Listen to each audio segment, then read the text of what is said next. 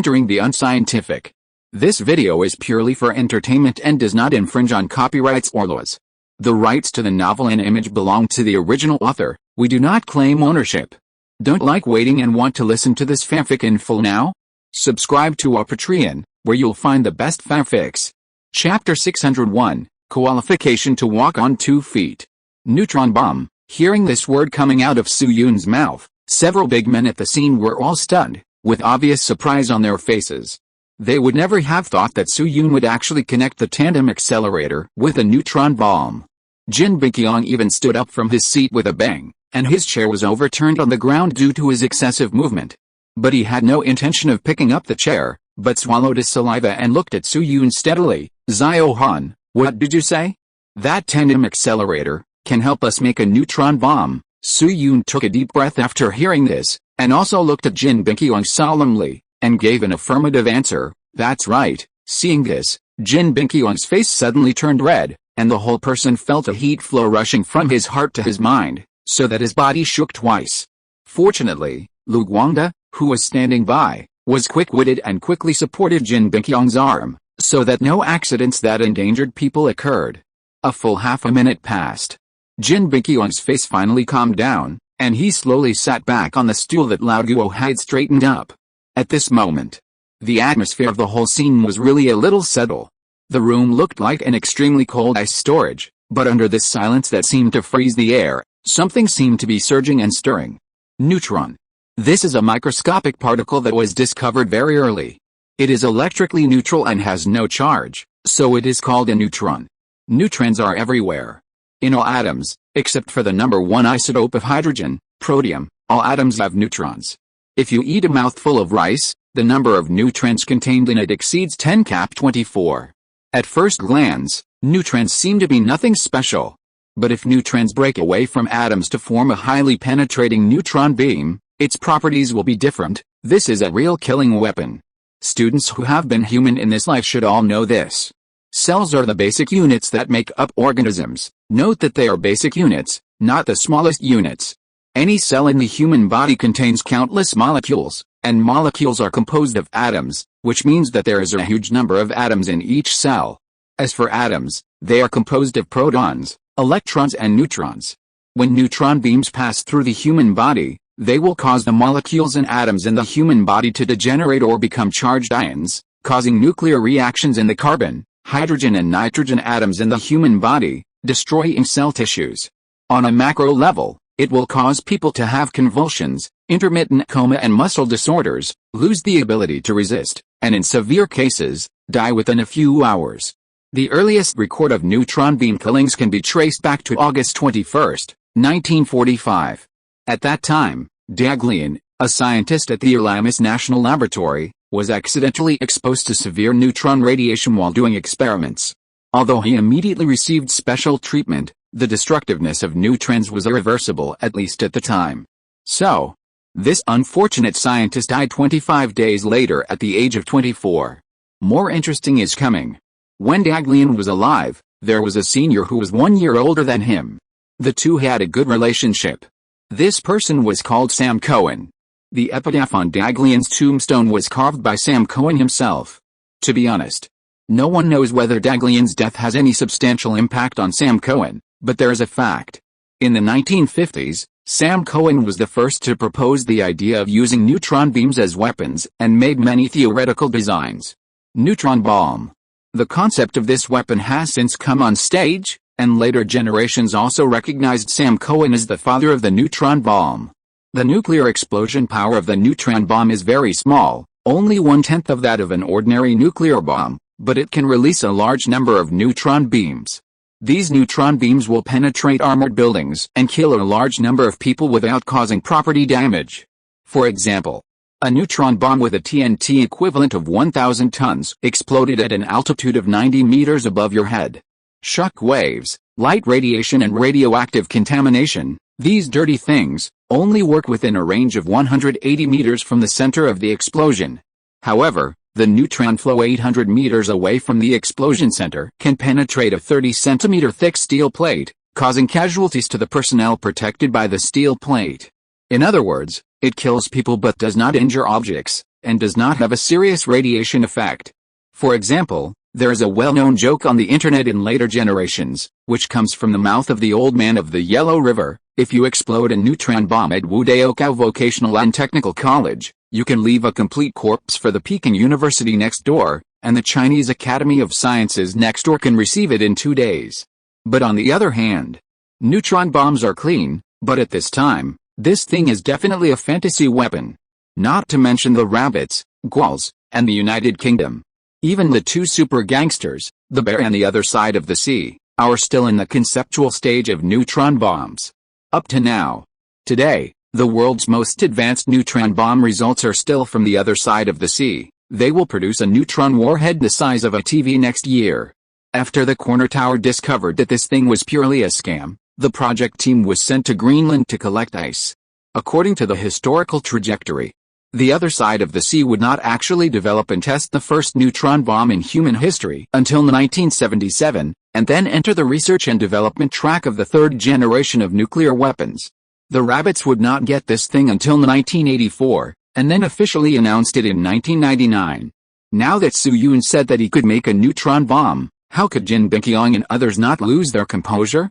After a while, Jin Biqiang couldn't help but twitch his nose twice and asked Su Yun again, "Xiao Han, are you sure this accelerator is useful for the development of neutron bombs?" Su Yun still nodded heavily and explained, "I am very sure, Director Jin. Neutron bomb, as the word means, involves the properties of neutrons, which is the so-called neutron radiation. The method of generating high-energy neutrons can rely on reactors, but there are only two ways to detect properties. One is to intercept high-energy rays from outer space, and the other is to bombard heavy metal targets with high-speed electron beams, so that the targets release a large number of neutrons, and then collect their scattered data. So if you want to develop a neutron bomb, either you have the ability to fly to outer space to intercept high-energy rays, or you can only rely on particle accelerators to assist in research. Of course, the deuterium-tritium neutron source is also one of the standard solutions, but if this thing can be made, we would have mastered the development of hydrogen bombs and neutron bombs long ago." Hearing Su Yun's words,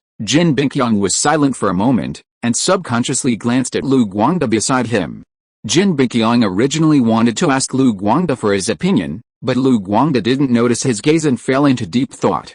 After a while, Lu Guangda couldn't help but tap his fingers on the table a few times, and said carefully, "Xiao Han, using particle beams to bombard heavy metal targets to generate neutrons is indeed a feasible technology, but the problem is, can the energy level of 0.80 MeV really allow us to master a large amount of neutron data? I remember that Mr. Zhao and his team calculated a model at the time.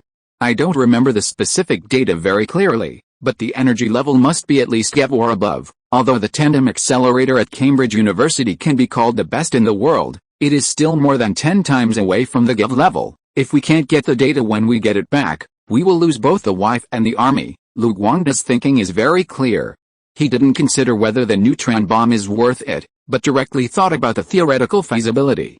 Everyone present knew that the neutron bomb is much more important than the atomic bomb at this time. First, it is a reflection of the level of national defense science and technology. Being able to develop a neutron bomb before the Russians and the other side of the sea, it is difficult to estimate the help to the rabbits in the international arena. These days are not the same as later generations, and the rabbits now really need international recognition. Secondly, neutron bombs do not have much radiation risk, and are much cleaner than atomic bombs overall. If the rabbits can handle the miniaturization of neutron bombs, its deterrent power will be completely different. After all, the rabbits of this year are standard barefoot and are not afraid of wearing shoes.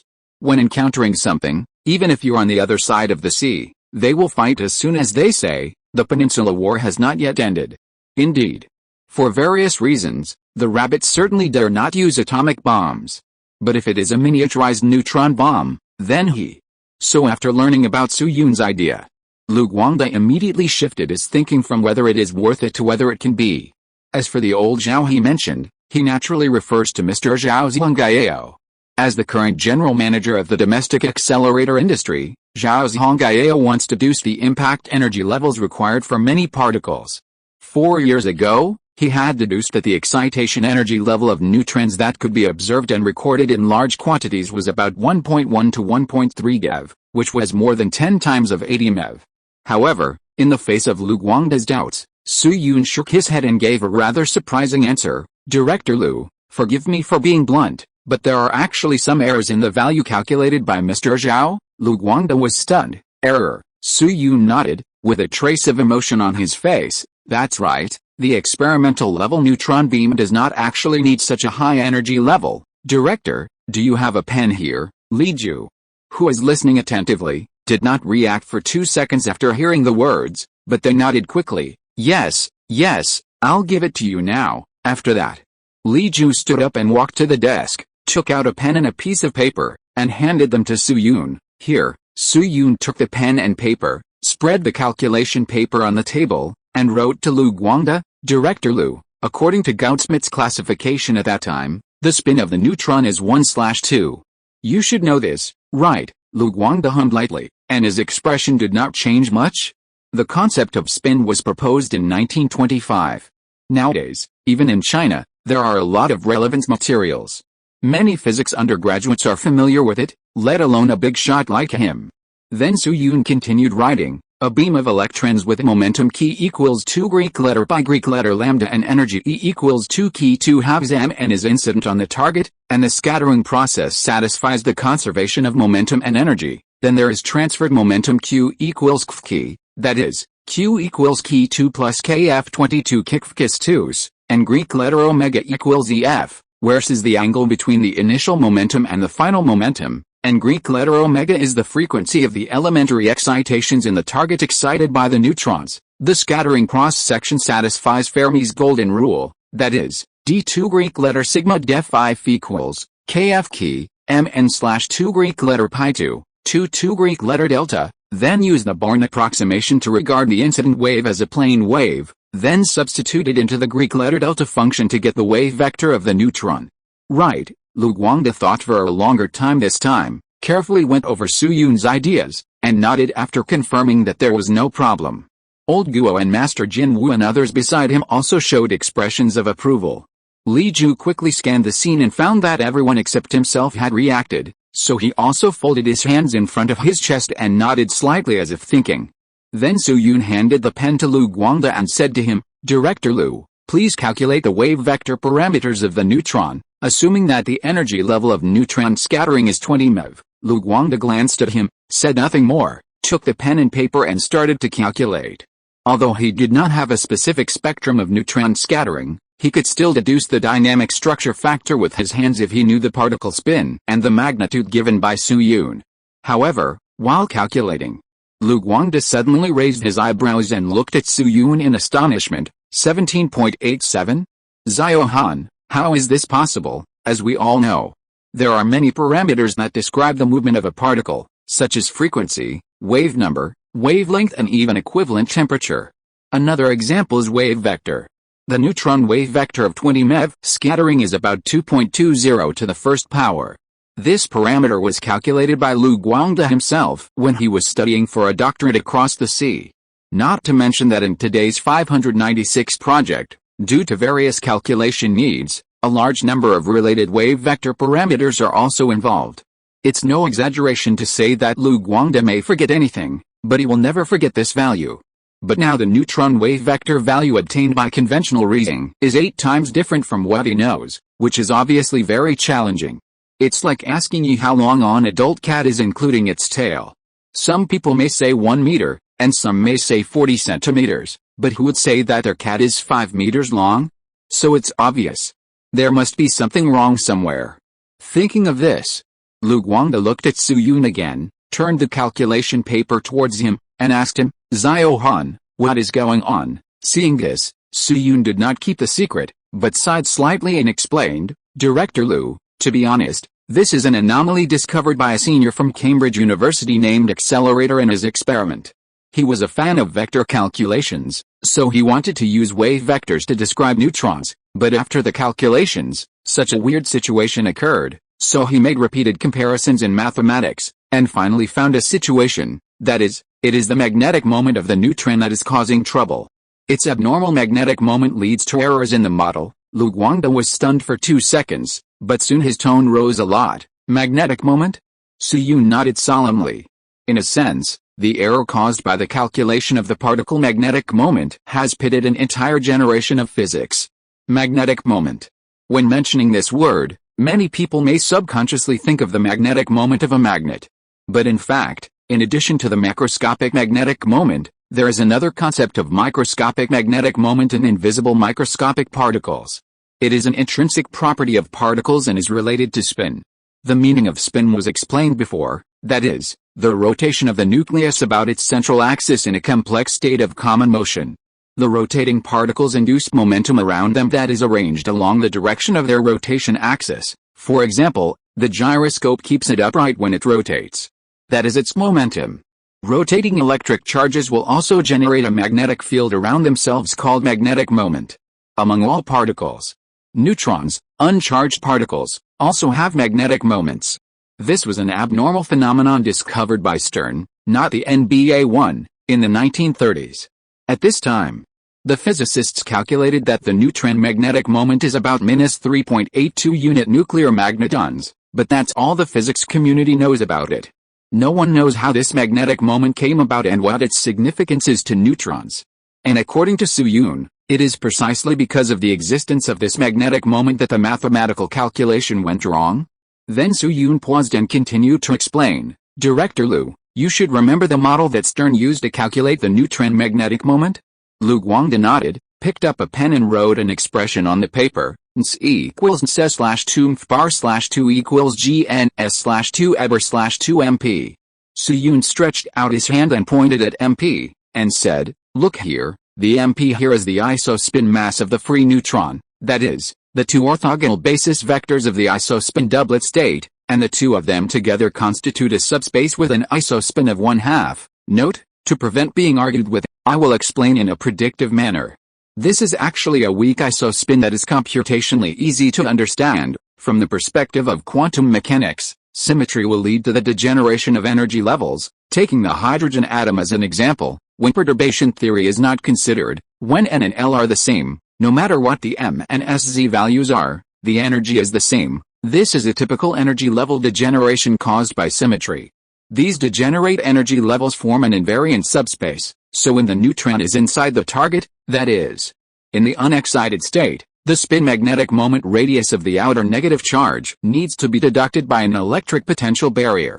That is, the specific initial state I of the neutron should actually undergo an additional Lorentz transformation, and at the same time, the neutron does not excite the movement of the nucleus, so corresponding to elastic scattering, the neutron energy is conserved. Listening to Su Yun's devilish whisper as if the succubus was wrong, Lu Guangde couldn't help but pick up the pen again and quickly calculate it on the paper.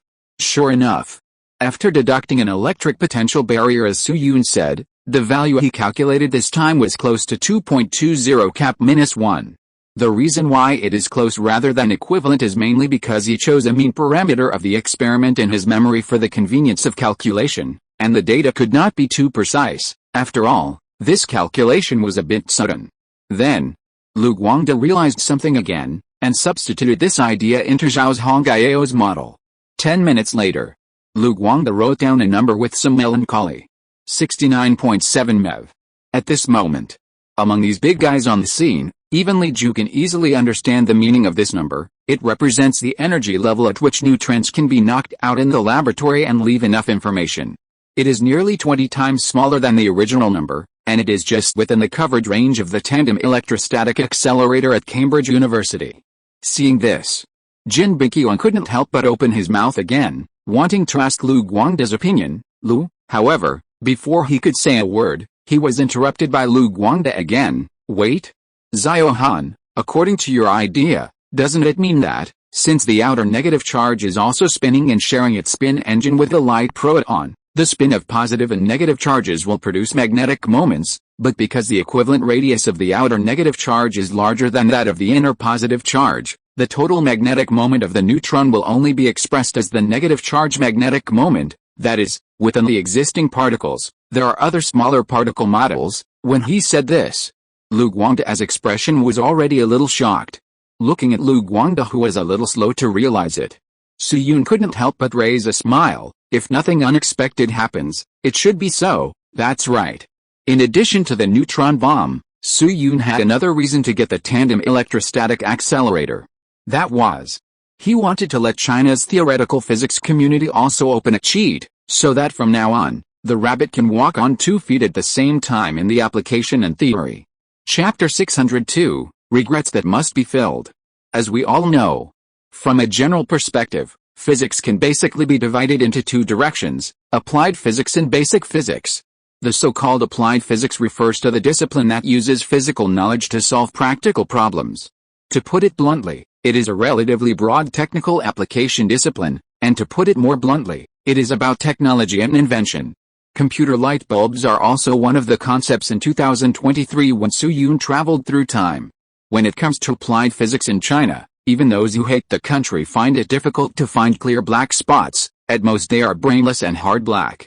In this direction, China is in the first or even top echelon of the standard, with many achievements in bigwigs.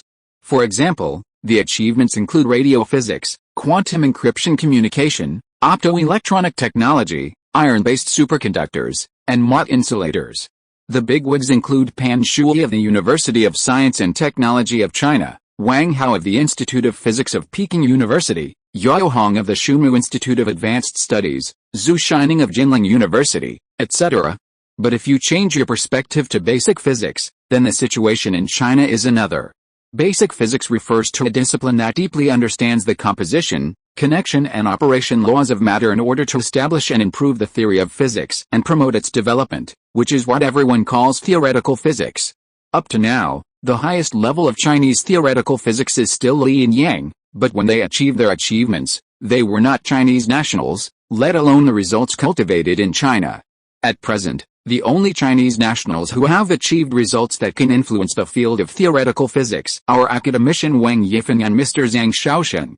Academician Wang Yifeng is still alive, but Zhang Shaosheng has unfortunately passed away unexpectedly across the sea in 2018. If Su Yun had not discovered a solitary point particle in reality, the Chinese theoretical physics community would really not have produced many results in the field of popular cognition. The reasons for this phenomenon include various factors of scientific research chaos, but more of them should be attributed to the fact that China did not catch up with the early train of theoretical physics. Various academic blockades in the international community have led to the fact that China pays attention to modern rather than modern times in the modern era, and missed the oil for cultivating theoretical physics in the 1960s and 1970s when modern theoretical physics sprouted. When the international community was studying neutrinos, China was still unclear about the knowledge that the isospin triplet state of the pion and the second-order Casimir operator of the Lie group and all the generators were commutative. When a group of foreign experts were discussing the Higgs mechanism, the domestic people didn't even know such a simple thing as the mass term of fermions after the symmetry of the Higgs field was broken. But now with the appearance of Su Yun, some things are different. It was mentioned earlier. In 2023, the discovered elementary particles are mainly composed of 4 categories: quarks, leptons, gauge bosons and Higgs particles. These 4 categories of particles are divided into 61 kinds of particles. That is, 12 kinds of leptons, electrons, muons, tau plus 3 generations of neutrinos, positive and negative x2, positive negative, up down odd charm top bottom, red blue green, 36 kinds of quarks, 1 photon, 3 kinds of ZW plus W, 8 kinds of gluons and 1 Higgs particle. But at this time, the physics community's understanding of particle physics is limited to only 4 kinds: photons, electrons, first-generation neutrinos, muons. And then there's nothing. That's right. Just like the Unix bottom, there's nothing. Of the remaining particles, the tau was to be discovered by Martin Lewis Pearl in 1977. The ZW boson was to be discovered by CERN in 1983, but it was calculated to be earlier. The gluon was found by Ting Jiadao in 1979. As for the Higgs particle, it was not to be mentioned, as it was not found until 2012. As for the 36 types of quarks, even the model was not proposed by Gell-Mann until 3 years later, and the existence of quarks was not proven until more than 10 years later. In other words, at this time, if you say that no one can think of a structure below the neutron, then that is certainly not the case. After all, this era has long been out of the scope of modern physics. But if the conditions are limited to understanding how deep the structure is and how significant it is, then the final answer is obviously only Su Yun.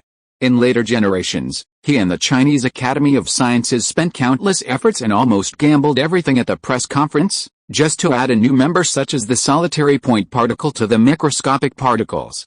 But now, there are more than just one or two microscopic particles that have not yet been discovered by the physics community.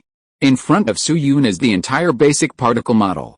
And the important tool for discovering these particles is the tandem particle accelerator at Cambridge University. Indeed, with an energy level of only 80 MeV, it is definitely a daydream to find the Higgs particle. But the energy level of the discovery of tau, ZW boson and gluon is completely within its operating range. At the same time, the physics community is still slowly digesting the Yang-Mills field proposed by Mr. Yang, and the experiment can only be violently cracked. This situation will continue until 't Hooft comes out. So it is not an exaggeration to say that although Cambridge University regards the accelerator as a treasure, only Su-Yun understands its true value. If this opportunity is not seized, is Su-Yun still a human being? Inside the neutron, just when Su-Yun was in a trance, Jin Binqiang on the side suddenly spoke. But the person he asked was not Su-Yun, but Lu Guangde, who had a somewhat subtle expression. Director Lu, if I remember correctly, our country seems to have done some analysis and research on the lower-level model of neutrons, right? Lu Guangde was originally thinking about this, and he nodded immediately after hearing this. That's right. Comrade Zhu Hongyan from the Theoretical Laboratory of the Institute of Atomic Energy and the project team led by Comrade Hu Ning from Peking University have both conducted research in this area. Among them, Comrade Hu Ning's research is relatively in-depth and has achieved some results in the theory of SU3, symmetry of elementary particles, but unfortunately, due to the lack of sufficient data, he cannot continue. The only reference material we have is a hadron mass spectrum, before coming to the base. I had a chat with Comrade Hu Ning once. He called this possible model Yuan Kaiangzi. Oh, by the way, Comrade Hizuoxiu from our base has also participated in related research. Now Comrade Zhu Hongyan and his team have been applying for reports, hoping to organize a relatively high-level international conference to discuss with scholars from outside. Even if we can't invite scholars from across the sea or Europe, we can find those from Japan, Malaysia or even Pakistan. Yuan Kaiangzi. When Su-Yun heard the word Lu Guangde said, his eyes moved slightly. It was mentioned a long time ago. Gell-Mann independently proposed the quark model in 1964, but in order to avoid being beaten to death, he called it a mathematical concept. This practice of hiding is equivalent to the later traffic being exposed in fried noodles with chicken essence, but pretending to be dead on social platforms and saying nothing, and even going abroad to hold concerts to sell misery. Later, with the discovery of the J particle by Mr. Teng Xiaozhong in 1974, the quark model was finally proven to be correct. But few people know that the rabbits at that time were only one step away from the quark model. This one step away is the Yuan Kaiangzi, or the layer model. The background of the time was the early 1960s, 2 years later than now, and there were only hundreds of people in the National Particle Physics Theory team.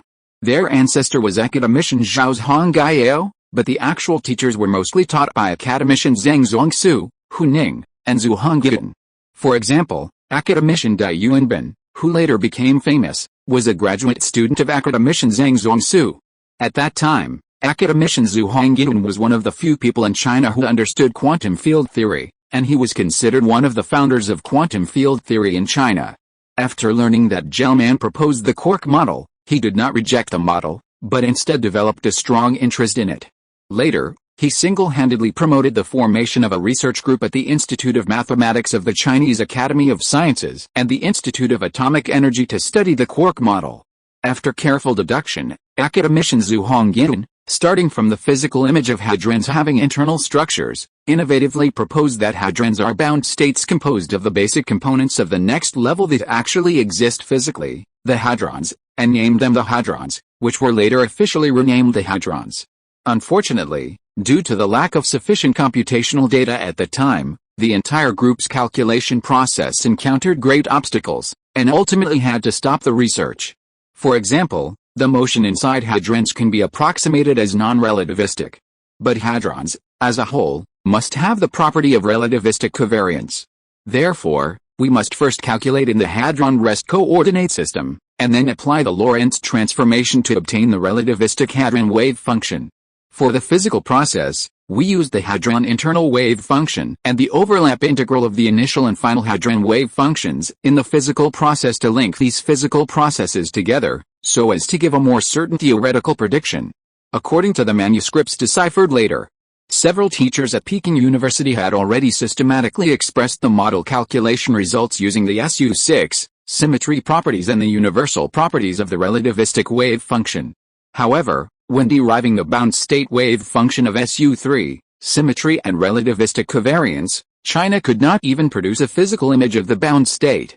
Without this kind of data reference, you can't get any results even if you ask Hua's Riemann to calculate. So academician Zhang Zhongjing and his team could only publish this theory in a domestic physics journal in a speculative way. These journals could not be known to the international community due to the blockade. So, this model, which was at least 2 years earlier than similar relativistic quark models in the world, died in this way.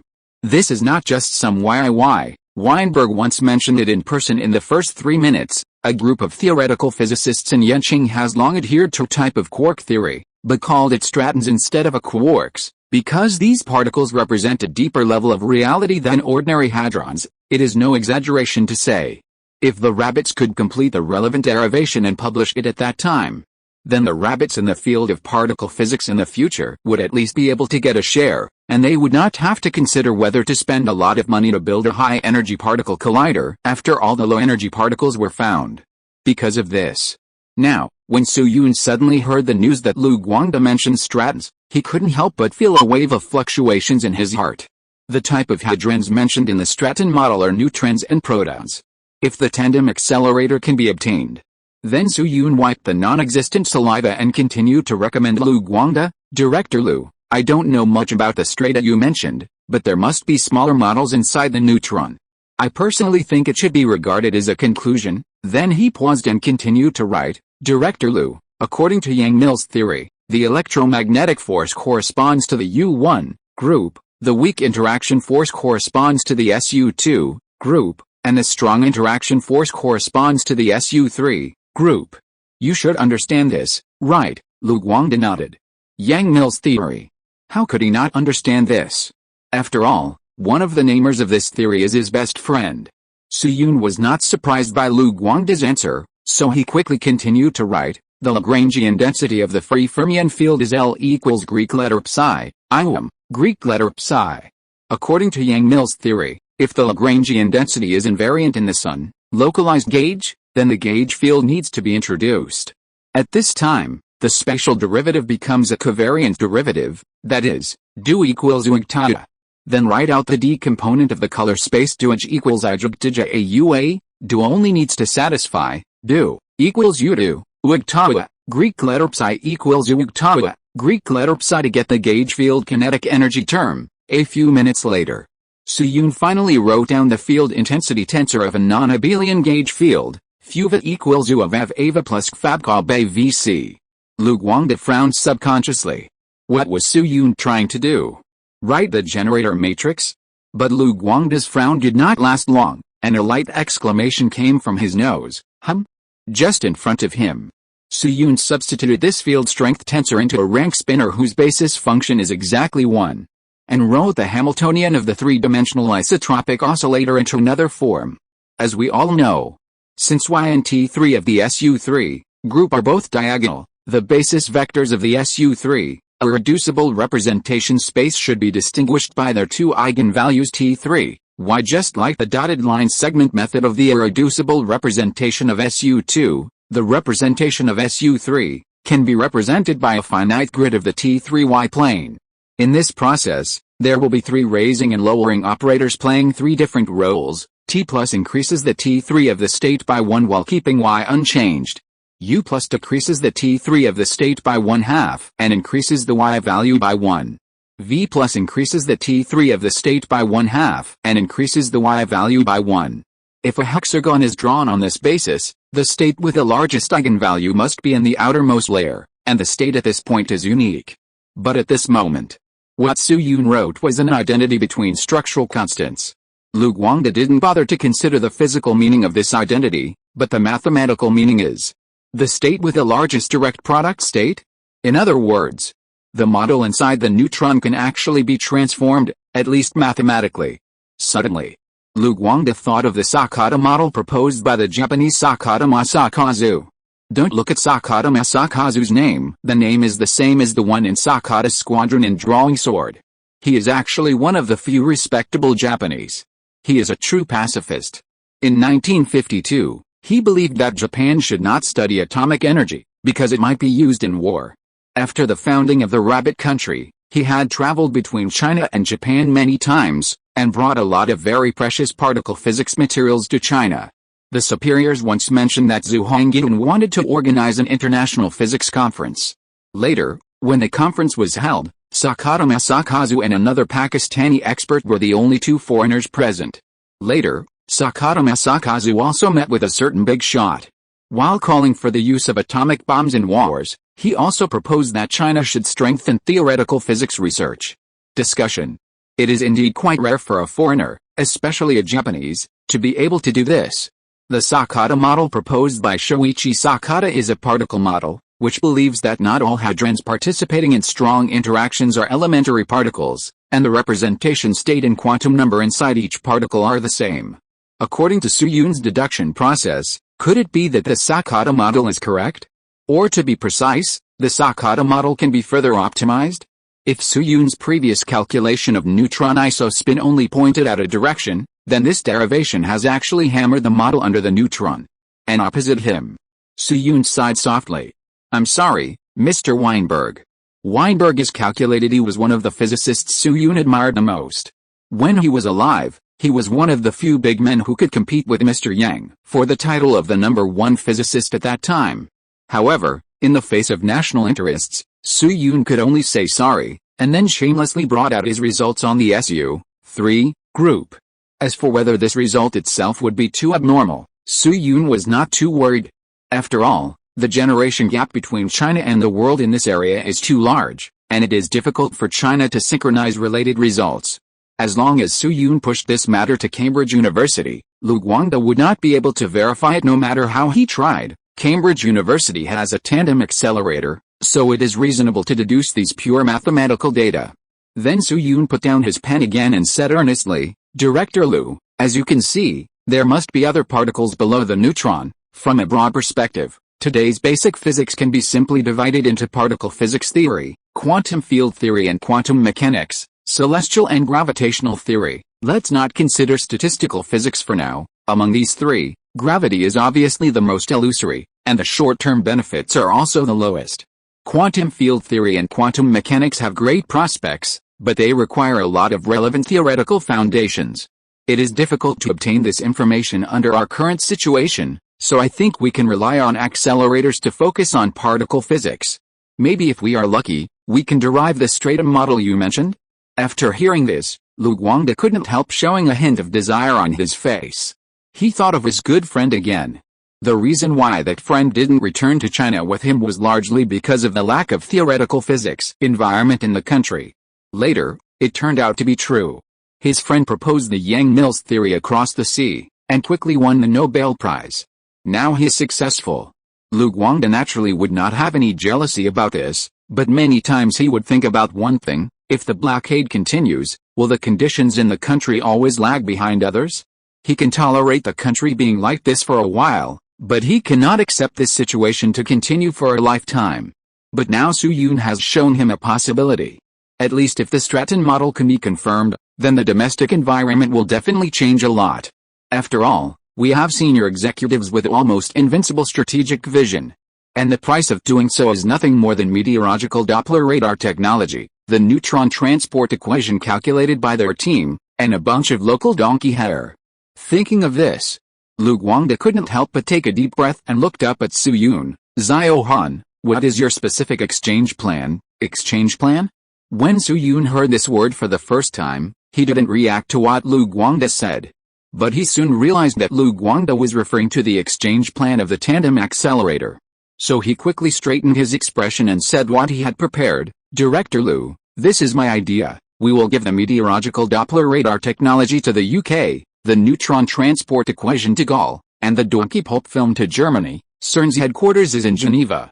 If the tandem accelerator is to be transported from Cambridge University to Geneva, it must pass through Gaul. What if a fire broke out in the warehouse when the accelerator arrived in Normandy, and Gaul and the United Kingdom both said that the accelerator was burned in the fire, and Heisenberg, the president, also pretended to be stupid and agreed?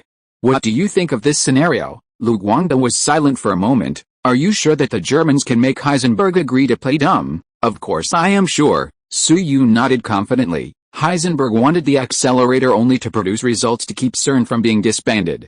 He himself was not firm about whether the accelerator would stay or go, so as long as Germany and Britain promised not to disband CERN at the same time, he would probably play dumb, not to mention that he also cooperated closely with the German Ministry of Technology. Many of his disciples were studying Germany's first satellite. If it doesn't work, we can make some concessions on the donkey pulp film. Anyway, those donkeys don't have any objections. Lu Guangde thought for a moment, then turned to look at Lao Guo and nodded gently. Comrade Binqiong, I agree with Xiao Han's transaction plan. Note, when I spelled with a few writer friends, others scored 6,002 hours, while I scored 1,602 hours, and I didn't slack off the whole time. It was too hard to bear. Chapter 603 The Capital's Decision. As the current head of the theoretical department of the base, Lu Guangde's attainments in the microscopic field, or theoretical physics, are the highest among the 6 base leaders on site. Therefore, after he expressed his opinion, Jin Binqiong and others on site quickly referred to his opinions and had several simple discussions. After about a few minutes, Jin Binqiong looked around the scene, his expression straightened, and said, "Okay, comrades, everyone should have understood Xiao Han's ideas. In this case, let's have a small-scale vote. Comrades who agree with Xiao Han's proposal, please raise your hands, and those who oppose or abstain can keep their original attitude." "Okay, we can vote." Jin Binqiong's voice fell. Swish, Jin Washi next to him raised his hand quickly, and this speed reminded Su Yun of those old men who went to the supermarket to grab vegetables early in the morning in the future. After a while, Wang Lao, who had not spoken much today, also raised his hand, followed by Lu Guangde and Lao Guo.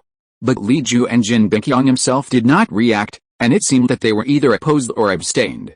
This is actually quite normal. After all, Su Yun's idea is too bold and has nothing to do with personal preference. Even though Li Ju has witnessed almost all the miracles after Su Yun arrived at the base, he still dared not bet that Su Yun would not have any problems in this matter. 4 votes in favor, 2 votes against or abstentions. Seeing this situation, Jin Binqiong, who had expected it, did not change his expression much, but exhaled a long breath from his nose. There are 4 votes in favor, 2 votes against and abstentions. According to the voting principle, the minority obeys the majority, but everyone, I think we should not hold a large-scale executive meeting. Let's deal with it as an emergency this time and report directly to the capital. As soon as Jin Binqiong finished speaking, Li Ju finally nodded. Su Yun's idea is indeed not suitable for discussion at a routine meeting. After all, there are many people and the idea is too sensitive. Now the 6 people present have met the decision-making clauses for the emergency situation of the base, and they can indeed contact the capital directly. Therefore, Li Ju quickly stood up from his seat, walked to the side of the tea room, took out the key and took out a telephone from a small cabinet. Then he put the phone on the table and dialed a number skillfully. "Comrade Boshin, it's me." After the call was connected, Li Ju handed the microphone to Jin Binqiong, who reported the matter in detail. Then, the report from the 221 base was passed to the hands of some leaders in the capital after twists and turns. 2 hours later, in an office. "Oh my, neutron bomb. This little friend of ours has come up with a new trick this time." "Yeah, the meteorological Doppler radar and the neutron transport equation are both used for trading." No wonder Lao Jin and the others dare not hold a meeting at the base. If they hold a meeting to vote, I think Xiao Han will be hit by stones. He won't be hit to death. At most, he will be used as a donkey to pull a mill for a few days. Aha.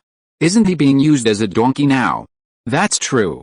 Ahem, let's stop joking and talk about business. What do you think of this transaction plan? Hearing this, the second voice paused, picked up the teacup and took a sip of water, and said, "It's always bold and exciting. It sounds wild at first, but it seems feasible after he explains it. So you agree with this deal?" "I agree, of course, but what?" "But from the report sent by Comrade Binqiong, our little friend should have played a little trick." "Cunning?" You mean he seems to be using neutron bombs to rouse our interest, but in fact his main purpose is to conduct theoretical research on the Stratton model? Yes, you saw that too. Well, I even guess that neutron bombs will have no actual combat records in the future. The main battlefield at that time will probably be in the fields of education and scientific research. Judging from the actions of this kid, our situation at that time may be very passive. Then shall we do this business? Of course we shall. That kid risked being ignored to propose a plan. If we don't do it, wouldn't it be a shame for his efforts? Then the voice paused again and continued, by the way, are you going to talk to him? The second voice hesitated for a moment, and finally rejected the idea. Forget it, don't worry, take a look at it when you have a chance, and don't think about the main text anyway, okay? Don't forget to ask him. Understood. 4 hours later. A reply from the capital was transmitted to the 221 base. The capital agreed to the four-party transaction plan proposed by Su Yun, and immediately set up the relevant team to negotiate with Britain, Gaul, Germany and the Russian Bear. Of course. Considering the importance of this matter, the specific transaction will definitely not be settled within a few days. After all, this matter involves all parties wrangling. It is not that you have goods and I have money and I can pay for them on delivery. Germany is easier to say, but it is obviously impossible for Britain and Gaul to fully trust the rabbits at the beginning. The rabbits cannot directly tell them the data of meteorological Doppler radar and neutron transport equation. It will definitely take a lot of time for both parties to wrangle each other. According to Su Yun's idea, even if Britain, Gaul and Germany are sincere, it would be a blessing to be able to settle this matter within 2 months. However, apart from these three, the transaction with the Bear side came out quickly. 3 days later. Moscow. Comrade Yunquin, I wish us a happy cooperation. Hearing Yuri's words, Liu Yunquin couldn't help but glance at the trade contract in front of him again, and then a warm smile appeared on his face. He shook Yuri's hand vigorously and said with emotion, Comrade Yuri, happy cooperation. As the external liaison representative of the Rabbits and the Bears, Liu Yunquin has actually participated in many meetings for the signing of various trade contracts. It's just that there were more in the early years and less in recent years. But no matter which contract was signed before, it has never been as clean and neat as this one. 3 days ago. After learning that the Bears offered a liter of cola to exchange for 3.5 kilograms of old wheat in stock or 3 kilograms of new wheat, the capital agreed to the Bears trading plan without much hesitation. According to the agreement reached by the external liaison bosses of both parties on the phone, the Rabbits will supply 200,000 tons of cola of various flavors to the Bears every year, which is a total of 200 million liters. This part of the cola will be exchanged for old wheat and new wheat at a ratio of 50 hours and 50 minutes, that is, 350 million kilograms of old wheat and 300 million kilograms of new wheat. These two numbers seem to be quite bluffing, but in fact they are only 175,000 tons and 150,000 tons. 10,000 people eat 500 grams of rice a day, which means they consume 5 tons of food. More than 300,000 tons is only enough for a city of 1 million people for more than a year. This amount is definitely more than enough to deal with the 221 base, but it is only average for the whole country. However, this is foreign food after all, and it is enough for emergency situations in some special circumstances. Moreover, according to the original historical trajectory, the peak consumption of cola by the Bears in a year is close to 5 million tons, which is more than 20 times of 200,000 tons. Therefore, what the Rabbits need to worry about more is the honey syrup needed to produce cola. Fortunately, the country has also begun to plan bee breeding, so this part is probably not a big problem. Then within 2 days after the intention was reached, another 10,000 bottles of cola were shipped from the country. It is said that this time not only the Arctic Ocean production line, but also the Shanhaiguan cola production line was requisitioned by the capital to produce cola. Comrade Yunquin, Yuri then took out 2 goblets of cola from somewhere and handed them to Liu Yunquin. Comrade Yunquin, let's drink to our friendship. Liu Yunquin smiled and took the goblets from Yuri's hand. The two of them clinked their glasses together. Cheers. Then Liu Yunquin raised his head and gulped down the cola. As a result, as soon as the cola entered his mouth, Liu Yunquin's eyes widened instantly, and he almost spit out the cola. Who the hell made this ginseng-flavored cola? However, the scene was too formal, so Liu Yunquin finally swallowed the cup of cola into his stomach. After Liu Yunquin swallowed the cola with a frown, Yuri came up to him again and said casually, By the way, Comrade Yunquin, did you bring a film to the exhibition that day? Liu Yunquin raised his eyebrows when he heard this. The transaction ends here, and the rest cannot be written. The previous part about Gall has also been changed. While Liu Yunquin was executing the selling crutches plan planned by Su Yun 221 base, Su Yun looked at Li Ju in front of him with a look of surprise. His eyes widened as big as 18 and 4 Li Ronghaos. Director, what did you say?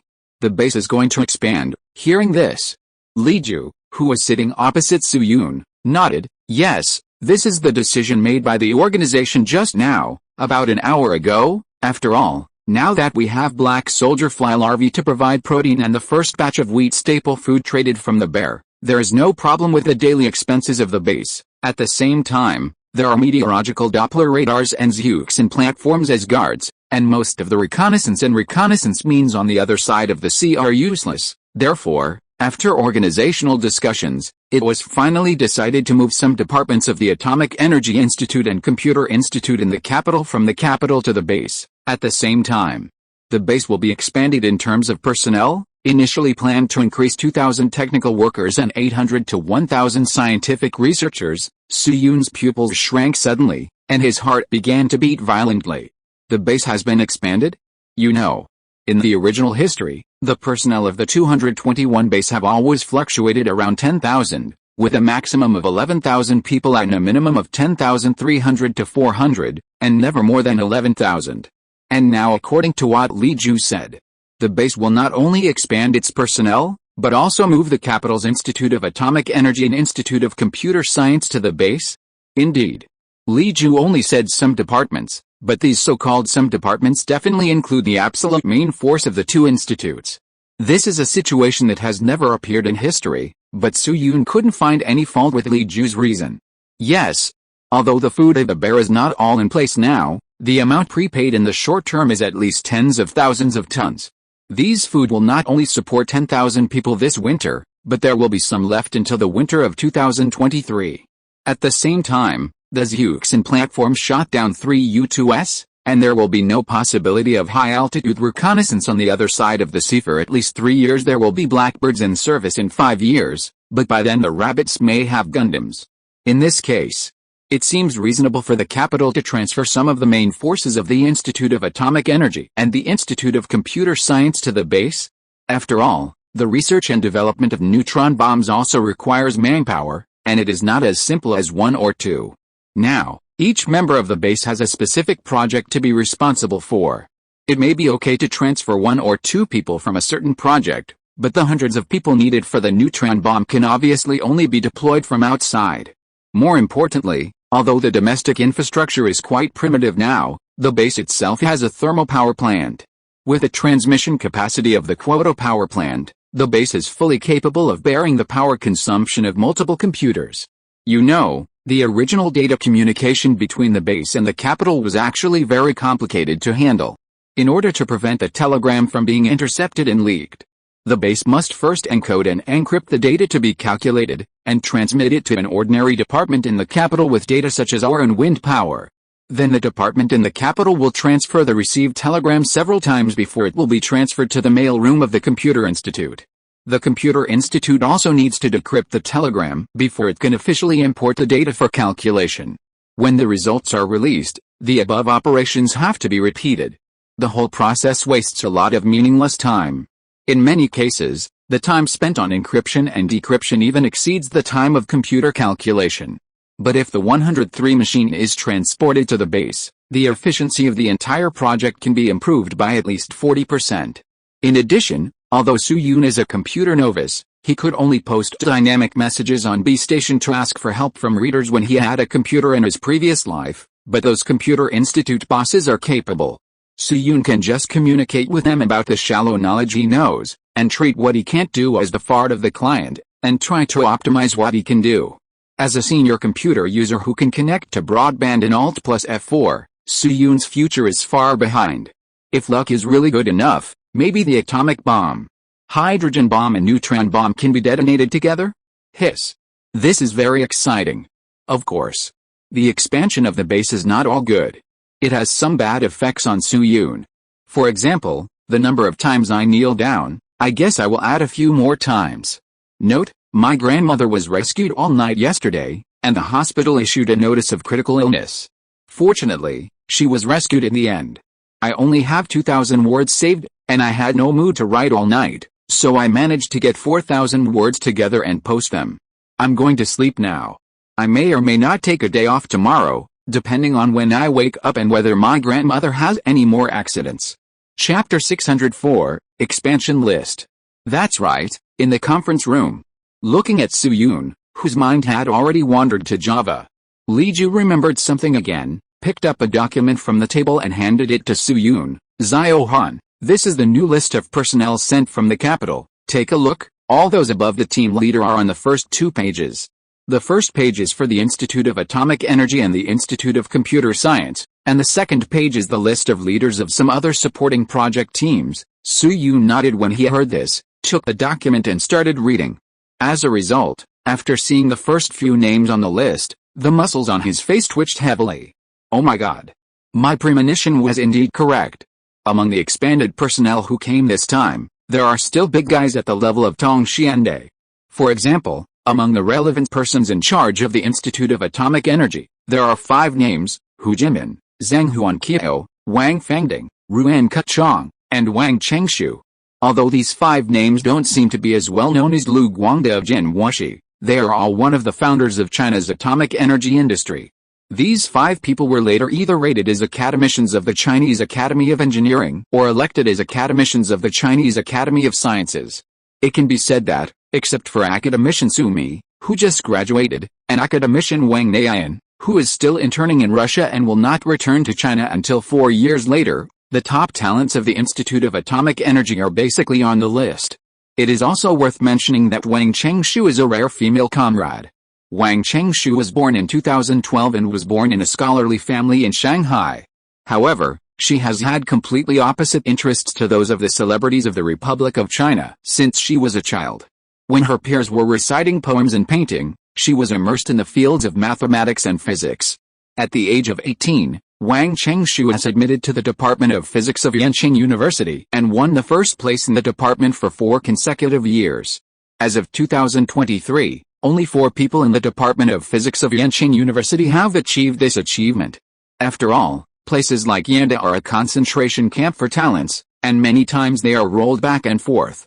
It is not uncommon to get the first place in the department for 1 or 2 years, but to occupy the top spot for 4 consecutive years can only mean that this person's ability has far surpassed everyone in the same class. After graduation, Wang Chengshu is eligible for the Balbo Scholarship across the sea and went to the University of Michigan to study abroad. She first derived the famous Wang Chengshu-Ulenbeck equation with her mentor Ulenbeck, and then was the first to prove the Sonnen polynomial. She was even called the Marie Curie of the East. After the founding of the People's Republic of China, Wang Chengshu returned to China like many overseas students and resolutely contributed her own strength. According to the normal trajectory, Wang Chengshu will be transferred to Jincheng's 504 factory for fuel research and development next year.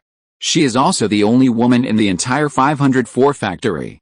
Wang Chengshu has been anonymous for more than 30 years for the entire atomic energy industry. In 1980, he was officially selected as an academician of the Republic.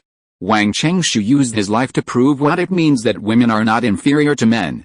She is the real backbone of the Republic and deserves the eternal admiration of future generations.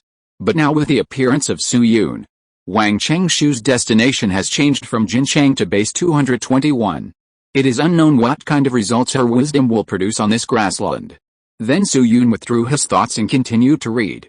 In addition to the bigwigs of atomic energy, the first page also wrote a list of experts supported by the computer: Shi Huangzi, Zhang Zhongjing, Zhang Jingzhong, Jin Yilian, Hu Shihua, Ni Guangnan, Xiaopi Su, Tang Sisson, Dong Yunmei. 9 names, 9 current or future academicians. The most famous of these 9 people should be Mr. Ni Guangnan, one of the founders of a certain idea, and the proposer of the technology, industry and trade route. But unfortunately, Mr. Ni was kicked out in the internal struggle, and passively achieved a family that was torn apart. Of course, Mr. Ni is very stubborn in vision. Or in the market thinking, to put it bluntly, he lacks a certain degree of accuracy, but he is still impeccable in technology. In fact, It is not just Ni Guangnan, but also the other 8 bigwigs. In this day and age, those who can serve as project team leaders have very high professional skills. In a sense, it is inevitable that they will become academicians in the future. Hula. Then Su Yun turned another page and set his sights on the list of leaders of the supporting project team. Seeing Su Yun read this, Li Ju also added an explanation. Xiao Han, didn't you propose the idea of a neutron bomb? Although the deal has not been completely settled, the organization still trusts your plan, so this time, in addition to the comrades from the Institute of Atomic Energy and the Institute of Computer Science, we also found a lot of experts from the second department of the Institute of Physics. Their main task is to study the pre-structure of the neutron bomb and try to achieve some results in theory. In this way, if that string-type accelerator really comes into our hands, we can directly start the corresponding experiments, although Li Ju was a little unfamiliar with these science concepts and stumbled when introducing them. But Su Yun clearly heard a word in his words, the second department of the Institute of Applied Physics. If the numbers Li Ju said are correct, then this is not. Think of this. Su Yun suddenly lowered his head and looked at the document in his hand. Sure enough. At this moment, at the beginning of the second page of the document, there were a few big words written, list of personnel to be transferred from the second department of the Huaxia Institute of Physics, final draft, ... The second department of the Huaxia Institute of Physics. This name sounds a bit difficult to pronounce, but it has a very popular name in later generations, the Institute of Theoretical Physics of the Chinese Academy of Sciences. That's right. This so-called second department of the Institute of Physics is the predecessor of the Institute of Theoretical Physics. It was mentioned earlier. In those days, the research on theoretical physics in China was relatively lagging behind. For example, the Stratton Model project of Zhang Zhongjing and others was still a small group that Zhang Zhongjing contacted 2 universities to set up. The Huaxia Institute of Theoretical Physics was not officially established until 1978. Before that, those theoretical personnel were mainly distributed in 4 places. The first one was naturally the 221 base, which was the so-called 9th Bureau of the Second Ministry of Machine Building, the 9th Institute of the Chinese Academy of Sciences, and so on. When the atomic bomb was successfully exploded, the 9th Bureau would move to Sichuan Province, and was renamed the 9th Institute of the Ministry of Nuclear Industry and the Institute of Engineering Physics, and finally the 9th Institute. The 9th Academy of later generations is still alive, and has established 12 research institutes and 7 key laboratories of national defense science and technology.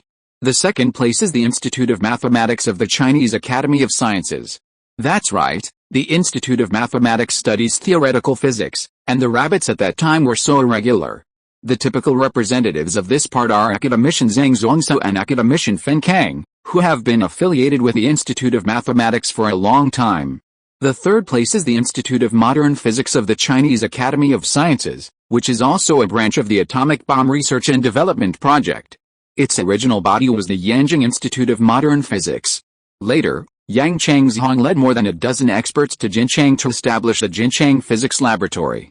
Then the Jinchang Physics Laboratory merged with the 613 project to form the Institute of Modern Physics of the Chinese Academy of Sciences in Jincheng. This is why there was a National Laboratory for Heavy Ion Accelerators in Jincheng later. The National Laboratory for Heavy Ion Accelerators was established directly on the basis of the Institute of Modern Physics. In addition to the above 3, the last place where theoretical personnel are distributed is the second department of the Institute of Physics. There are as many as 14 academicians who have worked in the second department of the Institute of Physics, which can be called a gathering of bigwigs. For example, on the list in front of Su Yun, you can see the names of many great people: Hu Ning, Zhu Hongyan, Yu Lu, Hao Bolan, Dai Yunbin. Su Yun roughly counted and found that there were 11 academicians whose names he remembered. Not to mention that there are some academicians whose names Su Yun can't remember clearly, even with his experience. After all, many academicians selected in the 1980s and 1990s are now in their 30s. Su Yun's impression of these academicians is definitely not as clear as the big guys who were selected as members of the upper department in the 1950s and 1960s. If nothing unexpected happens, the researchers of the 3 institutions, the Institute of Atomic Energy, the Institute of Computer Science and the second department of the Institute of Physics, add up to at least 5 or 6 academician seedlings whose names Su Yun has never heard of, and there may even be more.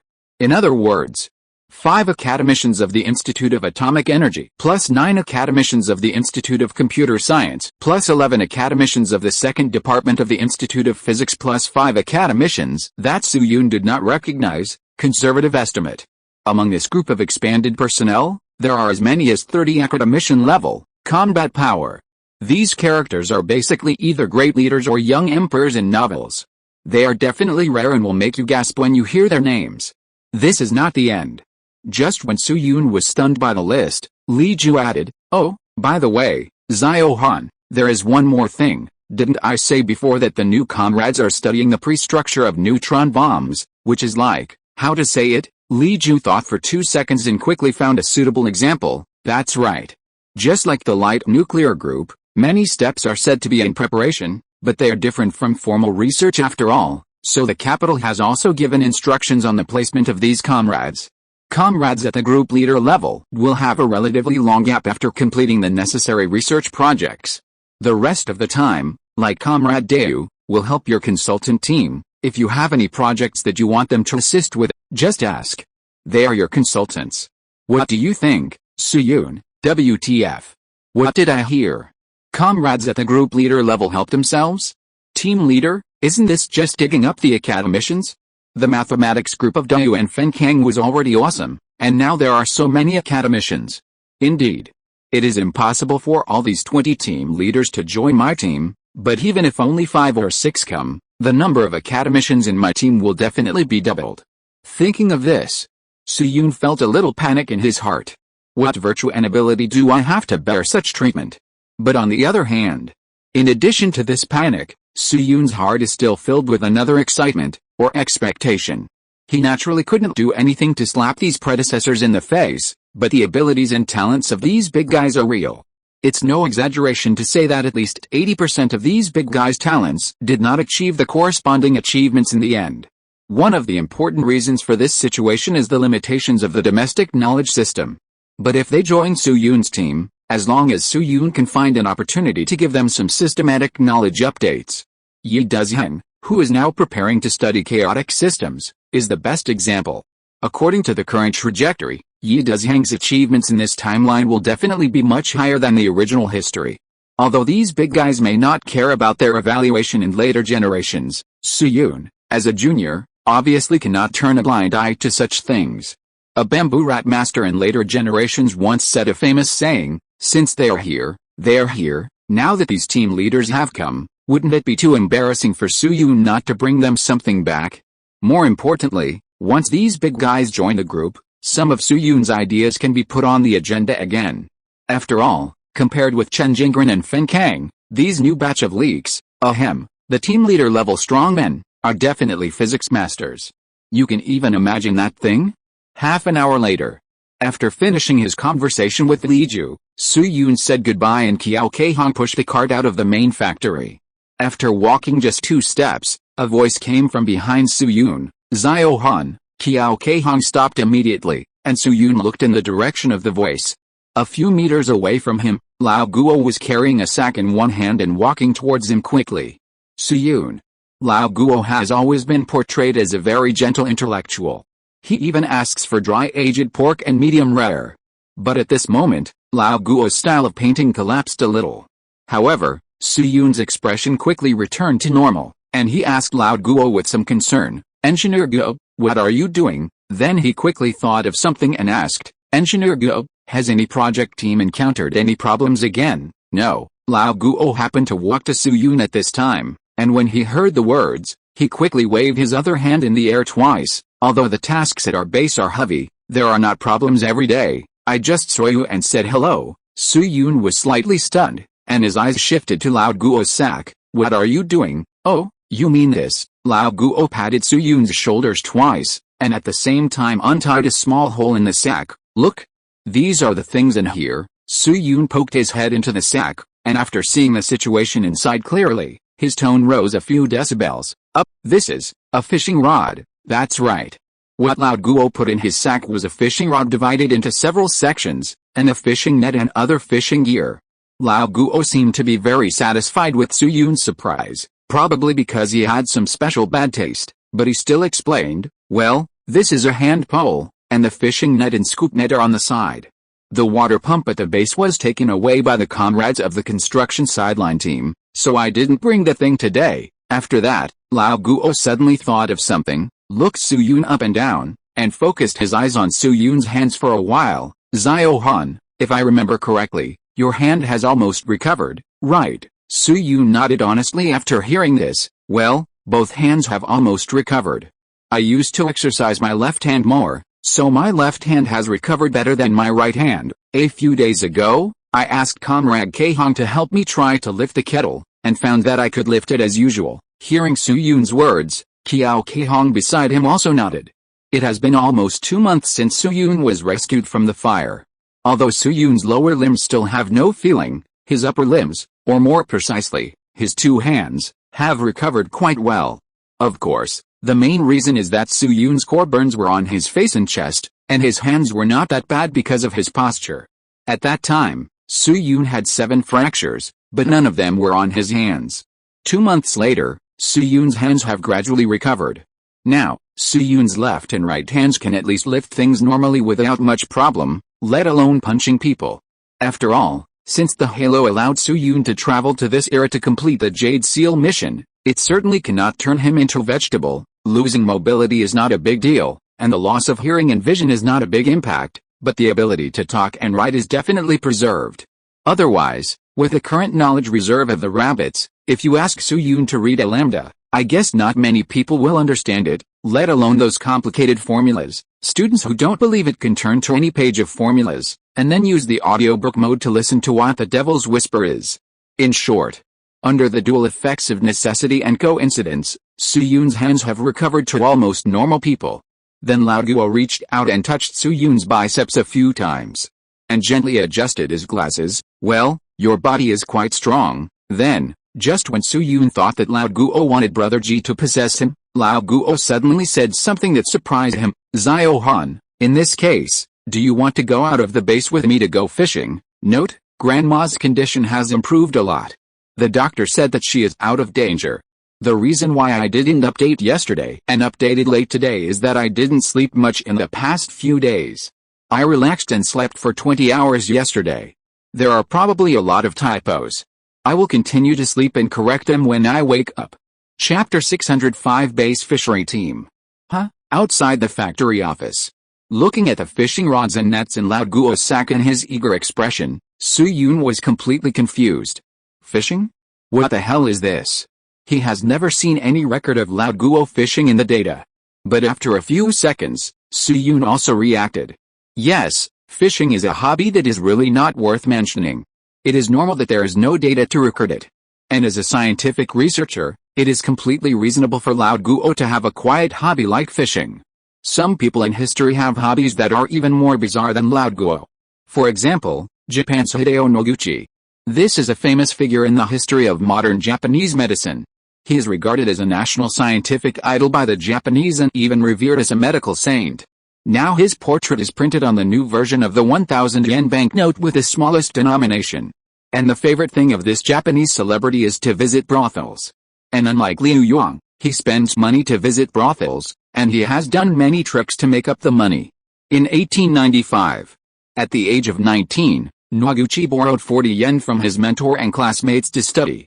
This money is equivalent to 50,000 or 60,000 Chinese yuan today in terms of purchasing power.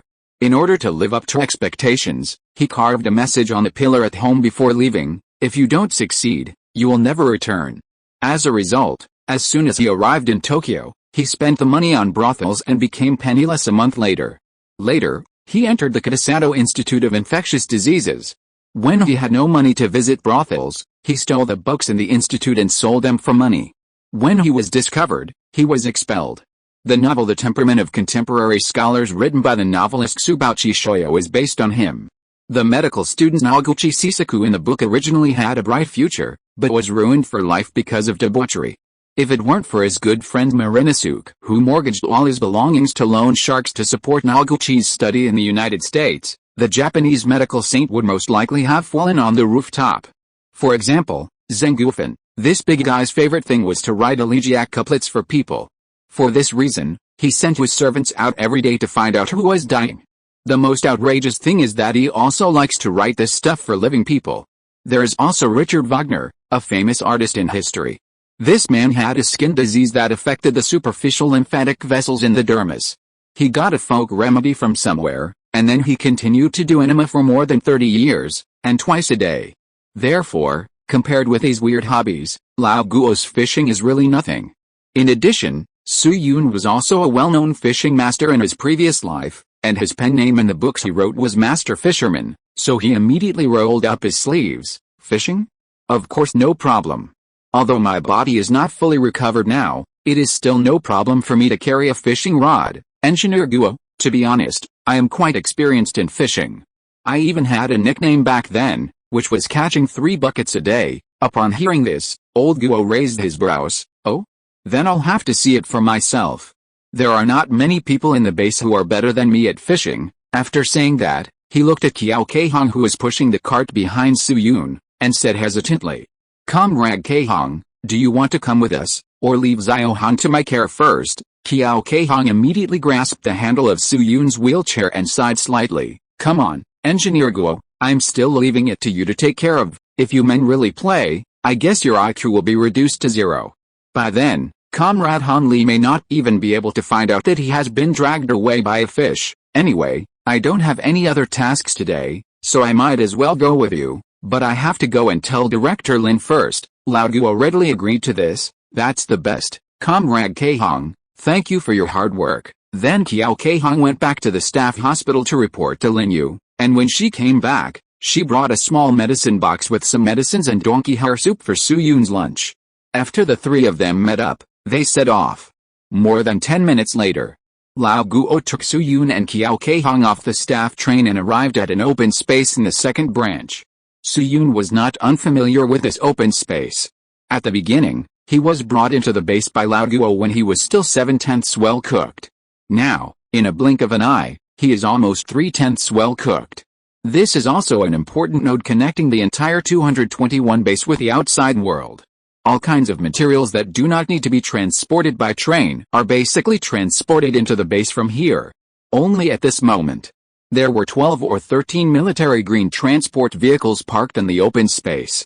On each vehicle, there were some young workers busy talking and doing something. 17, 18, 19. "Hey, our Group 4's fishing net is missing a pair. Has any comrade seen the 4-numbered fishing nets? Third brother, I have an extra pair here. Can you see if it's from your group? Please throw it over here for me to take a look." "Yes, it's from our group. Thank you, Deputy Director Song. The inventory of Group 6 has been counted.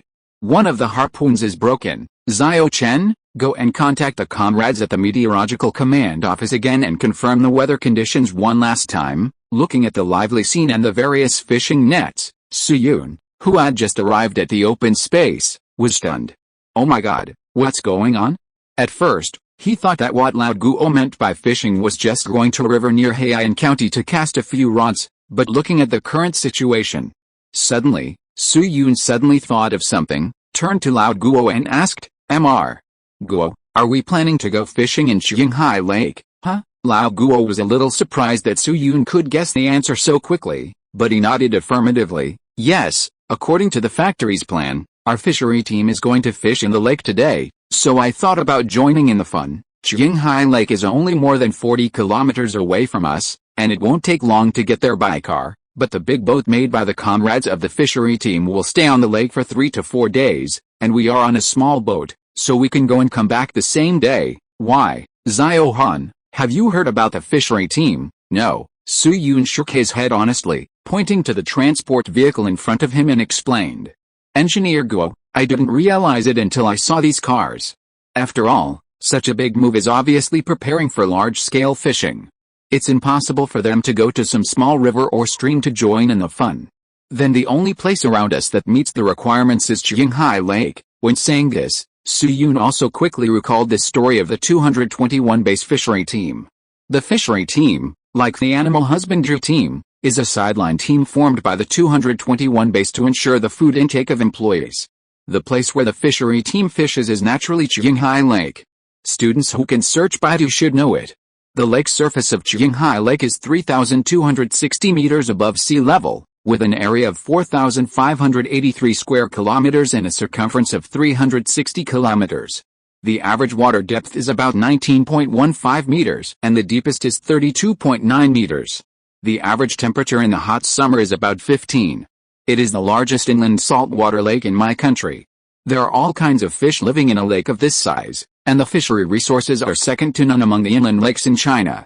However, the earliest fishing method of the fishing team was somewhat northeasternized, that is, digging a hole in the ice in winter and fishing, but this method was too inefficient, so they began to use small wooden boats and blocking nets to catch fish. If Su Yun remembered correctly, the base should have built a dock somewhere in Qinghai Lake. Every time they go fishing, the base sends empty trucks and sideline team members. After arriving at the dock, they launch the boats and then load the fish back with transport trucks. Every time they go fishing in the lake, the fishing team can probably get tens of thousands of kilograms of fish, and each person in the base can eat one fish per week. The story of the fishing team was also mentioned in the documentary Code 221 filmed by CCTV in later generations, but in fact the conditions at that time were worse than described in the documentary. For example, the documentary only selected the fishing situation in the winter season for introduction, but in fact the fishing season of the fishing team covers almost all stages of the year. In the hot summer, the fish caught were transported back to the base and were already extremely smelly. However, the sideline team was reluctant to throw away the smelly fish, so they digested them on their own despite the stench. Many members of the sideline team suffered from serious gastrointestinal diseases. They were not in danger of death, but they were tortured by the disease for decades. As Su Yun recalled this information, Old Guo took the initiative to walk to a tall bald man and said with a smile, "Director Don, how is the team's preparation going?" The tall bald man was originally tying a rope behind the parking space of a transport vehicle. After hearing what Old Guo said, he subconsciously raised his head. "Director Guo? You are here." He first fixed the rope in a few seconds, then patted the dust on his hands, and said, "It's almost ready. It's estimated to be up 20 minutes. We should be able to set off within 20 minutes, Old Guo nodded in understanding, and then waved to Qiao Keihong on the side, motioning her to push Su Yun forward. "By the way, Director Don, let me introduce you. This is Comrade Han Li, the special advisor of the base, and the one next to him is Comrade Qiao Keihong, his nursing specialist. I don't need to introduce the specific situation of Comrade Han Li. This time he wants to go fishing in Qinghai Lake with us. Director Don, can you arrange it?" At the same time, Old Guo patted Su Yun on the shoulder calmly and introduced him, "Xiao Han. This is Director Jian Saxon of the Agricultural and Sideline Products Department of our base. Those two over there are Deputy Directors Lin Hicken and Song Shuang." Upon hearing this, Su Yun took the initiative to extend his hand to Jian Saxon and said with a smile, "Hello, Director Jian, I am Han Li." Tian Hickson had guessed his identity as soon as Su Yun showed up. After all, to be honest, there are not many people in wheelchairs in the base now.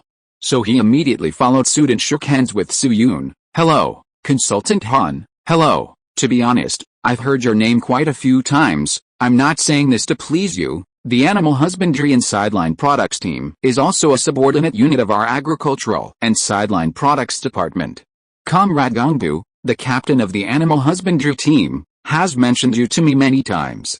He said that hundreds of donkeys in the base were ruined by you, and their hair fell off." As he spoke, a hint of curiosity appeared in Jian Hickson's eyes. "By the way, Comrade Han Li, I heard that the reason why you are so smart is mainly because you have been fed donkey hair since you were a child, and now you can't live without it for every meal. Is this true or not, Su Yun?" Of course, Tian Hickson's words were mainly a joke, probably, and he quickly returned to normal. He looked around and pointed to a jeep and said to Su Yun, "Advisor Han, why don't you take the Changjiang 46? That car has been modified to accommodate some large cargo.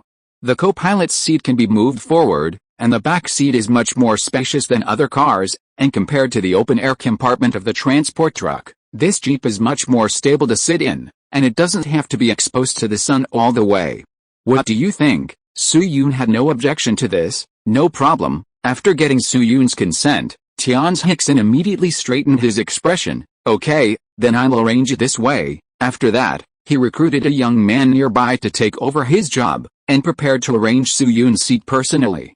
But when he was about to leave the scene, he couldn't help but look at Su-yoon again. "Advisor Han, is it too late for a 15-year-old child to eat donkey hair?" Su-yoon, ha ha ha. After Tian's Haxin left, Lao Guo laughed without grace. "Zio Han, it seems that you will have to live in the rumors of donkey hair for the rest of your life." Hearing this, Su-yoon couldn't help but reveal a bitter smile at the corner of his mouth. 3 people make a tiger. The old hen of the K family had and laid an egg, and it became that the old mother of the K family laid an egg. Lao Guo didn't say anything, and he chuckled twice, looking quite happy. In fact, what Su-yoon didn't know was that the reason why these rumors could spread was that Lao Guo and Lu Guangda and others were behind them. Who made Su-yoon give them so many surprises? In terms of knowledge, Lao Guo estimated that he had no chance to get back on his feet, so he decisively shifted the battlefield to living habits. What should I spread next time? Or should I say that Advisor Han drinks a pound of donkey blood every day? Just as Su-yoon shook his head and smiled bitterly, a faintly familiar voice suddenly sounded beside him. "Director Guo, Comrade Han Li." Su-yoon subconsciously turned his head, and his pupils shrank when he saw the person coming. "Teacher Yuan Yuan?" "Teacher Zhou." At this moment, a few meters away from Su-yoon, there stood Yuan Guolian and Zhou Keida, 2 big men who had not been seen for a few days. Yuan Guolian was wearing a white vest with some holes today, a pair of side-button pants, and a pair of black cloth shoes. Zhou Keida was wearing a white shirt and khaki pants. He rolled his shirt above his wrists and unbuttoned the collar, but even so, there were a lot of sweat stains under his armpits and chest. After calling out the names of Su-yoon and Lao Guo, the 2 of them quickly walked to Su-yoon's side. "Director Guo, Comrade Han Li, Comrade K-hong, good morning, both of you." Su-yoon also greeted them back, and then looked at the 2 of them with some curiosity. "Teacher Yuan, Teacher Zhou, why are you 2 here?" Upon hearing this, Yuan Guolian pointed to another man not far away. Su-yoon recognized this man as Lin So-hikan, another deputy director of the Agricultural and Sideline Products Department introduced by Tian So-hikan before. "Comrade Han Li, didn't the base tell us to wait for the superior's instructions on the hybridization of wild rice in the base? The entire project is estimated to take at least several months. Lao Zhou and I thought it was not good to keep eating the country's food for free, but we really don't know anything about physics, so we proposed an idea to the base leaders to let us go to the sideline team to help out first. I raised chickens and ducks when I was in agricultural school. Lao Zhou is from Jiangxin. He used to fish when he was young and he is good at swimming. I guess the leaders didn't want to break us up, so they arranged us to help the fishery team today." Su-yoon listened to Yuan Guolian's words quietly, and the surprise on his face did not subside. "Wow. I didn't expect to meet these 2 big guys when I went out to fish. Looking at the entire Chinese land, I guess only the 2 of you can say that you eat the country's food for free. 3 academicians accompany you to fish. Is this treatment okay?" A few minutes later, Tian's Haxin returned to Su-yoon's site and said a sentence with its own background music. "Commissioner Han, the car is ready." Chapter 606, Fateful Encounter. To be honest, after hearing Tian So-hikan's words, Su-yoon didn't dare to get on the car for a few seconds. After all, the lethality of this sentence is on the same level as fellow Taoist. "Please stay." The last person who was asked to get on the car in this way had even been persecuted to the comic exhibition in his lying posture. Looking at the entire persecution world, probably only Yamcha can compete with him. However, considering that this is the 221 base, he doesn't have any position as a regiment commander or battalion commander, so Su-yoon finally got on the car obediently. Just as Tian So-hikan said, this jeep has indeed been specially modified. The co-pilot seat can be pushed to the gap in the footrest area, and the back seat can also be removed, so that the back seat forms a very open space. After completing these 2 steps, Su-yoon's wheelchair was lifted into the car. In this way, the driver sat in the driving seat of the jeep, and the co-pilot seat was not occupied because it was moved forward. Su-yoon's nurse comrade Zhao Qiao sat in the back seat, and a total of 3 people were actually on board. In fact, judging from the gaps in the seats, it should be no problem to squeeze 1 more person in the back seat. But in order to avoid physical contact with the female comrades, Tian So-hikan did not arrange a 3rd passenger. Anyway, there were more than 10 cars on the scene, and there was no shortage of seats. After Su-yoon got on the car, about 10 minutes later, the other groups responded that they were ready.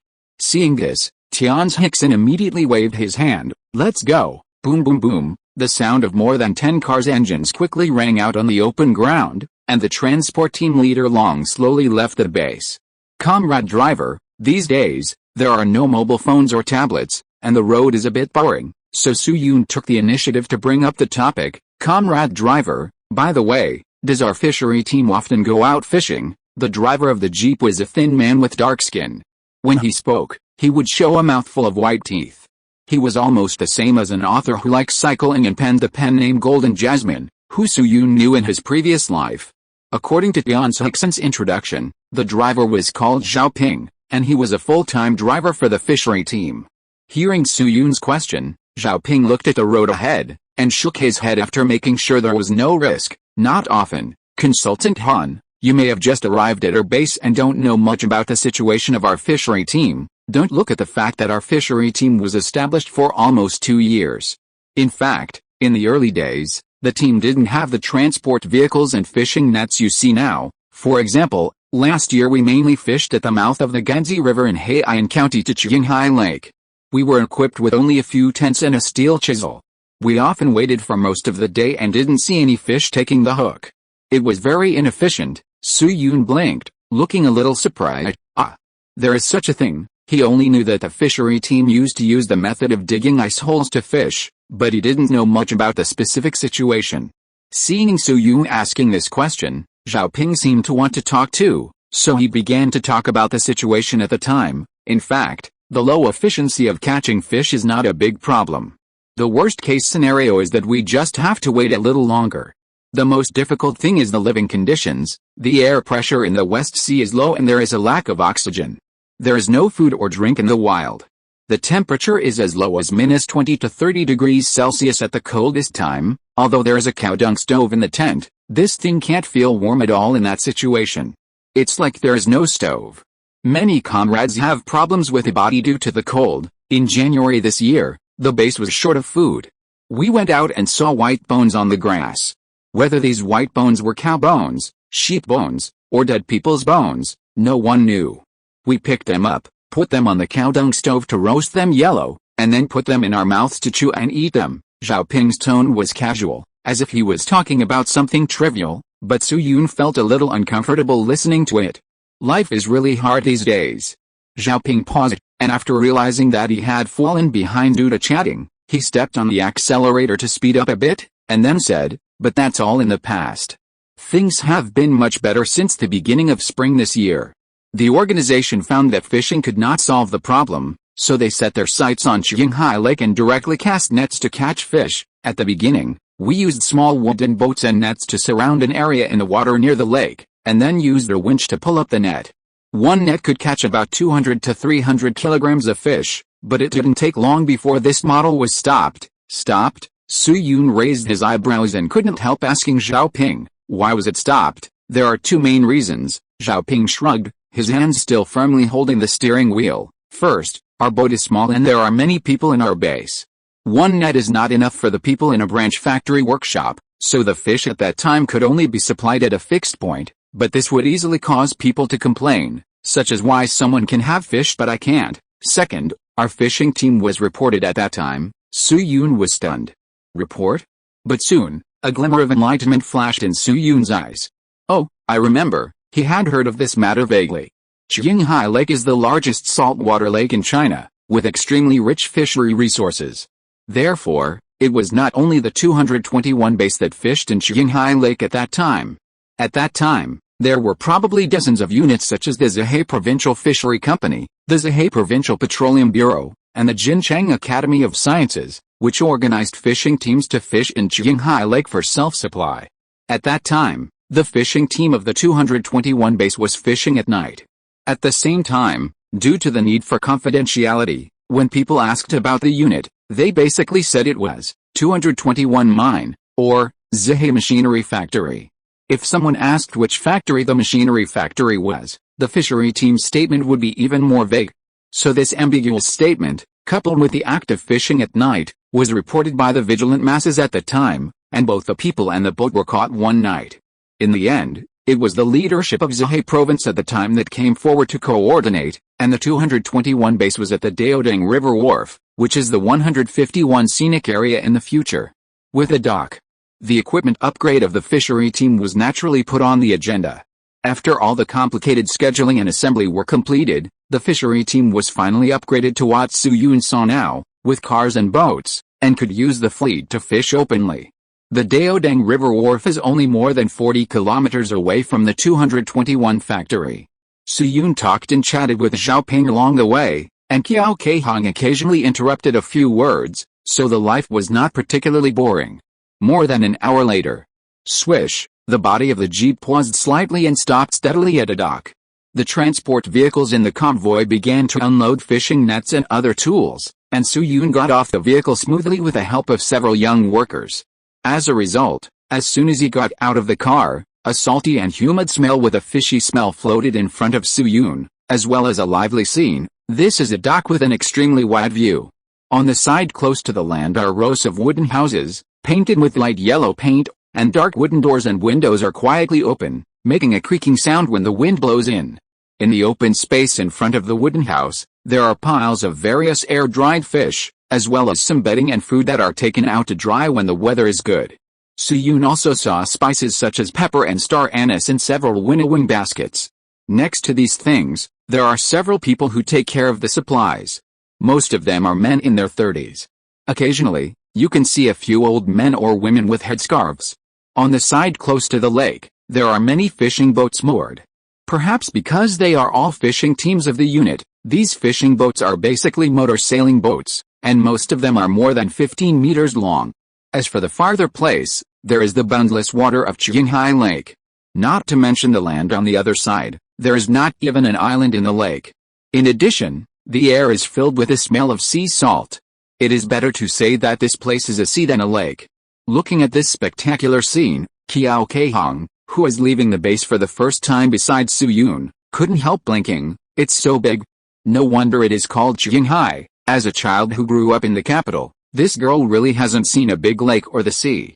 She has drunk a lot of bean juice that smells like fish at the seaside.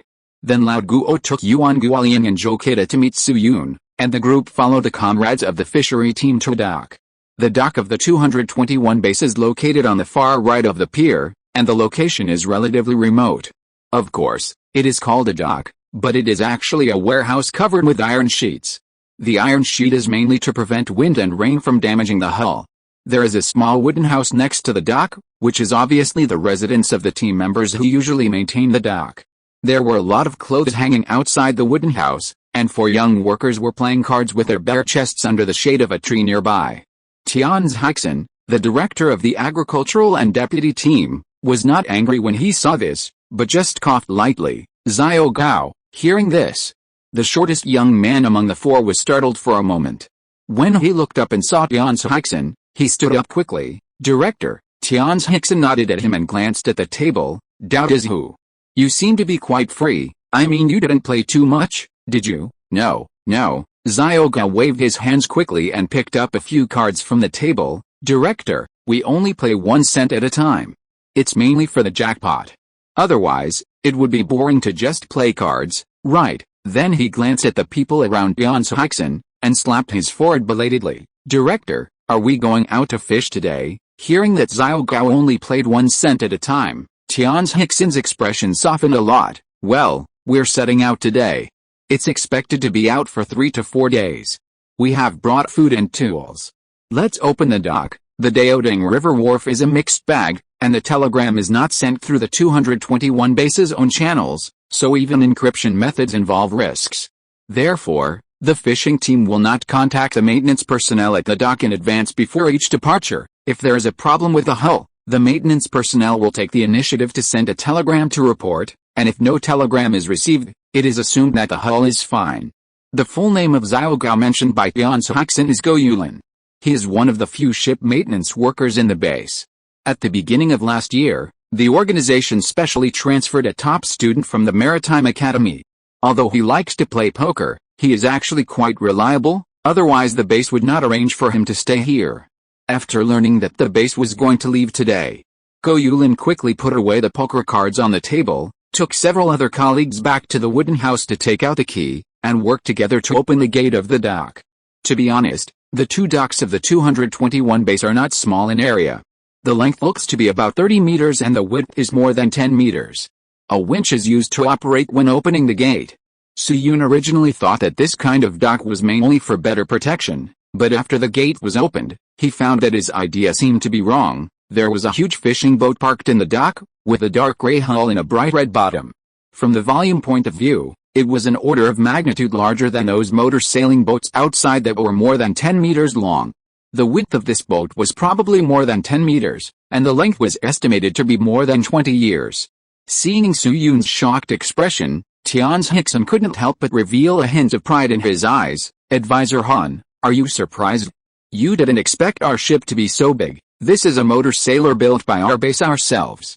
At that time, the wood, machinery and equipment needed for shipbuilding were transported from the factory to the station at the mouth of the Ganzi River. We also mobilized senior technicians such as carpenters, fitters, electricians, and painters. It took more than 4 months to build it. These two motor sailors are 26 meters long and 11.5 meters wide.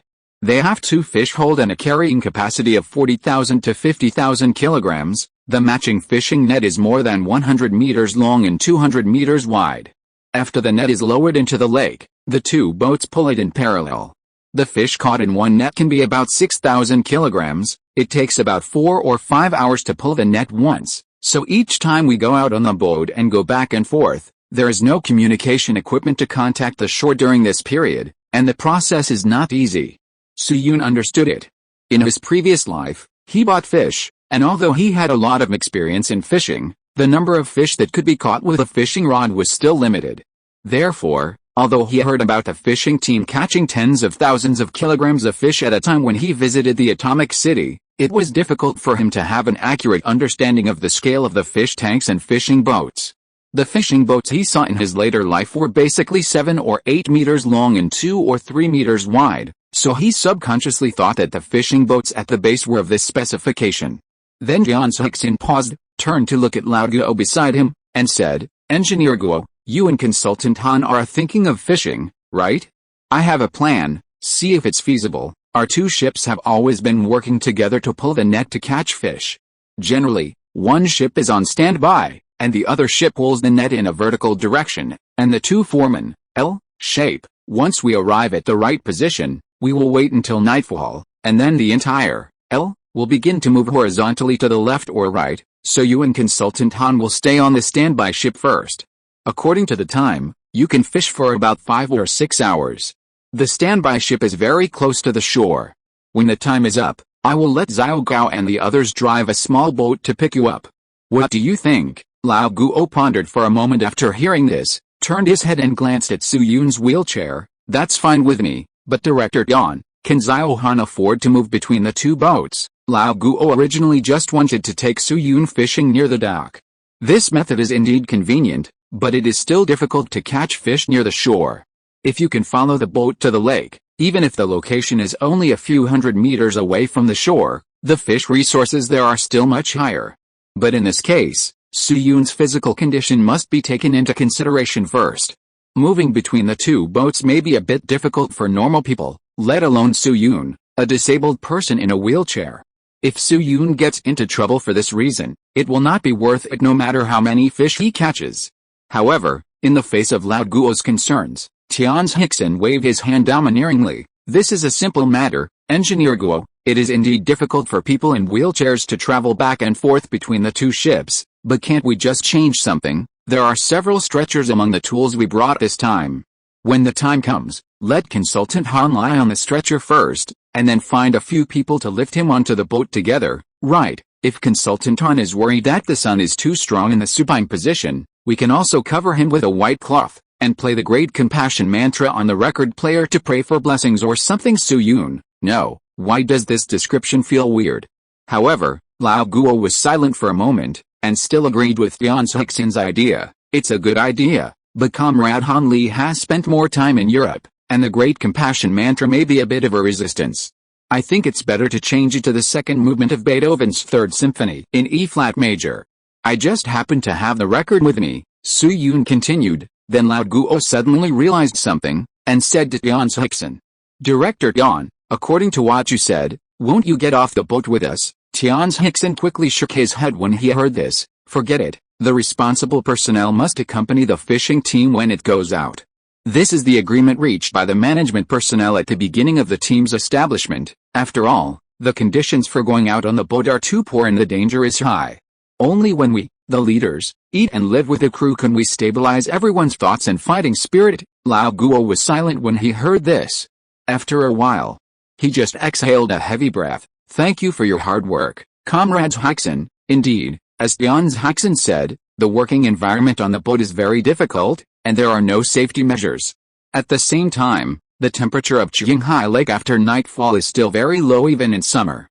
In this case, the crew's thoughts will definitely be shaken, and many people will definitely want to leave the boat and go ashore. In this case, in order to ensure the smooth progress of fishing work, and to stabilize the thoughts of all crew members and inspire the fighting spirit of all crew members, all leaders of the fishing team must accompany them every time. After all, get on me, and follow me, are two concepts. In fact, not to mention Tian Haixin, the director of the Agricultural and Sideline Department, Li Ju, the head of the base, has also been on the ship. Eating and living together, sharing joys and sorrows, and sharing weal and woe, this is what comrade means. In short, after confirming with Tian Haixin that he could board the ship, Lao Guo began to count the people on board. Zhao Han, Zhao Qiao, Comrade Keita, Yuan. Hey, where is Comrade Yuan Guolian? Hearing Lao Guo mention Yuan Guolian, Zhou Keita on the side hurriedly said, Engineer Guo, Guolian went to the toilet, he should be soon. Look, he's here, as Zhou Keita said, he pointed in a certain direction. Lao Guo looked over and saw Yuan Guolian walking quickly towards the crowd. But when Yuan Guolian got closer, Lao Guo was stunned again. Comrade Guolian, what are you doing? Yuan Guolian happened to walk a few meters away from Lao Guo and Su Yun at this time. Hearing this, he couldn't help but smile. Engineer Guo, when I was looking for a toilet, I met a few comrades from the fishery team of the Shanshao Mining Bureau. They caught a thief who stole fish and shouted that they would beat it to death. I couldn't help but plead for it and asked for it. The price was that I would have to raise it in the future. After that, Yuan Guolian showed Su Yun and others the little kitten who was held by the scruff of the neck. This guy has spots on his face, so I named it Chihuahua. Note, I don't know how the Atomic City knew that I was writing this copy today. Today, a person in charge of the reception desk contacted me and said that he could provide some information and invited me to visit the Atomic City again. I was flattered and typed all night today. If you're listening to this novel on a channel other than Fanfic World, it means they downloaded and uploaded it without effort. We cordially invite you to visit our channel, Mundo Fanfic Novelis. There you'll find the original version of this story and you can explore many other novels of various genres. We're waiting for you to immerse yourself in a world of incredible novels. Chapter 607 Look What I Caught? At this moment, looking at the little kitten in Yuan Guolian's hand, which is a few months old, Lao Guo and others still have normal expressions, but Su Yun's pupils suddenly shrank, and he was deeply shocked.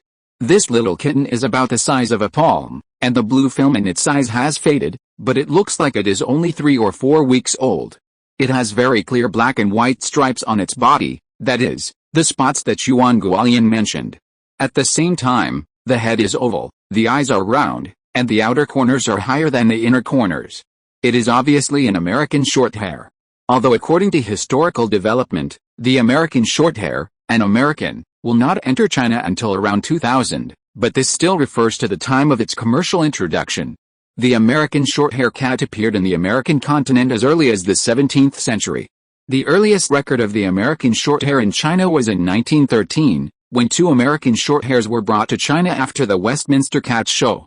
Not to mention that many Chinese students have returned from across the sea in the past few years, and many of them brought their pets back home. For example, academician Wang Chengshu mentioned earlier, she brought 5 cats with her when she returned to China. And Lao Guo's wife Li Pei is also a senior cat lover. When she returned to China with Lao Guo, she also brought an American Shorthair and a German Shepherd. Unfortunately, the American Shorthair died on the way because of acclimatization, but the German Shepherd was successfully brought back to China and kept for more than 10 years before it died. Another example is academician Wang Dezhou, a well-known atmospheric electrician in China. When he returned to China from Guo, in addition to more than a dozen books, another luggage he brought back was a blue fat cat. Therefore, in theory, There is an international student in Zhuhai who brought back an American shorthair, and this American shorthair happened to have some embarrassing behaviors with a local tabby cat.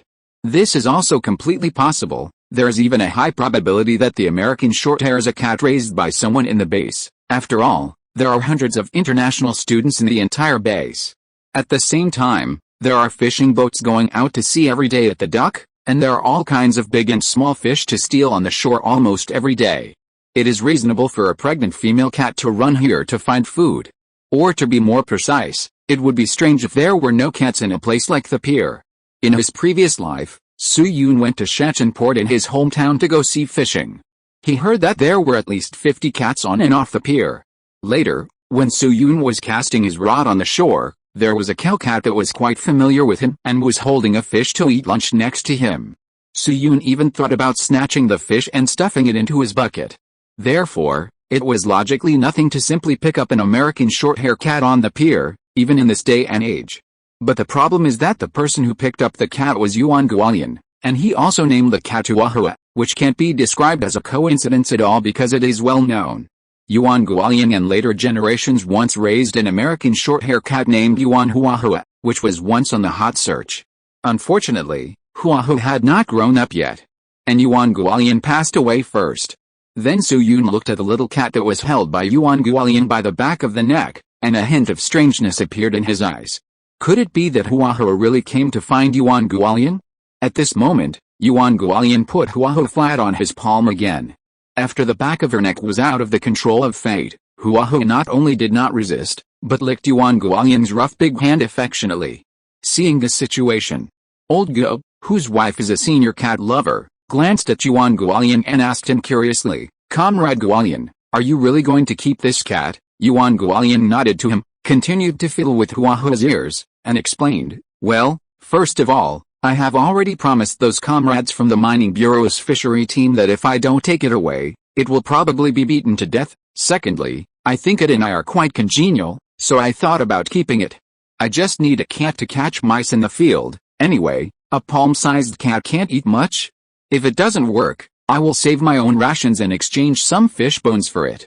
This time, thanks to the base, my treatment has been raised by one level, and I have the confidence to say this." Hearing this, Joe Keita on the side also smiled.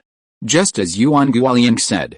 Although the discovery of wild rice this time has temporarily kept several agricultural bosses in the 221 base, in a sense, their ability to move has been restricted. But soon after Su Yun mentioned the research value of hybrid rice, Joe Keita and Yuan Guolian's salaries were inexplicably raised a lot, and their salaries were increased by a full 12 yuan. Indeed.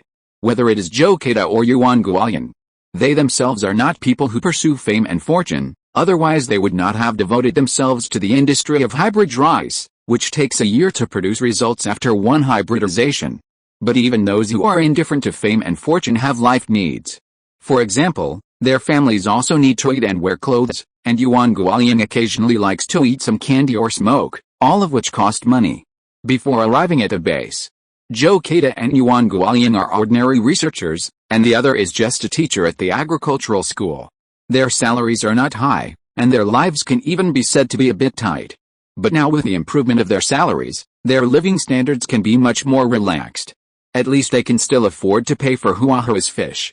Old Guo also knew about Yuan Guolian's salary increase. Seeing that he was determined to keep cats, he had no objection. "Okay, since Comrade Guolian has this idea, I won't say much, but there is one thing I want to remind you. You have to be mentally prepared." Yuan Guolian's eyes showed a trace of curiosity. "What's the matter?" Old Guo was silent for a moment, and a trace of haze appeared on his face. Cat feces are really stinky. While Old Guo and Yuan Guolian were chatting, Tian's Haxin and others on the side also began to busy themselves with their own work, that is, to drag the two motor sailing boats of the fishing team out of the dock.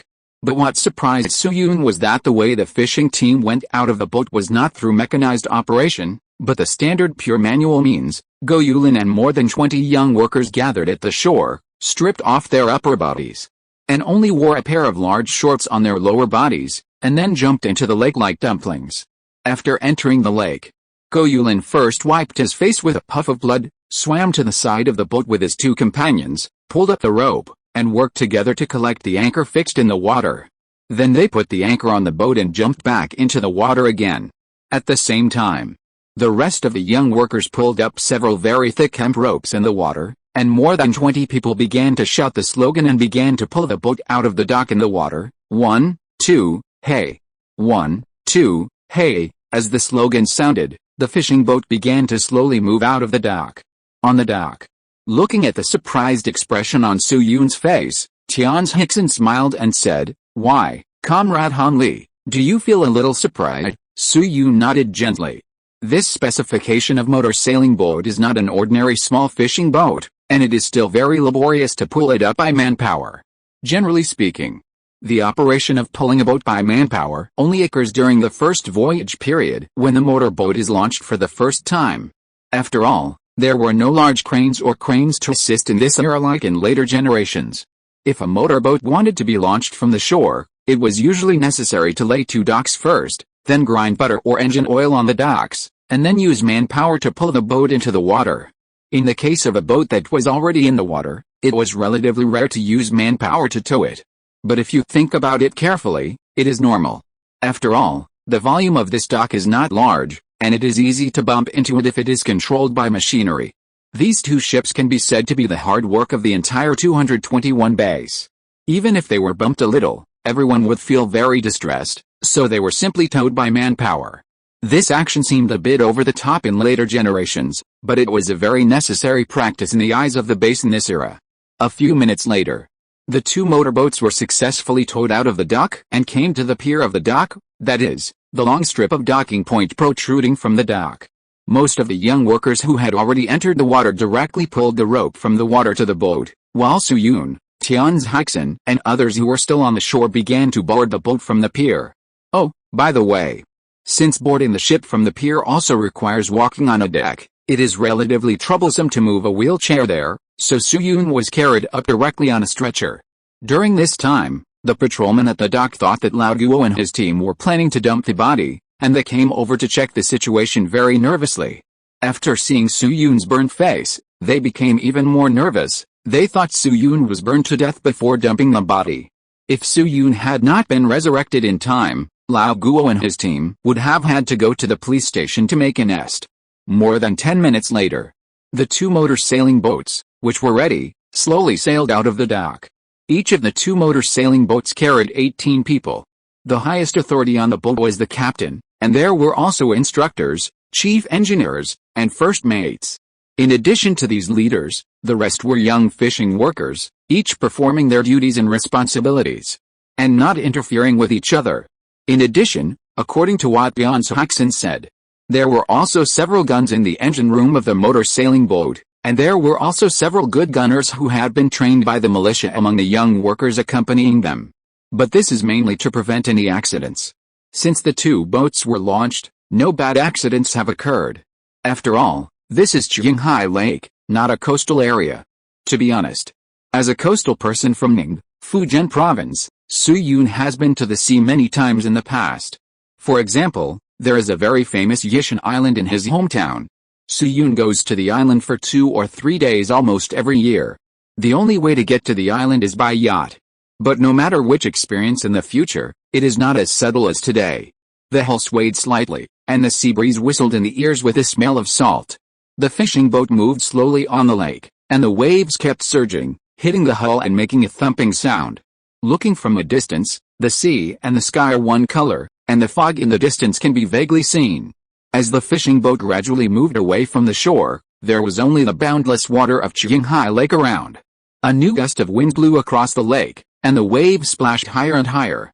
A few drops of lake water splashed on the cheeks, bringing an inexplicable coolness. But what really made Su-Yun a little fascinated was not the scenery on the lake, but the people on the boat. When the motorboat just left the lake, everyone on the boat seemed very quiet. According to Tian Hixin, this is the rule of the base. When the motorboat left the dock, except for the 2 operators, all other members of the fishing team had to line up and stand on the decks on both sides, and they were not allowed to talk during the whole process. But after leaving the dock, the atmosphere on the boat changed immediately. All members were like sculptures turned into living people. The serious atmosphere disappeared instantly, and they quickly started to do their own work. Some people walked to the edge of the deck and began to sort out the fishing nets. Some people tied their sweaty and smelly clothes with ropes and hung them on the side of the boat, letting the clothes be pulled in the water with the boat for a night, and then fished them out and dried them the next day. Others began to count the kerosene lamps to be used tonight, as well as supplies such as realgar powder for mosquito repellent. Go Yulin, who had just come out of the fish hold, also picked up a small fish the size of an index finger, and generously threw it to Huaho for lunch. The collective labor combined with the unique clothing of this era made Su Yun feel an indescribable sense of intimacy.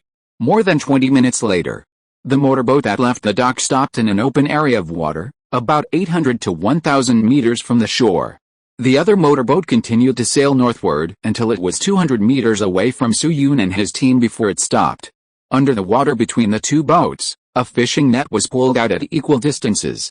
When it was getting close to night, the two sailboats would move eastward to collect the nets. At this time, Su Yun and his team had nothing to do on the boat, so many men began to sing red songs. The five-star red flag flutters in the wind, the victory song is so loud, singing our beloved motherland. And from now on it will be prosperous and strong, unity is strength, unity is strength, this strength is iron, the east is red, the sun is rising, China has air. All kinds of broken voices filled the boat, but Su Yun didn't feel that these songs were unpleasant at all. Some songs may be born like this, no matter what the tone is, they will resonate with people's souls. After a while, Lao Guo came to Su Yun with a small stool and handed him an assembled fishing rod. Come on, Zhao Han, we can start fishing. Su Yun subconsciously took the fishing rod handed by Lao Guo and took a quick look at it.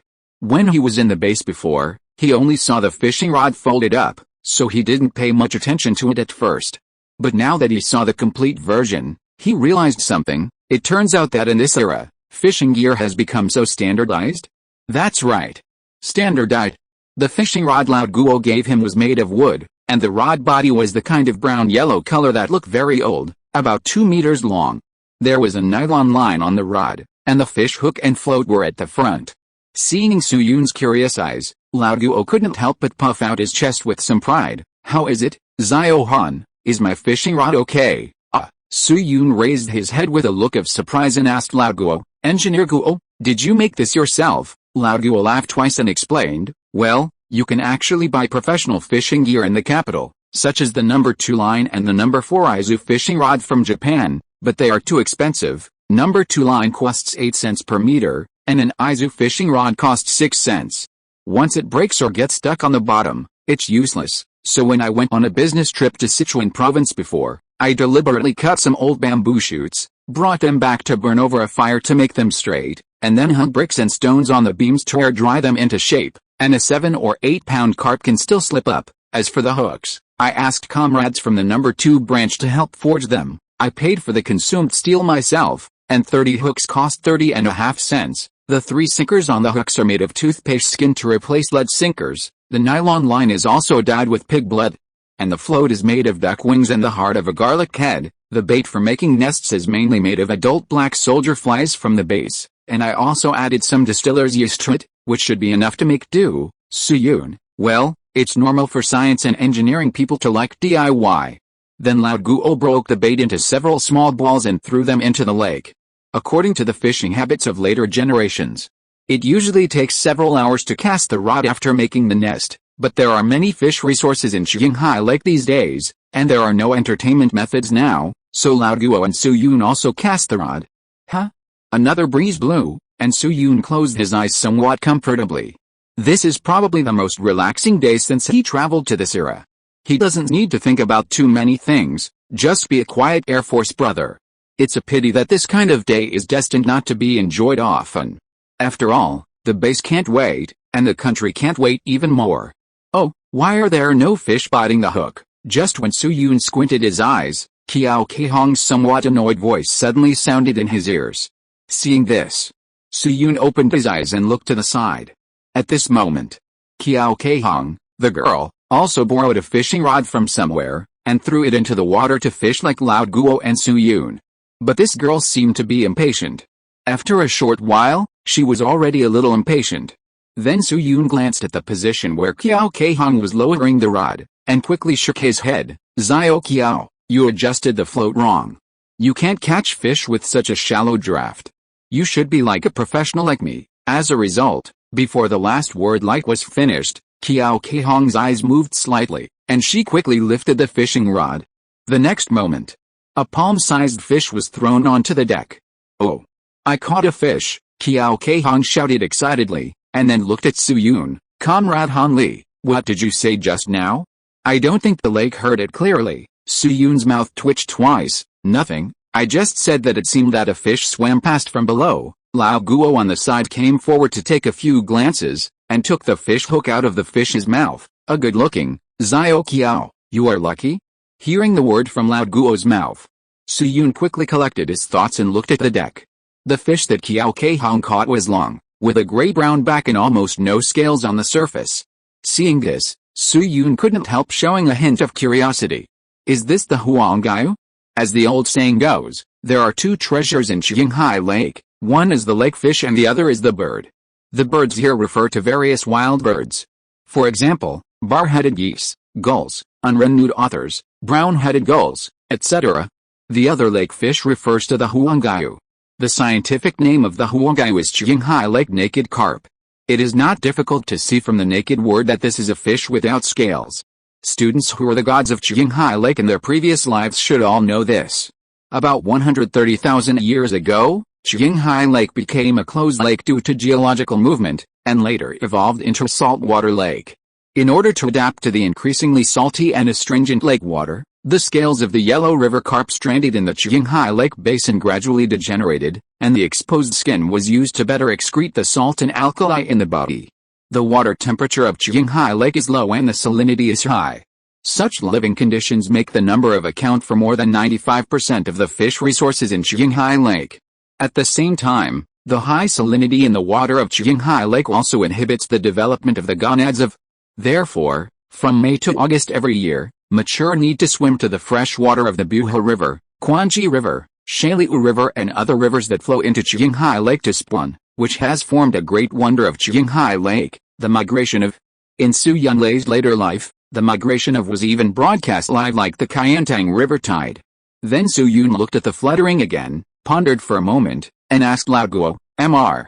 Guo, has there been any new progress in our transaction with the Russians in the past few days? Lao Guo threw the into the fish basket, stood up and said, there is definitely no progress in the conditions. After all, the contract has just been signed, and it is impossible to change the mind and increase or reduce any conditions immediately.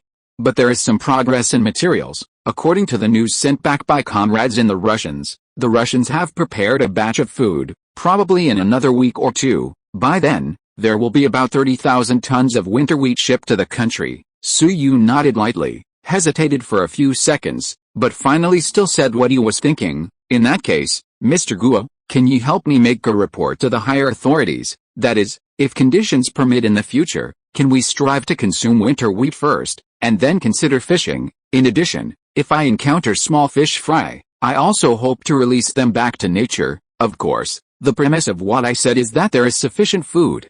And it is aimed at units like our fishery team that salvage tens of thousands of kilograms at a time. As a normal young man, Su Yun is not interested in LGBT and gender fluidity, and he is not a fan of animal protection or plant protection. But for some rare animal protection that does not contain political colors, Su Yun is still not very opposed. For example, the current.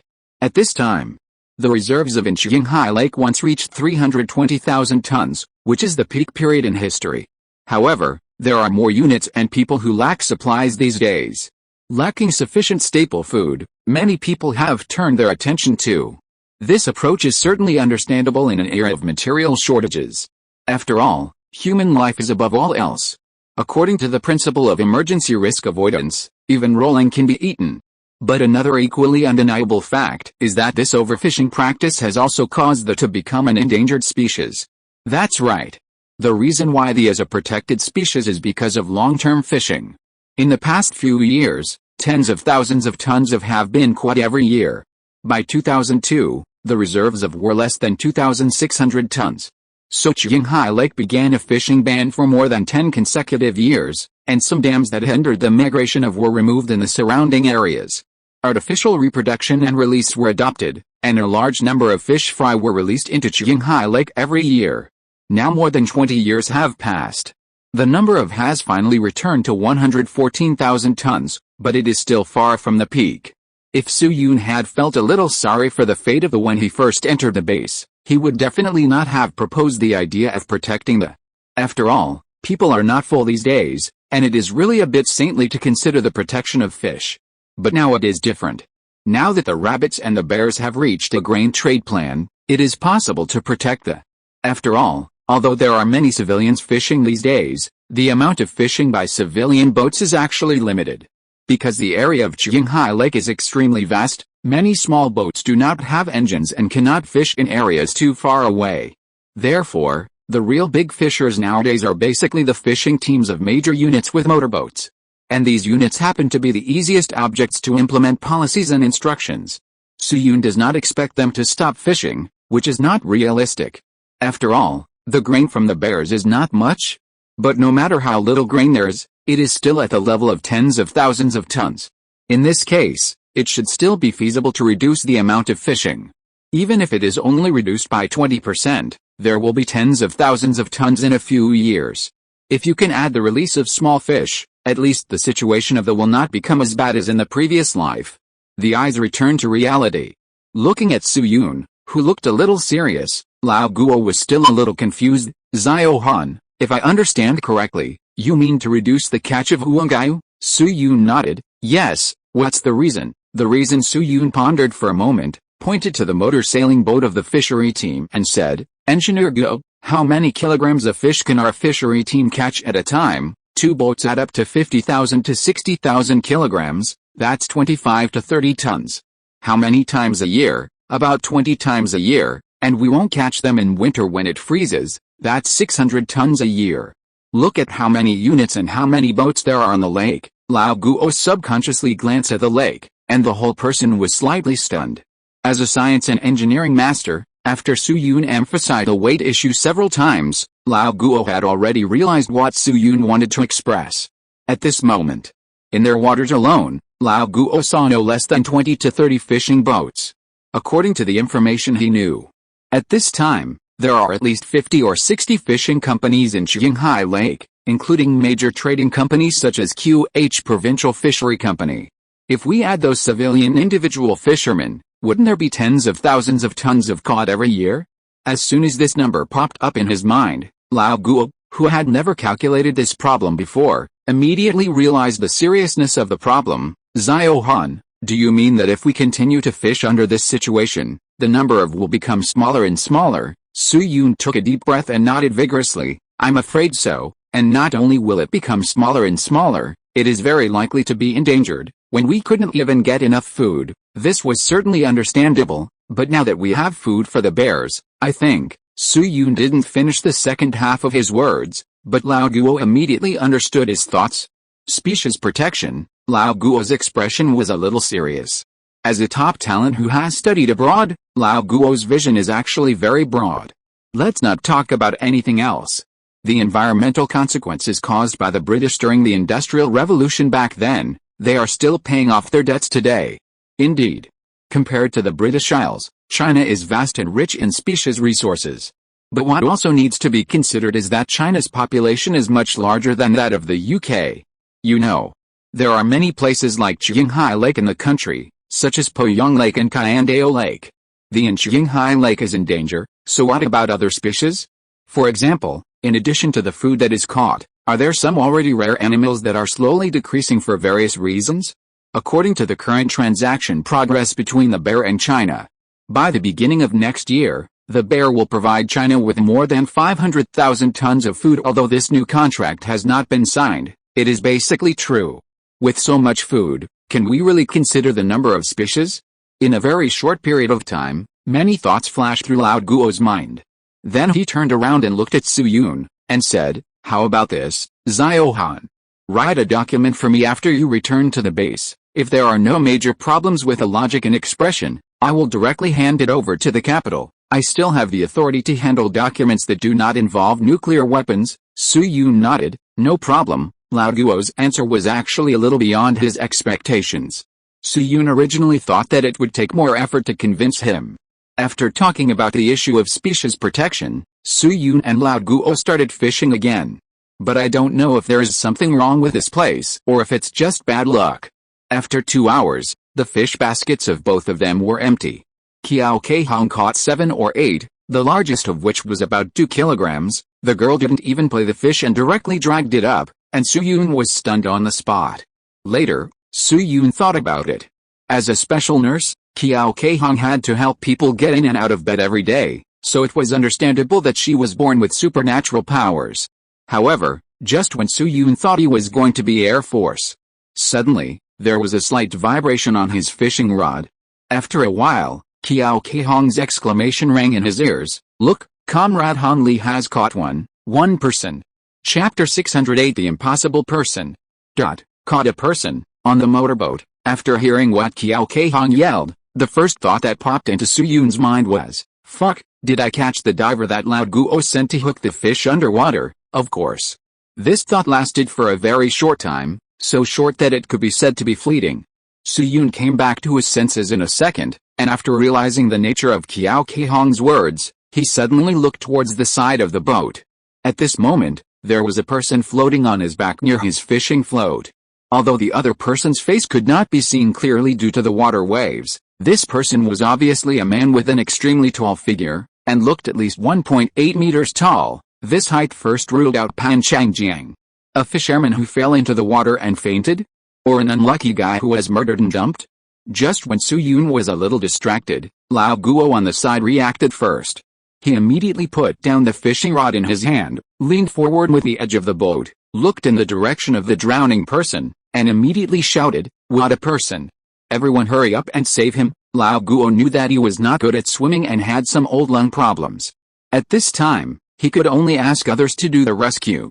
Tian Zhixin, the director of the Agricultural and Sideline Products Department beside him, was the someone else that Lao Guo thought of.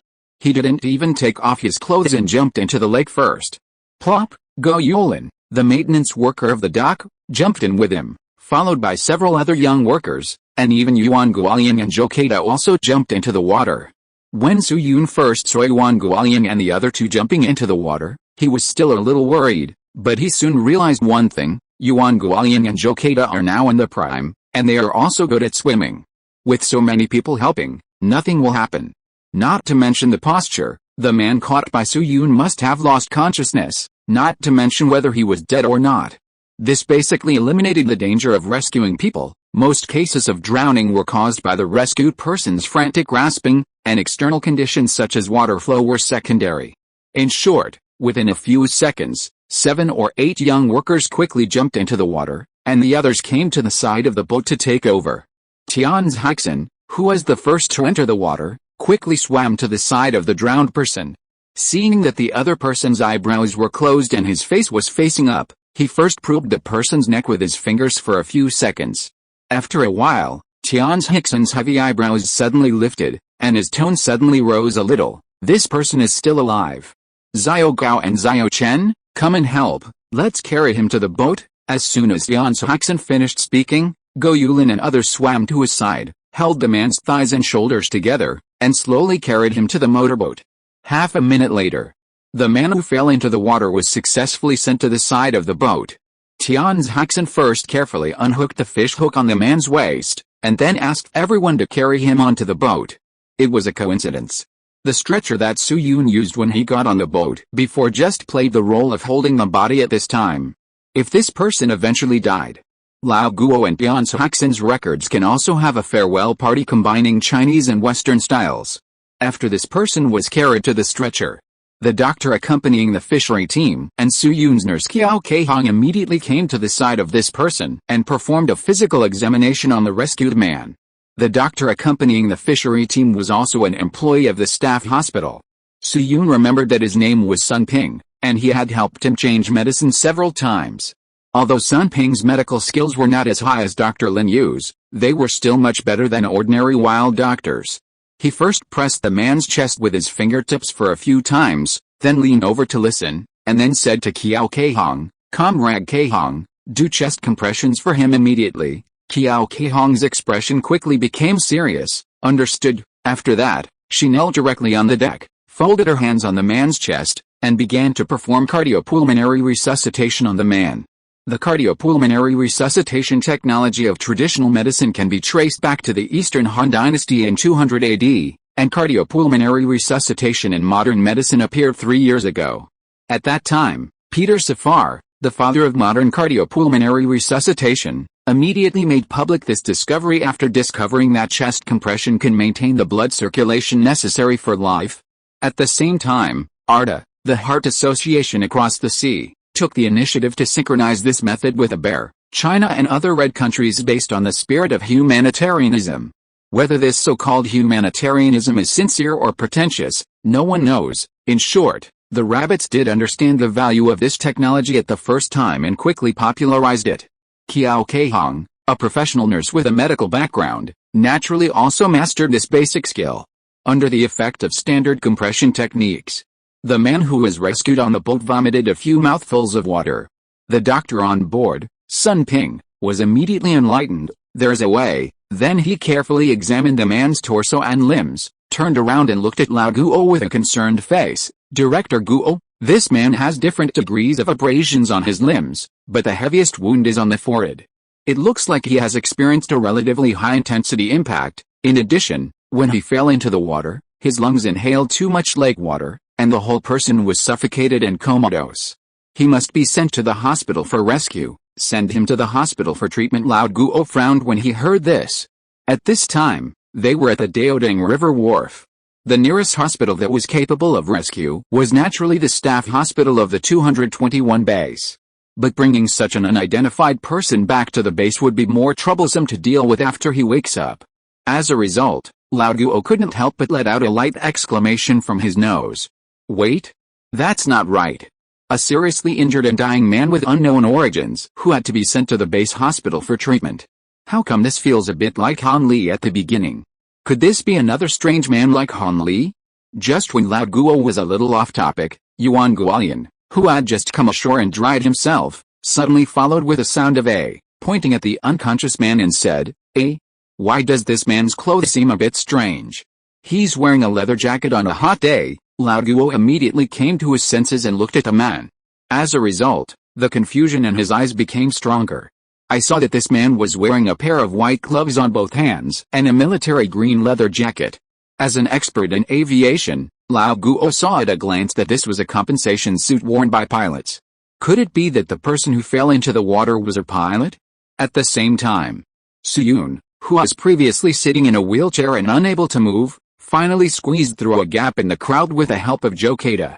Seeing Suyun coming, Lao Guo suddenly asked him a question. Xiao Han, do you know this man? Suyun looked at this man carefully for a few seconds and found that this was a man with very handsome features, and he gave him a sense of familiarity. It seemed that he had seen him somewhere before. But no matter how Suyun recalled, he couldn't think of who this man was.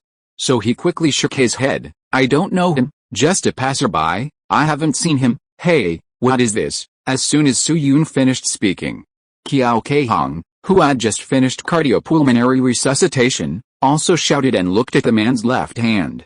Then she broke the man's palm a few times and quickly took out a small leather strip that looked a bit like Suyun's school badge in his later life. Qiao Keihong put it in front of her eyes and looked at it for a few times. After not being able to see anything, she handed it to Lao Guo. Engineer Guo. Lao Guo nodded to Qiao Keihong and took the small strip. He looked at it carefully, and then put it on his palm and looked at it for a few seconds. It looks like a shoulder strap. There are a few numbers but I can't see them clearly. It looks like there are 5 digits, and the second digit should be 1. For some reason, Lao Guo felt like he was back in Guide County. At that time, he and Kei Xiao who compared Suyun's graduation certificate in this way, and then realized Suyun's identity. But at least there were a few English words on Suyun's graduation certificate, and Suyun's identity could be guessed after a few pieces of evidence. But this time, Lao Guo had no idea what to do with this small strip.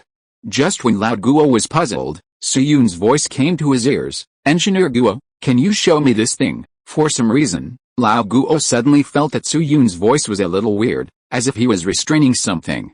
But Lao Guo didn't think much about it. He handed the small strip to Suyun and went back to the rescued person to check his condition. Xiao Qiao, Check if he has anything that can prove his identity, but what Lao Guo didn't notice was that after receiving the soft strip, Su Yun's body, not his soul, began to tremble. Really when he suddenly remembered where the initial sense of familiarity came from. This person he had fished up was actually him? This was a person who theoretically could not appear here anyway. Even if Su Yun had a big imagination, he had never thought of seeing him. But compared with his own time travel, this matter seemed to have a certain rationality. What's more important is that his life must be saved. Thinking of this, Su Yun took a deep breath, forced himself to calm down his excitement, and looked up at Lao Guo in front of him. Engineer Guo, I have something to tell you. Lao Guo was squatting on the ground rummaging through the other person's pockets. Hearing this, he propped himself up from the ground with some effort. Zhao Han, what's the matter? Su Yun glanced at him and returned the strip in his hand to him. Engineer Guo, I think we should send this man back to the base for treatment. Oh, Lao Guo took the strip and put it in his pocket. He glanced at Su Yun and asked, why, did you recognize this man's identity? Su Yun immediately shook his head again. He didn't dare to say the man's identity. I don't know him. I just have some ideas about his clothes. As he said that, Su Yun pointed to the sky and explained, Engineer Guo, judging from the way he's dressed, he is most likely a pilot. He could be one of us, or he could be from the other side. Maybe he is the pilot of the U-2 we shot down. After all, the landing point of the U-2 is not far from Qinghai Lake. If there is a pilot who is lucky enough to survive the landing, and crawled into a pile of rocks or woods before we arrived, and then fled to the lakeside these days, this is also entirely possible. In short, no matter where he came from, he is probably not an ordinary person, so bringing him to the base should not cause any problems with placement after waking up. After hearing what Su Yun said, Lao Guo subconsciously pinched his chin with the joints of his thumb and index finger, and a hint of thought flashed in his eyes. What Su Yun said does make sense. It has been mentioned above. As a fluid mechanics expert in aerospace, Lao Guo has a high ability to identify compensation suits. Compensation suits are a real rare thing these days, and even domestic pilots are not all covered. As far as he knows, the proportion of equipment now is about 30%. In other words, this person is either one of the Rabbit's own Air Force elites or a pilot from the other side. There's even a very small probability that he is one of the pilots of the other two U-2s. If it is the former, then there is no need to ask, he must be treated, and there is no need to worry about being leaked after he recovers. Because pilots of this level will definitely not be informed of the existence of Project 596 without contacting the base, but once the two sides have an intersection, they can know a lot of secrets. For example, Chen Pingshen, who is recovering at the base, is the pilot who used MiGBIS to measure the accuracy of the missile. He is in this situation now. If it is a pilot from the other side, then there is no saying that he will be let go after the successful treatment. He must be transformed, and it is possible that he will be judged by the people. It seems so. Compared with Su Yun's initial difficulty in making a decision, this man who was fished out is much easier to deal with. Thinking of this, Lao Guo also made a decision. He pondered for a moment, turned his head and looked at Yan Sihixin, and said, Director Yan, you have also seen that the situation has changed. Zhao Han and I will not go fishing today. Please ask a few comrades to help, and ask Dr. Sun to accompany us back to the base. I will immediately arrange a new ship doctor to come over after arriving at the base. Tian Sihixin naturally had no objection to this, and he waved his hand. I understand. Human life is more important than anything else. Saving lives is definitely important. As for the doctor, there is no need to rush. We will stay here until about 7 o'clock in the evening, and we will not start a boat to collect the net until 7 or even 8 o'clock. It's only an hour's journey from the base to the dock.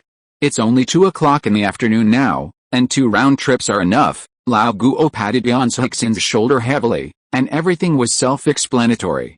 Then Yan Sihixin counted 3 young and strong men, and called a small boat that happened to be fishing nearby, whose unit was Qinghai Fisheries Company, and asked them to take Lao Guo and others to the shore.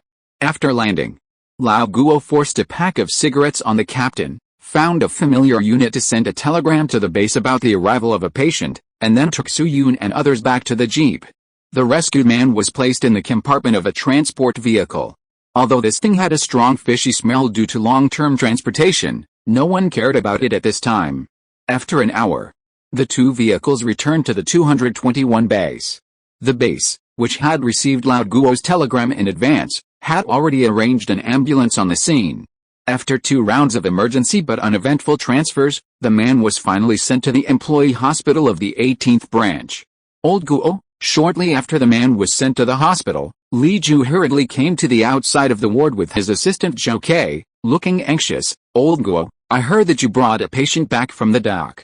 Did Xiao Han have an accident? Old Guo shook his head and pointed at Su Yun, who was sipping donkey hair soup on the side. Of course not. Look, Xiao Han is not there. Li Ju carefully looked at Su Yun twice, and then he breathed a sigh of relief.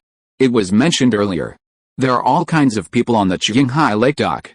In order to avoid risks, the 221 base did not equip Gao Yulin and others who were responsible for hull maintenance with radio stations.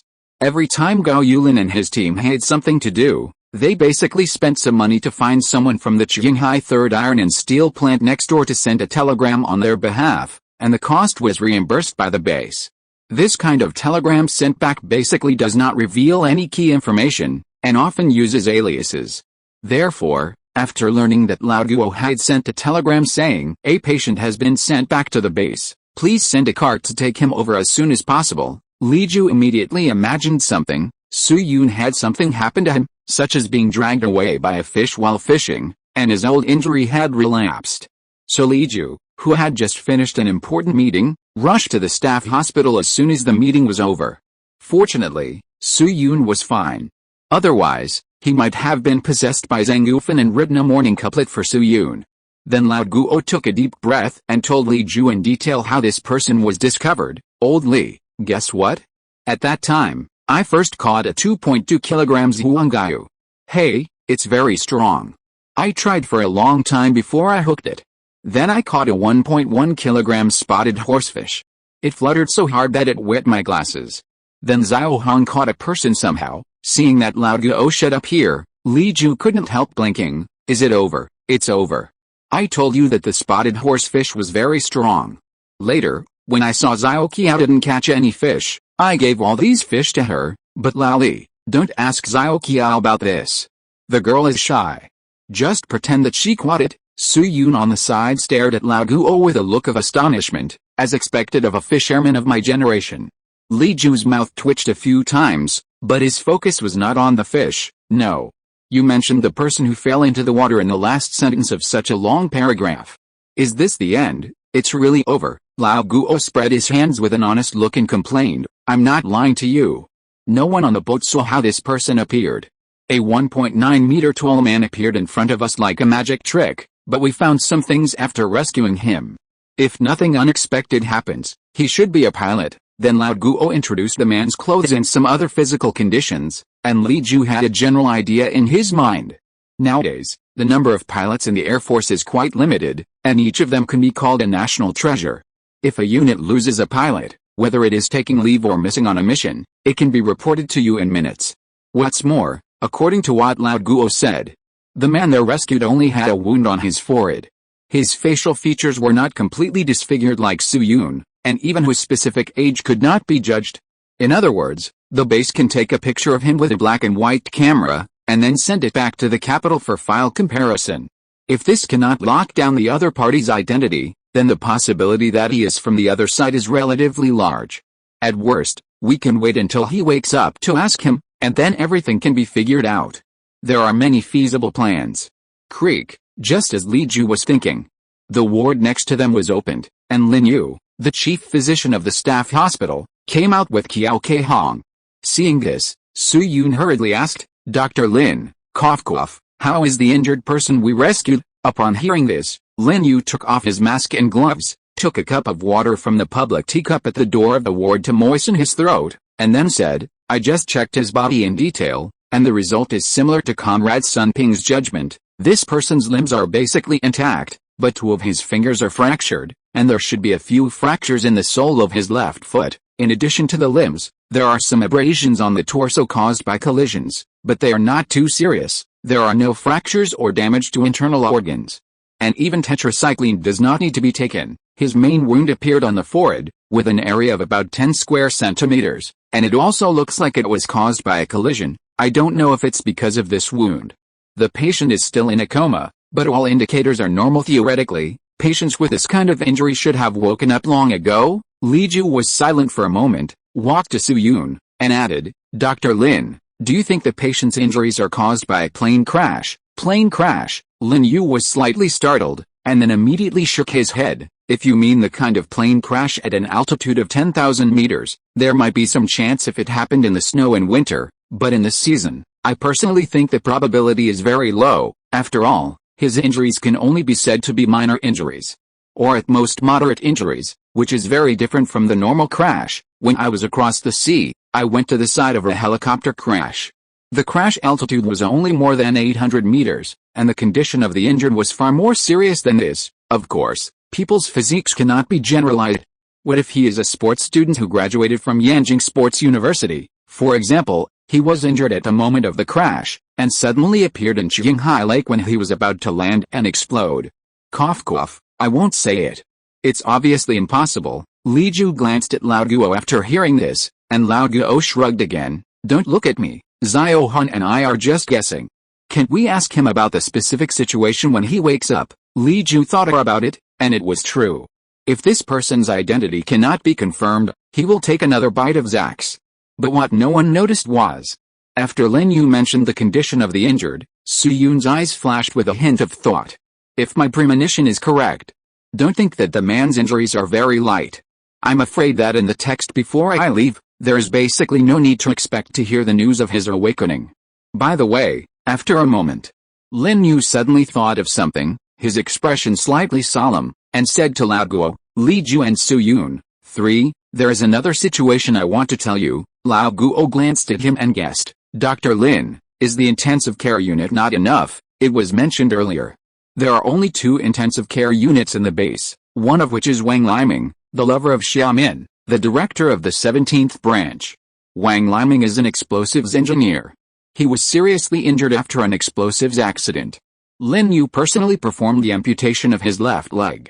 At present, Wang Liming is still in a coma and critically ill. He also had an infection after the operation and may stop breathing at any time, so he has been under observation in an intensive care unit. The other intensive care unit housed Su-yoon and academician Yang Kei-kwe. Now, with the appearance of the mysterious man, the intensive care units at the base seemed to be insufficient. But to Lao Guo's surprise, the answer he guessed was denied by Lin Yu. That's not the case. Although the man is in a coma, his physical condition is very normal, so he only needs to stay in an ordinary ward. At most, the environment needs to be relatively quiet, and there is no need for intensive care. What I want to say is that Lin Yu paused slightly, and a trace of haze appeared in his eyes. Academician Yang Kei-kwe's condition may be a little bad. Lao Guo's pupils suddenly shrank. Academician Yang. Yeah, Lin Yu nodded heavily and sighed. Didn't our base get an X-ray machine last year? It was dismantled for parts when we were making the Schindler radar before. A few days ago, we used it to take a lung CT scan of Academician Yang and found that his lung condition has been deteriorating. After saying this, Lin Yu took out a folded report from the small bag he always carried with him and put it in front of Lao Guo. Li Ju took the report and looked at it for a few seconds, then returned it to Lin Yu. I don't understand. Lin Yu was silent for 2 seconds, and sighed even more heavily. Forget about the shadow of the mass that has penetrated into the bronchial cavity and the pleural effusion. You don't understand these terms even if I explained them to you. Let me put it another way. In short, Academician Yang's lung condition is very bad.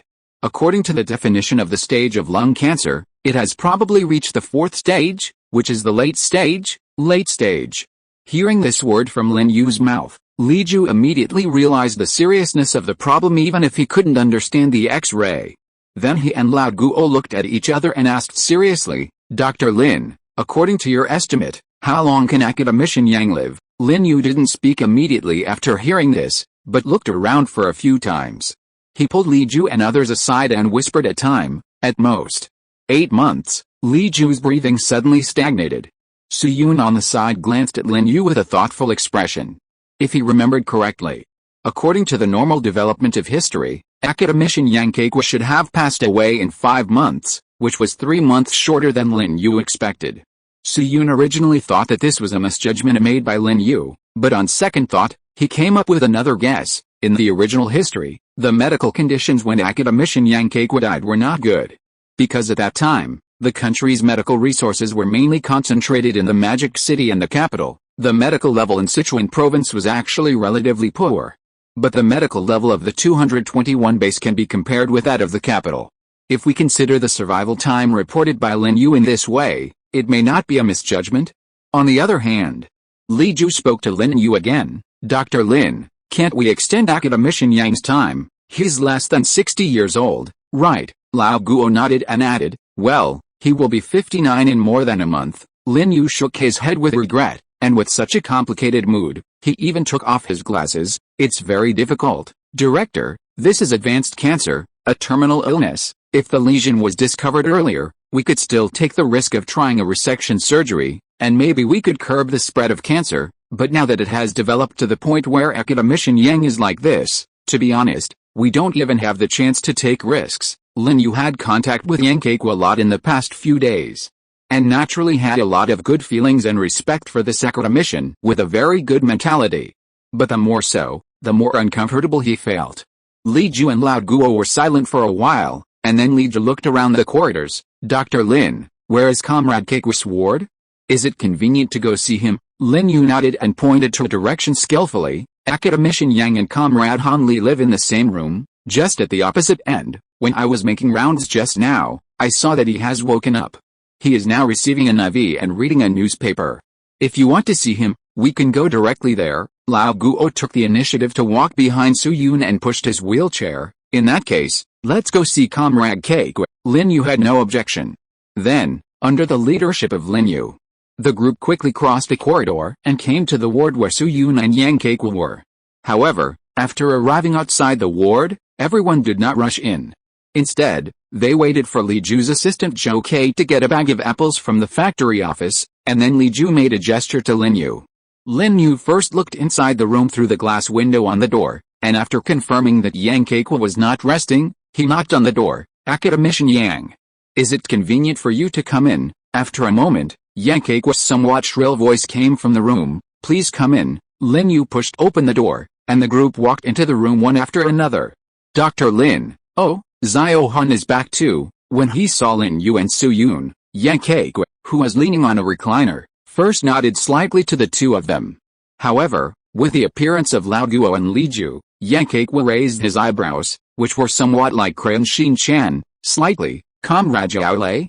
Director Li, why are you two here? I just happened to have some time, so I came to see you. Li Ju put the bag of apples in his hand on the table, and said to Yang Keiko with a smile, Comrade Keiko, are you used to living in the hospital these days? Yes, I am used to it. Yang Keiko was in good spirits today, but he had a strong phlegm sound when he spoke. Xiao Han is probably suffering a lot. In my case, I have to hang bottles several times a night, and the nurse has to wake Xiao Han up every time she opens the door, and I heard from Xiao Wang, who takes care of me, that I like to snore when I sleep. I guess Xiao Han has been complaining about me in his heart. After hearing what Yang Keiko said, Su Yun, who was sitting in a wheelchair, waved his hands quickly. No, I sleep like a dead pig. How can such a noise wake me up? Hearing this, Yang Keiko smiled and tapped Su Yun with his hand. You. Yang Keiko was in pain all over his body, but his basic perception was still there. Many times when the nurse opened the door, Su Yun's breathing rate changed. It was obvious that he was pretending to sleep after being woken up.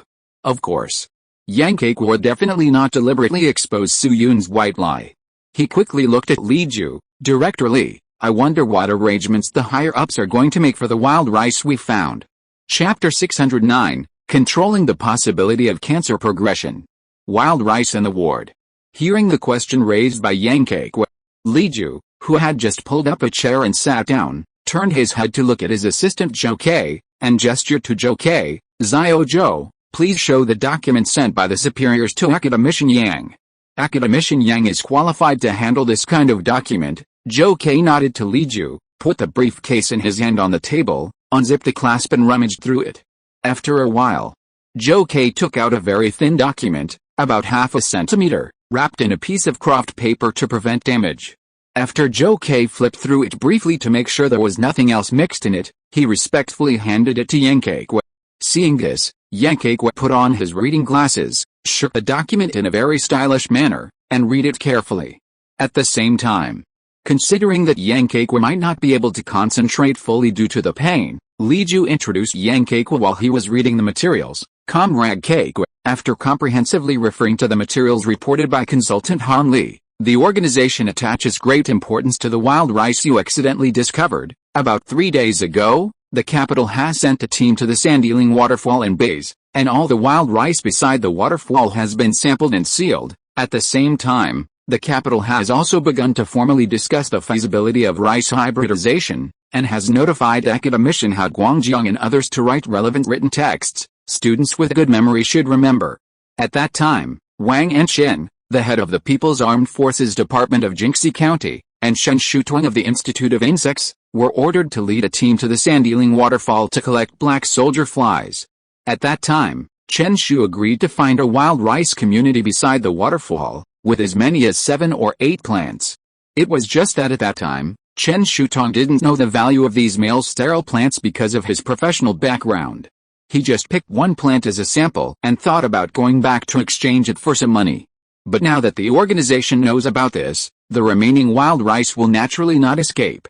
According to what Li Ju learned, the second task force collected the so-called withered wild male sterile plants, as many as 19 plants. That's right, 19 plants. In addition to the gathering point of 7 or 8 male sterile plants discovered by Chen Shutuang. The collection team also found 2 other small communities consisting of 4 and 7 male sterile plants a few dozen meters away from this gathering point. According to the analysis of another well-known soil scientist Zhang Yi, there should be a first-generation plant above these 3 male sterile plant communities. This first-generation plant scattered a lot of seeds when it was alive. These seeds were brought to the surrounding woods by the local herbivores of the waterfall, and finally formed these 3 communities. Of course, that first-generation plant must have withered to the point where not even ashes remain, but the second-generation plants it left behind are still extremely valuable. Then Li Ju paused and continued, Comrade Kekwa, according to the information I have learned, if nothing unexpected happens, the capital may choose a place in the south to cultivate rice.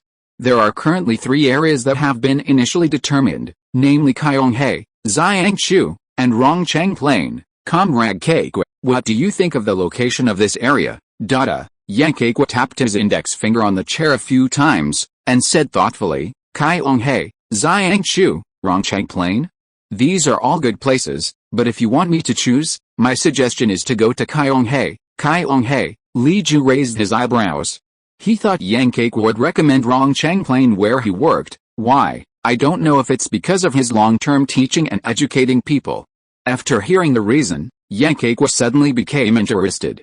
He forced himself to sit up straight while suppressing the pain and explained, Director Li, you are in the industrial field and may not know much about crops like rice. Rice is a plant that is extremely picky about the environment, especially the seedlings, which are more difficult to survive.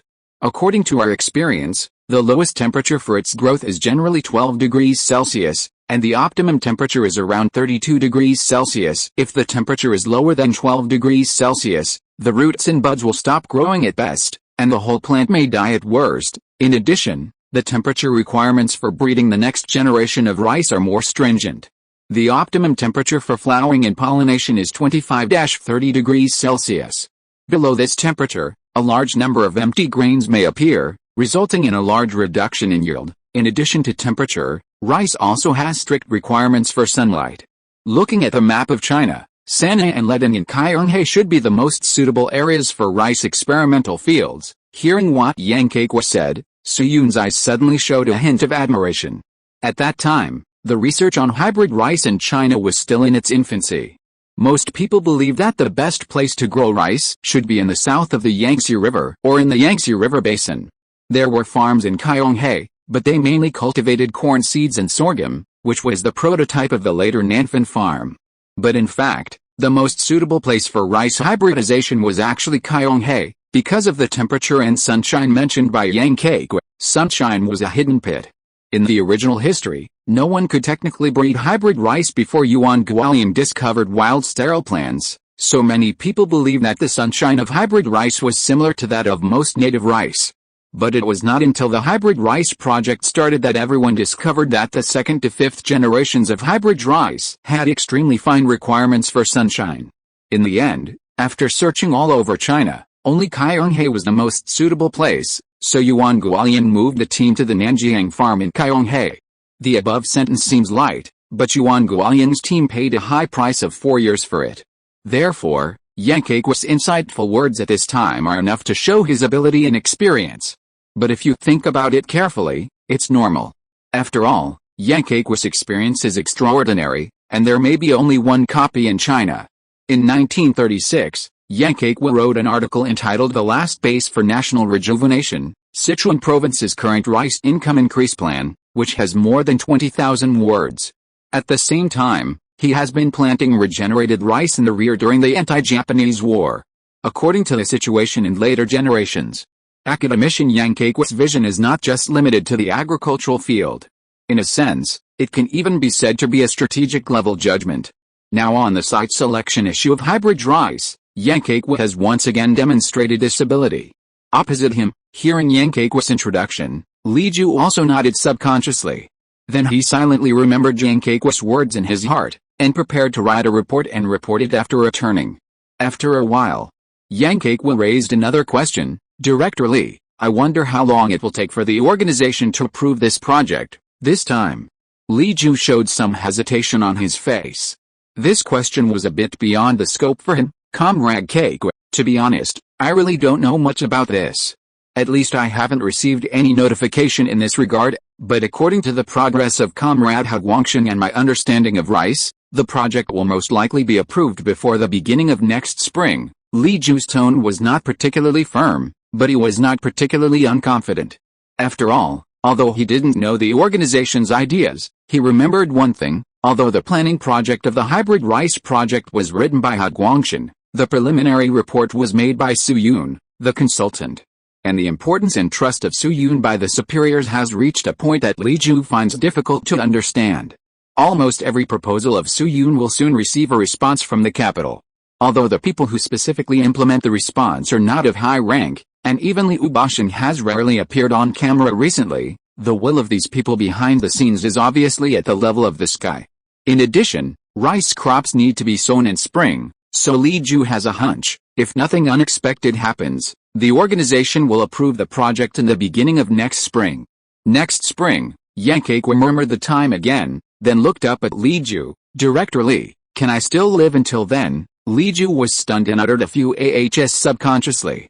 Although his reaction was not panic, it was obvious that Yang Keqiu's words were indeed beyond his expectations. Looking at Li Ju's somewhat stiff expression, Yang Keqiu smiled frankly. Director Li, I'm not a fool.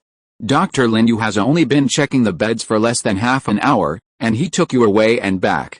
Obviously, he has other reasons. You and Comrade Yale are both very busy people.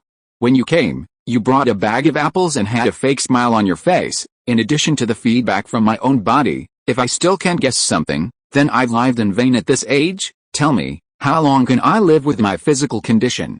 3 months. Li Ju was silent for a moment, and then exhaled a deep breath. About 8 months. 8 months. Yang Keqiu glanced at the report in his hand, then suddenly took off his reading glasses and gently rubbed the wings of his nose.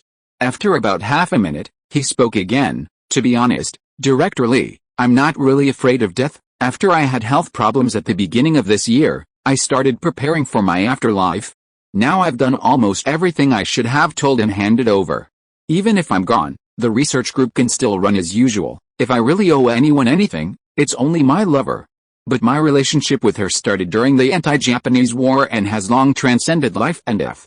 I feel guilty but not regretful, but now I'm a little reluctant to die. Yang Keqiu gently picked up the teacup engraved with the words of Factory 221 on the table, put it in front of him and looked at it for a while. First, I saw the wild male sterile plants I had dreamed of, and hybrid rice suddenly became hopeful. Then at base 221, I learned that we were actually working on atomic bombs. What a pity, what a pity. Now I can neither see the birth of hybrid rice nor hear the sound of atomic bomb explosions. When he said this, Yang Keqiu, who had been extremely calm before, had a rare frustrated tone.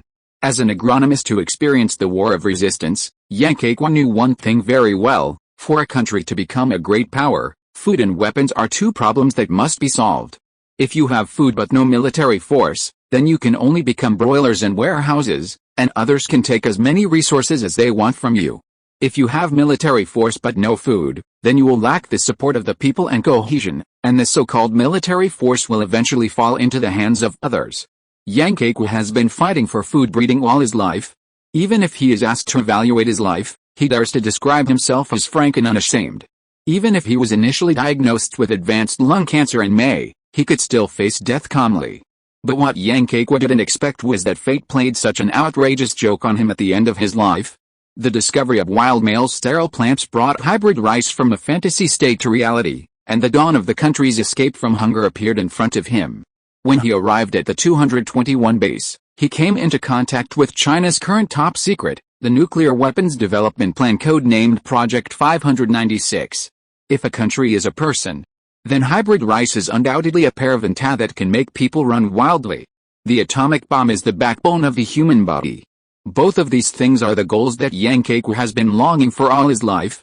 He even wrote in his suicide note before coming to the base, such as when the atomic bomb explodes, you must go to the grave and tell me, and after the hybrid rice is successful, go to the grave and scatter rice. What was the result? Fate put these two treasures in front of him, but cruelly cut off his hands. So, the two treasures were in front of him, but they were out of reach. Faced with this situation, even a very open-minded person like Yang Kekwa was a little crazy in his heart. Now that the words have been spoken, Yang Kekwa no longer hides them and asks frankly, Dr. Lin, is my disease incurable? Lin Yu was silent for a moment and glanced at Li Ju beside him. Li Ju sighed slightly, twitched his chin slightly, and made a gesture of telling the truth to Lin Yu. Seeing this, Lin Yu had to take a deep breath and said frankly, Academician Yang, at present, advanced cancer is a standard terminal illness. I am afraid we are really powerless. Yang Kekwa was not surprised by Lin Yu's answer. After all, he had been diagnosed with lung cancer for some time, but he was only officially diagnosed with the advanced stage today. Then how about extending the time? For example, let me live 1 or 2 more years. Yang Kekwa's words were not cowardly. But he wanted to live longer to see the birth of nuclear weapons or hybrid rice before he died. Since he came to the base, he has also learned more or less about the current project progress of the entire base. As a member of the academic department, Yang Kekwa's identity is the same as Chen Pingshin, the pilot of the MiG-15 bis. That is to say, it is a typical situation that they cannot get in touch with R&D projects because of different fields, but once they have intersections for various reasons, the entire project will not have too many secrets in front of them. According to the information Yang Kekwa learned, the original goal of the base was to successfully test the atomic bomb in 4 to 5 years, but due to the emergence of a 7-point cooked one, this time has been rapidly shortened. Yesterday, Yang Kekwa had a chat with Lu Guangda, who came to visit him, about this matter. Lu Guangda told him that even at the current pace, the project team is confident that they can successfully test an atomic bomb or even a hydrogen bomb within 2 years. If someone continues to make some big news, this time may be shortened. But on the other hand, no matter how much this progress is accelerated, it is basically impossible to shorten it to within a year. After all, many processes are such that even if you know the answer, it takes a lot of time to get it done, especially at this time when the domestic industrial level is still in the early stages of development, and the yield rate is quite low. If Yang Kekwa can only live for 8 months, then it is obviously impossible for him to see the successful test of the atomic bomb. The same is true for hybrid rice. Rice will be planted in the spring of next year and harvested in the autumn. Even the second generation will take at least 11 months. However, if he can live for 2 more years, then he may have the opportunity to see both. At least one of the two will come out. But Yang Kekwa was a little regretful. Hearing the second question he raised, Lin Yu still shook his head silently. Yang Kekwa's eyes suddenly dimmed. Is it really a fantasy? While Yang Kekwa was talking to Lin Yu, Lao Guo suddenly noticed Su Yun's expression of wanting to say something but not being able to. Seeing this, his pupils shrank immediately, and he subconsciously asked, Zhao Han, do you have any ideas? Su Yun let out a clear tisk, and it was obvious that he was a little entangled. Then he looked up at Lao Guo and Li Ju, and turned to Yang Kekwa, and said hesitantly, Director, Engineer Guo, to be honest, I'm afraid I can't do anything about treating advanced lung cancer, but if you want to extend your life for a few years, well, within 3 years, if you want to extend your life for about 3 years, I think it is still feasible. It's just that I'm a little unsure about this plan. With our current level of technology, it may or may not work, When Su-yoon said this, his eyebrows were tightly twisted into a ball. This time he was not retreating, but he was really a little undecided. Of course. This was different from the hesitation during the previous transaction of the serial accelerator. Su-yoon hesitated about the accelerator transaction because he didn't know whether the final result would be as he wished. This time, he was uncertain whether the technology of the times could keep up with his ideas. After all, he had never thought about this before. It was just an idea that came to his mind after listening to Yang Kei's chat, without careful argumentation. However, Li Ju and Lao Guo didn't know this. Upon hearing this, Lao Guo immediately sat up straight and asked, "What plan? Xiao Han, can you tell me first? We will discuss whether it is feasible at that time. If you don't tell me, there will be no chance to discuss it." Su-yoon thought about it and it seemed to be the same. After all, even if the technology cannot be put in place now, with the relevant concepts, the rabbits should be able to come up with it in advance after some time. And from the current situation, the bigger version of this technology is still possible. Thinking of this, Su-yoon also sat up straighter and looked around the scene slowly. Mr. Guo, have you heard of targeted drugs? Note, after a year and 7 months, when I woke up today, I put the facial cleanser into my mouth again as toothpaste. Chapter 610, Unintentional Planting of Willows. Targeted drugs. After Su-yoon said this somewhat strange word, the whole ward suddenly fell silent for a moment. You could hear a pin drop in the room. It was obvious that they did not understand the meaning of these words. Fortunately, it was not the first time that Lao Guo heard these strange new things from Su-yoon, so he quickly came to his senses. Targeted drugs? Xiao Han, what is this? Su-yoon thought for a moment and did not give a direct explanation.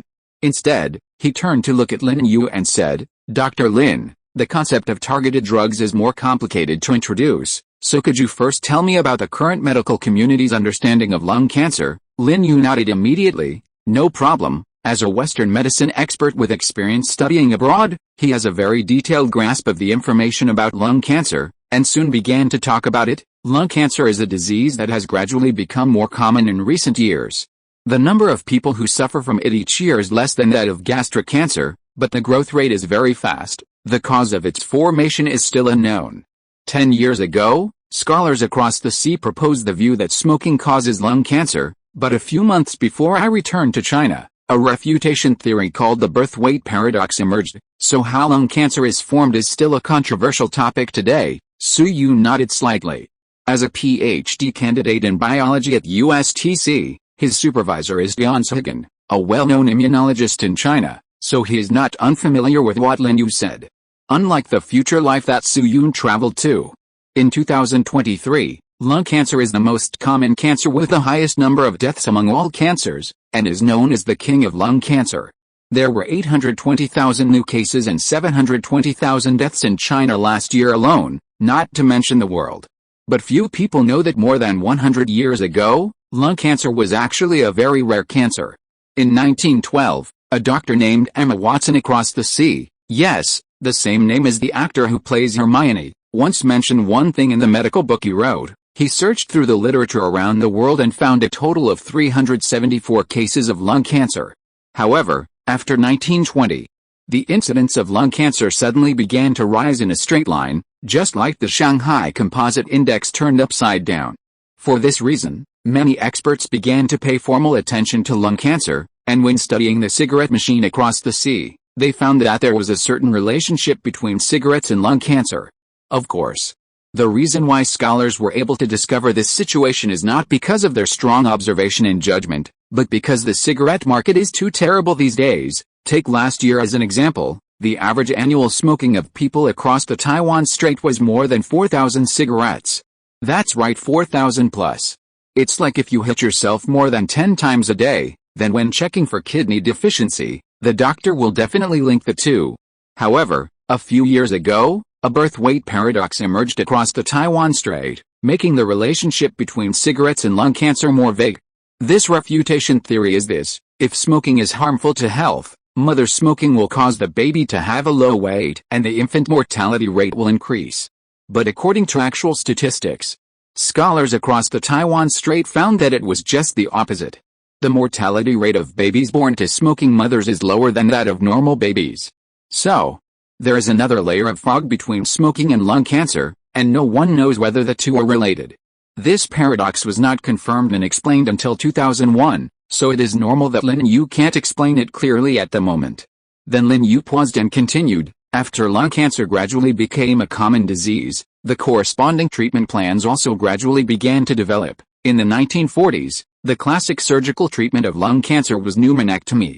For example, in early 1941, Dr. Zhang Zhongjing of Yanqing Union Hospital completed the first left pneumonectomy in our country. Now with the development of medical level, our surgical procedure has changed from whole lung to lobectomy, and the scope is relatively smaller. Currently, we mainly divide lung cancer into small cell lung cancer and non-small cell lung cancer.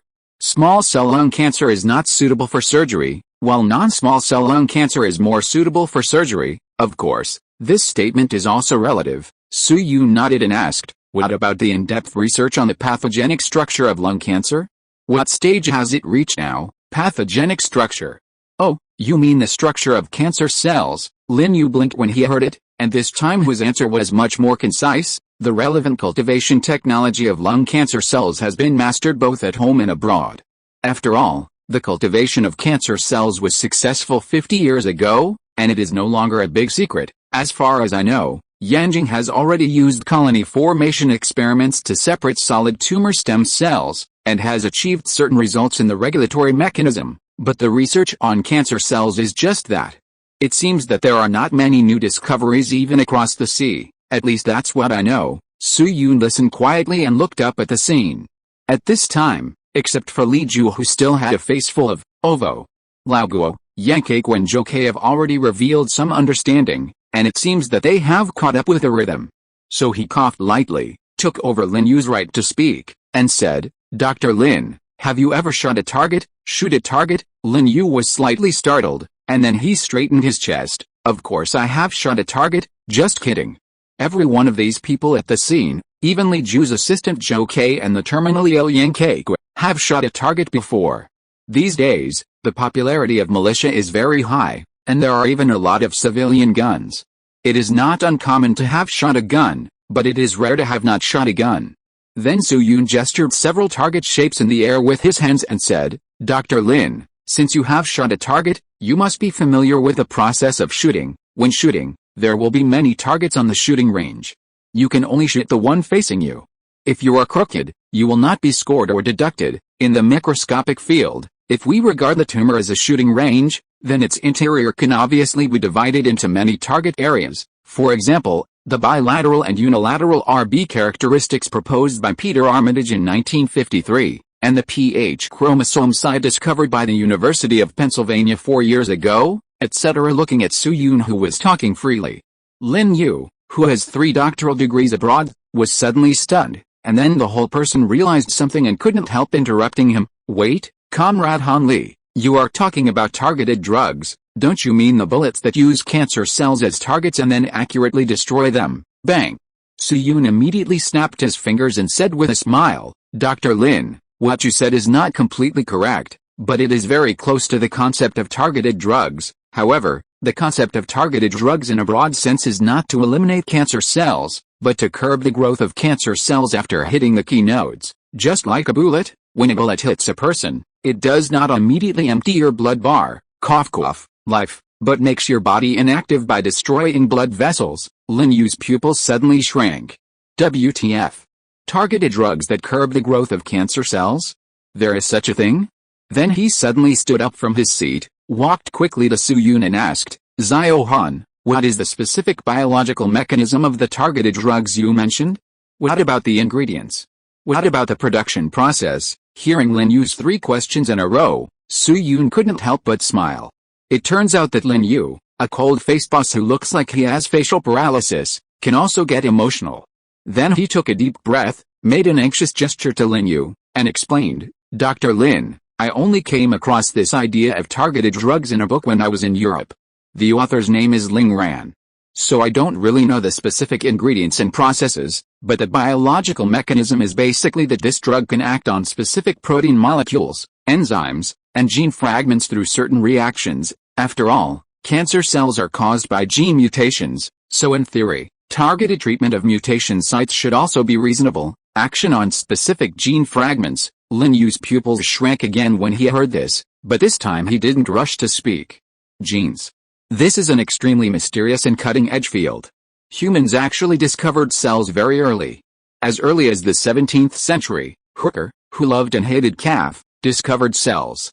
Then in 1836, Valentine discovered a nucleolus in the nucleus of connective tissue cells, thus opening up the study of intracellular structures. Then came Schleiden and Schwann's cell theory, Mendel's genetics, Virchow's pathology, and so on. Later, at the end of the 19th century, centrosomes, mitochondria, chromosomes, and Golgi bodies were discovered one after another. But the first appearance of the concept of DNA, or gene, was not until 1924. At the same time, it was not until 1944 that Avery and others confirmed that the transformation factor of pneumococcus was DNA, and it was the first time that experiments were used to determine that genes were DNA fragments with genetic effects. As for the structure of DNA, it has only been 8 years since it came out, and it belongs to a brand new field. Therefore, in this era, the word gene is not completely unfamiliar to medical scientists like Lin Yu, but it is extremely mysterious, like an abyss. But on the other hand, it is precisely because of the mysterious anomalies in the field of genes that Lin Yu is somewhat unsure whether what Su Yun said is true or false. After all, in the more popular medical field, there are already many drugs used for cytotoxic chemotherapy these days. For example, in 1948, Farber used the antifolate methotrexate to treat acute lymphoblastic leukemia, opening the prelude to modern cancer chemotherapy. Since then, with the research and development of anti-cancer drugs, chemotherapy drugs have also developed rapidly. So far, chemotherapy drugs that have been discovered and used include fluorouracil, 6-hydroxypurine, methotrexate, cyclophosphamide, actinomycin D, and many other categories. And if Lin Yu remembers correctly, there is a saying about the mechanism of action of these drugs internationally. The function of these drugs is to interfere with the integrity of DNA, interfere with DNA replication, act on the microtubules in the mitotic spindle, and inhibit mitosis, thereby preventing the proliferation, infiltration and metastasis of cancer cells until the cancer tissue is finally killed. Indeed, this mechanism is not consistent with the targeted drugs mentioned by Su Yun, but they are somewhat similar in nature, both acting on points within the cell. So if you think from this perspective, let alone whether the current technical level can do it, this idea may not be a big problem. Of course. This is just a possibility. Then Lin Yu adjusted his glasses, regained his composure, and said to Su Yun, "Comrade Han Li, I personally reserve my opinion on the mechanism you mentioned. At least for now, I really can't think of any reason to refute it, but ideas are ideas. For now, we want to implement it in application. That is, to produce finished products." It seems that there is not much possibility at all, right? Hearing this, Lao Guo beside him also nodded subconsciously. Although he is not an expert in biology, he has a good relationship with Liu Yaocheng in the chemical laboratory of the base. A few days ago, when he went to the laboratory, a student happened to see some papers about genes in foreign journals and asked Liu Yaocheng questions. At that time, Liu Yaocheng's answer was that genes belonged to an undeveloped area. Even the top foreign institutions were still in a state of half research and half speculation, and the proportion of speculation was even greater. However, facing Lin Yu's question, Su Yun seemed very calm. "Yes, Dr. Lin, the production technology of targeted drugs is very difficult and involves many special links, but again, if we want to make a simplified version of targeted drugs, I think it is still feasible." Su Yun emphasized the three-word simplified version. As we all know, even in 2023, when Su Yun traveled through time, lung cancer is still a terminal illness with a very high mortality rate. Perhaps some people can live for a long time due to personal physical problems, but at least in the popular field, lung cancer is still somewhat unsolvable. But on the other hand, although there is almost no possibility of radical cure after lung cancer develops to the middle stage, the survival probability of most patients is very low. However, it is still possible to suppress the disease to a certain extent and add a few years of life to the patient. This may be targeted therapy. Generally speaking, even patients with advanced lung cancer have the opportunity to live 3 to 4 years or even longer using targeted drugs. The so-called targeted therapy is a treatment method for a clear carcinogenic site at the cellular molecular level. The site can be a protein molecule inside a tumor cell or a gene fragment. Targeted drugs enter the body and specifically bind to carcinogenic sites to cause specific death of tumor cells without affecting normal tissues around the tumor. The origin of targeted drugs can be traced back to 1960, when the Biological Laboratory of Philadelphia University discovered a chromosomal abnormality associated with many leukemia patients. 10 years later, a biomedical scientist named Complete discovered that this abnormality occurs when part of chromosomes 9 and 22 are translocated when studying this topic. And this abnormal part is the target of imatinib, the first targeted cancer treatment drug. Of course, the origin of targeted drugs can be traced back to this period, but the development of technology generally takes place after the 1980s or even the 1990s. Therefore, it is completely wishful thinking to produce complete targeted drugs with current technology, at least in the short term. But if you don't expect targeted drugs in the standard sense, and make a simple beggar version, Su-Yun believes that it is still feasible. After all, he laid a foreshadowing at the beginning. Thinking of this, Su-Yun paused again and continued to explain, targeted drugs, we can actually divide this word into two parts. One is targeting, and the other is medicine. This is somewhat similar to our Zhuxian sword missile. The targeting is the laser guidance and waveguider structure, and the medicine is the warhead and the explosives contained in the warhead. Lao Guo and Lin Yu nodded. This metaphor is very clear. Then Su-Yun raised a finger, shook it slightly left and right, and said, let's talk about the easier part first, that is, the explosive required. According to the manuscript I saw at the time, the most suitable ingredients for targeted drugs should be monoclonal antibodies or small molecule compounds, which are mainly formed through some complex reactions, for example, using N-methylindole and dichloroperimidine as starting materials, synthesizing compounds through a certain substance-based reaction, and then proceeding to the next step of synthesis, but this kind of synthesis is still very difficult for us at present. After all, component derivation is not something that can be done in a day or two or even a year or two. However, I once saw a record in the notes of Fengling Yu sect that said that hundreds of years ago, someone had lung accumulation and was almost dying. Later, he accidentally got a folk remedy, and asked someone to bring a kind of wood from Longyao Road to boil medicine. He took 2 doses a day and finally lived for more than a year, so I think if we can find that kind of wood and use it as a prodrug for reference research, we may have a chance to find a suitable targeted drug formula. Hearing Su-Yun's words, Lao Guo, who was standing by, could not sit still any longer and asked, Zio Han, what is that wood called? Su-Yun glanced at him and gave the answer, Yew. This is the common name for a plant of the genus Taxus, which is an excellent ornamental shrub, also known as yew or red cedar. In Su-Yun's later life, it is a national first-class rare protected plant. But few people know that the real value of yew is not its ornamental value, but its medicinal value. Generally speaking, most herbal plants can basically produce secondary metabolic derivatives, that is, extracts, after being processed. For example, aloe vera extract is very suitable for making facial masks, milk thistle extract is the main ingredient of liver protection tablets, and so on. The same is true for yew, but its extract is paclitaxel. That's right. Paclitaxel. This is an anti-tumor active ingredient isolated from the bark of short-leaved yew, and is one of the best drugs for treating metastatic ovarian cancer and breast cancer. At the same time, it also has significant therapeutic effects on lung cancer and esophageal cancer, and has a significant inhibitory effect on nephritis and parvovirus inflammation.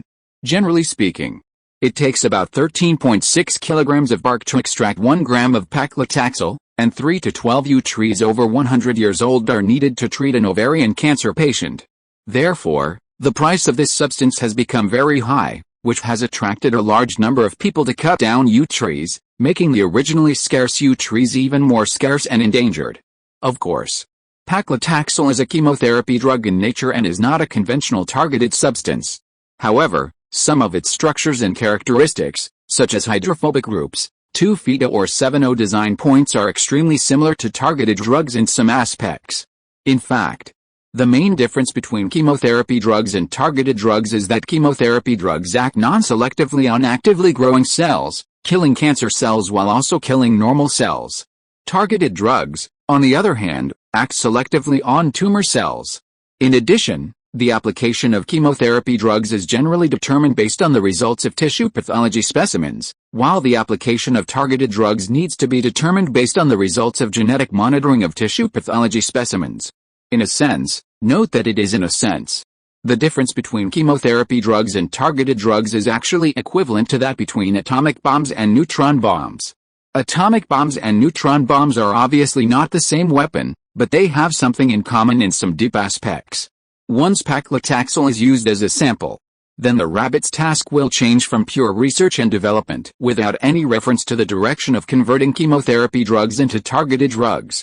Indeed, Suyun can't say how high the efficacy of this approach will be, but at least it is easier than developing a new drug.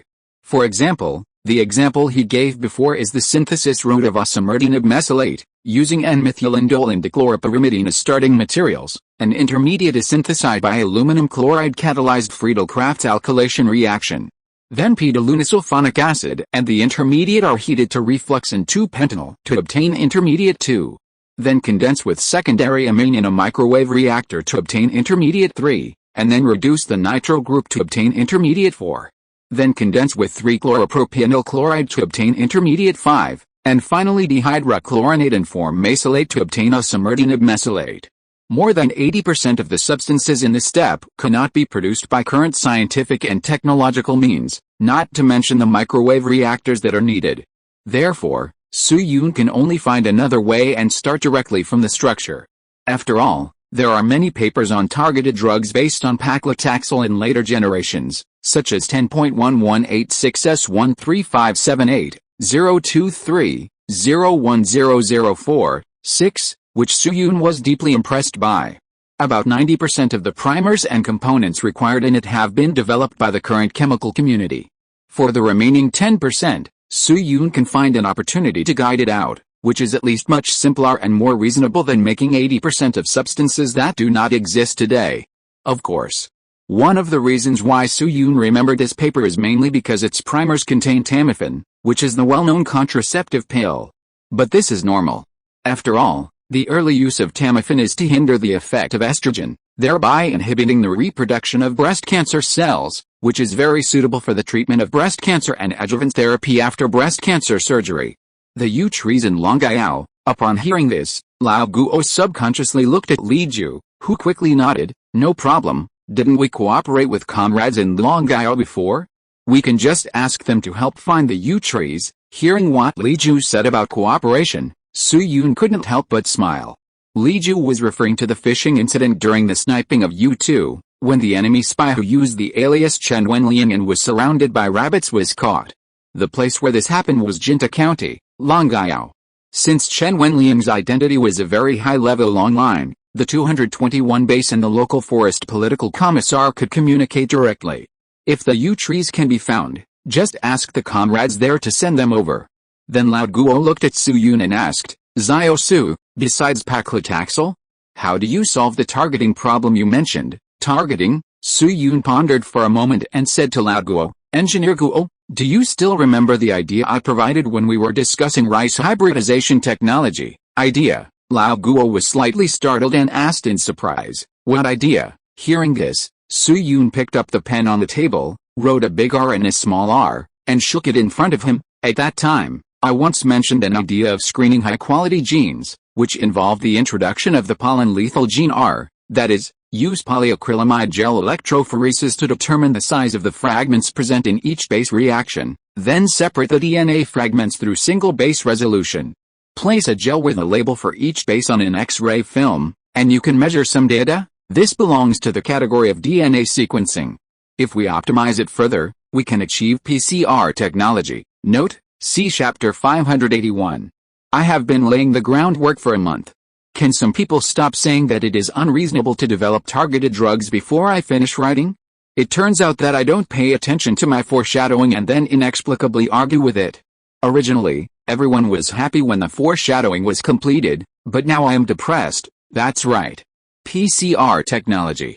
As early as when he was communicating about hybrid rice, Suyun had already laid the groundwork for this, but he didn't think of using this thing to develop targeted drugs at the beginning, because he still lacked some things to develop PCR. But after the rabbits reached a cooperation intention with Germany, Britain and France, this technology had the possibility of appearing in the world in the short term.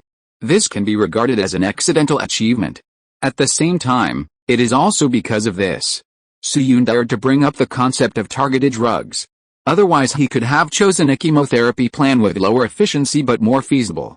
On the other hand, hearing the words polylethal gene mentioned by Su Yun, Lao Guo quickly remembered what Su Yun was referring to. At that time, Yuan Guolian and Hao Guangxin had just arrived at the base with wild rice. When chatting with Yuan Guolian, Su Yun mentioned the concept of introducing polylethal gene R into hybrid rice. At that time, Hao Guangxin said on the spot that there might be technical problems, and Su Yun gave a DNA sequencing plan on the spot. Afterwards, Liu Yaocheng also led the laboratory members to do a simple trial analysis.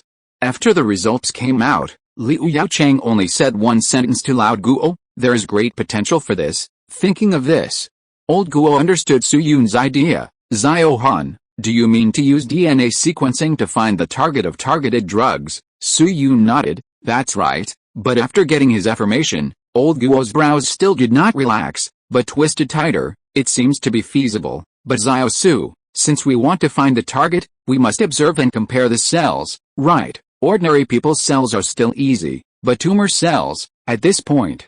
Old Guo couldn't help but glance at Yang Kekwa beside him. Biological experiments need a control group, which is something he, a physicist, knows. But ordinary human cells are still easy to say. More than 10,000 people in the base can be collected at will.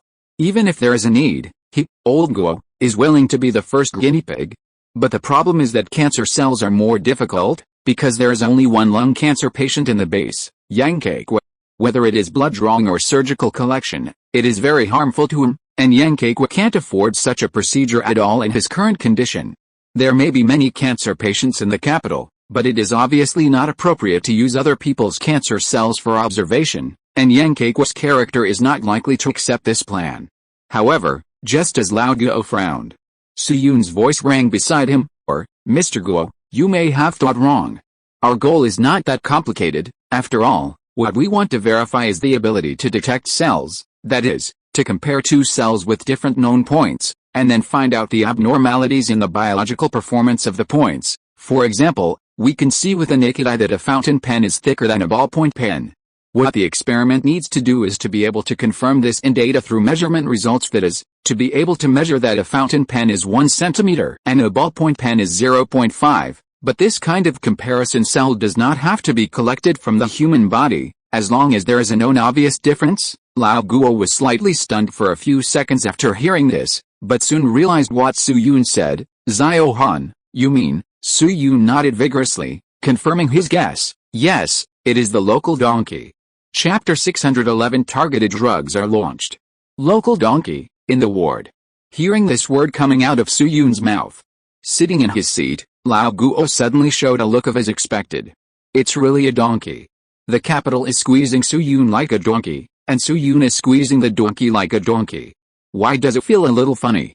Then he paused, pulled his mind back to reality, and asked Su Yun, "Xiao Han, the cells of local donkeys are indeed easier to obtain than human bodies, but can this thing really detect the difference in DNA?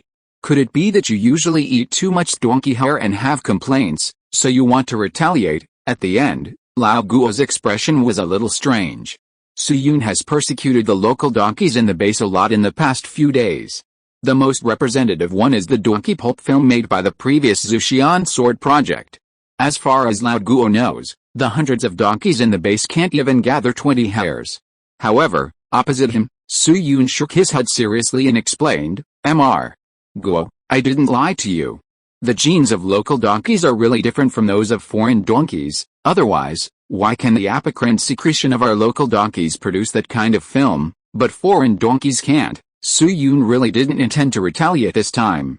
When mentioning the amplification and cultivation of Inuit, Su Yun and his good friend Chu Xing had talked about two papers. That is, 10.13881 Jakenki Helchksmzai, 2021-02. 0100 and 10.28502 Nki NKJRB, 2014.007254. The topic of the paper took place in 2014. At that time, led by the Huaxia Gene Bank, Academician Yang Huanming of the Chinese Academy of Sciences once organized a gene sequencing of donkeys, which was also the world's first large-scale donkey genome project.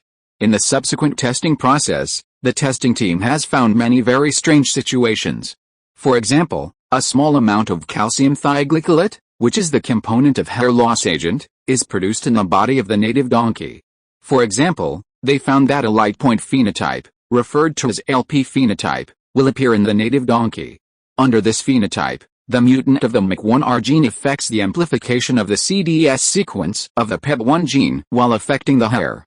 This directly leads to a very strange ratio of the Young's modulus of donkey hair, and it is quite obvious. For example, when the relative humidity increases from 0 to 100%, the axial swelling of donkey hair is only 1%. However, the ratio of Young's modulus to shear modulus decreases from 217:1 to 15:1. In addition, a pentose phosphate pathway product with 225 different metabolites from the high tenderness group was detected in the hair of the native donkey. The results of this study were also published in a subjournal of Nature. Therefore, these phenotypes can be used as test points in the DNA sequencing process. In a sense, it is even easier to detect this phenotype between local donkeys and foreign donkeys than between normal people and tumors. After hearing what Su Yun said, Lao Guo's expression became hesitant. It seems that there is some truth in this. After all, in order to ensure that they can have the exclusive agency rights of donkey pulp film, the rabbits have indeed experimented with various varieties of foreign donkeys. For example, Pakistani donkeys, Japanese donkeys, Egyptian donkeys, etc. But after rounds of experiments, only local donkeys can produce donkey pulp films that meet the requirements, otherwise the rabbits would not have the confidence to trade with them. If it is explained from a genetic perspective, it seems that it can indeed be explained. Then he pondered for a moment and decided to put this matter aside. He looked at Su Yun again. Zhao Han, since the problem of DNA testing can be solved by local donkeys, then you can finish talking about the rest of the things you need. If the conditions and equipment at the base meet the requirements, then we will start research immediately.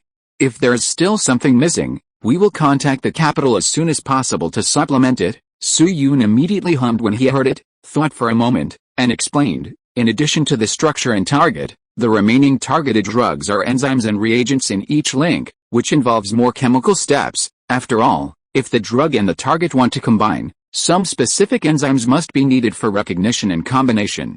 In addition, PCR technology also needs DNA polymerase to complete amplification. As soon as Su Yun finished speaking, Lao Guo nodded and expressed his understanding. Although he had never come into contact with the concept of targeted drugs before, he still knew about enzymes. The discovery of enzymes can be traced back to 1897, when German chemist Buchner extracted brewing enzymes that can ferment alcohol from ground yeast cells. Since then, the concept of enzymes has entered the field of vision of the biological community. Then in 1930, biochemist Northrop and others across the sea separated and purified pepsin, proving that the essence of enzymes is protein. According to the normal historical trajectory, Northrop will win the Nobel Prize for this discovery in 3 years. Today, the enzyme production technology in the chemical industry has developed to a level that is barely self-contained, even in China. So when Lao Guo heard Su Yun mention targeted enzymes, he quickly followed his pace. Then Su Yun paused and raised his index finger again. First, let's talk about the enzymes needed for PCR.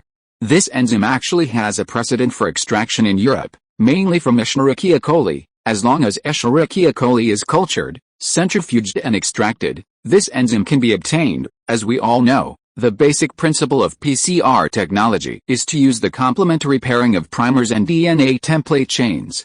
Then, in the PCR reaction system, the catalytic effect of the enzyme is used to amplify the template DNA to a specified multiple. The first step of the PCR reaction is to separate the double-stranded DNA into 2 single strands, and then pair the primers with the 2 ends of the DNA to form a double-stranded DNA starting structure. Next, the auxiliary enzyme starts to synthesize the DNA chain downward on the starting structure of the double-stranded DNA through DNA polymerization. The most common enzyme in this regard in later generations is Taq enzyme, which is extracted from aquatic thermos, and the protein it possesses has strong resistance to high temperatures. But on the other hand, its extraction technology requirements are very high, And basically it was not until the late 1980s that a relatively complete extraction process appeared. It is a coincidence that in his previous life, when Su Yun was writing a novel called The Technological Empire Started from a Local Donkey, he also happened to write about the hand-rubbing PCR technology. As a result, he met a reader at that time. Su Yun had not finished writing the plot, but he kept asking how to solve the Taq enzyme. This is a typical God's perspective, because Su Yun didn't intend to use Taq enzyme at all. Compared with Taq enzyme, Klenau enzyme isolated from Escherichia coli can completely achieve the same effect. In fact, Klenau enzyme was used when PCR technology was first born. The extraction technology of this enzyme is very simple. All you need is a centrifuge, and the rest of the steps can be easily handled. However, compared with Taq enzyme, Klenau enzyme is not as resistant to high temperatures and is prone to denaturation. That is, in the experiment, the enzyme must be added again in each cycle, which seriously hinders the popularization and promotion of PCR technology. But the problem is that Su Yun does not plan to promote PCR technology immediately. What he needs is to use this technology to produce targeted drugs for Yankakwa to treat diseases. Just like Su Yun's hand-rubbing generator in the Northern Song dynasty. At that time, Su Yun only needed to ensure that he could provide electricity to complete electrolysis, and he didn't have to rub a nuclear power plant by hand. In the Northern Song dynasty, there was Lao Su, a local rich man, who was throwing money, and now Su Yun has a huge country behind him. Although the rabbits are still very poor these days, they still have the financial resources and ability to add Klenau enzyme to each cycle. Extract enzymes from E. coli, Old Guo blinked and asked subconsciously, Zio Han, centrifugation in the field of microorganisms should require very high-precision instruments, right? It may not be a problem in Europe, but given the current situation in our country, can we get it together in a short time? Of course. Su Yun nodded easily, his brows not wrinkled at all, and explained confidently, Engineer Guo, although from the process point of view, it requires a shaking table and a very high-precision filter membrane. It may not be easy to find the same standard equipment in China, but on the other hand, although we don't have the same level of equipment, we have more sophisticated instruments than this. More sophisticated instruments. Old Guo was slightly startled and didn't follow Su Yun's train of thought for a while. But he was a top science and engineering guy after all, and centrifugation was also his proficiency, so he soon realized something. Are you talking about the centrifuges of Jinchang Factory 504 and the batch of gas diffusion membranes? Bang! Su Yun snapped his fingers again. Ever since his hands returned to normal, he suddenly liked this action. Bingo, that's right. The extraction equipment Su Yun thought of was the centrifuge and gas diffusion membrane used by Factory 504 for enriching uranium. After officially entering the core sequence of the base, Su Yun was finally told the truth about the gas diffusion membrane. Although he had known about it for a long time, this is a centrifuge used for enriching uranium, which is much more useful than any shaker. The other gas diffusion membranes were only partially used in this Hughes and Sword project, and now there are still thick stacks of them in the warehouse of Base 221. Solving these two problems, the rest is much simpler. For example, the eluent required for Klenau enzyme can be made with methanol, isopropanol, and ammonium acetate. This technology has been mastered by the rabbits in the production process of tetracycline hydrochloride. Of course, although the growth environment of E. coli on the culture dish is actually very clean, this word does have some inherent flavor. So if nothing unexpected happens, the ice cream business of Factory 504 will probably be affected in the future. Then Su Yun paused and continued, in addition to the Klenau enzyme for PCR, there are two sources of targeted enzymes needed for targeted drugs. One is a synthetic metal enzyme. I don't know the specific composition, but the efficiency is a little higher than the second one. The other is a natural enzyme from marine actinomycetes.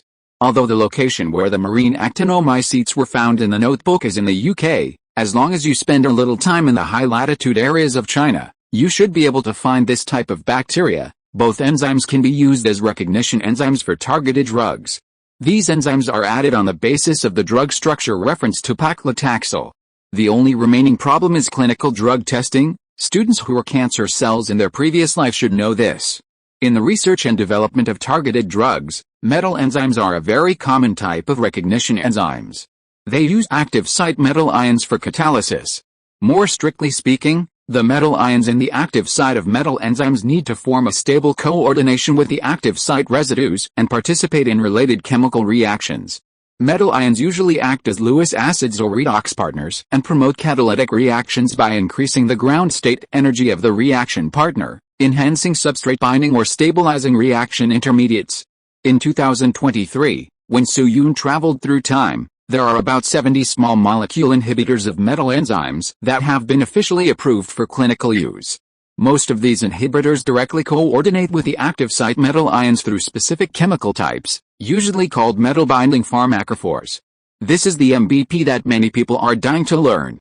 Although Su-Yun did not give a specific formula to avoid suspicion, there are only two types of metal enzymes that can form a bond with the multi-water structure of paclitaxel, boron or zinc. Among them, Su-Yun estimated that domestic technology should not be able to make a breakthrough smoothly, so zinc should be the most likely to be selected in the end. As for the second natural enzyme, Su-Yun said it was marine actinomycetes, which actually refers to the cyclic peptide compound marizimib extracted from marine sponges. It is the first compound that can inhibit the binding of ubiquitin-binding enzyme UBC13 to UEV1A, and can probably identify and inhibit the growth of 60 tumor cell lines.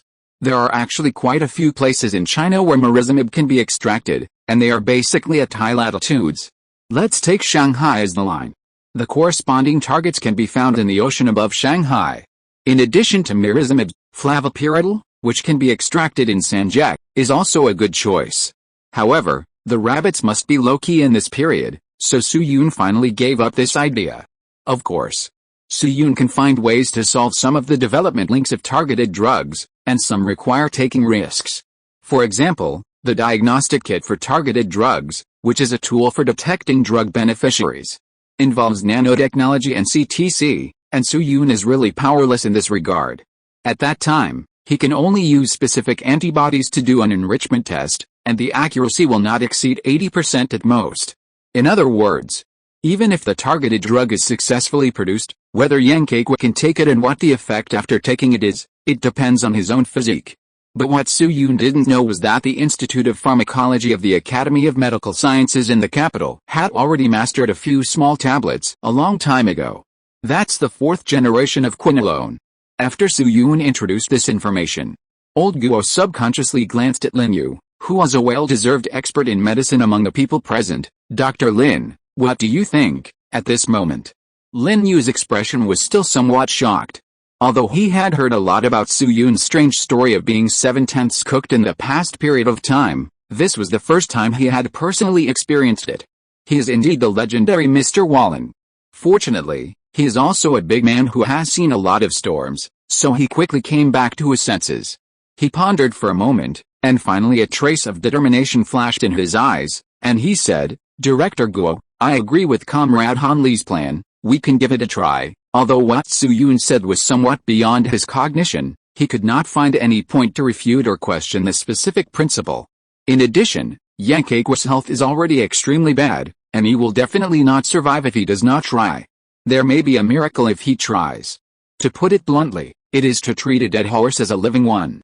Then Lao Guo looked at Yang Kekwa and said to the person concerned, "Comrade Kekwa, what do you think?" Yang Kekwa's answer was as open-minded and frank as ever. "Yale, to be honest, if I had come to the base before, I would definitely not agree to the country wasting these resources for me, but now that I have an obsession, I will shamelessly enjoy the preferential treatment for a while." Didn't Zhao Han happen to say that this drug will be tested on humans after it is completed?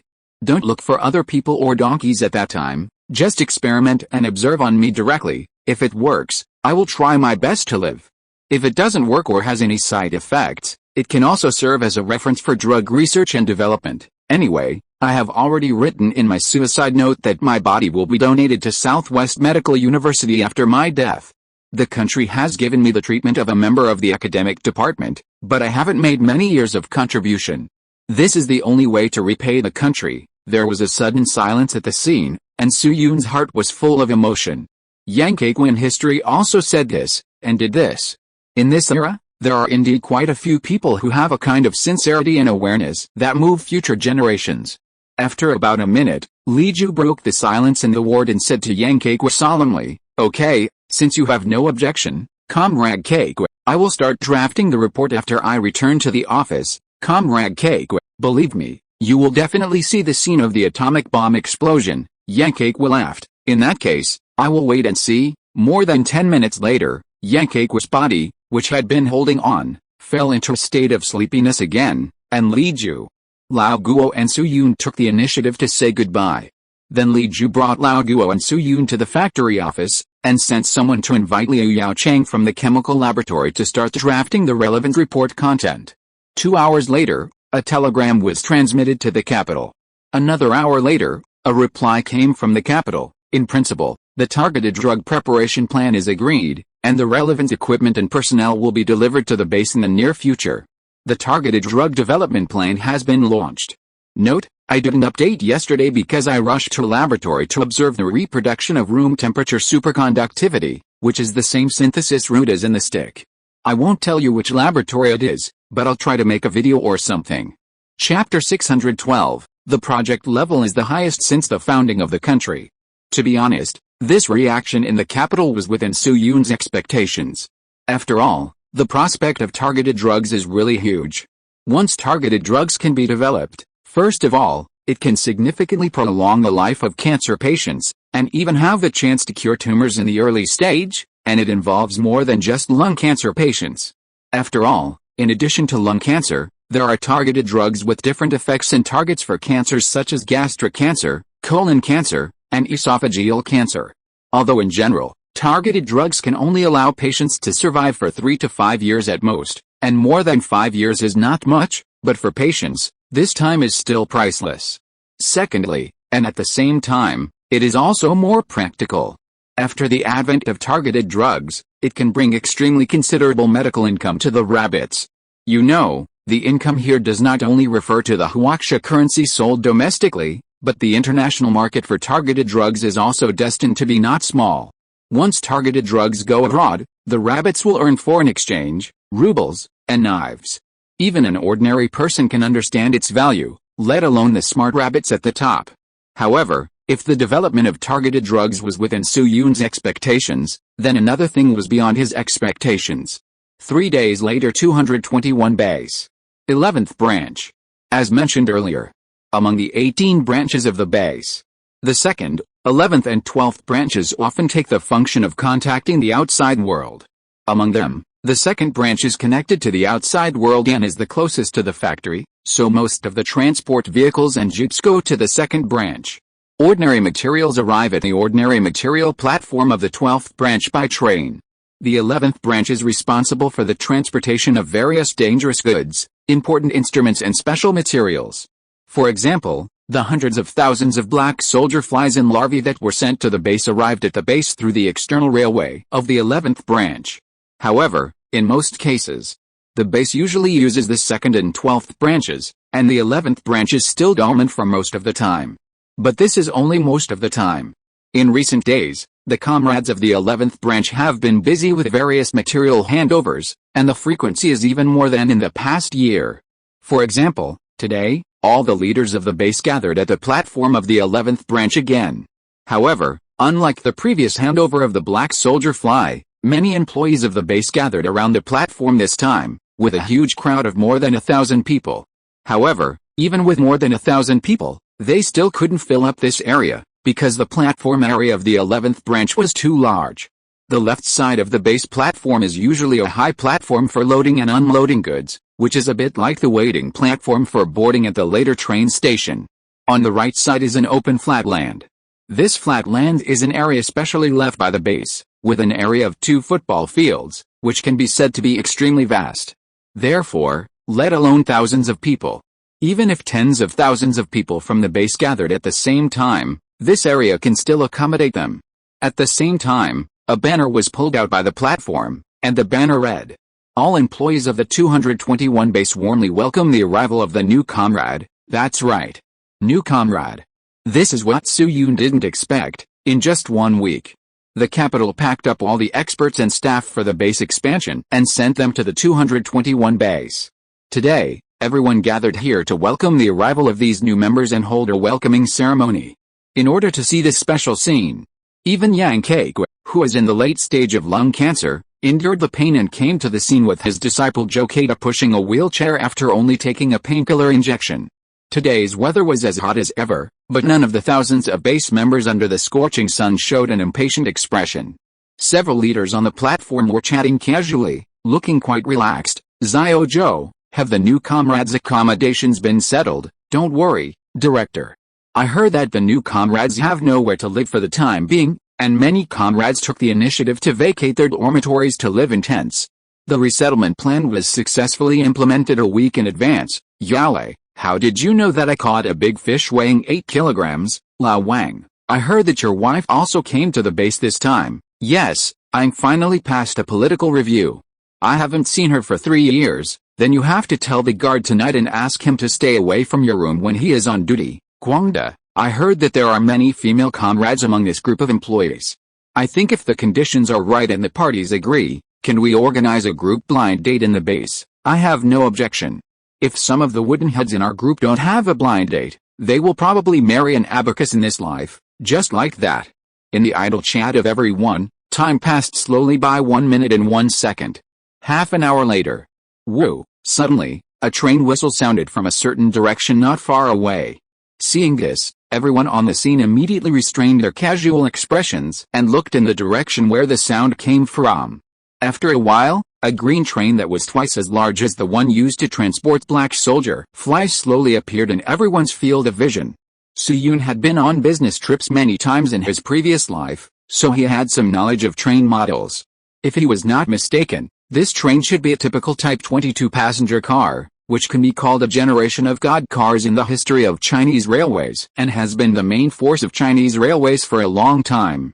The predecessor of the Type 22 passenger car was the Type 21 passenger car, but the technical indicators of the Type 21 passenger car were quite backward and the comfort was poor, so the rabbits developed the Type 22 passenger car.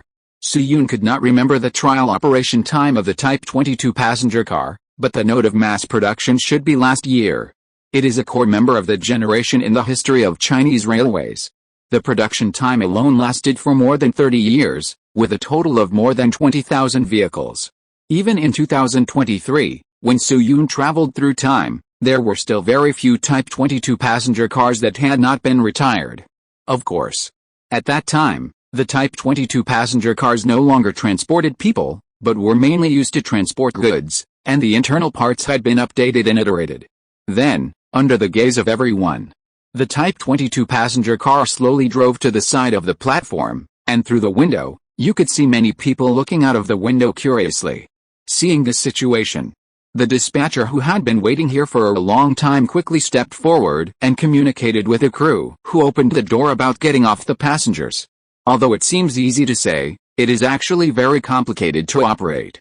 The passenger capacity of a single carriage of a Type 22 passenger car is 118 people, and the total number of carriages is the standard 18. Excluding the boiler heating room and the carriages for storing materials, the carriages carrying employees are at least half open. At the same time, because the employees come from all over the country, the starting point of this train is in Shenzhou, which is not far from the base. Therefore, the number of passengers in a single train car is far more than the standard number of 118, and can reach about 150 or even 170. Note, this is the data provided by Atomic City. According to this number, the number of employees on the train is conservatively more than 1,500. The order of getting off the train and the gathering area of this number of passengers must be arranged in advance, otherwise it is easy to cause trouble. Fortunately, this is not the first time the base has welcomed new people. After communication and confirmation, loud horns soon sounded outside each car. "Comrades assigned to the 6th branch, please gather here. Those assigned to the 6th branch, masters of the 15th branch, please come to my side." Repeat again, "The 15th branch comrades with A in their work numbers, please gather here. Comrades with A in their numbers, please gather here." Under the guidance of the horn, the employees who got off the train quickly began to form square formations in an orderly manner. Suyun, who was standing by, watched the situation for a while, and asked Loud Guo with some curiosity, "Engineer Guo, what's the situation with the comrade with the work number A?" Students who have participated in the development of the atomic bomb should know. As a large factory with 10,000 people, The 221 base is equipped with a unique work number for each employee in order to facilitate the handover of daily affairs and personnel management. This number has a total of 5 digits, and the specific numbers are completely random, not from high to low according to the position. For example, Li Ju's work number is 73,812, Lao Guo's is 00946, and Lu Guangda's is 45,599. Su Yun's work number is 11,451, a very distinctive number. Su Yun has seen members with a number 10,086 in the past, but this is the first time he has seen one starting with an alphabet. Hearing Su Yun's question, Lao Guo beside him looked around and whispered, "Xiao Han, you just arrived at our base, I guess you don't know much about this. These new comrades are all assigned temporary work numbers. After they join the company, they will be assigned a new number, which is their real work number, and these temporary work numbers are also divided into 2 types. One is pure 11 digits, and the other is also 11 digits, but with the letters A and B at the beginning. The letter A represents scientific research talents related to atomic energy, and the letter B represents non-atomic energy professionals." Su Yun subconsciously blinked when he heard this. Good guy. So troublesome? But soon, he also figured out the cause and effect of the bases doing this. It was mentioned a long time ago. Now the base's external identity is the first machinery factory of Zhehe province, which is under the Zhehe mining district.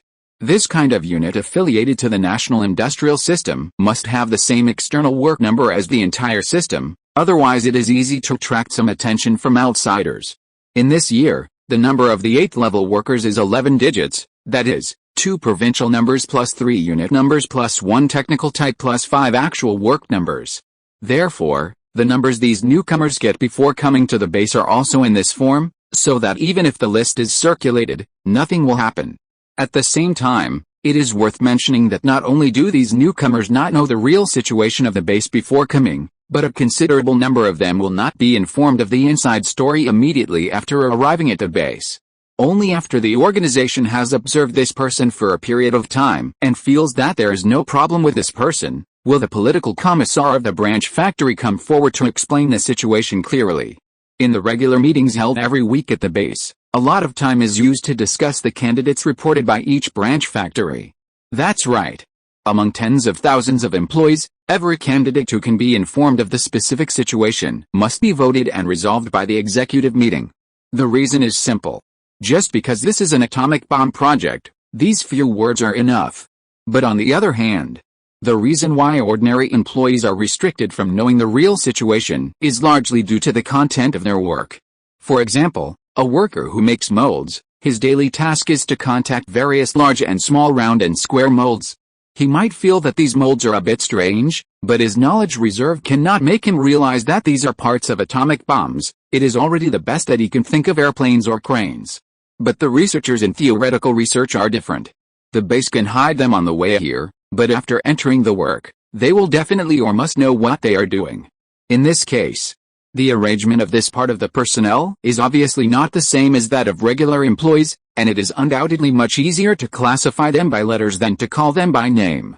According to Lao Guo's meaning, the members of the letter A should be directly responsible for the research of atomic bomb-related theories, like Lao Guo himself and Lu Guangda. The letter B is a professional talent who is not involved in theoretical research but has a high level of education. For example, the comrade in charge of weather forecasting in the meteorological center, Liu Yaocheng and his students in the chemical laboratory, and Lin Yu and others in the staff hospital. The 3 divisions represent 3 groups of employees with different functions. Then, with the assistance of the dispatcher, the members on the train began to gather in an orderly manner. At the same time, Li Ju and others who had been waiting for a while finally took action.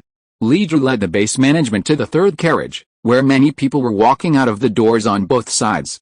However, unlike the people walking out of other carriages, the people coming out of this carriage were generally middle-aged or older. And they had a strong sense of high knowledge, because almost everyone wore glasses. Among them, Su Yun also caught a glimpse of some familiar figures, who were just short of having the word Big Boss written on their faces. It was obvious. The couriers transported in this carriage were all top industry experts. Yale. As a result, before Li Ju and others had completely walked to the door of the carriage, a middle-aged man with a 3, 7 Split Hair came up quickly and punched Lao Guo on the shoulder. Good Guo Yale, didn't you say you were good at recuperating? Why did you come here quietly to do something big? This person's facial features were quite regular, but his eyebrows were slightly different from those of ordinary people, and both sides were horizontal, shape. At the same time, his lips were thick and slightly misaligned, which was somewhat similar to the mouth shape of a Japanese named Kaneko Ioka in later generations. Looking at the aggressive man, Lao Guo's face could not help but show some embarrassment. Brothers Hisson, the organization has a special task, and we have no choice but to find a reason to hide it from everyone. Then Lao Guo laughed dryly twice and forcibly changed the subject. Oh, by the way, Brothers Hisson, let me introduce you to these people. They are the main leaders of the base. This is Comrade Li Ju, the factory director of the base, and this is Comrade Lu Guangda. I don't need to introduce this one more, right? One person is facing 5 divisions across the sea. This is Comrade Cheng Kejia, who is responsible for the defense of the base, and the one in the wheelchair is Donkey Keek, a base consultant whose resume is not particularly brilliant but very capable. Then Lao Guo patted the man on the shoulder again, smiled and said to Li Ju and others, everyone, let me introduce you solemnly. This is my good friend, Comrade Luz Hisson, a doctor of medicine from the University of London. Hearing this, Luz Hisson glanced at his friend fiercely, still looking a little unhappy. However, considering that many leaders were present, he did not bother to refute Lao Guo. After all, he was not really angry. So he quickly smiled and extended his hand to Li Ju. Director Li, hello, I am Luz Hisson. Li Ju also shook hands with him politely and said, Comrades Hisson, welcome to the 221 base. You must be mentally prepared.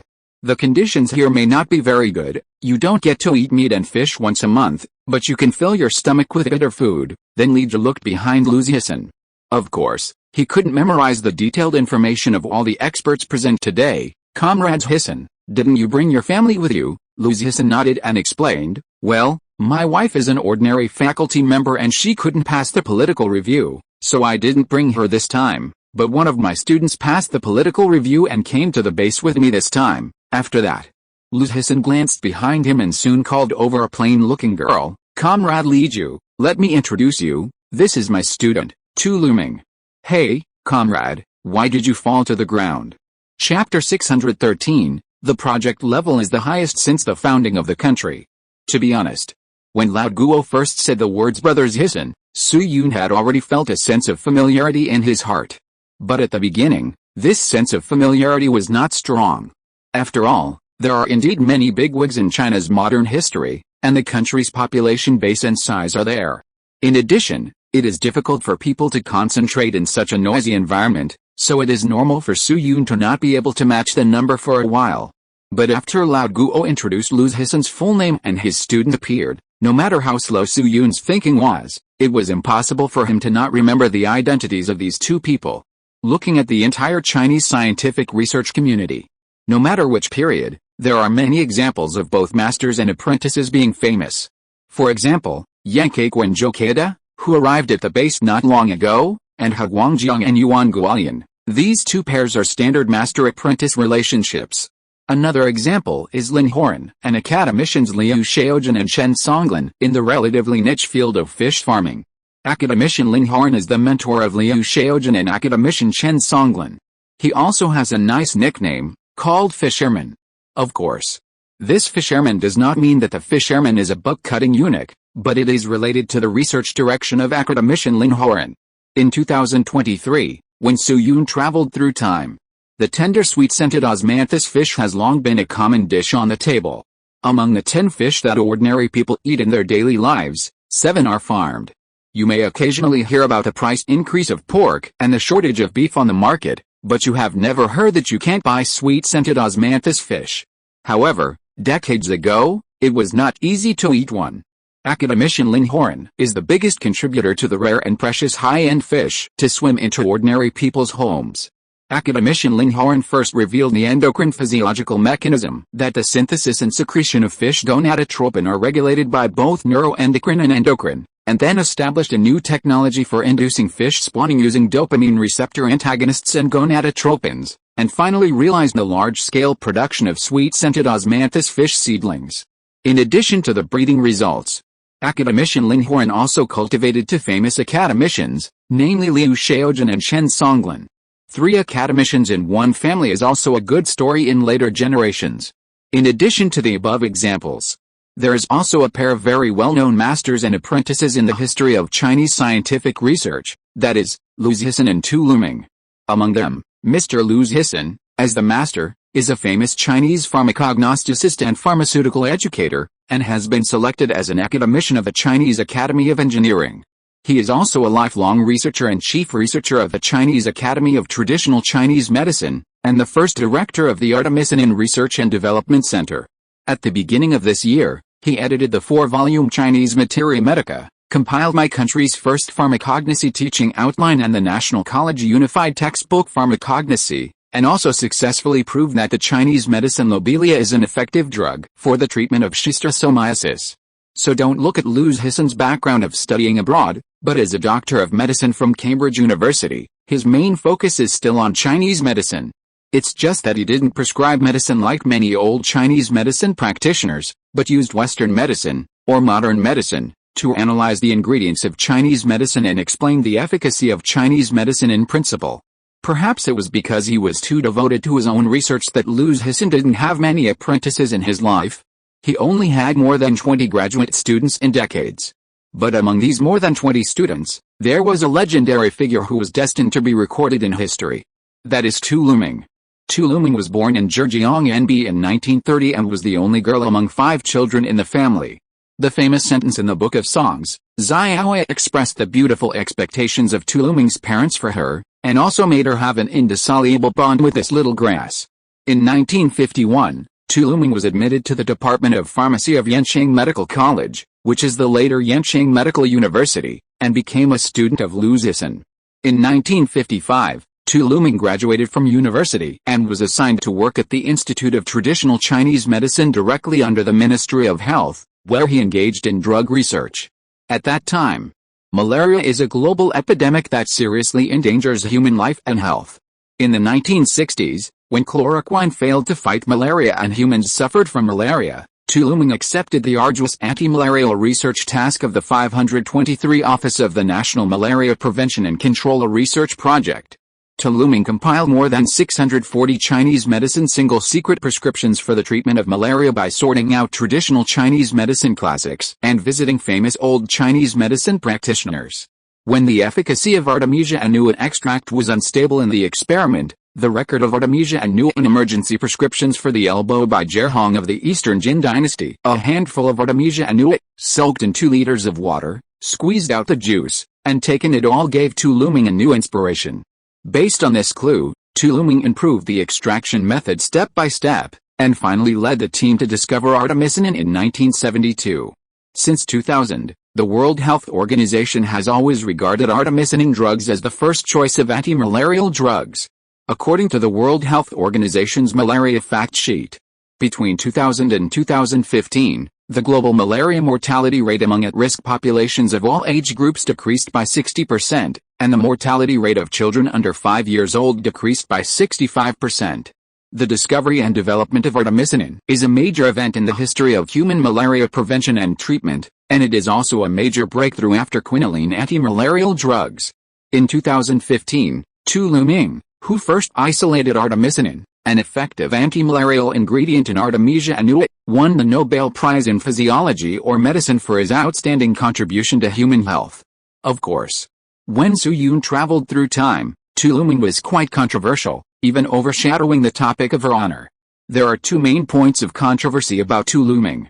One is the Chinese medicine haters against her, and the combat effectiveness of these people is actually very strong. The second is the doubts against the Academy of Sciences. That is, the doubts that she was not awarded as an academician. This aspect of doubt is more difficult to discern than the previously mentioned Yanning. There is really no problem with Yanning not being awarded as an academician, but the awarding of Tu Luming as an academician is indeed a situation where both sides have their own opinions and both have a large number of supporters.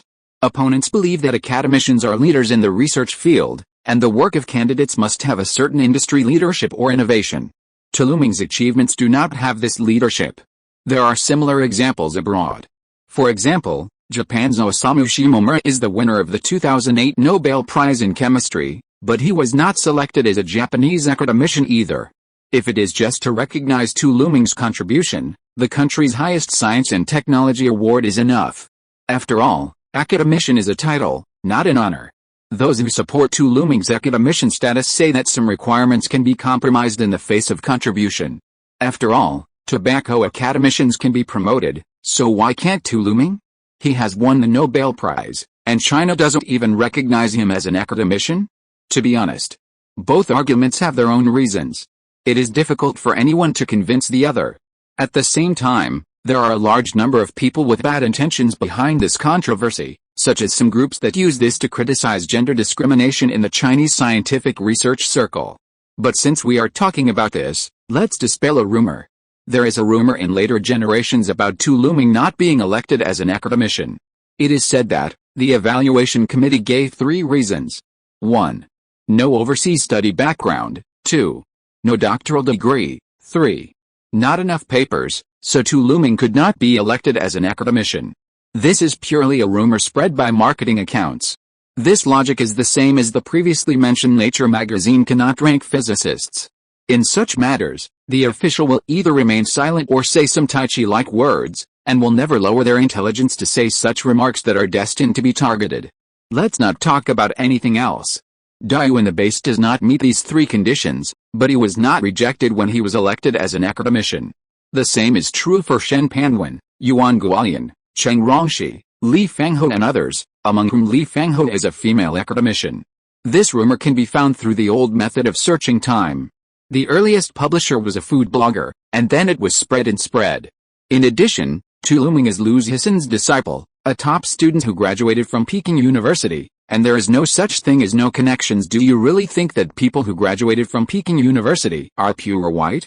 In short, Tu Luming's selection is indeed very controversial, and some of the practices are worth discussing, but there is no need to exaggerate the controversy. For example, Su Yun said in his previous life that he didn't pass the manuscript he submitted, and then it became known that he was an outstanding young scholar, and some people even posted that he was an academician who wrote novels. Xiao Han, just when Su Yun's thoughts were a little vague, Lao Guo's voice suddenly rang in his ears. Su Yun realized that Lu Zhisin had brought Tu Luming to him without knowing when, and was smiling and extending his hand to him. So Su Yun quickly came back to his senses, stretched out his hand, and shook hands with Lu Zhisin. "Hello, Professor Lu, I am Han Li, please take care of me in the future." Then he looked at Tu Luming, who was standing next to Lu Zhisin, and forced himself to hold back his excitement, and stretched out his hand to her. "Hello, Comrade Luming." At this time, Tu Luming was combing her hair short, looking capable and refreshing. Seeing this, she shook hands with Su Yun generously. "Hello, Comrade Han Li, nice to meet you." After letting go of her hand, Su Yun subconsciously looked at Tu Luming a few times. Today, Tu Luming is about 30 years old, wearing a gray cotton and linen long-sleeved shirt, and a pair of green sleeves on her arms. Rather than being a scientific researcher, it is more like an accountant or an office worker.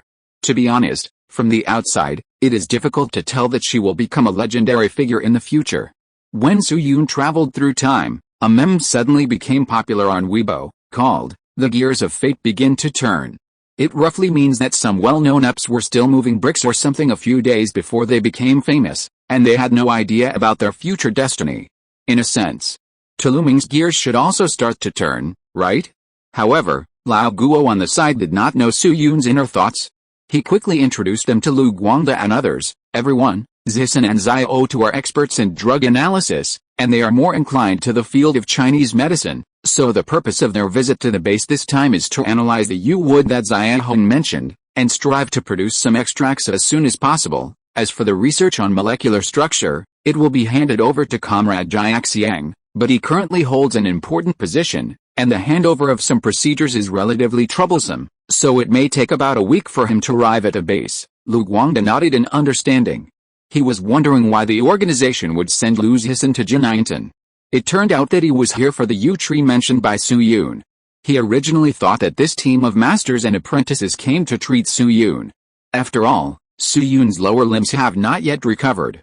As for Comrade Jiaxiang mentioned by Lao Guo, he refers to Lu Guangda's acquaintance Shen Jiaxiang.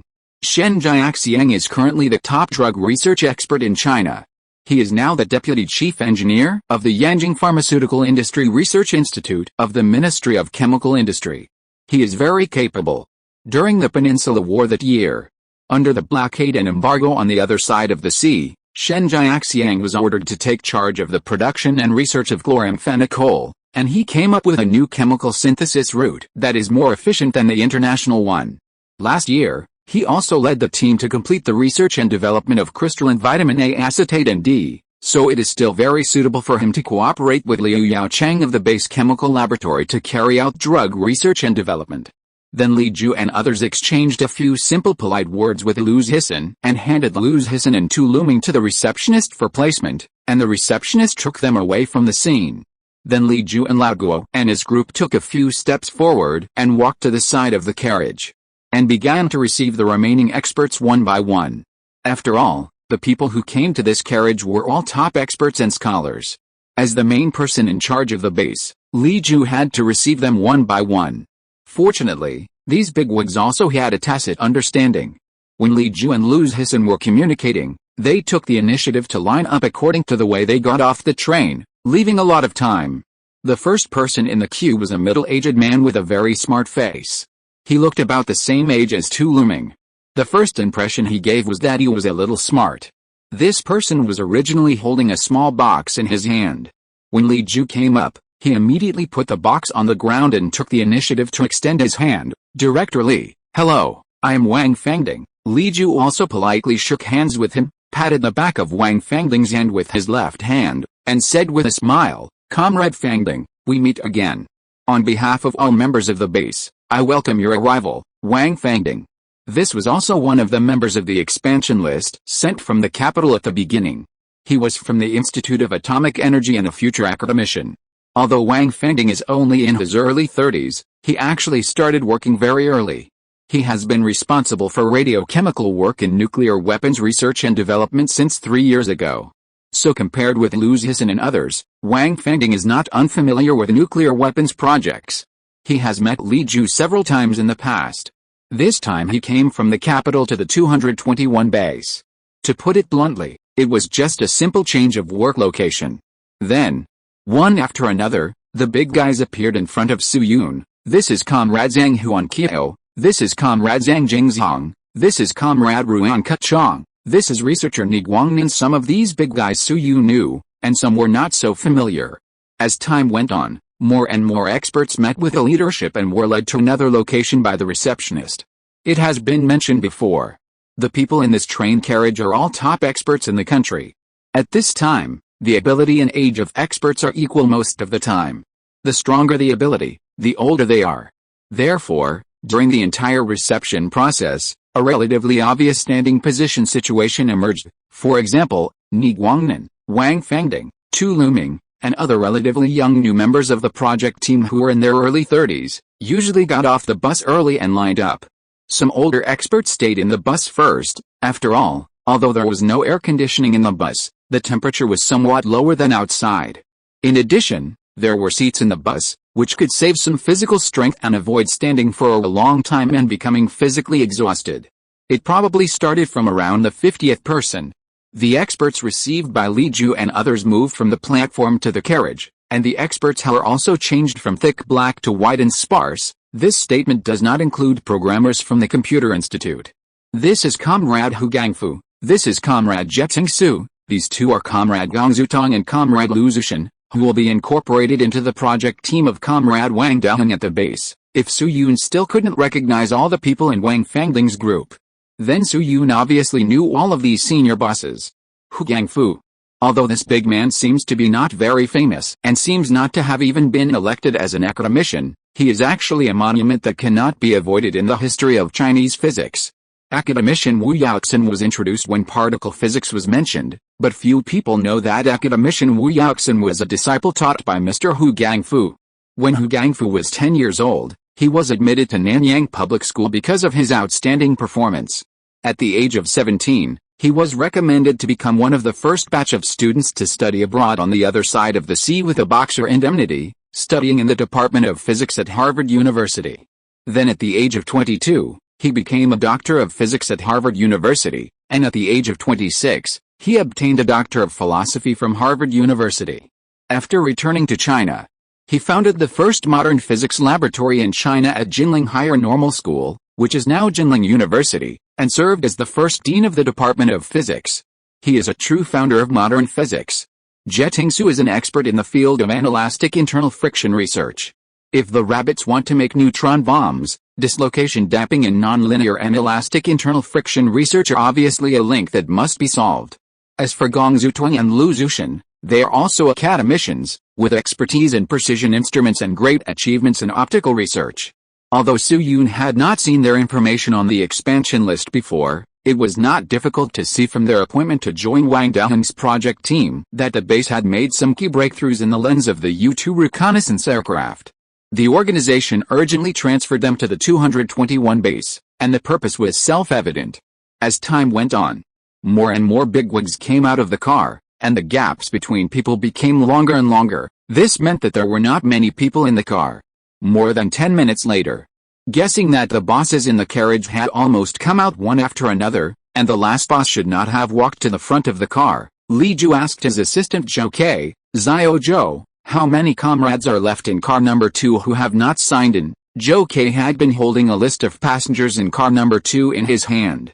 Whenever he saw a new comrade, he would tick it on it, so he quickly gave an answer, there is one left, that is Mao. As soon as the voice fell, there was a noise from the exit of the carriage, and soon, 2 little old men appeared in front of everyone with crutches. The one on the left was probably in his 60s, wearing a washed gray shirt, with hair divided in 3 sevens, a round face and a garlic nose, and very obvious nasolabial folds on his face. The one on the right was older, with sparse hair and small eyes, but very thick eyebrows, and a hint of a Dragon King smile at the corner of his mouth. When they saw the two, especially the old man on the right, Li Ju and others all showed a trace of obvious surprise on their faces. Seeing this situation, the old man on the right couldn't help but smile slyly and said jokingly, "Why, Zhao Li, you didn't expect an old man like me to come to the base, did you?" Li Ju had seen a lot after all, and he immediately came to his senses after hearing what the other party said. He quickly stepped forward and supported the other party. "Mr. Li, why are you here? Your name is not on the list received by the base." The old man waved his hand and declined his help, explaining, "The temporary appointment from the capital is probably for confidentiality.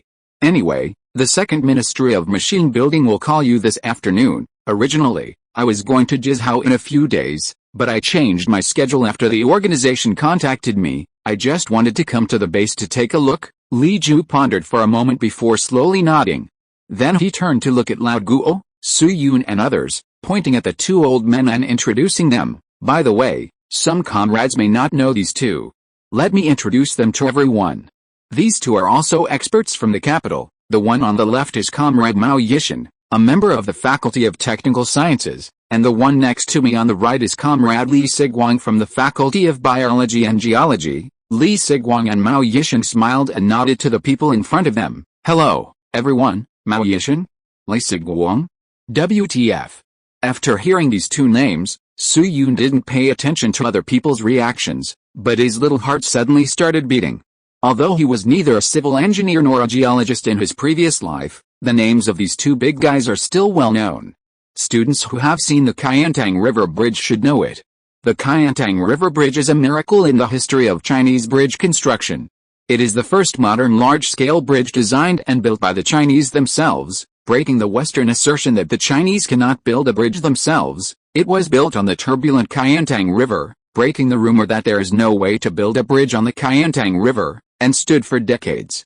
This bridge, born in modern China, brings together the wisdom of the creator and the sweat of the vast number of construction workers, and has become a masterpiece among the world's bridges. Its construction difficulty is high and its craftsmanship is superb, which is rare in the world. And its designer is Mao Yishan. Unfortunately, the Japanese invaders were invading China at that time. In order to block the advancement of the Japanese, Mao Yishan could only blow it up with tears in his eyes. After the establishment of New China, he also participated in the design of the famous Wuhan Yangtze River Bridge, which was also the first Yangtze River Bridge built by the rabbits after the founding of the People's Republic of China. Mao Yishan is not a scientist in the strict sense, because he did not do scientific research at all, but he is undoubtedly an engineering master. As for Li Sighuang beside him, his reputation is obviously higher, especially for the 596 project team. Li Sighuang is a well-known geologist in modern China. He founded China's first petroleum major at Wudu University next to Jidu, and was also the first director of Northeast Geological College.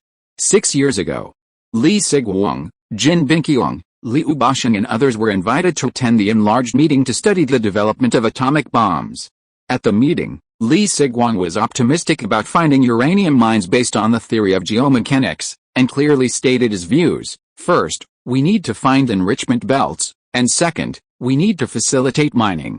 These resources are mainly in several east-west belts in China. It was because of Li Sighuang's statement that the top finally decided to launch the nuclear weapons development project. As expected, the rabbits successfully discovered uranium mines, taking a solid step towards the development of atomic bombs. Of course. Since Li Sighuang is mentioned, let's talk about a little-known little thing. That is, Lu Xun once dissed Li Sighuang because Li Sighuang's salary was too high.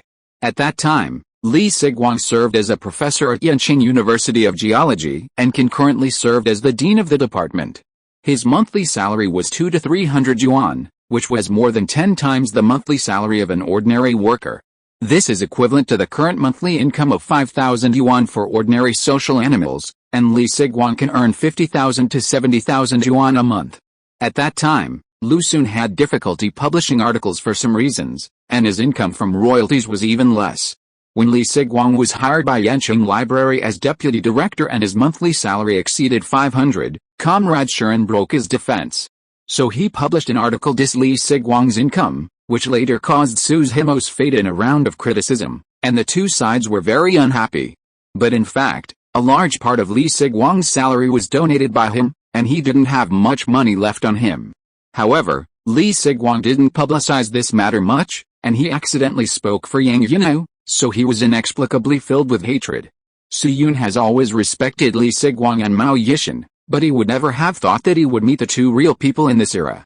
The wind of his wings is getting stronger and stronger, and he is almost due zero. In short, counting this group of new members.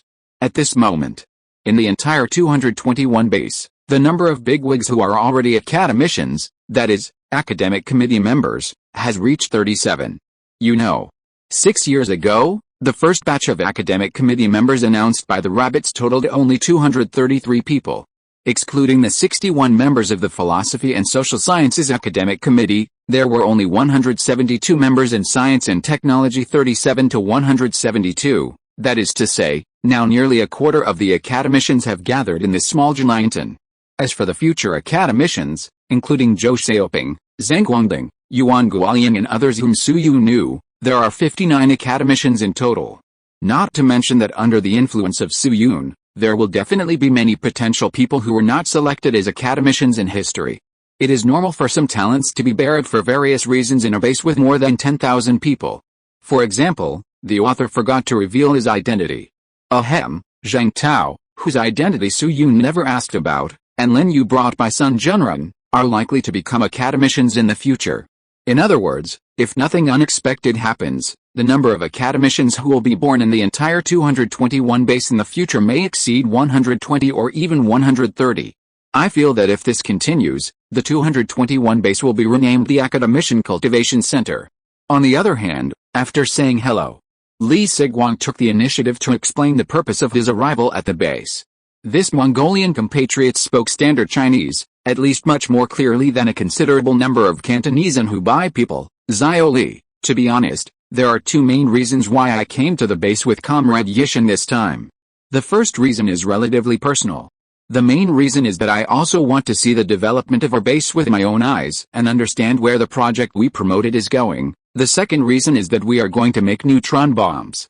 Considering the similarities and differences in the parameters of the three weapons, atomic bombs, hydrogen bombs, and neutron bombs, the requirements for the experimental site may be relatively high, so the main task of Comrade Yishan and I this time is to investigate and analyze the land quality near the base. If there is no problem, Comrade Yishan will make a detailed design drawing. Li Ju nodded in understanding. I see. It was mentioned earlier, The sixth branch of the base, that is, the explosion test site, has a total of 5 workstations, each of which is an underground laboratory for observing explosions. But the areas of these 5 workstations are not equal. They are mainly used for cold explosion experiments of different magnitudes or modules. For example, workstation number 2 can withstand the impact of a full explosion, number 5 can only withstand the warhead, number 4 can only withstand 1/4 of a full explosion, and so on.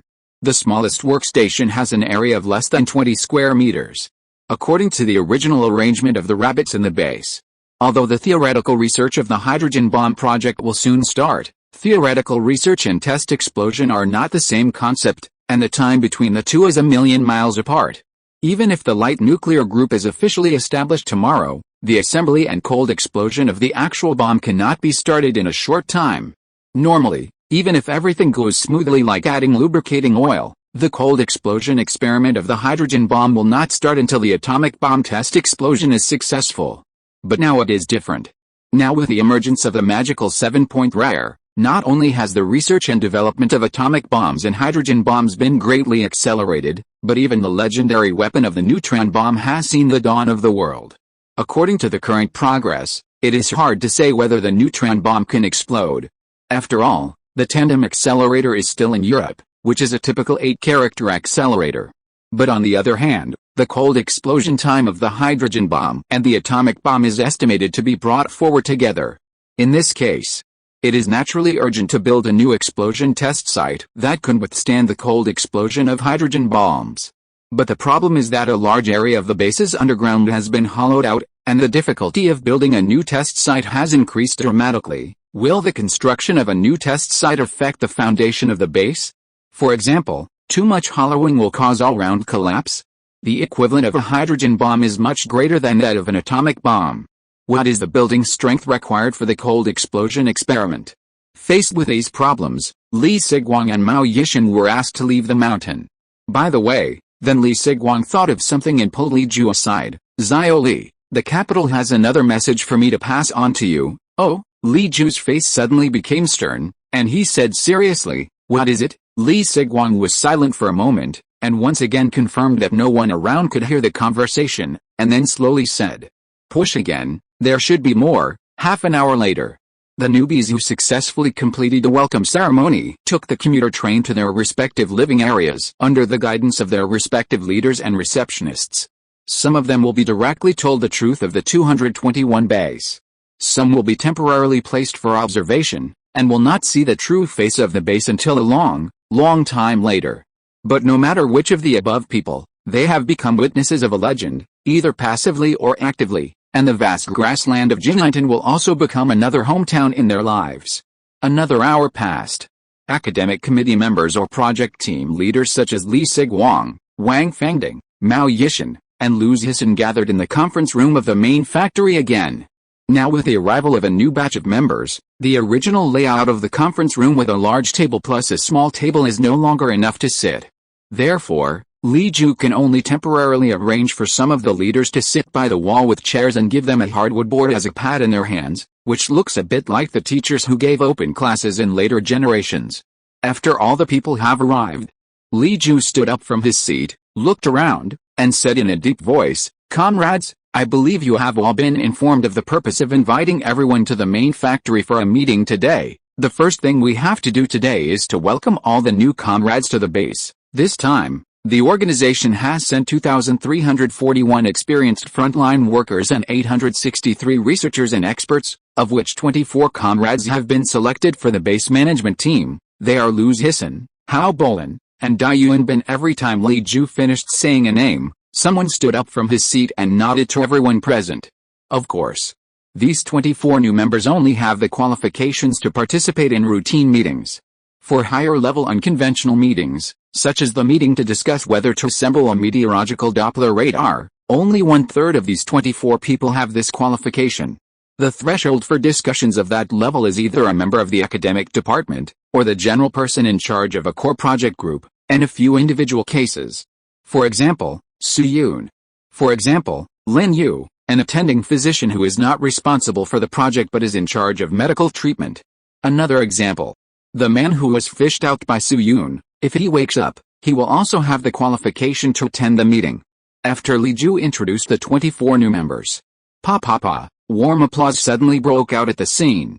After the applause subsided, Li Ju coughed again and continued, as for the second thing, the specifications and confidentiality levels of the base have been adjusted. Our previous project was top secret. Although the confidentiality level is very high, there are still some projects of the same level in the parallel direction. Hearing this, some leaders at the scene nodded subconsciously. It was mentioned earlier. The atomic bomb project currently in charge of the 221 base is codenamed 596, also known as MISCHU. Although 596 is a top-secret project of the country, it is impossible for such a large country to have only one top secret. In the parallel direction, the rabbits still have many projects of the same confidentiality level, but the influence is not as great as the atomic bomb. For example, the foreign journals that Lao Guo took back from Guide County. The transportation of these journals involves the information handover channels of the rabbits. Only a very few people know about each transfer point, and the entire system is also top secret. For example, some people on the other side of the strait now, such as a legendary man with the alias Yi Yike. There is also the missile development that Jin Washi is responsible for, and the confidentiality level is also the same as the atomic bomb. It's just that the people involved in these projects and their influence are not as great as the atomic bomb.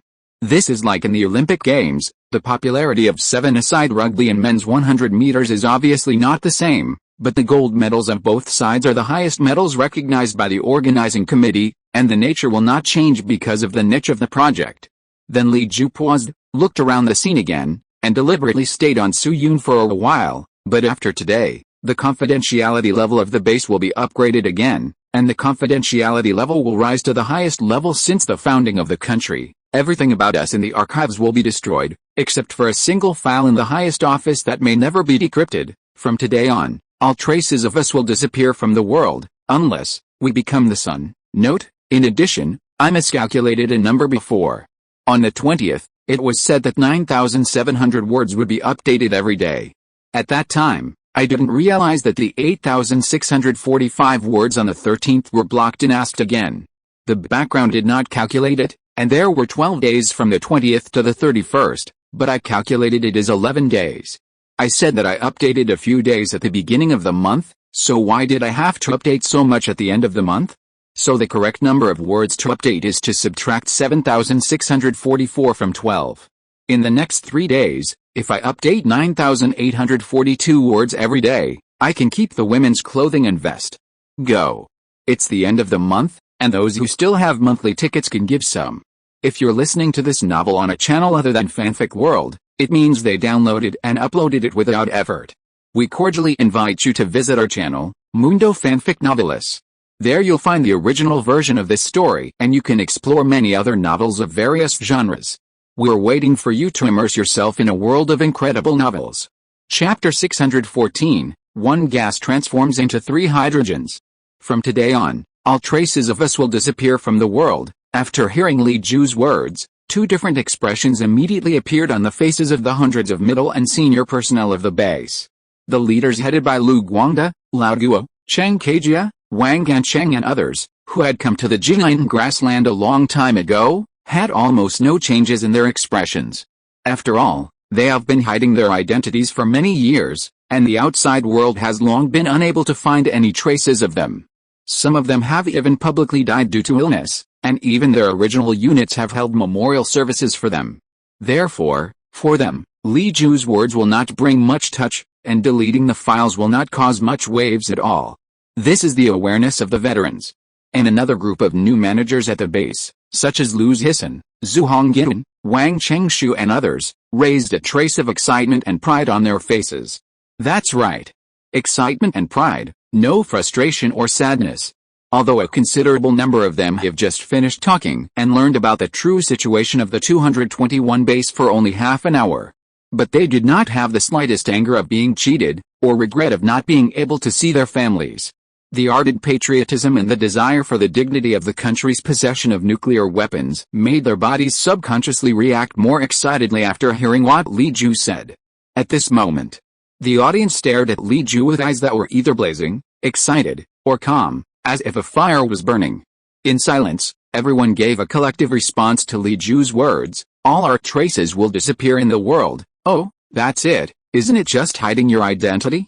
Isn't it just that the files are closed? Isn't it just to be with the Lois? What's so difficult about that? After a while, Jin Washi, who was sitting next to Li Ju, coughed lightly, put down the pen he was writing, and said, "Comrade Li Ju, you have seen the reactions of the comrades. Perhaps everyone present has different abilities and specialties, but everyone's level of thinking is the same. Maybe we will stay in this small grassland for 5 years, 10 years or even longer. Maybe there are still our old friends outside who visit our graves every year on the death anniversary, and eventually we will slowly disappear from everyone's memory, but it doesn't matter if the people don't know us. I think as long as the motherland still remembers us, that's enough." Hearing Jin Washi's words, many people at the scene also nodded. What Jin Washi said also represents the values of the devotees of this era, and it is the cognition of most people at the scene. However, just as everyone nodded, another voice suddenly sounded beside Jin Washi, which was particularly clear in the room at this time. "No, Comrade Washi." Jin Washi was startled for a moment, and subconsciously turned his head to look at the person who spoke, that is, Su Yun. "Comrade Han Li, what did you say?" Facing the doubtful look of Master Jin, Su Yun shook his head firmly again and said to him, "Comrade Master Jin, your awareness is admirable, but I think your last sentence is not correct. I believe that our motherland will not forget you, but at the same time, the people will remember us even more. Everyone in the entire 221 base is destined not to be unknown." Then Su Yun looked around, took a deep breath, and continued, "Comrade Jin Washi, in my opinion, everyone in this base is a hero, but since they are heroes, they should not be forgotten. It is true that base 221 will be top secret for many years, and not even a single word will be released, but as long as we successfully develop nuclear weapons, I believe that one day, the past of the base will appear in the public eye. Perhaps by then the country will award you and me with medals, and this base we are in will become a memorial attraction, popularizing everything about us to the outside world in the form of re-education. By then even ordinary workers in the base will be interviewed by TV stations and will write their own memoirs. Even remembering how much money they spent playing cards at the dock. Maybe by then there will be a novelist who will use this base as a theme and write a story about our base, and a local donkey can even be the protagonist. The people will remember every name and shed tears of moving respect when they see the story. For 100 years or 1,000 years, as long as the Chinese nation exists, no one will forget you." Su Yun has always had great respect for Jin Washi, but this time, he rarely refuted Jin Washi. Jin Washi's idea actually represents the consciousness of many people in this era, that is, as long as they can contribute to the country, they can accept being unknown for a lifetime. But Su Yun does not agree with this idea. In his opinion, any predecessor who has contributed to the country should not and is not allowed to be forgotten by future generations. Perhaps due to some confidentiality needs, they really cannot appear in the public eye in the short term, or even passively die. But after the declassification period is over, they are qualified or must be written about, and must be remembered by future generations. Indeed, due to limited ability, Su Yun cannot make the stories of these predecessors known to everyone, but he can at least paint a pie for Jin Washi and others in this era. Sure enough, when Su Yun first heard him speak, there were still many people at the scene whose expressions did not change much, and they looked like they were doing their job. But after Su Yun finished talking about various possibilities, many people's eyes gradually began to shine. This is a kind of heresy that is somewhat contrary to the current cognition, but it sounds inexplicably exciting. They didn't know how likely Su Yun's description would come true, but just thinking about that picture was comforting. The people will not forget us. These 8 short words brought another indescribable motivation. Jin Washi was obviously one of the people who was touched, but soon, he looked at Su Yun with narrowed eyes. Awarding medals? Turning the base into a tourist attraction? Interviewing with a TV station and writing a memoir? This statement contained a lot of information.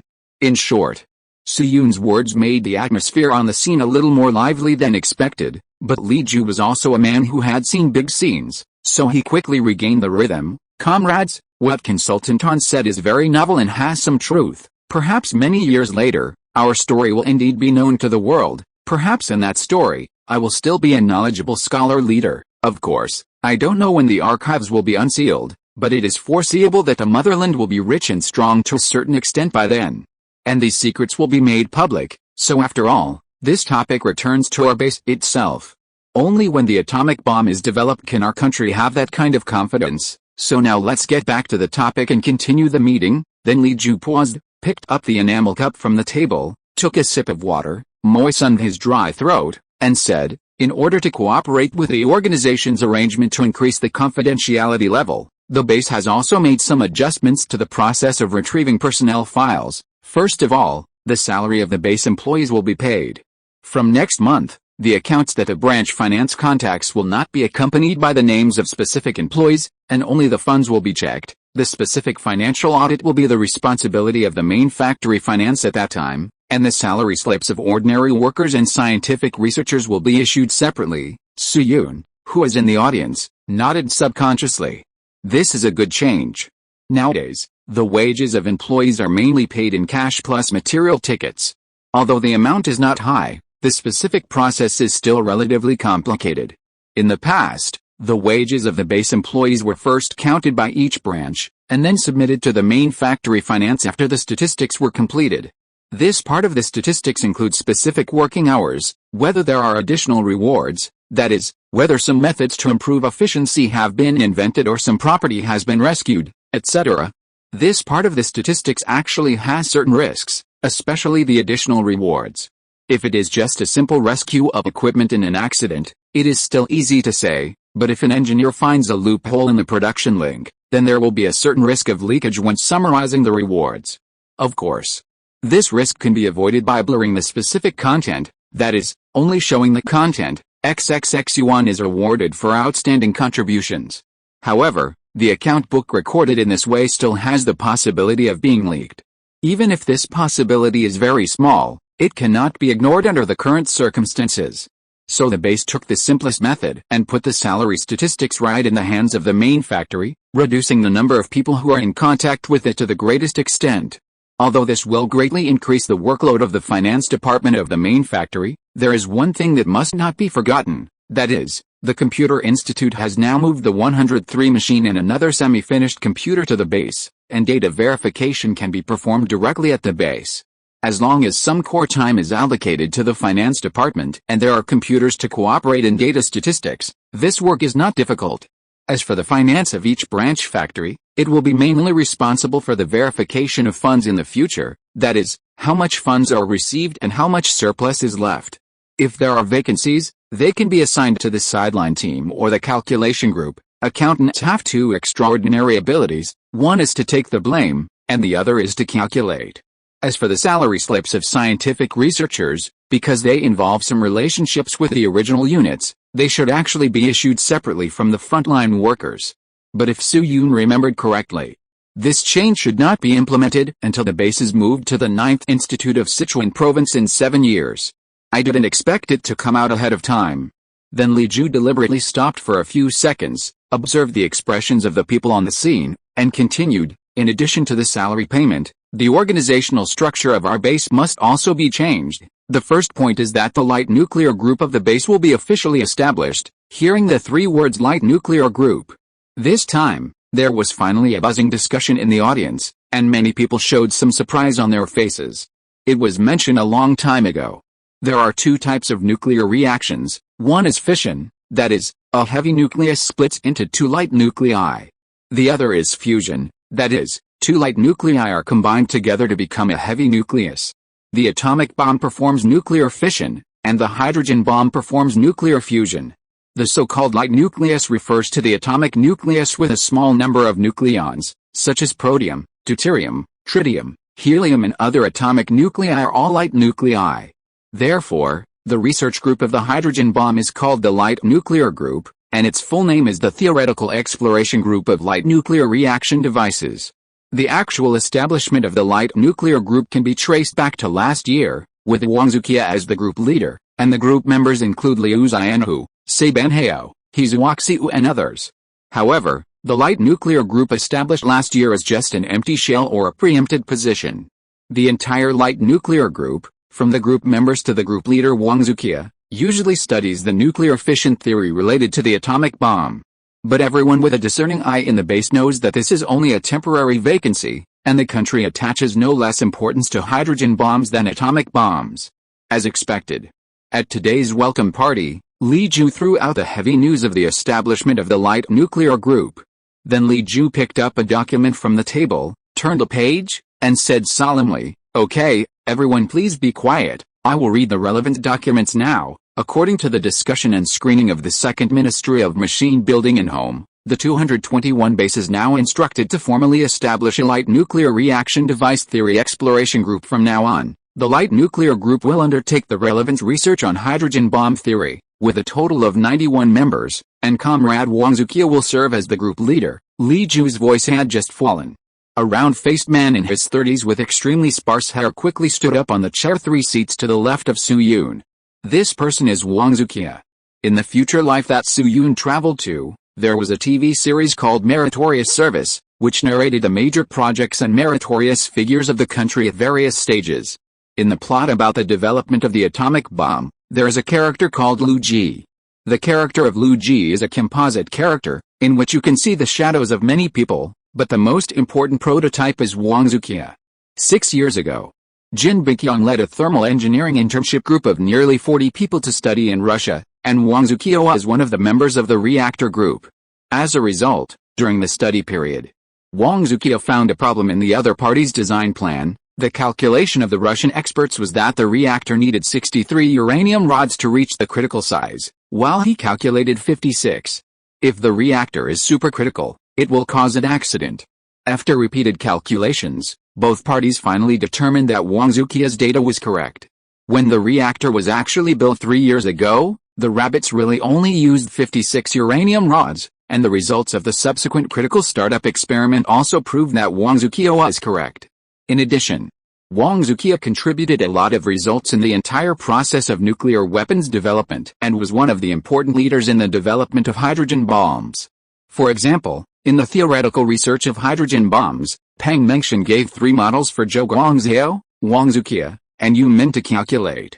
Although the light-blocking model studied by Wang Zuqiu was finally proved to be technically impossible to implement, his research results on the interaction of excited states of hydrogen molecules have brought important help to Yu Min's subsequent research. It's just a pity. The honor Wang Zuqiu finally received was not very high. Of the 4 physicists and the famous 8 directors of the theoretical department of the former 9th Institute, the other 3 were successful. Lu Guangde served as the president of the 9th Institute, Zhou Guangzhou served as the president of the Chinese Academy of Sciences, and Yu Min served as the vice president of the 9th Institute and the director of the 9th Institute, and they were all listed as the heroes of the 2 bombs and 1 satellite. Only Wang Zuqiu did not receive a medal or hold an important position, but chose to teach at Beijing Normal University in his later years, which is also regrettable. Then the audience applauded Wang Zuqiu very respectfully, which was also a congratulations to him for officially taking on the theoretical research of hydrogen bombs. Wait for the applause to subside. Li Feiyu continued to read out other appointments. According to the organizational arrangement, the light nuclear group will be divided into 4 research groups according to the relevant theoretical research directions. Comrade Zhou Guangzhou will be the leader of Group 1, and he will be mainly responsible for the theoretical derivation of 2-dimensional fluid mechanics and polarized nuclear reactions. Comrade Zhuoxiu will be the leader of Group 2, and he will be responsible for the derivation of beta particles. Comrade Yu Min will be the leader of Group 3, and he will be responsible for the calculation and design of configuration and unique state particles. Comrade Hu Huichin will be the leader of Group 4, and he will be responsible for the derivation of high explosion and scattering, just like Wang Zuqiu before. After Li Feiyu finished speaking, 4 members of different ages stood up at the scene, 3 men and 1 woman. The one closest to the top was Zhou Guangzhou, one of the famous 2 bombs and 1 satellite heroes. It was mentioned earlier. During the entire process of developing nuclear weapons, the rabbits found a total of 11 mistakes made by the opposite side of the sea and the bear, of which there were 2 most important mistakes that could shake the cornerstone of nuclear engineering. One is the neutron transport equation, and the other is the error Zhou Guangzhou found in the secondary neutron energy distribution and angle distribution. And according to the documents that were later declassified, this error was not the wrong data deliberately given by the Russian bear, but a major mistake made by Sakharov, the first person in the Russian bear's nuclear weapons. So don't think that Zhou Guangzhou is Wang Zuqiu's subordinate in terms of his current position. In fact, this is an arrangement to ensure research efficiency. In terms of current importance or voice in the base, Zhang Zhongjing is actually above Wang Zuqiya. It's just that they don't care about these false rankings. As for the other man with the buck teeth next to Zhang Zhongjing, it is the famous Li Feiyu. This big man, who can easily be pronounced as Hizuoma, is also very controversial in later generations. However, his controversy has nothing to do with achievements and honors, but because of his famous big mouth in a sense. This person is equivalent to Lu Xun in the scientific research circle, and he has been talking for a full 50 years in one breath. For example, in the future when Su Yun traveled through time, this big guy has dissed Huawei, denigrated traditional Chinese medicine, and attacked others as mouth laborers. At the age of 95, he still types and scolds people on Taoxiao every day, and his energy is as good as that of a 59-year-old. To be honest, some of Xiu's remarks are indeed inappropriate, and Su Yun actually disagrees with his criticism. But on the other hand, just like the actor who plays Prince Yao sells tea to cheat people, but it does not affect the role of Prince Yao, which is very valuable for childhood, some things should be discussed separately. Although Xiu later dissed and slammed everywhere, this did not affect his own ability and early contributions. Some later remarks said that he was an academician who is a secretary and did not do scientific research for a day, which is also a bit extreme. After all, he is a graduate of Shumu University. He was selected to study in the Bear Country. Later, he also pointed out that the equation derived by Chu Mandelstam had serious errors. He was also a major contributor to the stratum model mentioned earlier. When Cao was young, he was also a loyal minister of the Han Dynasty who dared to assassinate Rongzhou. Not to mention that Mr. He just likes to scold people, which is far from the situation where a brave man turns into a dragon. By the way, it is rumored in later generations that Xiu once said that China's contribution to physics is zero. This is a classic rumor.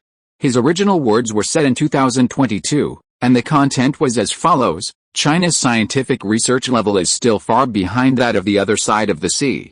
For example, 95% of the medical equipment used in hospitals are imported, and most of these equipment use the principles of physics. Our contribution in this regard is zero, and all patents are abroad. Indeed, the data 95% are imported in this sentence is also outdated, with a strong public intellectual flavor. Now, domestic products such as Mindray, Newsoft, United Imaging, and Wandong have already occupied more than half of the domestic medical equipment market. But no matter how serious this problem is, it is also different from Chinese academician said that China's contribution to physics is zero. In short, Su Yun is ready to keep a distance from this well-known troll in later generations and try not to have any intersections. In addition to Zhang Zhongjing and Xiu, the positions of the remaining two leaders of the light nuclear group are all at another conference table with lower positions. Among them, Diu is needless to say. Yu, father of Chinese hydrogen bomb, humanoid self-propelled external plug-in, Ni collector, Diu Ni Ubi, Min, the ultimate boss who will doubt whether there is something wrong with your lower limbs if you don't kneel. However, Su Yun doesn't know much about another comrade named Hu Huichin. This person is a person whose name he has never heard of. This is a rare female comrade in the base. Judging from the fact that she can be one of the 14 leaders, she is obviously a very capable person. In fact, what Su Yun didn't know was that this female comrade named Hu Huichin was also a legendary figure. Her husband was Mr. Yang Zhen from the Institute of Atomic Energy. The two of them were selected for the 596 project team very early on. They were considered a rare couple among the scientific researchers in the base. Later, she was neither listed as a meritorious person for the 2 bombs and 1 satellite, nor was she elected as a Chinese academician like another member of the project team, Ms. Wang Chengshu, but she made a great contribution to an important research. This research is the anomaly of Greek letter beta plane neutron diffraction. If Hu Huichin hadn't solved this problem at the time, the rabbit's hydrogen bomb would have exploded successfully at least half a year later. This is what Diu said. But after solving this problem, Hu Huichin, who was given certain research and development rights by the base, did not produce any results. In a sense, Hu Huichin is a bit like Eder of the Portuguese team in the 2016 European Cup. She was unknown before the final, killed the enemy with 1 shot at the most critical moment of the final, and disappeared afterwards. Perhaps it was because of this reason that Su Yun had never heard of her name. After reading the names of the 14 leaders, Li Ju read the names of other members of the Light Core Group: Seiben Heoke Xiaohu, Liang Wenji, Yi Zhuanghu, Wang Jiujiu. What a name! When reading the last line, Li Ju's tone paused for 2 seconds. In addition to several responsible comrades and members, the Light Core Group also has a special consultant, that is, Comrade Han Li. Su Yun was subconsciously startled when he heard this, and a hint of surprise flashed in his eyes. After all, Li Ju didn't tell him about this matter. It was a news that was announced on the spot, and he didn't know anything about it before. Besides, in theory, he is already a special consultant of the base, so there is no need to mention this matter specifically, right? He still took the inexplicable title of special consultant. But soon, a guess came to Su Yun's mind. Could it be that the organization was reminding him through this appointment that he could reduce the consulting work on the atomic bomb and focus on the development of the hydrogen bomb? That should be the case. After all, after Lu Guangda and others solved the neutron transport equation, the theoretical research on the atomic bomb had actually been completed by more than half. The rest basically belonged to the situation where acceleration was the best, but it was not a big problem without acceleration. Nowadays, the difficulty of the atomic bomb lies more in the application, such as the actual structure, materials, detonation explosives, etc., and this part is not within the scope of Su Yun's understanding. In this case, it is reasonable for the organization to let him shift his focus to the theoretical research of the hydrogen bomb. The organization's appointment still retained Dao's task of collaborating with his team, which could also indirectly confirm his guess. But in this way, the object of his guidance was changed to Dao. To be honest, it was not a big problem that the stocks in his stomach were emptied. Su Yun wanted to contribute all his knowledge to the country. But the problem is that with Yuda's magical brain, Su Yun always feels that something strange will come out of the conversation. If so, it will be fun. On the other hand, the people at the scene did not react much to Su Yun's appointment, and generally applauded politely. Now Su Yun's ability has been recognized by most people, and he has accumulated a very good reputation among the leadership of the base. Especially after Su Yun found a way to get the tandem accelerator from the British, Cheng Kejia and Wang Gancheng, who originally had some opinions about him, really had a +10/+10 favorability. After all, Cheng Kejia's opinion on Su Yun was mainly that he dismantled the only 2.5 MeV electrostatic accelerator in the country in order to assemble a meteorological Doppler radar. This was the hard work of Cheng Kejia's teacher Zhao Zhongjing. Now that Su Yun has exchanged for an 80 MeV tandem accelerator to help the rabbits upgrade their high-energy field, Cheng Kejia's opinion is naturally thrown to Java. Then Li Ju turned the document in his hand back one page and continued. According to the organization's arrangement, the Light Nuclear Group is also under the theoretical department and is directly managed by the leadership of the base. I will introduce the specific management method later. Now let's talk about the project team first. In addition to the Light Nuclear Group, the base will also set up a new research group at the same time. The full name is Enhanced Radiation Reaction Exploration Group, referred to as the Strong Radiation Group. The task of this group is somewhat similar to that of the Light Nuclear Group. It is mainly responsible for deriving relevant research and development issues of neutron bombs. I mean the complete Light Nuclear Group now, because according to the news from the capital, the tandem accelerator is on the way to handover. If it is fast, it should be shipped to the country in the middle of next month or early next month, so the configuration of the Strong Radiation Group will not have an idle period like the Light Nuclear Group. After it is established, it will immediately engage in theoretical research, and when the accelerator is delivered to the base, it can officially carry out relevant experiments. Hearing this, the expressions of the other people in the audience were different, but Su Yun's face was very calm. He knew about this before the meeting. Yesterday, Master Jin Wu specifically found him and told him a piece of news. After many discussions, the cooperation intention reached by the rabbits with Britain, Germany and France has finally entered the practical stage. The general process of the whole practical operation is as follows. The rabbits first prepaid a batch of donkey pulp film to the Germans, and exchanged it for the shock wave detection components of Hochtief Company. The transaction price is 1 ton of donkey pulp film for 100 complete components. If these components are sold at the standard price, each one is more than $5. Note that it is $5 in this era, and the purchasing power is much higher than the same amount of currency in later generations. The cost of the rabbits to produce donkey pulp film is mainly the feed for donkeys and electricity. It is said that both parties are very satisfied with this price, and privately they feel that the other party is a fool whose head was kicked by a donkey. At the same time, the rabbits also generously prepaid the neutron transport equation to Gall, which is regarded as a deposit for part of the cooperation. Now the rabbits and Gall are discussing the introduction of heavy truck technology from the Li company. With this $14 million project substrate, they are not worried that Gall will default on the debt.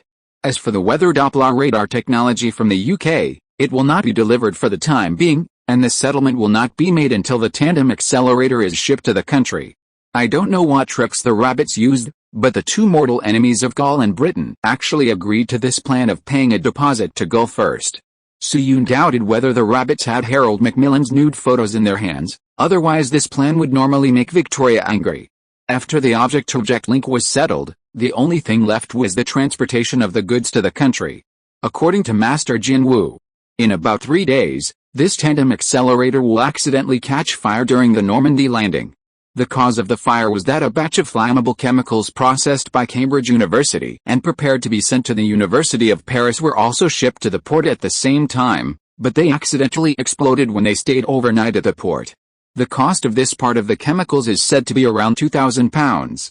The rabbit in charge of the handover reluctantly said that the loss could be borne by China, but the British Foreign Affairs officer smiled mysteriously and said that the money could be reimbursed by the royal family.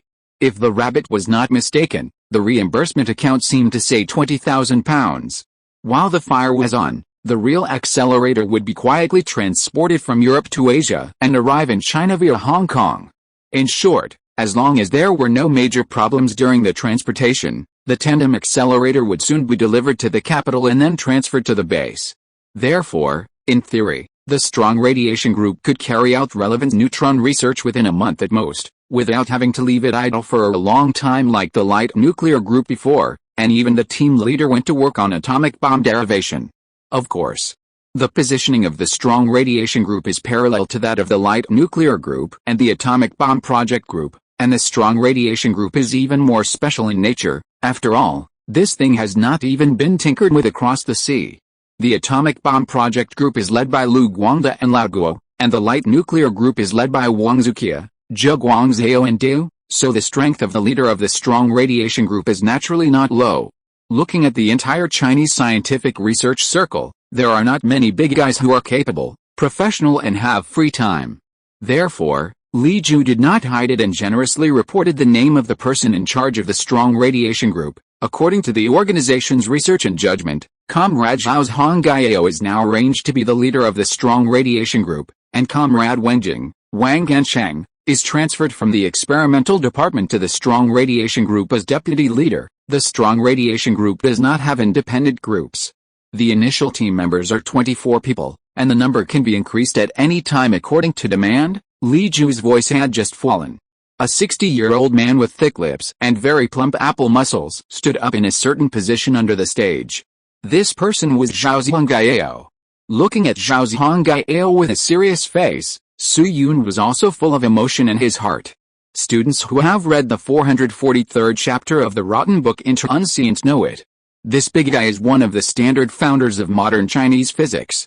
He served as a mentor to Li and Yang in China, and trained 8 bombs and 1 satellite meritorious, 4 winners of the National Highest Science and Technology Award, and a full 17 academicians of the 2 academies.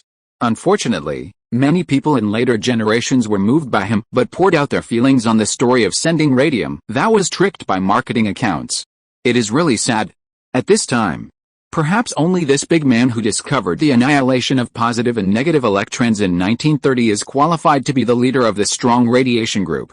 As for Wang Gansheng, who served as the deputy leader, it was unexpected but reasonable. It was mentioned earlier.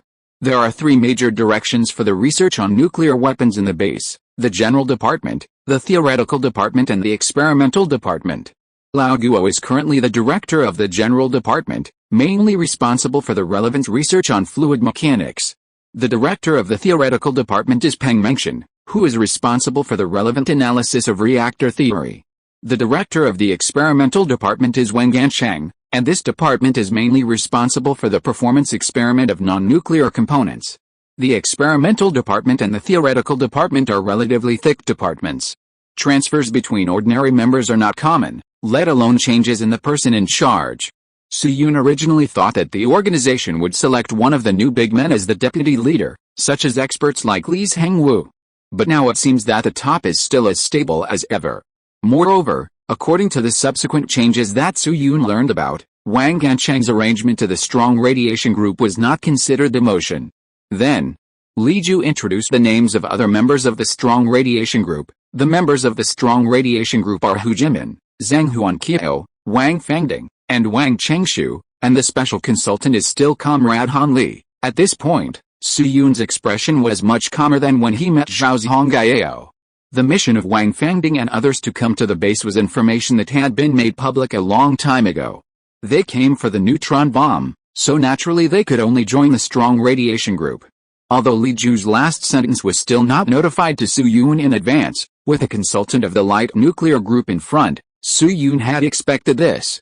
After all, compared with the light nuclear group, the establishment of the strong radiation group was almost done by him alone. Admittedly, in terms of efficiency, the birth process of the strong radiation group was somewhat unexpected, but this was not a reason for Su-yoon to shirk responsibility. Otherwise, how would it be different from the behavior of adding fried noodles and chicken essence and still thinking about letting it go? The eyes returned to reality. After introducing the two newly established groups, Li Ju's expression was relatively relaxed. He had already notified the two pieces of information on the project. Then he put down the manuscript in his hand and looked at the people in front of him. In addition to the things mentioned above, the rest is the introduction of some new comrades in non-nuclear projects. This time, the capital has sent us a lot of new comrades, such as Professor Liu Zhisan, who studies drugs, and his student comrade Tu Luming, who will be incorporated into the base's chemical laboratory to purify you. The comrades in Longgao just sent a reply this morning. They have found many wild Jew gathering points. According to the time estimate, they should have started cutting trees. For example, Comrade Li Sigwang and Comrade Mao Yishan. They will be temporarily transferred to the construction sideline team of the base. There are also several new chefs with good skills sent from the capital.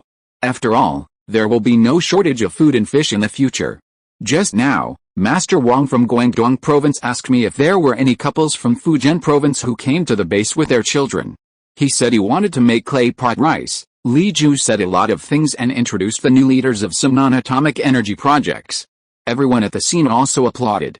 More than 10 minutes later, after introducing the relevant information, Li Ju suddenly straightened his face and talked about the last thing. Okay, I believe everyone has understood the changes in the project personnel of the base. That's about it, and now our base's manpower and group size have been greatly improved, and some of the original structures should naturally be changed. Now, according to the instructions of the superior department, the structure of the base will be optimized as follows. After that, Li Ju picked up another document from the table, took a deep breath, and said, from now on, the 221 base will cancel the establishment of the general department. And the specifications of the theoretical department and the experimental department will be downgraded and classified into the three major project groups. The original members of the general department will be reshuffled and transferred to the three major project groups in a ratio of 2-1.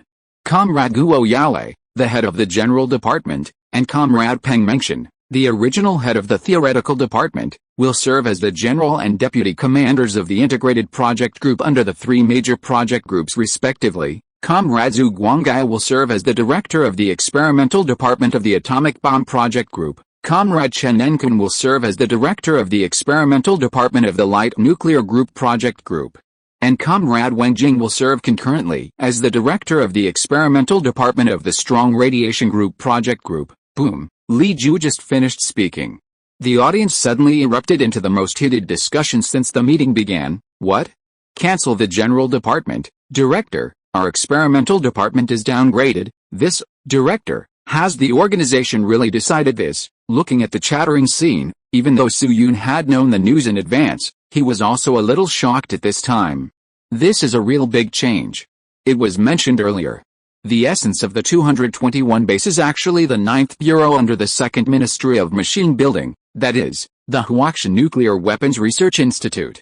It was just that a few years ago, when the 221 base was just beginning to be built, due to the huge amount of cargo for the base construction project, It was not realistic to complete and put it into production in a short period of time.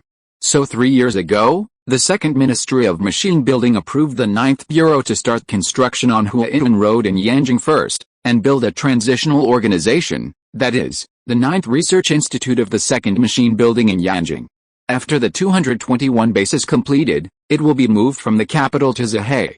That is, the 221 base, the 9th Institute and the 9th Institute are actually one unit. For example, Li Feiyu is now the director of the 221 base, the director of the 9th Institute, and the dean of the 9th Institute. It is also because of this. The structure of the entire base actually follows the path of the system, that is, the project is under the department. For example, Su Yun's later excavation of Yongling was carried out under the Cultural Relics Bureau. But the current change in the base is equivalent to reshuffling the original position. The original overall department responsible for coordination was cancelled, and the theoretical department and experimental department became departments within the project. That is, in the 3 groups of the atomic bomb project group, the light nuclear group and the strong radiation group, each group has a theoretical department and an experimental department. The theoretical department studies the theory, and the experimental department is responsible for related explosions and parameter experiments. This means that the structure of the base has deviated from its original nature. The 3 projects are moving forward in parallel, while being independent of each other and not interfering with each other. The only thing that has not been changed in the entire base is the factories that produce the final parts. After all, the production of parts only requires changing the mold, and there is no need to separate the production line. But think about it carefully, this change is also inevitable. After all, the reason why the 3 departments existed in the original history was largely because the progress of the rabbits was gradual. That is, the hydrogen bomb was developed only after the atomic bomb test was successful, and the neutron bomb was developed only after the hydrogen bomb test was successful. Only one topic was studied in a specific period. There may be overlap, but the overlap time is very short. For example, the theoretical research of the hydrogen bomb officially began at the end of this year. During this period, Lu Guangda and others were indeed still doing theoretical research on the atomic bomb, but they got it all done in a few months, and the rest was the breakthrough in the application field. This small amount of overlap time is like the 4x100 meters relay. When handing over the baton, the 2 runners will run for a small part of the time, but this is actually to enable the next step to be started more smoothly. But now it is different. Now that the base is carrying out 3 theoretical studies simultaneously, and with Su Yun as a consultant, it is very likely that the results will be produced at a similar or even the same time. Therefore, the structural changes of the base are imperative. If we have to say something about this matter, we can only say that the organization trusts Su Yun too much. To be honest, this trust has exceeded Li Feiju's cognition, and coupled with the words that Li Siguang relayed to him, there must be some inside story. But Li Feiyu has not been told the truth by the organization, so he is a little depressed. It is impossible that Han Li is a man from the future? Impossible, absolutely impossible. Then he took a deep breath and continued, comrades, in addition, in view of the successful completion of the previous Zhuxian project, the organization has also decided to give the 3 projects a code name. According to repeated discussions in the organization, it was finally decided to name the 3 projects Yuking, Shanking, and Taking respectively. As for the code name for the nuclear weapons research and development that coordinates the 3 projects, it is called Taishang. Note: 11,000 words. Please vote for the monthly ticket. It's the end of the month, everyone. Chapter 615, Unexpected Person. Offstage. Hearing the words Taishang, Shanking, Yuking and so on coming out of Li Feiju's mouth, Su Yun's expression could not help but be a little subtle. According to the Taizhunkei published in the Eastern Jin dynasty or the early years of the Northern and Southern dynasties, the highest of the 3 heavens is called Daluo, which is the extreme of the realm of Taoism. The wonderful energy is originally one. Only this Daluo gave birth to the 3 swallows of Zuan Yuanshi and transformed into the 3 pure heavens. One is the Yuking realm of King Wei heaven, which is formed by the original energy. The second is the Shanking realm of Yuiyu heaven, which is formed by the original energy. The third is the Taking realm of Dachi heaven, which is formed by the mysterious energy. Therefore, the word, Yuking, refers to the atomic bomb project, which means the beginning of the entire nuclear weapons research and development, and the starting point of the atomic energy industry. Shanking refers to the hydrogen bomb research and development that the Light Nuclear Group is responsible for. After all, the tactical value and deterrence of hydrogen bombs are much higher than those of atomic bombs, and they belong to the main vitality of the country's human body. As for taking, it naturally refers to the neutron bomb project. The name of this project has a strong Chinese cultural color. If it were put in later generations, it would not be surprising at all. After all, let alone the three pure ones. The mythical people such as Wukong, Qing, and Zheng in later generations, the names of animals are all used to name various scientific research equipment. If nothing unexpected happens, in a few years, in addition to Zhu Gangli and Black Bear, other Chinese mythological figures will also make guest appearances. But at this time, this Oriental naming is very unique. At present, the rabbits projects are either 596, 823 or 614. The Zhuxin project that Su Yun brought out at the beginning was the first in history.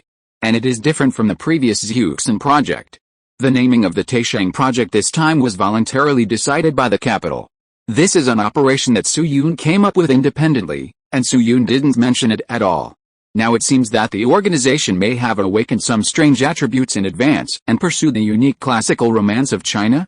Of course, Su Yun thinks this is a good thing. Although this change in the habit of naming has little impact on the scientific research of the rabbits, some barriers that should be focused on still require a lot of manpower and material resources. But in the field of communication, this title is helpful to the understanding of ordinary people. For example, the original code name of the Dongfanghong project was 581, and later it was changed to 651, but no matter which number it is called, it is not as easy to remember as the three words Dongfanghong. The same is true for the atomic bomb project. Most people in later generations know the relevant code name as Mischu, and few people know its standard name 596. So in Su Yun's opinion, this should be a very good change. In short, at this stage, the content that should be announced at the meeting has been almost said. Considering that many bigwigs have just experienced a long journey and have consumed a lot of physical strength and energy, Li Ju quickly announced the adjournment of the meeting on the spot. Xiao Han, however, just when Su Yun was about to ask Lao Guo to help him push the wheelchair out the door, Li Ju called him out. Xiao Han, don't go yet, I have something to tell you. Yale, you also stay. Xiao Han may need you to send him off later. Su Yun was slightly startled, but soon nodded, okay. Then Li Ju chatted with several leaders who stayed on the scene to deal with personal matters, and asked Zhou Kai to stay in the meeting room to pack up the materials, and walked to Su Yun. Xiao Han, let's go to my office to talk. Su Yun had no objection. Then Li Ju pushed Su Yun's wheelchair and walked with Lao Guo for a while, and soon arrived outside his office. After pushing open the door, he pushed Su Yun's wheelchair into the room.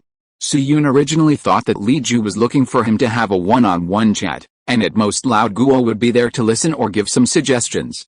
But after entering the office, he found that there were already two people waiting in the room. The man sitting on the left was about 20 years old, with a dark complexion and a bit of childishness on his face. When he sat on the chair, his back was straight, his hands were neatly placed on his knees, and he didn't look away. He looked like a capable soldier. Next to the young man sat a square-faced man about 40 years old. This man's eyes were not big, but the proportion of the pupils in his eyes was very high, and there was almost no white of his eyes. Su Yun has been at the base for some time now, and he immediately recognized the other party's identity when he saw this. Comrade Yulin? Why are you here? In the future that Su Yun traveled to. If you just roughly mention the process of the rabbit's nuclear weapons development, many people will probably think of the words Lu Guangda and Lopner. But if you want to conduct in-depth research on the development of nuclear weapons, there is a group that you cannot avoid anyway. This group is the 8 directors of the theoretical department, known as the 8 Vajra, who are mainly responsible for tackling various difficult projects. They are Lu Guangda, Zhou Guangzhou, Yu Min, Wang Zukia, Qin Yuanxin, Pei, He Gillian and Zhou Yulin in front of Su Yun. Compared with Lu Guangda of Jin Wuxi, Zhou Yulin's life experience may not be legendary, and his popularity is far less than the two, but he is quite respectable. Like Wang Lao and Yu Min, he once changed his career halfway for the country, and the number of job changes is not just once. Using the concept of online games in later generations to describe, this is a 3-turn boss. That's right. He changed his professional direction 3 times for the cause of the country. Zhou Yulin graduated from the Department of Mathematics of Datung University. After graduation, he entered Shumu University to work, during which time he has been engaged in topology research. The topology papers he published were praised by mathematics predecessors such as Hua Luozheng and Duan Zufu. At this time, he was already qualified to be called an expert in the field of topology. But 7 years ago, due to the needs of the motherland, Zhou Yulin, who was sent to Russia, was required to learn the theory of partial differential equations, which he had never learned before, because the country was in urgent need of talents in the theory of partial differential equations at that time. After arriving in Russia, Zhou Yulin became a graduate student in the Department of Mathematics and Mechanics of Moscow University, and studied the relevant knowledge of partial differential equation theory with the internationally renowned female mathematician Olenek. In this completely unfamiliar field of study, Zhou Yulin scored 6th in the department in the first exam, and then he never lost the first place from the second time onwards. The entire Department of Mathematics and Mechanics was not only composed of Chinese students, but also had more than 70 people in the department at that time. Later, he also collaborated with his mentor Olenek to publish a paper on the seepage equation, and his pioneering classic work was recognized by the academic community. Even by 2023, research related to the seepage equation will basically still be conducted along the framework of this paper. Zhou Yulin is also the first international student in Chinese history to graduate with a degree in partial differential equations. However, 3 years ago, Zhou Yulin had his second job change. At that time, he was assigned to the 221 base and was required to be responsible for the numerical simulation and fluid mechanics in the theoretical research of nuclear weapons. As mentioned earlier, at present, there are 3 main theoretical directions of the atomic bomb, that is, the Yuking project. They are fluid mechanics, the properties of matter under high temperature and high pressure, and neutron physics. Now Lu Guangda is personally in charge of neutron physics, and Lao Guo is in charge of fluid mechanics. At the same time, the subject of fluid mechanics is divided into 2 directions, multimedia radiation fluid mechanics and detonation fluid mechanics. The person in charge of multimedia radiation fluid mechanics is Zhou Yulin. This is another field that he is completely unfamiliar with, but he still relearned this knowledge without any complaints. Later, Zhou Yulin won the first prize of the National Natural Science Award and the special prize of the National Science and Technology Progress Award based on his work in the second transfer. This is not the end. At the age of 55, he made the third career change in his life. Also due to the needs of the country, he delayed his retirement time and shifted his direction to the field of computer applications, and then won the first CSIAM Subuking Applied Mathematics Award Special Award. In 1991, the old man was officially elected as an academician, which was the best affirmation of his lifelong passion. In early 2010, Mr. Li Dawen, a witness to the development of nuclear weapons, directed the creation of a large oil painting Contemporary Heroes. There are 8 people in the front row, and Zhou Yulin is the first from the left. Mr. Zhou is also a well-known birthday star. He was born in 23 and passed away in 21.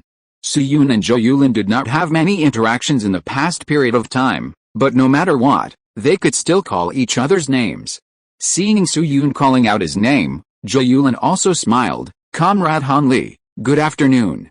Then Li Ju pushed Su Yun to the side of the 2 of them, and went to the desk to drink a glass of water before explaining, "Zio Han, I kept you in the office today, mainly because I have 2 things to talk to you about. The first is Comrade Yulin's matter. Their project team encountered some problems or disputes in the argumentation. So I would like to ask you for help and see if you can solve this trouble." Su Yun couldn't help blinking when he heard it, and asked curiously, "What's the problem?" Li Ju glanced at Zhou Yulin when he saw this, and the meaning was very clear. "I don't understand theoretical knowledge, you say." Zhou Yulin politely nodded to Su Yun first, as a greeting, and then took out a stack of documents from the file bag beside him and handed them to Su Yun. "Comrade Han Li, take a look at this first." Su Yun took the document handed over by Zhou Yulin and looked at it carefully.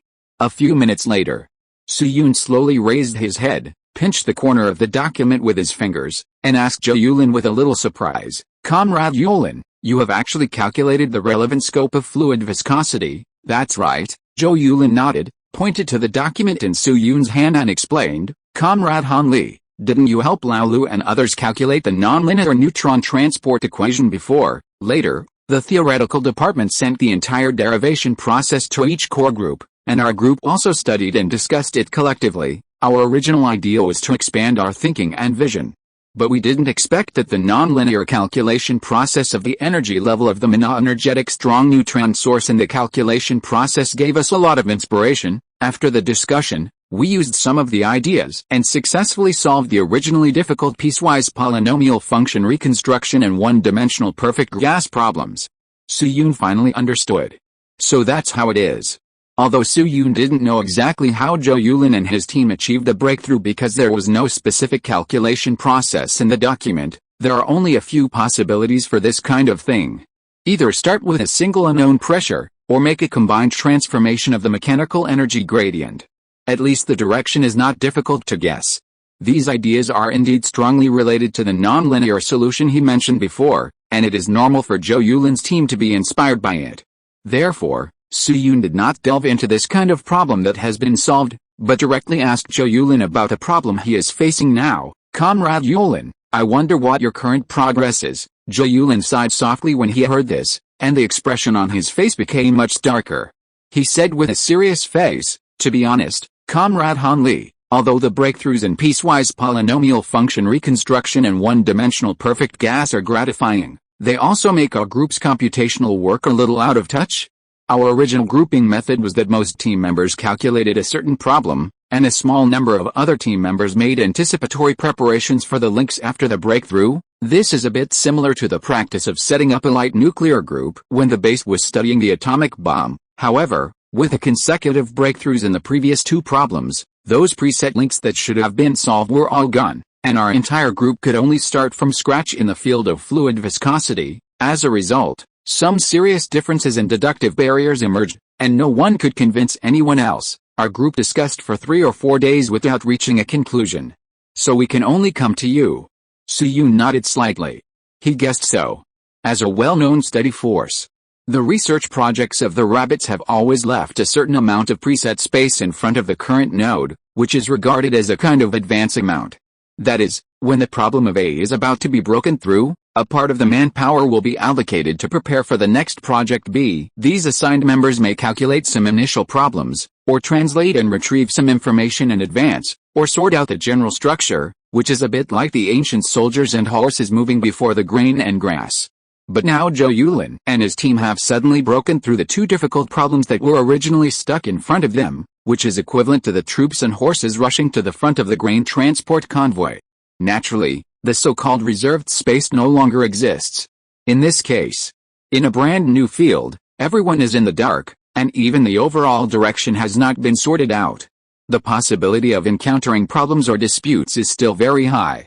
Then Zhou Yulin pointed to the document in Su-Yun's hand and motioned him to turn to the second page. Comrade Han Li, our research team is currently facing two main problems to be precise. It should be a controversy and a derivation barrier. Su-Yun blinked and blurted out subconsciously, controversy? Zhou Yulin hummed and explained, yes, it's a controversy. That is why normal stress appears when the fluid is moving. Zhou Yulin stood his left palm upright in the air and put his right palm flat, and the two were in a vertical state. Viscous fluid has friction between solids, and the roughness causes tangential friction. This principle is understandable. At the same time, there is a velocity gradient when flowing, which causes tangential force. This is also understandable, but where does the normal force come from? If this problem is not explained clearly, we will have no way to start the subsequent deduction. Su-Yun was stunned again, but this time he didn't rush to speak. It turned out to be normal stress? As we all know, the so-called viscous fluid, in simple terms, is a fluid whose viscous effect cannot be ignored. In nature, macroscopic fluids are more or less viscous, so viscous fluids are also called actual fluids, such as that thing. Yes, it's the thing you think of in a second, ULSP. But on the other hand, the above sentence does not mean that microscopic fluids are not viscous fluids. Some microscopic fluids also have this viscosity. For example, the internal situation of an atomic bomb during detonation. Therefore, for Zhou Yulin's team, many properties of viscous fluids must be clarified in advance. This is the basis for their research on new topics. Among them, Tangential force and friction are the simplest, but normal stress is a little difficult to understand. After all, in Zhou Yulin's opinion, pressure is brought by the surrounding fluid, and the state of the fluid is determined by density and velocity gradient, so where does the normal stress come from? Yesterday, a more heated discussion broke out in the research group for this. Two members of the team with more hot personalities than members almost started fighting. Looking at Zhou Yulin, who was a little bored, Su-Yun's eyes showed a trace of reminiscence. Unexpectedly, he also encountered this problem in the copy. Was it a coincidence? Or was it the arrangement of fate? When Su-Yun was taking the elective course of fluid mechanics, he also had doubts about this problem. Later, a kind senior gave him an answer in the library. After graduation, the senior went to the Institute of Modern Physics in Jincheng. Unfortunately, in 2012, he had his left foot amputated due to a traffic accident and finally left the scientific research field. Now Su-Yun can't contact him.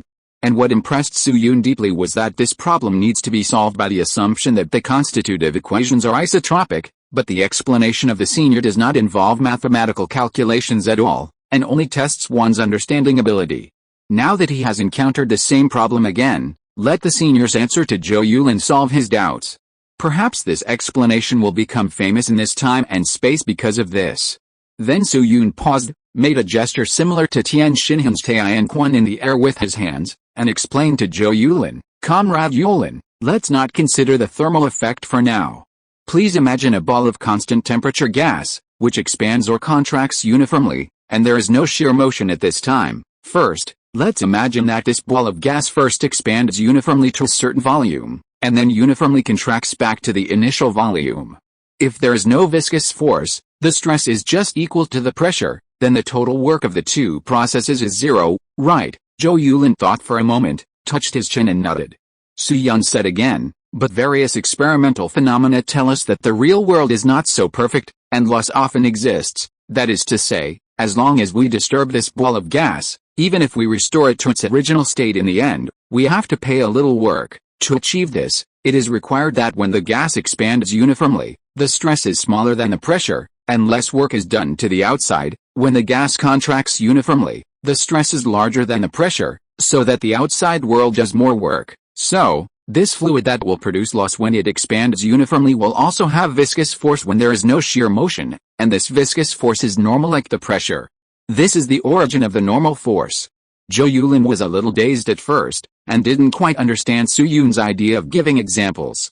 But when Su-Yun was halfway through, his eyes gradually glowed with an inexplicable light, and became brighter and brighter.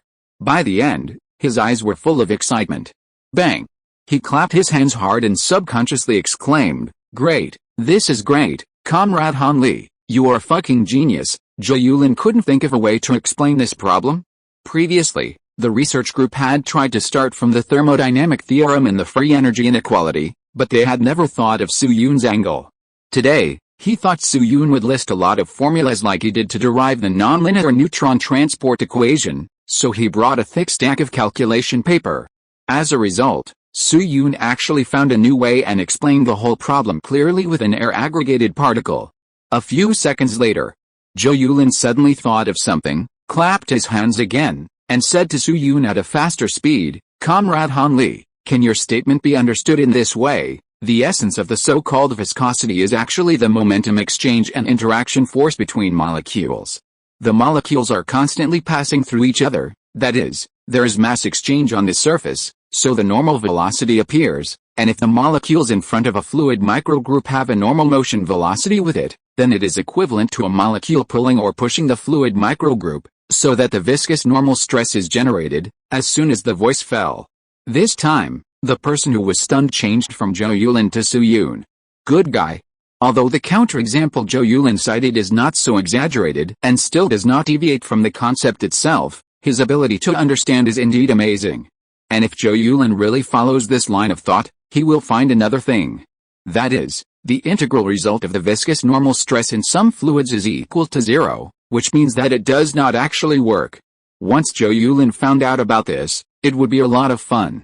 Then Su-Yun took a deep breath, tried to calm himself down, and said to Zhou Yulin, "Yes, Comrade Yulin, your example is also correct.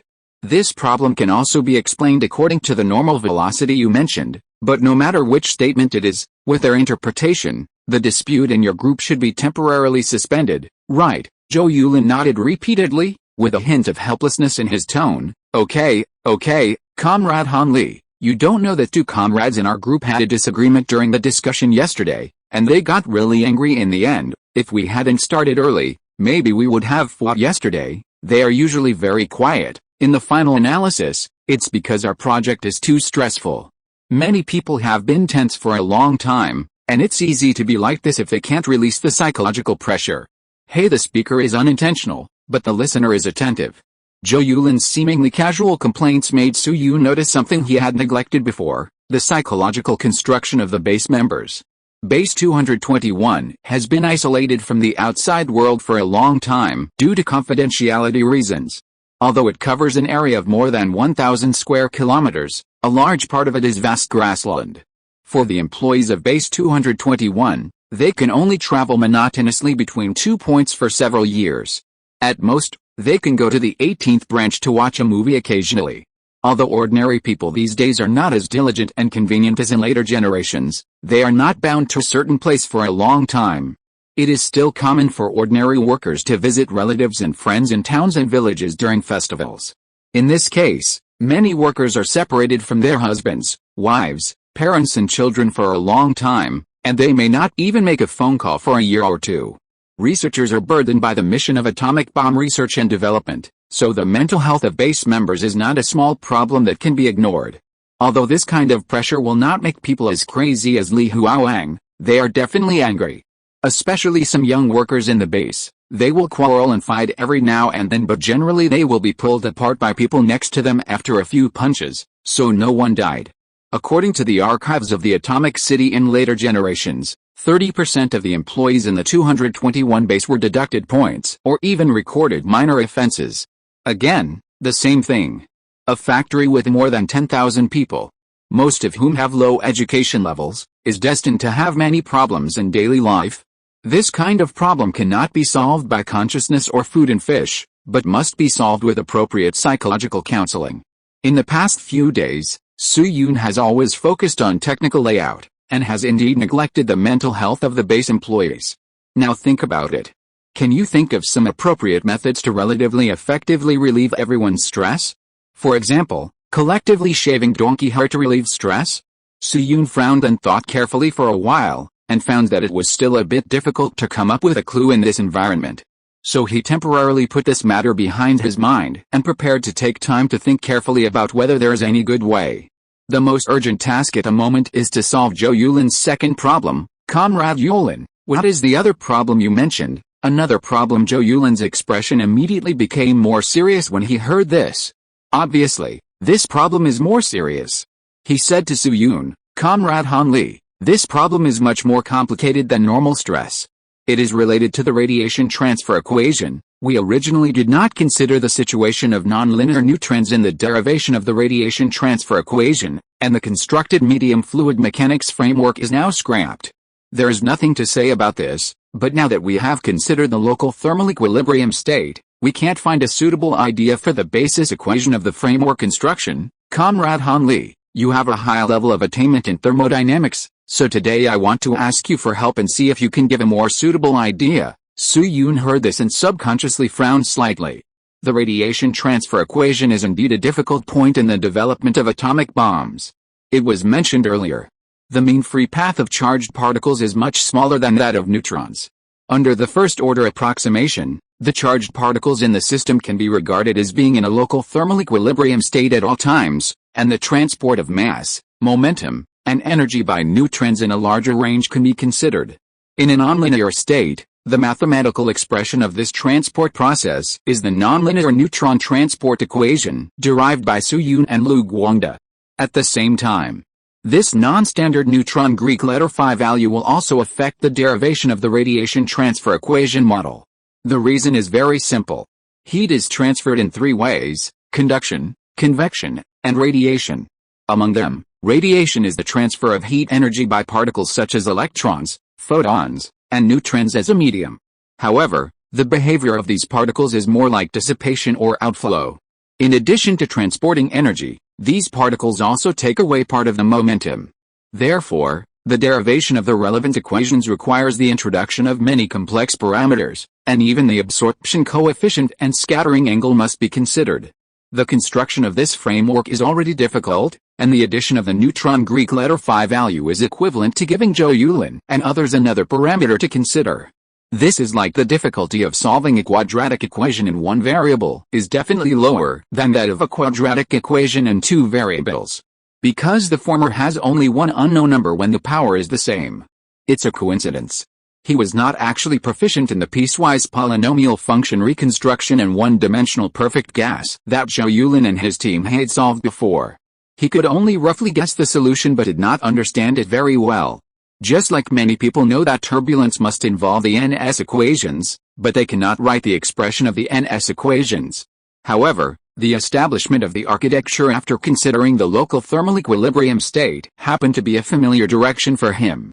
Because when he was working at Changfei, he happened to be responsible for theoretical research in this area, but the research framework was not the atomic bomb, but a solution to the coupled BGK molecular kinetics. It's not kinetics, it's called kinetics. So he paused, and said carefully, "Comrade Yulin, to be honest, when I was studying at Cambridge University, I met a senior who was proficient in thermodynamics, named Xiao Yan. At that time, when Xiao Yan was studying a high-temperature material called Buddha's wrath lotus, he once said something like 30 years of river east cough cough, wrong, under extremely high temperatures, the radiation mean free path and constant density materials can reach considerable values.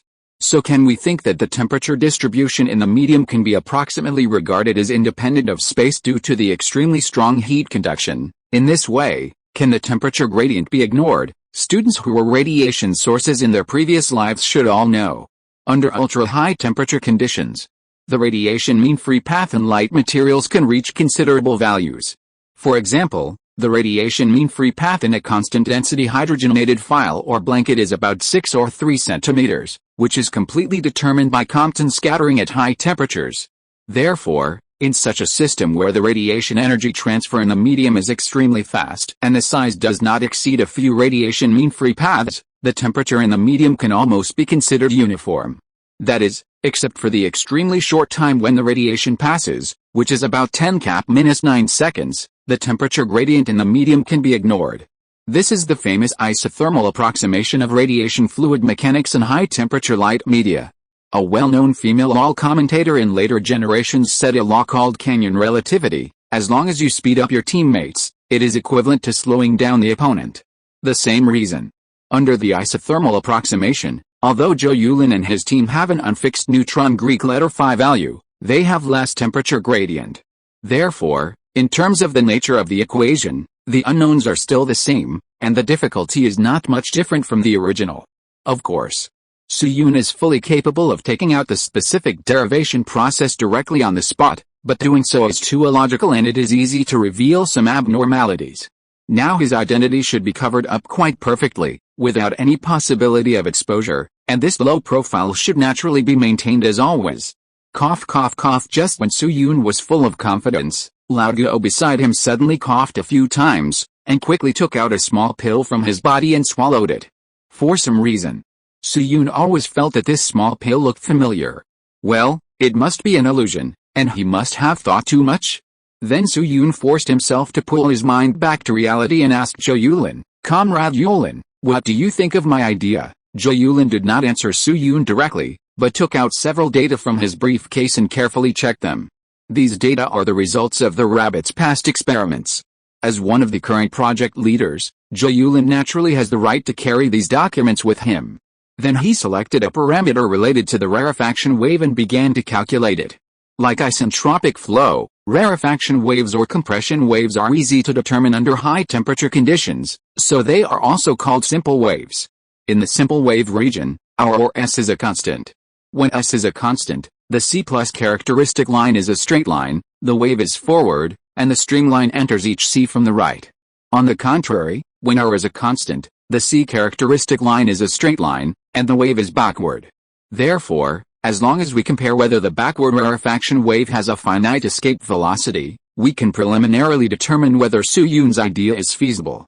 The change in intensity flow is first reduced by Tni, that is, it plus kni equals 0, then the absorption coefficient of the newly generated radiation A on the right end is below, so it plus kni equals A, plus Greek letter sigma Greek letter nu, it plus it. The azimuth angle Greek letter omega on the unit direction vector n must also be averaged at all levels, that is, A equals 14 and do equals 14 and O equals 14 and then do this and that 10 minutes later.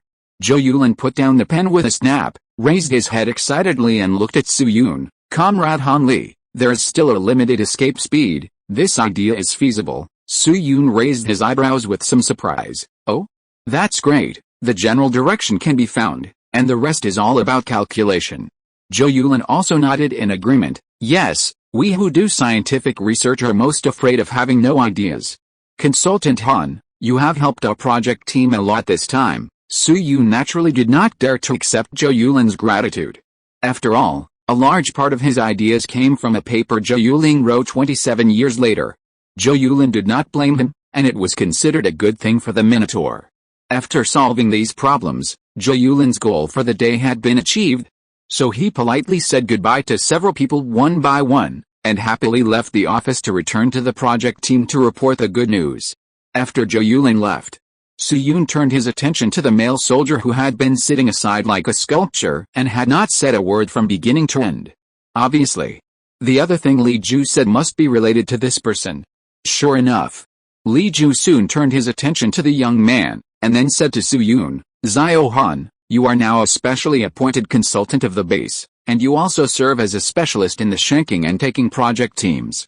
Although you haven't officially joined the party yet, your status in the base is already considered a core layer, but don't you feel like you're missing something? Missing what? Su Yun shook his head in confusion. Director, what do you mean? Li Ju smiled and pointed at him with his index finger, but didn't keep him in suspense, and said, you're missing a guard. Su Yun was stunned. Guard? For a non-military person like him in the later generations, this word is indeed a bit strange and abrupt. But he soon reacted. Indeed, in the current era, he seemed to be in need of a guard. After all, he is now the core layer of the base. Although his administrative level has not reached any specific official title such as the department level, his salary and other benefits are paid according to the deputy factory director level like Lao Guo. And it is no exaggeration to say that from the perspective of importance, Su Yun's current strategic value dominates the entire base. He is definitely a base tyrant, a base treasure. Although Su Yun now has Qiao Keihong to take care of him on a daily basis, this girl cannot be regarded as a soldier. Therefore, it is normal for the organization to equip him with guards. This has nothing to do with the safety of the base. It is mainly an insurance. Then, under the gaze of Su Yun and Lao Guo, Li Ju slowly walked to the soldier, patted him on the shoulder, and said, Zhao Han, this comrade is the guard assigned to you by the organization. Although he is only 19 years old this year, he has been in the army for more than 5 years. He is the security officer of the 819th Corps. The organization specially transferred him to Jinan to be responsible for your safety. Oh, by the way, I haven't introduced his name yet. This comrade is called Mu Fangdong. Note, the Vest Defense battle was successfully completed. It's the last day of the month. Everyone who has monthly tickets can vote for it. Chapter 616, Food arrives. Mu Fangdong. The moment Su Yun heard the name from Li Ju, his pupils shrank slightly. Mu Fangdong? No way, it was actually him? It was mentioned earlier. In the real history that Su Yun traveled through, Lao Guo was the only martyr among the 23 two-bombs and 1 satellite heroes. Lao Guo died 7 years later. At that time, Lao Guo found an important clue about thermonuclear weapons in the explosion laboratory of the 221 base, so he took a plane back to the capital overnight. However, the plane suddenly had an accident when it was about to land and eventually crashed. Afterwards, when a search and rescue team led by a certain leader was cleaning up the scene, they found that Lao Guo and his guard had both died, and their bodies were severely charred. But the two of them hugged a briefcase tightly in their arms. At that time, the location where the plane crashed was only more than 400 meters above the ground, so the briefcase was only partially burned under the protection of Lao Guo and the guard's body, and there was no damage to the internal materials. According to Xiao Chengui, the captain of the small car that was responsible for the airport pickup at that time, the two bodies were completely burned, their faces had become a black coal ball, their ears had fallen off, they didn't look like a person, They were like black lumps, and it was completely unrecognizable who they were. Lao Guo, had gray hair. He was 59 years old at that time. There was a white patch on the back of his head, and the part connected to his spine was not completely burned when he lay down, and there was a little hair left, so we could recognize it as him. He hugged another body together, and later a bag was found on their chests. And they were taken away by the confidentiality department at that time. The guard who hugged Lao Guo was Mu Fangdong. Mu Fangdong, who was born in 1942, was only 26 years old when he died. He joined the army very early, so there is not much information available.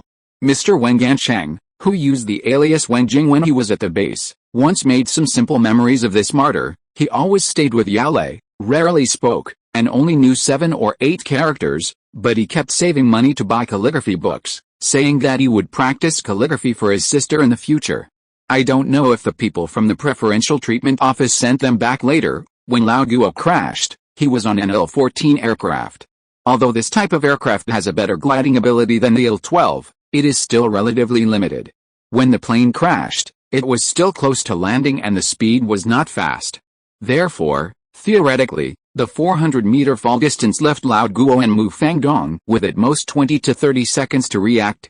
In such a short time, Mu Fangdong was able to hug Lao Guo without hesitation and protect the information with his life, which shows how high his awareness was. But at this moment, in addition to his respect for the martyrs, Su Yun also had an inextricable doubt in his heart. If Lao Guo's guard was by his side, would Lao Guo and Mu Fangdong be safe? To be honest, this was actually something Su Yun had been concerned about since he traveled through time. After all, there were still 7 years before Lao Guo's accident. According to the time calculation, the thermonuclear weapons at that time would inevitably be available in advance. In other words, Lao Guo no longer needed to board the original plane to submit the information. But who knows if Lao Guo escaped the original disaster? Would the will of time and space make him fall in another accident? Now with the appearance of Mu Fangdong, this doubt became stronger in Su Yun's heart. Does this count as changing history? After all, the copy only gave him 4 years. What if Mu Fangdong became Lao Guo's guard again after Su Yun left? Would that change anything? Suddenly, Su Yun thought of another person in his mind, Yang Kekui. Yes, why did he forget this person? Originally, Yang Kekui in history will die in February next year, but if Yang Kekui can live longer, doesn't that prove that in addition to scientific and technological achievements, some personal non-political disasters can also be changed? Auditors, please look at my strong desire to survive. After realizing this, Su Yun's eyes lit up immediately. Then he took a deep breath, put his mind back to reality, and looked at Mu Fangdong on the side. Comrade Fangdong, I'm afraid I'll have to trouble you to take care of me, a semi-disabled person, in the future. Su Yun's words were a bit joking, but Mu Fangdong seemed to take it seriously. He stood up from his seat and saluted Su Yun in a standard way. Hello, Chief. Always wait for your instructions. It was obvious. The guard was a little stunned. Li Ju on the side raised a smile. During this period of time, he also realized that Su Yun's most helpless thing was Mu Fangdong's stubbornness in handling official matters. Then, considering that Su Yun might have concerns about Mu Fangdong's age, he added, Xiao Han, don't look at Xiao Mu's young age, he is very capable. His master is a soldier who participated in the anti-Japanese war and the Peninsula War. He was born in the Wansu army, and Xiao Mu is his most proud disciple. At the beginning of this year, Xiao Mu passed the assessment of the capital. According to the original arrangement, he will become a guard of a certain leader, but the organization took your special situation into consideration, so Xiao Mu was transferred to the base. Of course, Xiao Mu did not come alone. This time, many leaders' guards have been replaced. Li Ju's last sentence was mainly because he was worried that Su Yun would think too much, such as imagining that the organization sent someone to monitor him or cast mind control on him. But Su Yun obviously didn't think so. First of all, he didn't care about the so-called monitoring itself. The purpose of his coming to the dungeon was to transfer knowledge to the organization. As long as you don't look at the pornographic pictures and serial numbers stored in his mind, he would like the organization to know everything else. Secondly, he knew about Mu Fangdong's deeds. His mission was indeed just to protect safety, not like Yan Zi or Crow, who had other intentions in private. Seeing this situation, Li Ju paused again and continued, in short, Xiao Han, from now on, just let Xiao Mu handle your daily affairs. If you want to find me, Lao Guo or others for something, you don't have to run all the way here like before. You can let Xiaomu contact them first and come back after confirming that they are here." Su Yun had no objection. Li Ju and Lao Guo were both busy people in the base, and there was no telephone available between the staff hospital and the factory office. Therefore, in the past period of time, Su Yun did have something to find Li Ju and Lao Guo, but found that they were not there when he arrived. If there was a guard who could help contact in advance, it would be relatively convenient. At this point, Li Ju's purpose of keeping Su Yun today had been achieved. Then Li Ju briefly introduced the location of Mu Fangdong's dormitory, the level of treatment and other information to Su Yun, and today's conversation ended. After leaving the office, Su Yun returned to the staff hospital ward quickly with the help of Mu Fangdong, and introduced Mu Fangdong to Qiao Keihong, Dr. Lin Yu and Yang Keiko in the same ward. No words were spoken that night. In the next few days, the new members of the base team also entered their own project teams one after another and began to hand over the topics arranged at a meeting. On the third day after the meeting, the remaining batch of more than 1,500 employees officially arrived at the base, and the number of employees at the base officially reached 14,742 people plus 723 heads. Then on the morning of the sixth day, Su Yun, who was still sleeping soundly in the bed, was hastily awakened by Lao Guo. "Xiao Han, good news, good news." Su Yun rubbed his sleepy eyes, but accidentally pressed on a burn wound. The pain of accidentally touching the wound made him sober up a lot. "Engineer Guo, what good news?" "Melody has a wild idea." "That's not the case." Lao Guo waved his hand and explained, "I think that grandson is a fool. He should have 2 years of luck. At least he can live until the end of the year after next. People who love to laugh won't die so quickly. The good news I'm talking about is that the food has arrived." "Food?" Su Yun was slightly stunned, and then he understood what Lao Guo meant. "Engineer Guo, you mean the winter wheat from the Russian bear has arrived?" Lao Guo nodded vigorously, looking very excited. "Yes, we sneaked into the base last night, and we shot the whole time. Of course, the leadership of the base has received a temporary notice, but didn't you just get the injection yesterday? So I didn't wake you up. I just received a notice that the food that was delivered has been transported to the warehouse. Do you want to go and have a look?" Hearing this, Su Yun's eyes immediately showed a trace of excitement. Of course, this is food. This also made Su Yun excited. In this era, there is nothing more exciting than a house full of food and a warehouse full of food. Not to mention that it was for this batch of food that Su Yun made such a big scene. In a sense, this batch of food can be regarded as the source of all evil. Therefore, Su Yun quickly put on his clothes, don't ask how to put on his pants, and then, accompanied by Qiao Keihong and Mu Fangdong, he quickly left the hospital with Lao Guo. The train that transported the materials stopped at the 11th or 12th factory area, but the location of the granary was at the 17th branch factory close to the main factory. After all, other branches will have some safety hazards due to their R&D functions, and the main factory as the administrative center of the base is relatively safe.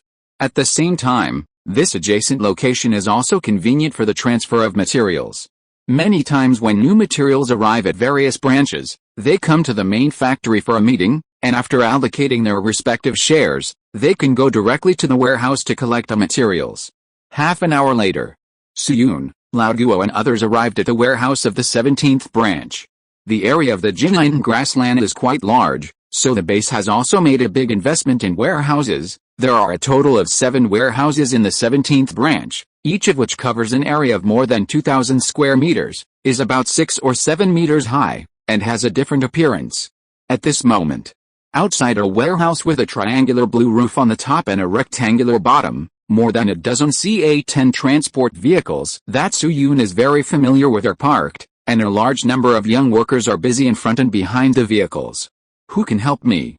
The bag is a little torn. Fuck, there's a rat here. Kill it quickly before it destroys the food." Wang Hua. "Push another cart over. 1, 2, 3, hey DC." The noisy voices combined with the sticky smell of sweat made it seem very lively. After arriving outside the warehouse, Lao Guo quickly looked around, and finally locked his eyes on a thin middle-aged woman. He waved to her, "Director Xia." "Hey." Director Xia. The Director Xia that Lao Guo was talking about was originally standing next to a 3-wheeled cart, with one foot just crossing the seat. Hearing this, he immediately stopped and looked up at Lao Guo and the others. After seeing Lao Guo, the man's face was obviously happy. He called a young worker to hand over the cart to him, and then walked quickly towards Lao Guo. Director Guo, you are here. Lao Guo shook hands with the man after he came closer, and then introduced to Su Yun. Xiao Han, this is Director Xiaomin of the 17th branch, who has participated in many routine meetings of the base. Director Xia, this is Comrade Han Li, the current special consultant of the base. The two people beside him are Comrade Mu Fengdong and Comrade Qiao Keihong, the guard and nursing nurse of Consultant Han. Xiaomin nodded quickly after hearing this. Comrade Han Li, we meet again. Su Yun also shook hands with her politely. It was mentioned before. There are only 2 special care wards in the base now. One is occupied by Su Yun and Yang Keigui, and the other is occupied by Wang Liming, an explosives engineer who had his leg amputated due to an explosion accident. The engineer named Wang Liming is Xiaomin's husband. Wang Liming's ward was next to Su Yun's. Xiaomin would go to the ward to take care of her husband after work. So although Su Yun and Xiaomin did not have much business interaction, they met quite often. In addition to Lao Guo and Li Ju, Su Yun and Xiaomin met even more frequently than Lu Guangda. Then, under Xiaomin's guidance, the group quickly walked into the huge warehouse in front of them. The height of this warehouse was higher than other similar buildings of 6 or 7 meters, about 10 meters. Su Yun originally thought that the interior would be divided into many layers. But after entering the warehouse, he found that there was actually only one layer inside this warehouse. That's right. Only one layer. That is to say, at least more than 80% of the height of the building is actually empty, which seems a bit wasteful. However, Su Yun's doubt was only fleeting in his heart, and soon he cast his eyes on the floor of the warehouse in front of him. At this moment, starting from the entrance where they were, there was an open passage with a width of about 3 meters in front of them. On both sides of the passage, you can see densely packed yellow cotton sacks and a strong, intoxicating aroma of wheat. Note, I was busy with some things in the lab today. I almost got ripped off when I went to a blind massage parlor for physiotherapy. I changed 3 parlors before I found one who knows acupuncture. I will start updating tomorrow, starting with 8,000 words. Don't forget the monthly ticket update event. At everyone's request, the number of monthly tickets for the 270,000 word level will be reduced by 1,000. If I can meet the standard, I will write 270,000 words this month. Chapter 617. From today on, no more sacrifices. At this moment, looking at the pile of bags of wheat in front of him, Su Yun was not the only one who was shocked and intoxicated. Lao Guo, Qiao Keihong, Mu Fengdong, except for Xiaomin, the director of the 17th branch who had been in contact with wheat for more than 10 hours, all the others had an inexplicable glow in their eyes. This glow contained the closeness of the Chinese people to food or farming and harvesting since ancient times, but more of the emotion was because they saw hope. After a while, Lao Guo couldn't help but take a few steps forward and quickly came to the side of a bag of wheat on the left side of the crowd. This bag of wheat had been opened with a fist-sized hole. From the fact that it was not sealed again, it can be seen that this should be reserved for the inspection of the leaders of the base factory. After all, if everyone had to open a bag, it would be too troublesome. Hualala, Lao Guo reached into the bag and fiddled with it for a few times, and soon grabbed a handful of golden seeds with shells. Lao Guo carefully put the seeds in his palm, held it with both hands, and put it in front of him with some piety and sniffed it carefully. A somewhat dry but strong wheat aroma instantly filled his nostrils, causing Lao Guo's mind to tremble again. At the same time, Xiaomin, the director of the 17th branch, also brought Su Yun and others to Lao Guo. Seeing this, he took the initiative to explain, Director Guo, as you can see, these are the winter wheat shipped by the Russians. The first batch of winter wheat they delivered to the capital this time was a little over 20,000 tons. The quota given to our base by the capital is 5% of the total amount, which is a full 1,000 tons. The standard weight of a bag of wheat in our country is 50 kilograms, but the specifications of the Russians are somewhat different from ours.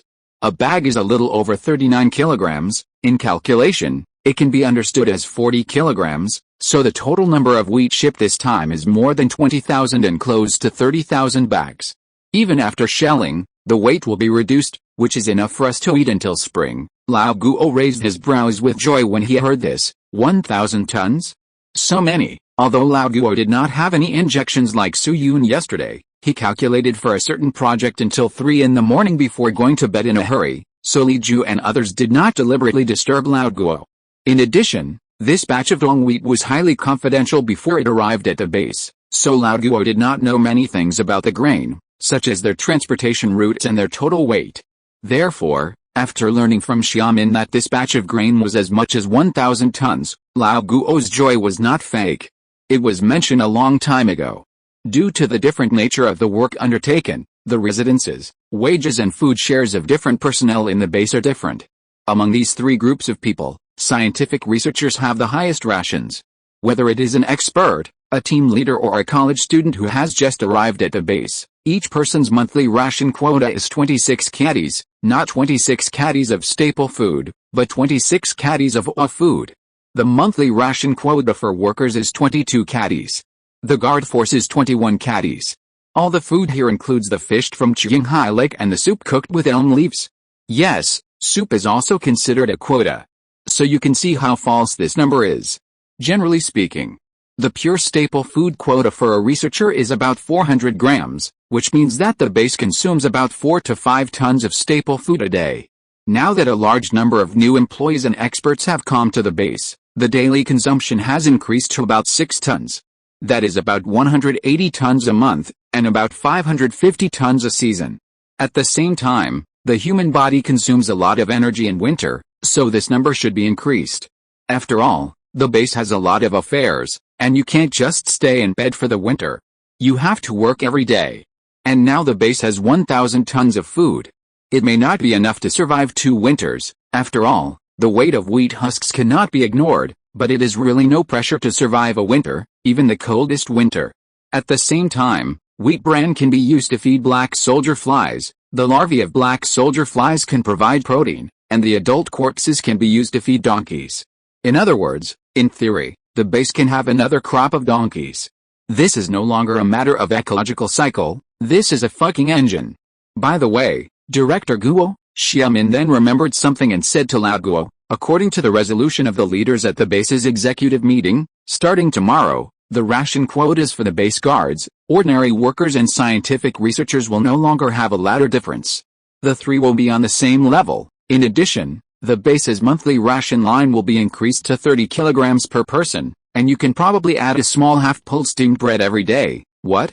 Increased to 30 kilograms? Hearing Xiaomin's words, Lao Guo was shocked again, and turned his head to stare at Xiaomin. Director Xia, are you serious? Xiaomin nodded lightly, and although she was inside the building, she still pointed to the location of the factory office.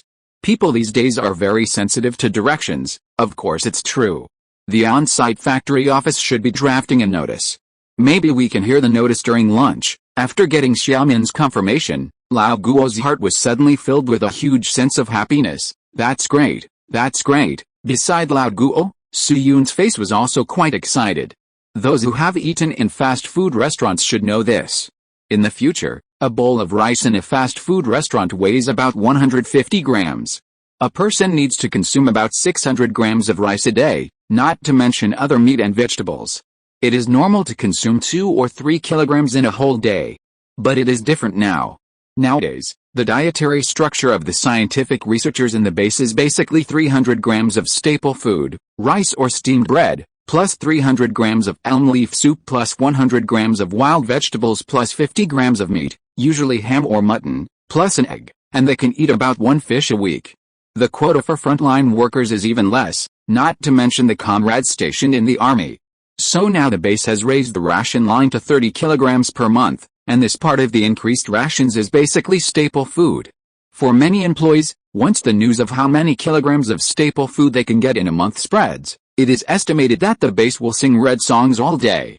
After a full half a minute, Lao Guo gradually calmed down.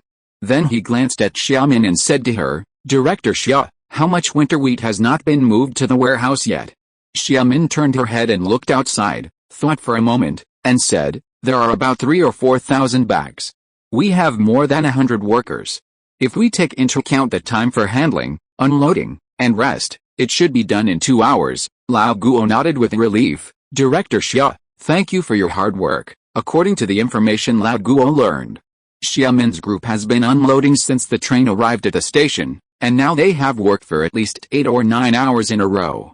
You know, The Zhehe province where the base is located is famous for its high altitude. The physical strength and energy consumed in high-altitude areas are much higher than those in plains. However, Xiaomin seemed very calm about this. The dark-skinned female comrade, who looked a bit like Zhang Yimeri in later generations, waved her hand indifferently. It's not hard work. Director Guo, you are researching nuclear weapons at the front, and we can only help you with logistics. After all the goods are unloaded, the comrades from the garrison will send a few more sentries here, and all open flames will be prohibited. Safety should still be guaranteed. Lao Guo nodded slightly. That's right. After almost handing over the official affairs, Lao Guo suddenly thought of something. Director Xia, how is Engineer Wang doing recently? The engineer Wang Lao Guo mentioned was Xiaomin's lover, Wang Liming, who is now living in another intensive care unit. Although Lao Guo was in charge of theoretical research before, some parameter settings of fluid mechanics must be regularly contacted with the experimental department, so he and Wang Liming have also dealt with each other several times. Maybe they are not good friends, but they still have a friendship of greeting each other when they meet. Old Wang, hearing what Lao Guo said, Xiaomin's face remained unchanged, but a trace of solemnity flashed in her eyes. He has been in a coma recently. Although Dr. Lin and others have been applying medicine to old Wang, the wound infection is still a bit serious. After all, the technology and conditions for amputation surgery are still too immature. I don't know if old Wang can survive this. After saying that, Xiaomin couldn't help but sigh faintly, and a little tiredness appeared on her body. Her husband was seriously injured and amputated and in a coma. As the person in charge of the base's material storage or the housekeeper, Xiaomin had to take charge of many tasks. No one could understand how much psychological pressure this thin woman was carrying. But what Xiaomin didn't notice was that Su Yun, who had been silent all the time, had a thoughtful expression on his face. Wound infection after amputation? This disease seems a little familiar. Of course. No matter how backward this era is, tetracycline hydrochloride has been developed, so the allicin that Su Yun used in the Northern Song Dynasty copy is obviously useless. Although allicin is relatively easy to prepare, it mainly works by blocking alcohol dehydrogenase, acetyl-CoA synthetase and acetate kinase, and its effect is still less than that of standard tetracycline hydrochloride. However, although allicin is useless, another natural extract seems to be worth a try. However, the extraction technology of that thing is obviously much higher than that of allicin, and is almost the same level as the paclitaxel currently being produced by the base. Therefore, after hesitating for a long time, Su Yun still did not take it out immediately. After all, making this thing public now will not help Wang Liming's condition except making everyone anxious. Only when Tu Luming and others successfully extract paclitaxel, Su Yun's next ideal will be feasible. Xiaomin was obviously an extraordinary woman. While Su Yun was hesitating, she quickly gathered her tiredness and started talking to Lao Guo about business. By the way, Director Guo, there is one more thing I forgot to tell you. In addition to the winter wheat from Russia, there are also some non-staple food supplies. For example, the organization also sent some canned beef from Russia, but the quantity is not large, about 20 boxes. There is also a batch of spare parts from Germany, but I don't know what they are used for. Spare parts from Germany? As soon as Xiaomin finished speaking, Su Yun couldn't help interrupting her. Director Xia, where are those spare parts? Xiaomin pointed to another direction and explained, as soon as I got off the car. They were taken away by comrades from the 6th branch, but Director Li asked me to let you know about this. Swish, within half a second. Su Yun and Lao Guo turned their heads at the same time and looked at each other in tacit understanding. 6th branch? In the 221 base, the three words 6th branch can only represent one place, that is, the explosion test site. In addition to known information that the parts came from Germany, the origin of the materials taken away by the 6th branch is obvious. They are the linear oscillation detection components produced by Hochtief that Su Yun has longed for. It was only for the sake of confidentiality that the base did not tell Xiaomin their specific identities. This is not because they do not trust Xiaomin, but because the direction Xiaomin is responsible for has no intersection with these components. For such important equipment, the fewer people know, the less risk there is. In other words, these linear oscillation detection components produced by Hochtief have now reached the territory of the 6th branch. After realizing this, Su Yun and Lao Guo's breathing suddenly became rapid. Director Xia, then Lao Guo looked up at Xiaomin and said carefully, Director Xia, I have seen the winter wheat. Xiao Han and I have some matters to deal with now. You see, Xiaomin nodded in understanding. It is true that she is strong, but it does not mean that she is not worldly wise. Director Guo, if you have something to do, just go ahead. I just happen to have to hand over some procedures here. Next time you have a chance, you are welcome to visit our warehouse again. If nothing unexpected happens, these winter wheat will be taken away for shelling and then handed over to those donkeys for grinding. Lao Guo took the initiative to shake hands with Xiaomin, said a few simple polite words, and then hurriedly left with Su Yun and others.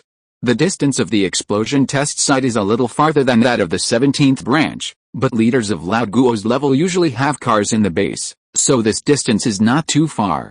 What? You asked Su Yun how to get on that small jeep? Ahem. After the trip to Qinghai Lake, Lao Guo learned new knowledge. He always carried a stretcher with him when he went out. Whenever he had to take a car, he would just put Su Yun on the stretcher and put him in the back seat. If Su Yun hadn't protested strongly, Lao Guo would have thought of covering him with a white cloth and fixing it to the roof of the car. Half an hour later, sizzle, with a sound of brakes, the jeep that Lao Guo was riding in stopped steadily at the entrance of the 6th branch. Then Lao Guo and Mu Fengdong worked together to move Su Yun back to the wheelchair, and they walked straight forward. At present, the explosion test site of the base has 5 workstations, that is, 5 small buildings with 1 floor and an area of several dozen square meters. The underground of these small buildings has been hollowed out into test sites of different sizes, which can carry experiments of different magnitudes. However, unlike the day the test site was completed, today's test site, like some other important areas of the base, must undergo complex inspections before entering. It's a coincidence. The person in charge of the safety inspection of the explosion test site today was Lao Zhou, who Su Yun had met in the theoretical department. So, Su Yun enjoyed the treatment of having his hair pulled, his face ripped, and his pants stripped off again. After everything was checked, Lao Zhou waved his hand and put Su Yun and others into number 2, the largest test site. The main part of number 2 was located more than 10 meters underground. As a result, as soon as Su Yun and Lao Guo walked out of the lifting platform, they heard a voice with strong reluctance, "Isn't it a waste for Lao Yu to use such a good component in our test site? Otherwise, let me and my second son be responsible for observation." As soon as the man finished speaking, Su Yun and Lao Guo were both stunned at the same time, and after they came to their senses, they shouted in unison, "No, note, let me explain. It's not that I didn't write 8,000 words today, but I've written half of it and now I suddenly have an inspiration to write some extra chapters." The extra chapter is initially scheduled to be 10,000 words, and it will be released around the middle of the month. If the monthly votes can exceed 3,500 before 12 o'clock tomorrow night, I will add another 5,000 words. In addition, this month's fan title activity has started, and there are 30 places. Just leave a message in the comment area. Chapter 618. From today on, no more sacrifices. No, Su Yun and Lao Guo's 2 shouts were very clear in the somewhat closed basement, and even had some echoes. I don't know if they were not mentally prepared for the appearance of the 2. The rhythm of the person who spoke first could not help but pause, and stop talking. There was a short silence at the scene. Lao Guo took Su Yun and walked to the other side quickly. The well-known good guy in the space got angry rarely. "Lao Gao, what the hell are you talking about? No matter how important these components are, can they be compared to your lives? Oh, you are the only one who has the idea that you must be blown up here to prove that you are highly conscious and loyal." Su Yun also had a gloomy face and stared at Gao Yuanming in front of him. That's right. The person who wanted to save parts and continue to use human statistics was Gao Yuanming, the chief engineer of the explosion test site. In the original history, he was another martyr who died in the collapse of the explosion laboratory with Yao Xiaolin and his son. His youngest son was also at the scene at the time, and his life was forever frozen at the age of 23. At this moment, Gao Yuanming seemed a little surprised by Lao Guo's appearance. He just adjusted his glasses and looked up at Lao Guo dryly. Director Guo, why are you here? If I hadn't come, something would have happened." Lao Guo snorted at Gao Yuanming and said unhappily, "Lao Gao, let me ask you, if Xiao Han and I hadn't stopped you, were you really going to hide all these components?" Lao Guo's stinky face was not fake, he was really a little angry. It was mentioned earlier.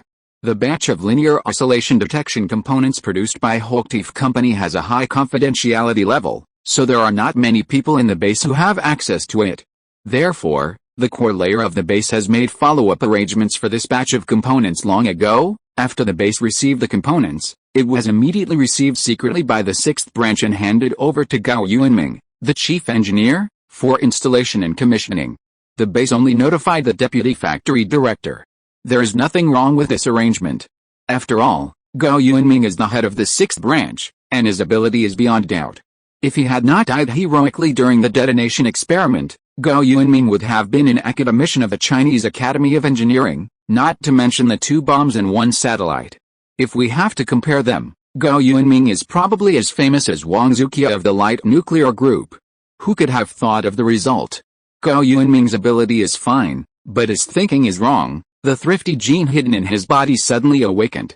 Looking at the angry Lao Guo, Gao Yuanming, who finally came to his senses, scratched his hair awkwardly and explained, "Engineer Guo, I just have this idea." Lao Liu hasn't expressed his opinion yet. You're here. The Lao Liu mentioned by Gao Yuanming is a tall but thin man in his 40s. His name is the same as Haoshen's housekeeper in the bronze teeth and iron teeth Jizai Island, Liu Quan. Liu Quan is the deputy of the 6th branch, and also serves as the person in charge of the branch's party affairs. His functions are somewhat similar to those of a political commissar. Before Lao Guo and Su Yun arrived, Gao Yuanming said those words to Liu Quan. Seeing Lao Guo looking at him, Liu Quan also nodded and helped Gao Yuanming explain. "That's right, Engineer Guo, Lao Gao and I just came from workstation number 1 a few minutes ago. You can see that the sweat on our heads hasn't dried yet. We have already planned the components at workstation number 1. There are only 6 of them, but there are a lot more at workstation number 2. Maybe Lao Gao is reluctant to see so many components being scrapped after just a few uses, so he came up with this idea. It was mentioned a long time ago. All the workstations in the 6th branch are underground cold explosion test sites, with different areas to cope with experiments of various magnitudes. Among them, workstation number 2 is the largest of the 5 cold explosion workstations in the 6th branch, with an area of more than 10,000 square meters. It is the final cold explosion test site for the planned atomic bomb. The area of workstation number 1 mentioned by Liu Quan is only 170 square meters. The area of the 2 is dozens of times different, and the number of components required is naturally not of the same magnitude. Just like when you buy clothes, if you see a 30 yuan dress on the street, you may think it looks good and buy it casually by scanning the code. Even if you don't wear it much later, you won't feel particularly distressed or wasteful. But for a 2,500 yuan dress, unless it is an extremely important occasion, it is basically difficult for ordinary people to make up their minds to pay. Seeing Liu Quan explaining for him, Gao Yuanming sighed with some disappointment. He spread his palm to Lao Guo, revealing a disc-sized component in his palm, and said, "Mr. Guo, look, this is the linear oscillation detection component made by that German guy. This thing is less than 10 centimeters in diameter, and the cost is $5. It can only be used 2 or 3 times at most. To be honest, I really can't bear to part with it, so I thought we should save it and use it in other places. After all, our country now has many projects that need this thing. If nothing else, the missile project of the comrades of the 5th Division will definitely use it." Hearing this, old Guo hadn't said anything, but Qiao Keihong and Mu Fangdong, who were standing behind him, nodded quietly. Gao Yuanming's words were actually quite in line with the concept of this era, especially for people like Qiao Keihong and Mu Fangdong who didn't have much scientific knowledge. There's no way, as the saying goes, the rabbits these days are afraid of being poor. In fact, let alone adults of this era, even babies born in this era, many people still retain similar concepts in 2023. Therefore, at this time, Gao Yuanming's words were obviously a perverse logic, and people in later generations knew there was something wrong with it as soon as they heard it, but it made many people feel that there was nothing wrong with what he said. Just as Gao Yuanming was talking, Su Yun on the side interrupted him, "Engineer Gao, you're not right." Gao Yuanming was stunned and subconsciously turned his head to look at Su Yun. Seeing Gao Yuanming's gaze looking towards him, Su Yun couldn't help but take a deep breath and said seriously, "Engineer Gao, I can understand your idea, but I personally find it difficult to agree with it. Yes, our country is indeed very poor now, so poor that we can't wait to split every penny in half to spend, but the more so, the more we can't save money on some aspects that we should invest in, like you said. Using manpower instead of linear oscillation components, this approach can save some money in the long run. Let's not talk about your awareness for now, let's talk about the facts. Do you think human observation can be as accurate as these instruments? You used fewer components here, and shouted that you saved $20 or $30, but once the data counted by manpower is wrong, then the comrades in the experimental group will suffer. To be conservative, they will have to spend more manpower and material resources to re-verify. The cost here is more than just $20 or $30. What if it's more serious? Because the statistical parameters are wrong, there is a problem during the laboratory trial production. Then it won't be a matter of money at that time. Engineer Guo and I just came from the 17th branch. Engineer Wang Liming, the husband of Comrade Xiaomin of the 17th branch, had an accident. You must know this, right, at the end. Su Yun's tone was already a little cold. He did not explain to Lao Guo from the cost point of view first, because he knew very well that this reason was not enough to change Lao Guo's mind. For example, in the future life he traveled to. Su Yun once bought a Dyson vacuum cleaner for his parents in 21 years.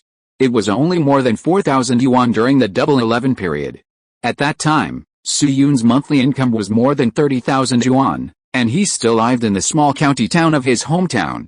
As a result, Su Yun's parents were reluctant to use the vacuum cleaner until 23 years, because the layout of the house was not suitable for such a good vacuum cleaner, which made Su Yun angry and helpless.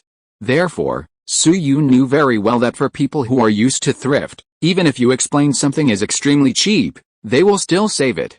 So he changed his mind this time and refuted it directly from another angle. Isn't the reason why you, Go Yuanming, use manpower because you are willing to sacrifice your life? This awareness is very high, but what if someone else sacrificed their life? After all, once the parameters of the detonation laboratory are wrong, the explosives production workshops of the first and second branches are indeed very likely to be affected. Xiaomin's husband Wang Liming got into trouble because the parameters given by the factory were wrong. The byproducts were not completely oxidized during the temperature rise stage of the diluted nitration solution, and an accident occurred during the nitration reaction. Unless Gao Yuanming dared to pat his chest and say that his naked eye observation could be more accurate than the components, he would definitely not be able to take on Su Yun's words. He dared to give up his life with his chest, but sacrificing other people's lives was another concept. At least Gao Yuanming didn't have the face to do such a thing. Seeing Gao Yuanming was stuck, Su Yun followed up with a snake-beating stick. Also, Engineer Gao, you are also a scientific researcher. How can you say such logic about volume and price? Let's not talk about other things first. Just look at the gas diffusion membranes in our base warehouse. Each one is much more expensive than this component. It is not the volume that limits the price of a component, but the process and research and development level. Do you believe that in a few decades, some things that cost only a few cents to produce can be sold to you for hundreds of dollars? Gao Yuanming paused again. The gas diffusion membrane that Su Yun mentioned is the product that failed at the beginning of the 504 factory because of the tempering of the bear. Its main use is to separate enriched uranium in centrifuges. A piece of gas diffusion membrane is about the size of a palm, similar to the linear oscillating element of Hochtief, but the thickness is only millimeter level, and the cost of a piece is as high as nearly 20 Chinese yuan. According to the current exchange rate, its cost is really higher than $5. Then Su Yun sighed and stabbed Gao Yuanming for the last time. Also, Engineer Gao, the $5 you mentioned is the retail price of this component. We don't need so much money to buy it. I have calculated with Comrade Gongbu of the animal husbandry team before that the apical secretion of about 300 donkeys working day and night for a week is enough to prepare a ton of donkey pulp film. When our black soldier fly breeding center is completely built, the cost of the whole process will only be the electricity bill and some other chemical materials. Probably 1 ton of film is only 10 yuan, and we can get 100 components in exchange for 1 ton of donkey pulp film, which means that 1 linear oscillation component is about 1 dime. In addition, this transaction is still our key project, which means that the German supply sequence is still ahead of the Russian bears. Even if the Germans terminate the transaction at any time, the linear oscillation components we get by then will be enough for the next use. Hearing Su Yun's words, Lao Guo on the side nodded subconsciously. Different from the cooperation with the Russian bears. The trade of cola can usually last for 7 or 8 years, and if you are lucky, it may last for 20 years as in the original history. It is a relatively stable long-term trade. But the linear oscillator components of Hochtief are different. It is difficult for the rabbits to have the technology for such parts in the short term, and the relationship between the rabbits and the Germans is not stable. If nothing unexpected happens, the three-party transaction between the rabbits and Germany, Gaul and the United Kingdom will be kept secret for at most 1 or 2 years. The rabbits just need to ensure that the news does not spread before the serial accelerator arrives in China. Therefore, the rabbits put the component transaction with Hochtief at a very high position, and plan to trade more than 10,000 components within 2 months. 3 maximum-scale cold explosion experiments will consume about 20 linear oscillator components, and 10,000 linear oscillator components are enough to support more than 1,500 cold explosion experiments. The cold explosion experiments in the original history of the rabbits were only more than 400 times, most of which were small-scale cold explosions, and the number of full equivalent cold explosions was less than 20 times. Even if hydrogen bombs and neutron bombs are counted, these linear oscillator components are enough. Of course, this is just an idealized state. After all, it is hard to say whether we can gather so many local donkeys to secrete their apocrine secretions. In short, with Su Yun's 3 words, Gao Yuanming didn't know how to refute even if he had some ideas in his heart. He was silent for a long time, looked at each other, and finally sighed faintly. Okay, Comrade Han Li, I can't argue with you. So let's do it according to the original plan. It can be seen that Gao Yuanming has not completely agreed with Su Yun's ideas. But it doesn't matter. Su Yun doesn't expect Gao Yuanming to completely change his ideas with his words. He just needs to ensure that Gao Yuanming's actions will not contradict the original arrangement. As for the concept, as time goes by, Su Yun believes that it won't be long before Gao Yuanming will change his mind. What he has to do now is to avoid all meaningless sacrifices from today on. As for whether the other party is voluntary or forced, Su Yun can't control it. Maybe some people will still talk to their grandchildren when they are in their 80s, saying that Han was just nosy and made things that could be done in a certain way formal and rigorous. But for Su Yun, it is enough to let these martyrs who died in the original timeline see the strength of the motherland they built with their own hands and see that they have children and grandchildren. After Gao Yuanming was dealt with, Lao Guo, Su Yun and others began to assist Gao Yuanming and Liu Quan in installing Hochtief's linear oscillation elements on the spot. Later, Su Yun saw the components produced by Hochtief once in the laboratory of the University of Science and Technology, but at that time, this component was no longer a linear oscillation detection method, but a multi-contact function measurement matrix component. To be honest, this relatively primitive linear oscillation component is the first time Su Yun has seen it. This thing is about the size of an ordinary CD, round, and a little over 1 centimeter thick. Every 90 degrees on the disk, there is an exposed square metal piece the size of a fingernail. This is the sensor used to measure shock waves. These components are matched with a small black box that looks like the later UIU-8F5W oxygen absorber. This is not an advertisement. The appearance of the two is almost identical. This small box is the receiving device of the sensor. As long as it is connected by wire when in use, it can be reused infinitely. Of course, the data must be exported before it can be analyzed. As for the equipment for exporting data, there are many options. For example, Hochtief himself uses a designed computer algorithm that can be directly imported into the computer for display. However, this algorithm belongs to Hochtief's absolute core data. At that time, the German representative meant that it could be negotiated, but it would cost more. So the rabbits rejected this transaction intention in the spirit of saving money, so the base used the more primitive dotting timer to report the number. According to the information Su Yun learned, the parameter rate that this set of equipment can record is about 80%, and the accuracy is infinitely close to 100%. After all, cold explosions do not need to summarize radiation data. According to the design drawings, there are 24 linear oscillating elements to be placed at workstation number 2. After giving up his original idea, Gao Yuanming quickly got back to work. He was holding a project drawing in his hand and pointed to the test site in front of him. He said, "The first placement point is in area D, with a height of 1.14 meters and a starting length of 5.14 meters on the left. Just embed it directly on the wall. The second placement point is on a dummy 30 meters away from the center point, just place it at the waist. The third one is at." The placement locations of the linear oscillating elements were calculated and set in detail in advance. For this purpose, The base had tried a small-scale cold explosion to verify the calculation results with actual results. There are 24 linear oscillating elements required for workstation number 2, some of which are still on the 2 or 3 meter high wall. Fortunately, there are also many engineers in the 6th branch on site. Therefore, after a busy day, these linear oscillating elements were finally placed. However, Su Yun and Lao Guo did not rush to the next workstation, but stayed on site to observe the explosion. After all, the purpose of the imported linear oscillating components is to detect the actual parameters of cold explosion, so the accuracy and performance of the components must be debugged according to the schedule of the base. Today, there is a group of explosives in the 6th branch that need to be tested for cold explosion, with an equivalent of 130 kilograms of TNT. Note, if you are 100 votes short of the monthly ticket, you can add 5,000 words to the extra chapter. Isn't this a rush? Chapter 619, Get Out of the Way, I'm going to cause trouble again. It was mentioned a long time ago. Just like the material platform and storage warehouse of the base belong to the two different factory areas of the 12th and 17th branches respectively, the Explosives Research and Development Unit and the Explosives Testing side of the base are also not in the same factory area.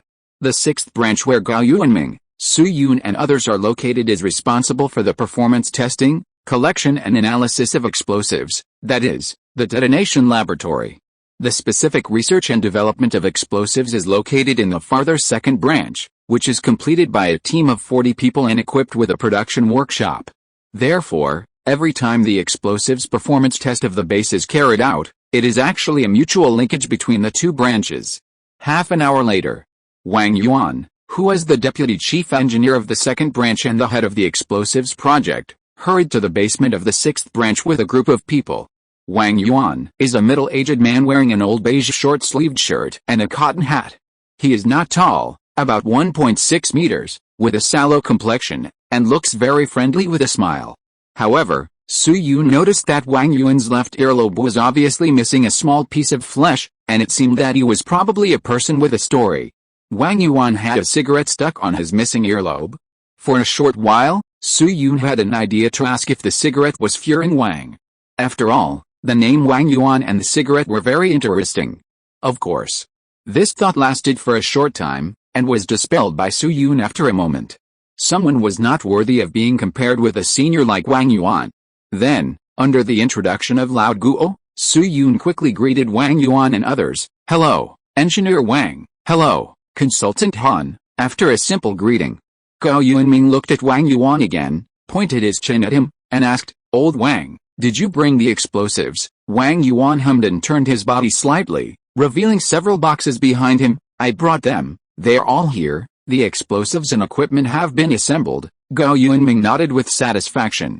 Then he looked at the watch on his wrist, and seeing that the pointer was already heading for 10 o'clock, he quickly waved his hand and said, Okay, since we have brought everything, let's hurry up to set up the site. It's just in time to try out whether the components produced by the Germans are good or not. If everything goes well, we can also taste the taste of winter wheat from the bears. I heard that the steamed bread ground from this stuff is quite fragrant. Wang Yuan and others had no objection to this. Soon, Wang Yuan led many engineers to move boxes into the test site. Su Yun, Lao Guo and others stayed aside as spectators because of their inconvenience in movement and the professional differences. Students who have developed high explosives know that as of this period, there are a total of 3 generations of explosives in existence. The first generation of explosives is nitric acid explosives improved by Swedish explosives King Nobel. The second generation of explosives is TNT explosives invented by German chemist Wilbrand. The third generation of explosives is also from the hands of Germans and is called RDX. Nowadays, TNT and RDX are both common types of explosives in various fields, and they are also frequently used in military industry. But on the other hand, although the second and third generation explosives are very powerful, ordinary TNT and RDX are not enough for weapons of the atomic bomb level. As mentioned earlier, the principle of the atomic bomb is atomic fission, and neutrons are used to impact the nucleus. This impact is not like throwing things at random.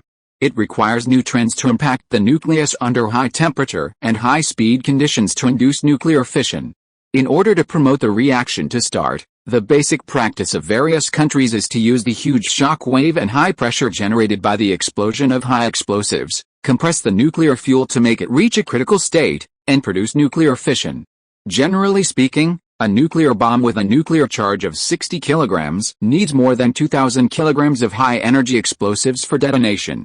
At the same time, the time required for the shock wave and high pressure to be generated when a nuclear weapon explodes must be at the level of 1/10,000th of a second.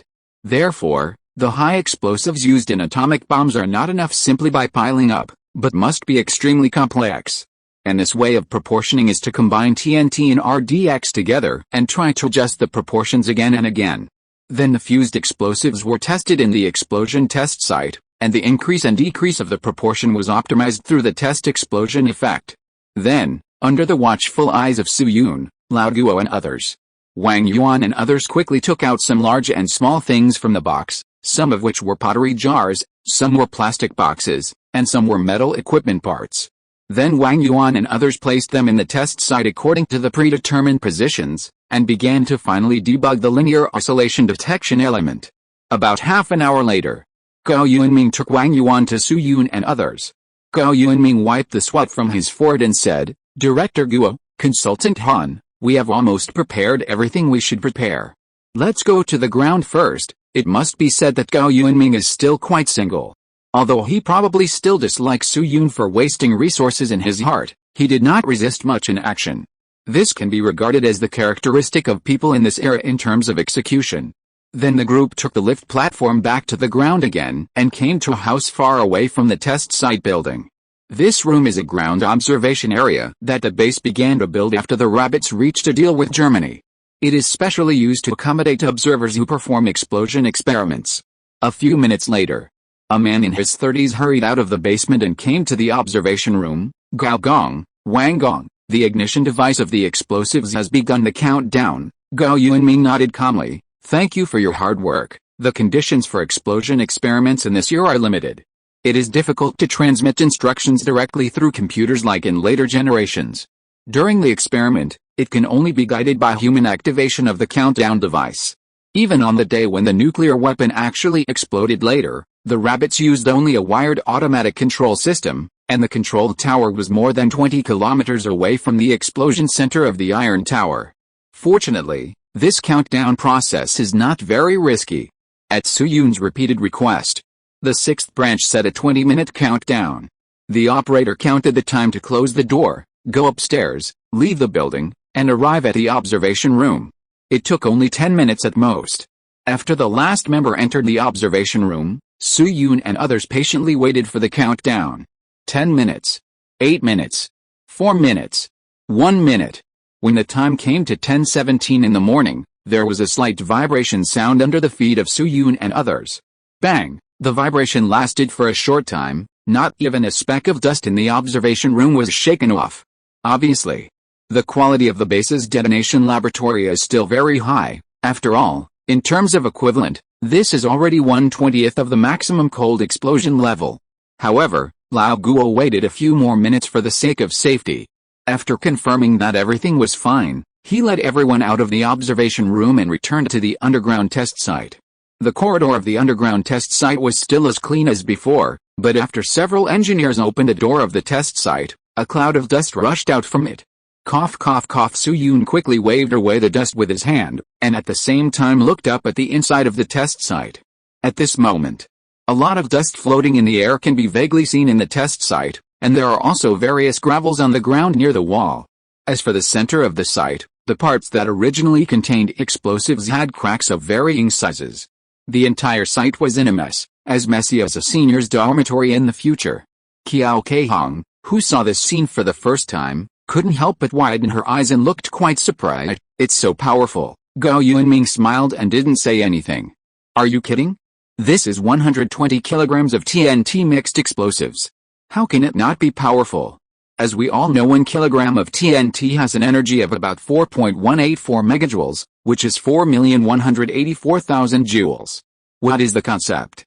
For example, this energy can move a kilogram of object 420 kilometers, or a 100 kilogram object 4.2 kilometers.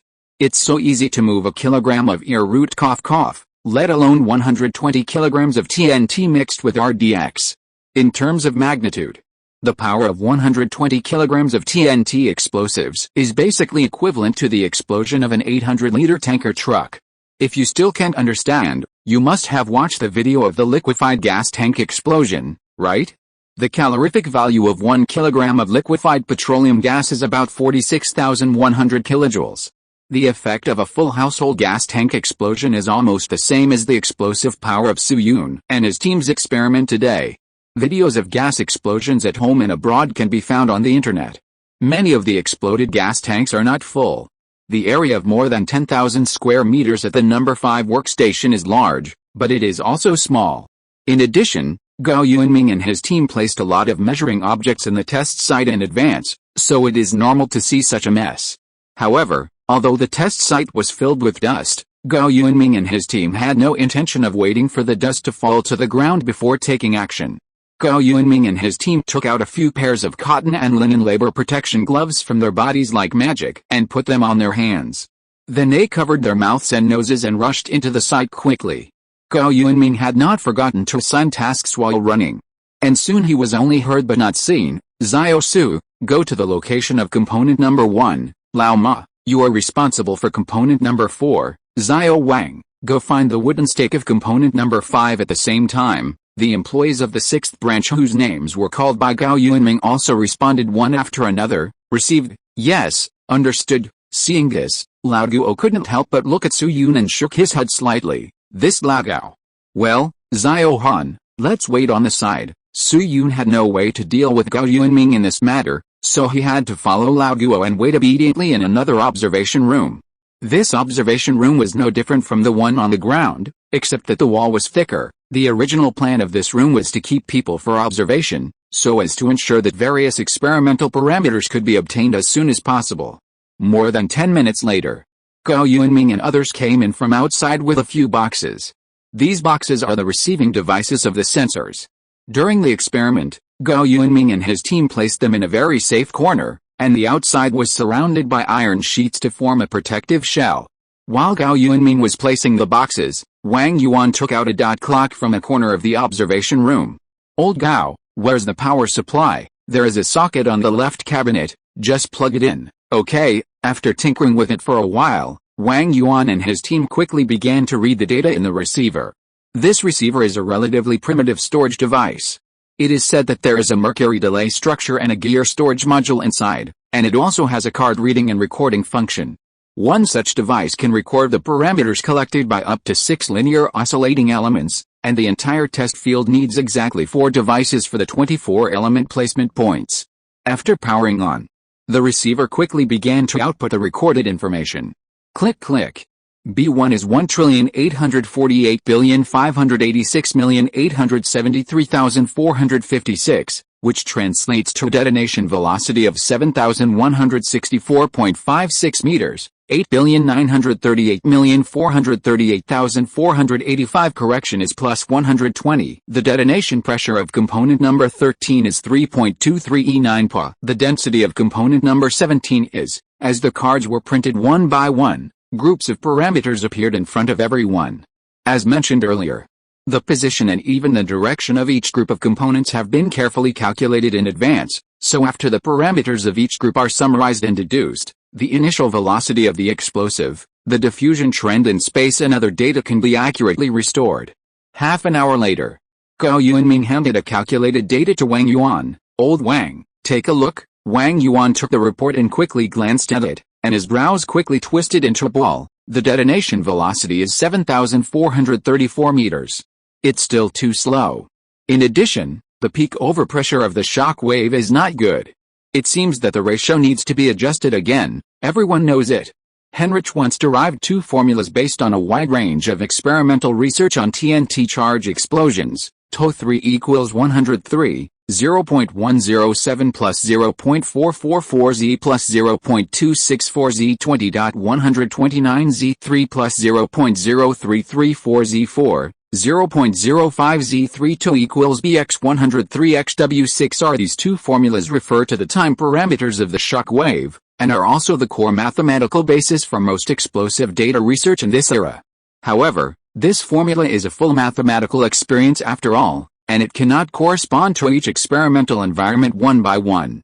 For example, the altitude is high and the air pressure is low in Zhehe province, and the boiling point of water is very different from the normal one. Naturally, this model is invalid in Zhehe. Because of this, Wang Yuan and others can only rely on pure manpower to optimize the explosives, that is, to judge whether their direction is right or wrong based on the explosion data. Obviously, they failed again this time. Seeing this, Lao Guo on the side couldn't help but patted Wang Yuan on the shoulder twice and comforted him. "It's okay, Engineer Wang, if the results are not ideal, then so be it. At least these parameters can be reversed and prove that the components given to us by the Germans are still quite accurate. With these components in hand, the explosives that meet the conditions can always be slowly mixed out." Unexpectedly, Wang Yuan shook his head and did not accept Lao Guo's comfort. "Director Guo, you are wrong. Our high explosives are not just about changing the ratio of TNT and RDX. The more critical thing is to make the two able to merge. To be honest with you, the batch of explosives we experimented with today is already the best batch of finished products at present. If we want to further increase the detonation speed and overpressure, we must develop a Mikhailov pot that can further integrate the two, but the problem is that the Russian side didn't even give us a drawing of this technology. Unless we are lucky, it is impossible to make such a tool. Without a Mikhailov pot, how can we talk about the so-called mixing?" Looking at Wang Yuan, who kept shaking his head, Lao Guo was slightly stunned. Mikhailov pot? He had heard of this tool before. His teacher had mentioned it to him when he was interning at the reactor. At the same time, as the deputy director of the base, he quickly thought of one thing. There was indeed no relevant information about this technology in the list of technologies supported by the Russian Bear. That's right. It's not that the Russian Bear burned the relevant drawings later, but that a Mikhailov pot was not considered as an A technology at all.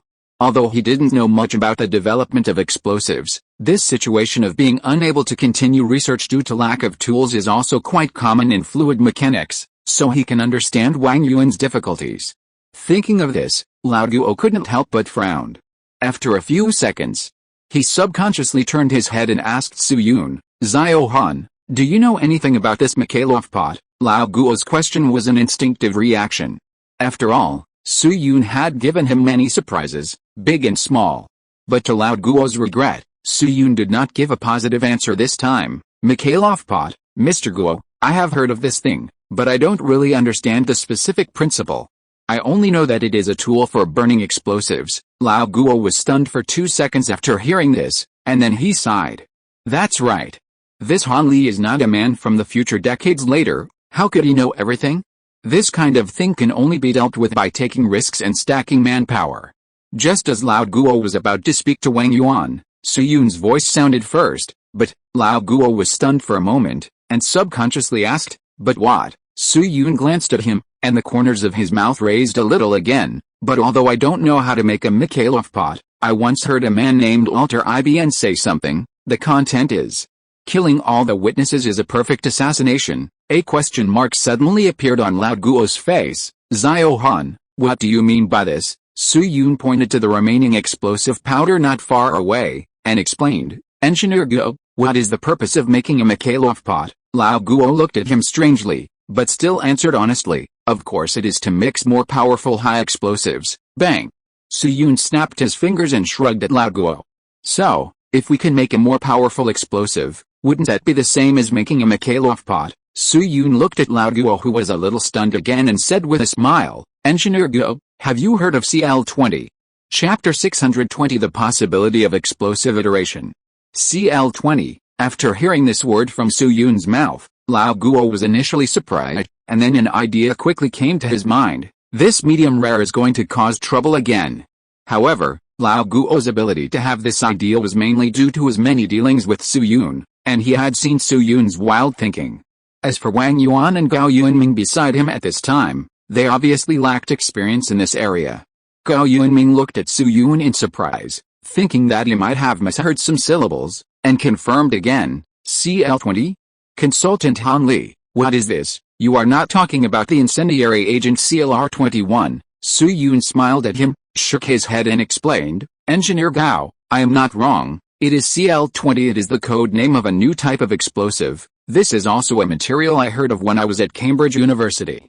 At that time, there was a senior named Seamus Finnegan who was an explosives enthusiast and loved blasting. However, he was never satisfied with the power of TNT and RDX, and always wanted to develop a high-energy explosive that would explode if you looked at it for a second longer. Later, after detailed research and analysis, he finally came up with a formula for a more powerful explosive and named it CL-20. Unfortunately, Senior Seamus died in an explosives experiment, and the development of the CL-20 explosive was interrupted.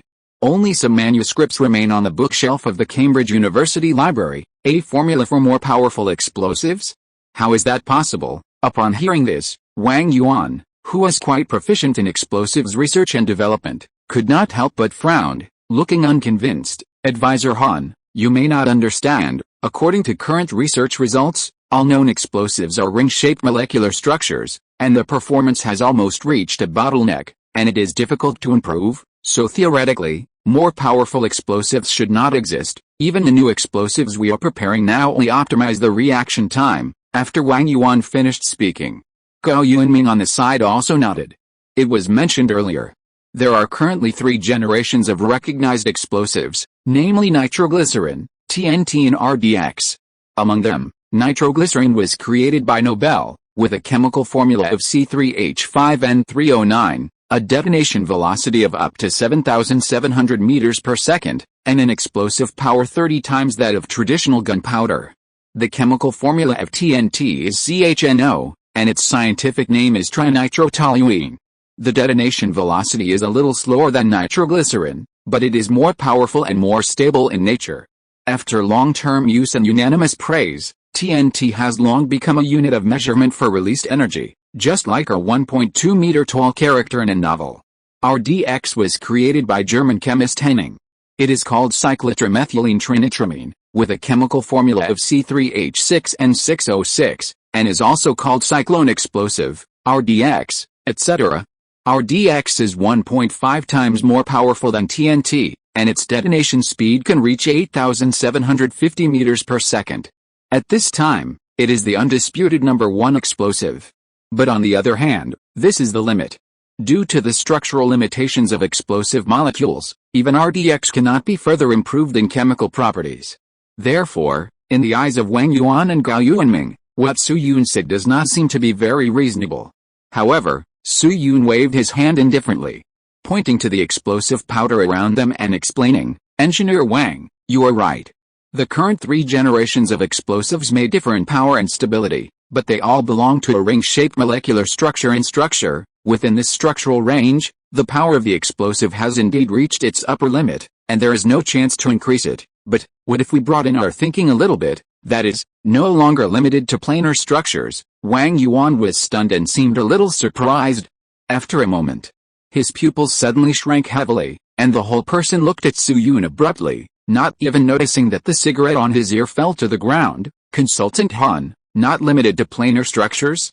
You mean from the plane too?" Su Yun nodded heavily, his left hand flat on his chest, and his right hand drew a circle above, confirming his guess. "Yes, if the structure is expanded to 3 dimensions, then the bond energy level between molecules may be improved. After all, once the structure changes, the energy and tension will also change." Chemical bonds. This concept was first proposed in 1916, and then in 1927 Hitler used quantum mechanics to solve the covalent bond problem and explain the nature of chemical bonds. Although the molecular orbital theory has not been formally proposed, some structural research has achieved certain results. Therefore, at this moment, Su Yun was very relieved to propose the relevant concepts of molecular structure. Students who have taken high school chemistry should all know. If you look at it from a macroscopic perspective, the explosion of explosives is basically a process of emitting light, generating heat, and releasing a large amount of gas. But from a microscopic perspective, it is another matter. The true face of the explosion of explosives is the process of breaking the chemical bonds in the original substance and forming new stable chemical bonds. For example, TNT. As mentioned above, the chemical formula of TNT is CHNO. From a structural point of view, if all the nitro groups, NO, of TNT are removed, what you see is a toluene molecule, that is, a methyl group, CH, is attached to a benzene ring. A TNT molecule has 3 trivalent nitrogen-oxygen bonds and 3 monovalent nitrogen-oxygen bonds. But in this structure, the monovalent nitrogen-oxygen bonds are not neutral, but carry excess negative and positive charges respectively. Therefore, TNT molecules alone cannot exist. They must rely on other TNT molecules to neutralize the extra unstable charge. When external energy stimulates the separation of TNT molecules, the negatively charged oxygen atoms on the branches may not stick to the positively charged nitrogen atoms, because the carbon-oxygen bond can store more bond energy. So in the explosion process, the carbon atoms and oxygen atoms in the benzene ring combine to form carbon monoxide. This is like an unexpected product after a man and a woman have sex, so this action directly causes the benzene ring to collapse like kun-kun, and it collapses in a mess. Then, the carbon atoms that are cleaved from the benzene ring ruthlessly take away the oxygen in the nitrogen-oxygen double bond. At this time, nitrogen is like a few rational powders that are freed. Ahem, it is freed and quickly forms a nitrogen triple bond, which is what we often call nitrogen, and in this process, a large amount of heat is released. And the methyl group CH is directly separated, so that the 2 methyl groups form 2 pure carbons and 3 hydrogen H. The 4 positions on the benzene ring were originally occupied by methyl and nitro groups, and there are 2 hydrogen atoms on each benzene ring. When the benzene ring collapses, these 2 hydrogen atoms are equivalent to brain-dead fans. Not only did they not lose their fans, but they also combined with each other to form hydrogen-hydrogen bonds, that is, hydrogen encouraged each other.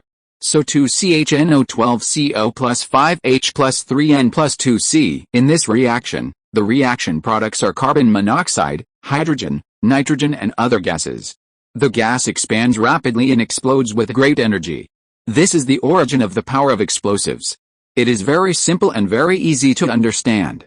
But on the other hand, just like those artists whose houses have collapsed, whether you are kun-kun, TNT, cuckoo, RDX, or nitroglycerin, feng-feng, the popularity of the news of house collapse is indeed very high, but it has basically reached the top in the entertainment industry. Even if Taiku La or Shazan collapses next, the popularity will not be much higher than them. These top streamers have tested the power to the maximum. But this is only the upper limit of the entertainment industry, flat structure. For example, if the Chinese national football team wins the World Cup championship one day, it is estimated that all social media in China will be paralyzed, and the popularity will not be matched by even 100 kun-kun's collapsed houses. This kind of social news is the direction that Su Yun mentioned.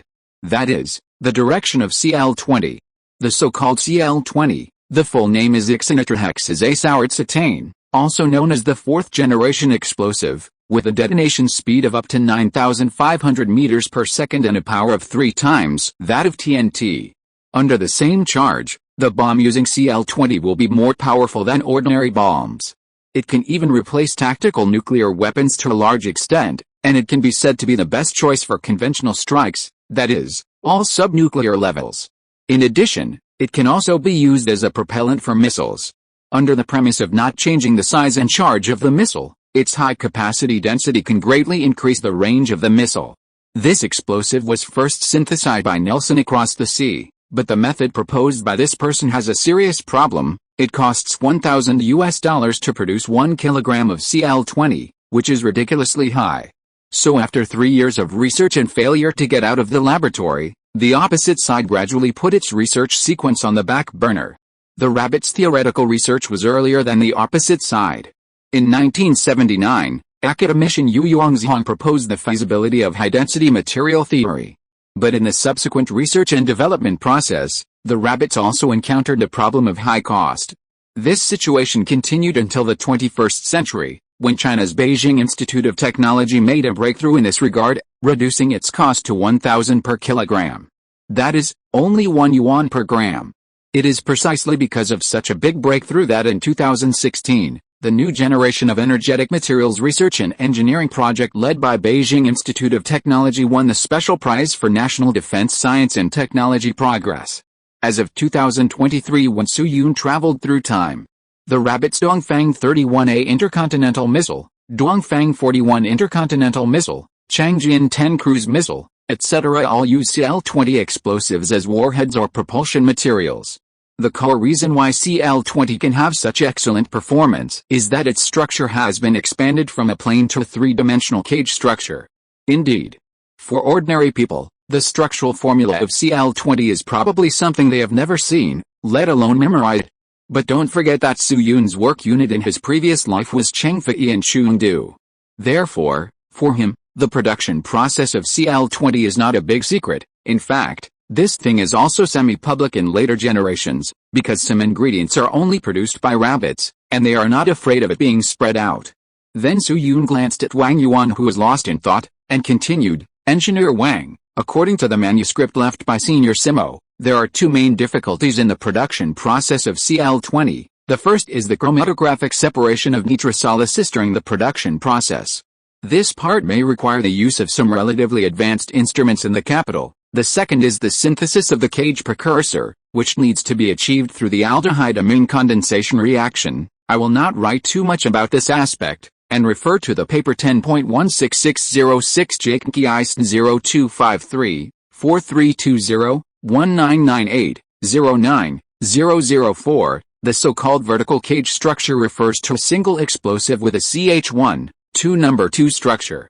The synthesis method of the caged amine is just like the aldehyde-amine condensation reaction mentioned by Su Yun. The reaction is carried out at 25 degrees Celsius with acetonitrile and water as solvents, formic acid is a catalyst, and then benzylamine and glyoxyl are added. When the aldehyde-amine condenses into amine, the amine further polymerizes to form hexabenzyl hexazacetane, the precursor of the caged HNIW, and then some subsequent syntheses can be carried out. This is this. Su Yun spent about 10 minutes repeating the general details of the entire process to Wang Yuan and others. Wang Yuan and Gao Yunming's eyes became brighter and brighter as they listened, and their breathing became faster.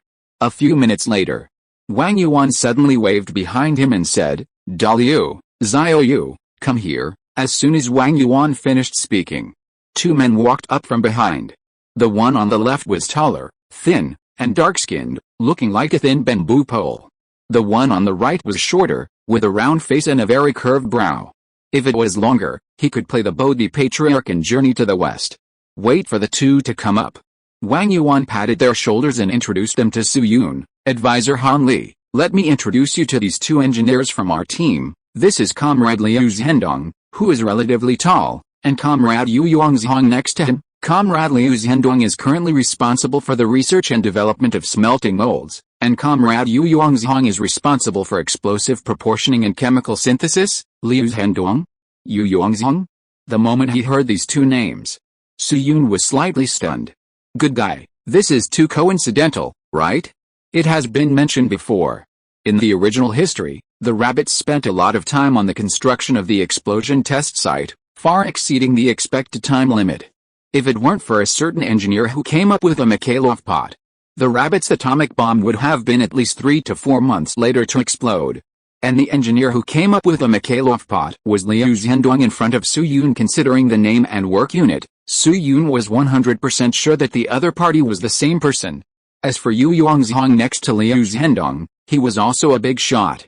He was the main person in charge of the research and development of explosives and fuels in the Rabbit's 2 bombs and 1 satellite project, and he was also the first explosives engineer on the Rabbit side to develop Cl20. Just like Chen Huaijin, Shen Hongfang and others who appeared in the Zhuxian Sword project before. Yu Yongzhong was not selected as an academician not because of his lack of ability, but because his contribution was not officially declassified until recent years.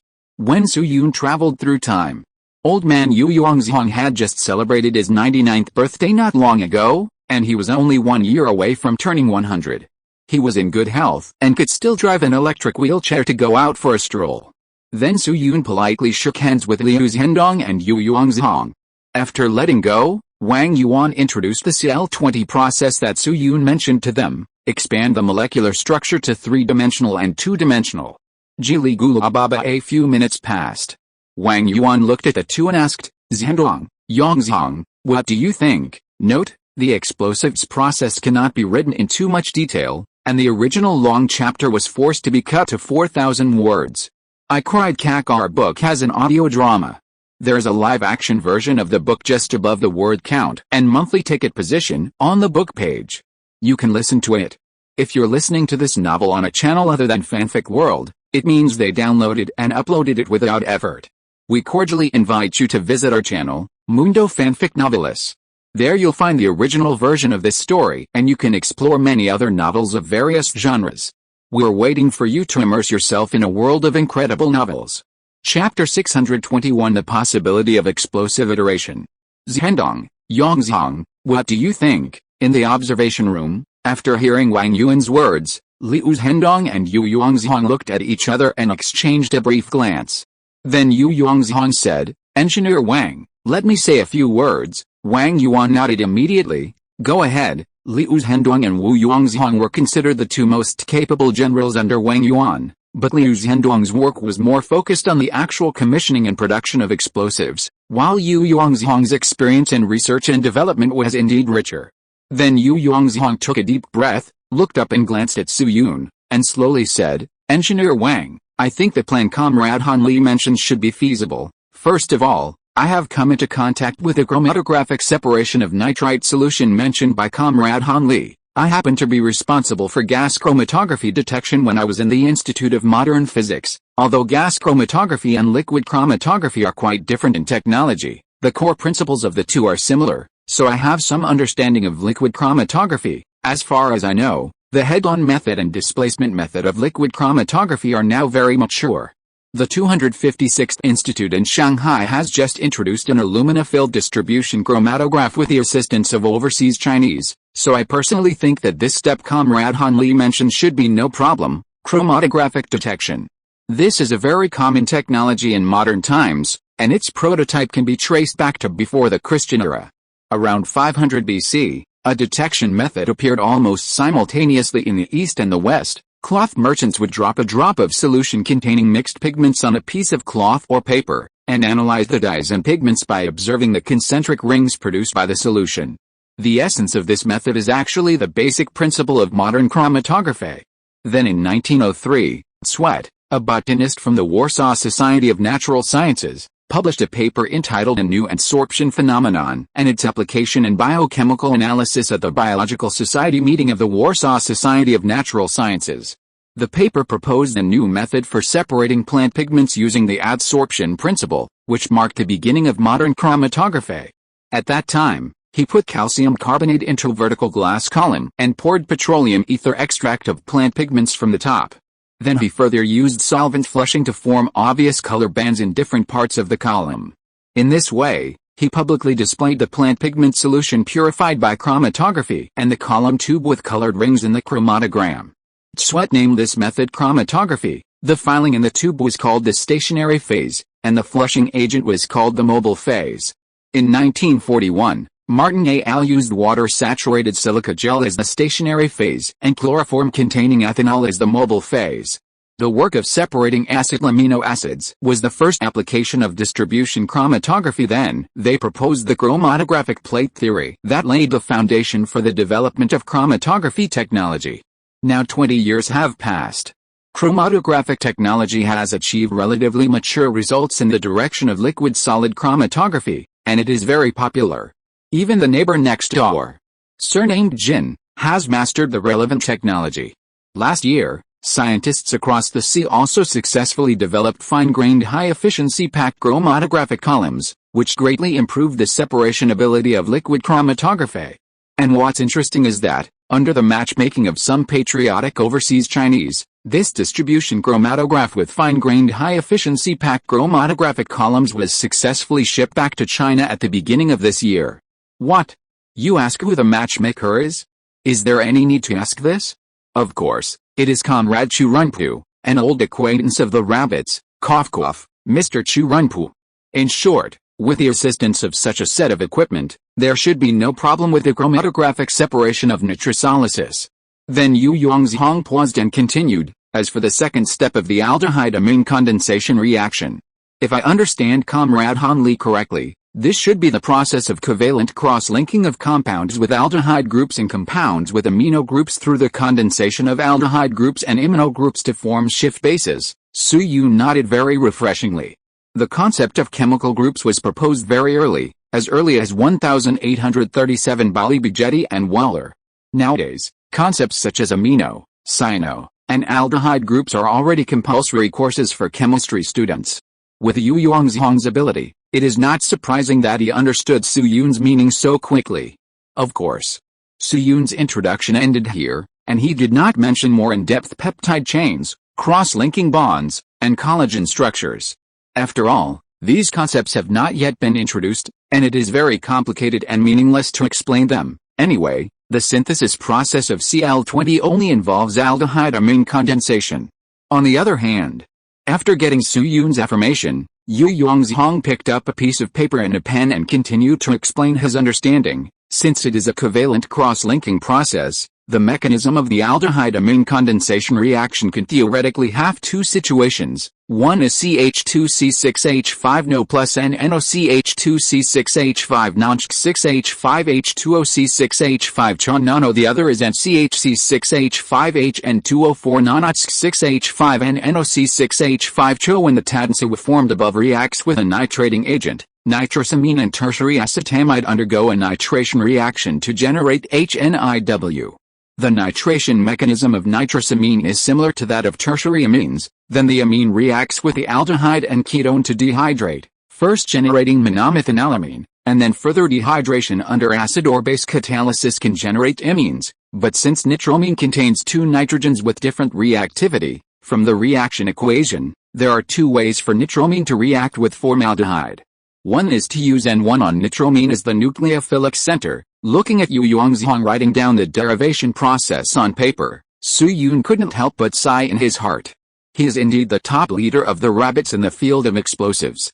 He only briefly mentioned the preparation process and molecular structure, but Yu Yuanzhang could think of such a deep level. You know, in this year, the aldehyde amine condensation reaction is still a very foggy area in the field of chemistry. After all, it involves many complex microscopic reactions, and the current theories and technologies are far from deep. It will take several years for the whole concept to be fully understood. For example, carbon-carbon bonds, and Greek letter alpha hydrogen bonding, etc. Although Su Yun respects many predecessors on the scene, he has to admit that Yu Yuanzhang's ability is indeed higher than that of Wang Yuan and others.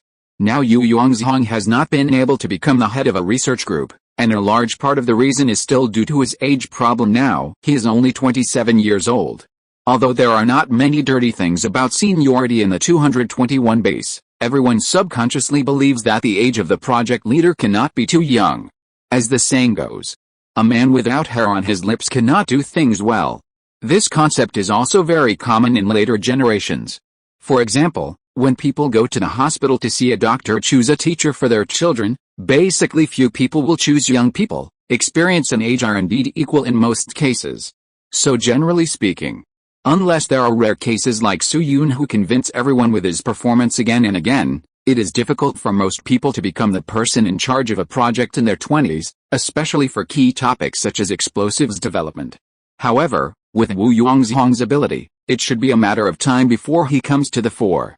Thinking of this, Su Yun pulled his mind back to reality and prepared to end the topic of Cl20 after Yuanzhang finished his deduction.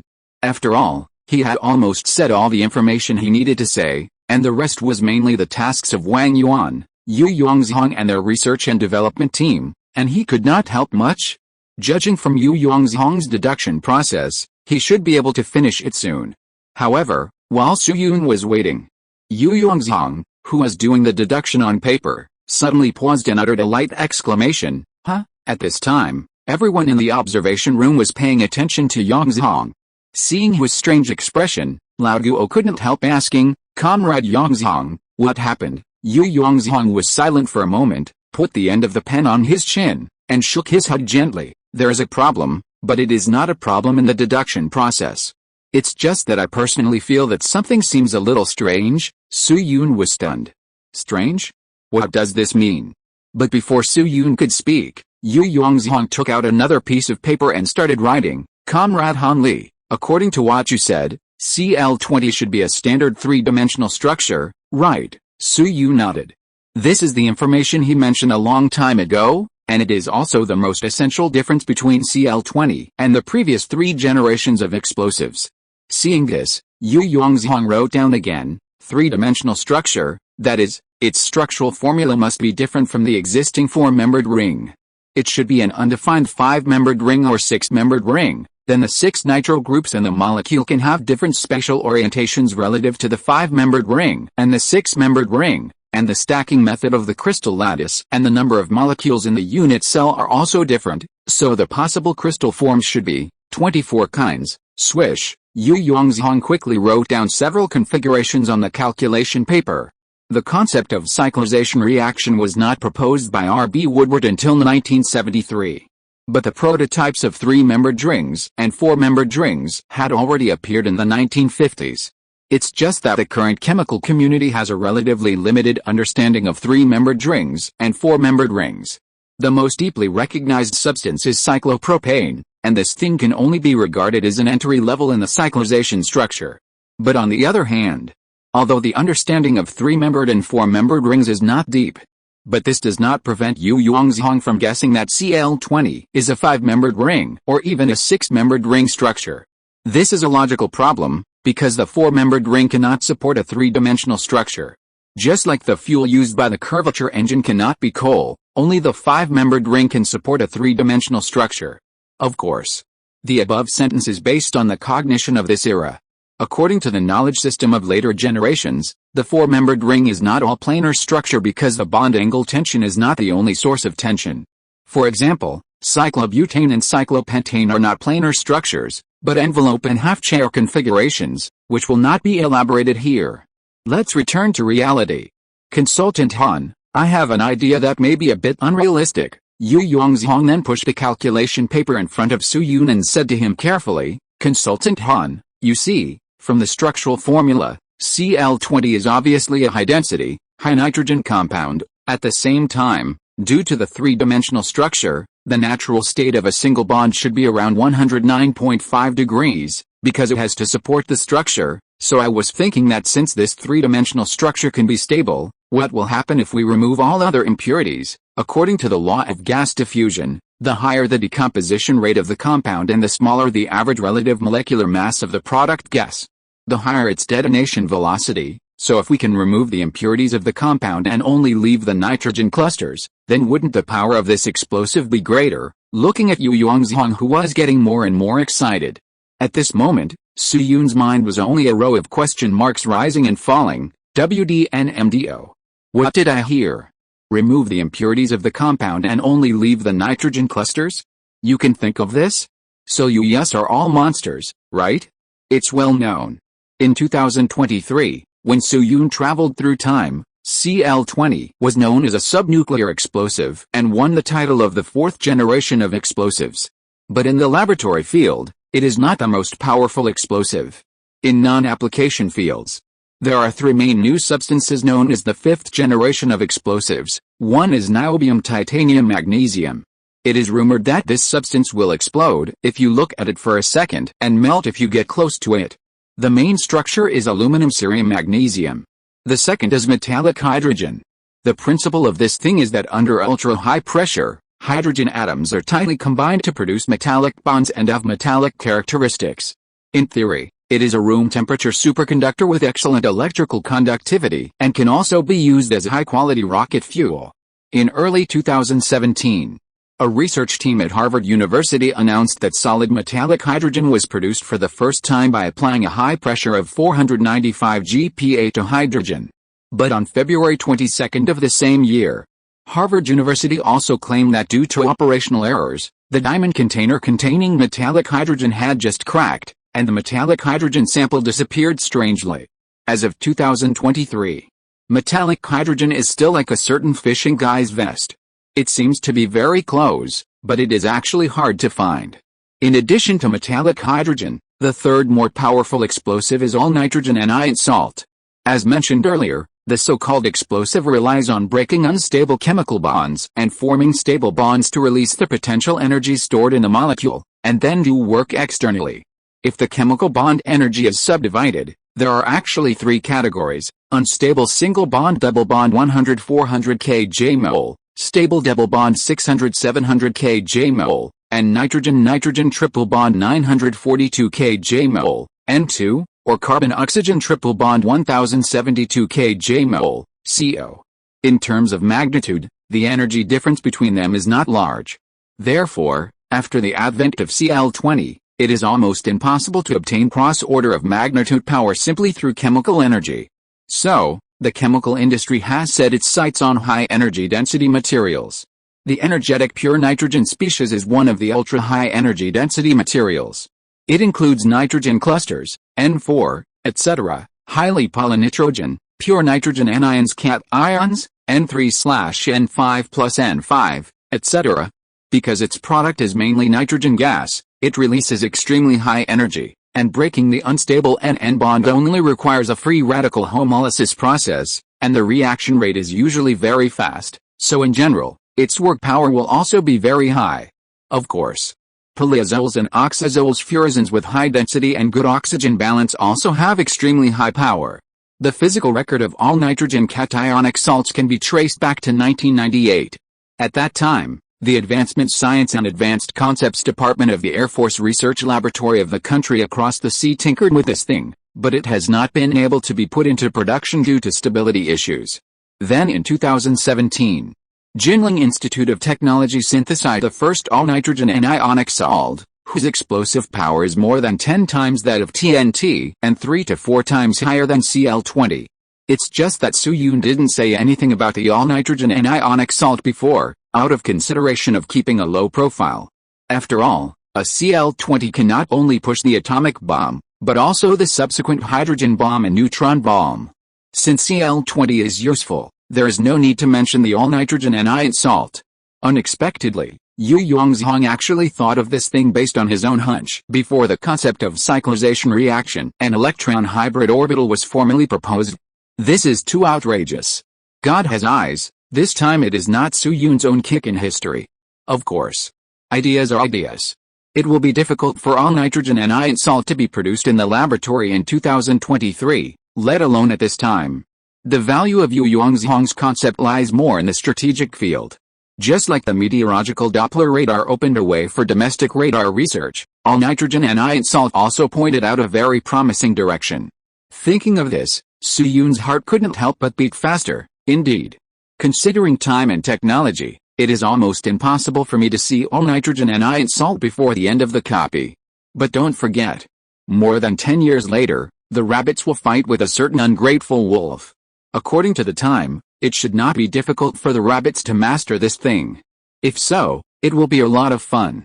Note, due to some reasons, the plot of explosives ends here, and there will be no more explosives in the future. The foreshadowing would have been deeper.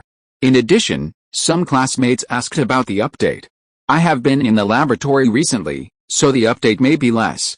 It will start to burst after the 20th, just like last month. Chapter 622 The Long-Awaited Arrival. In the basement.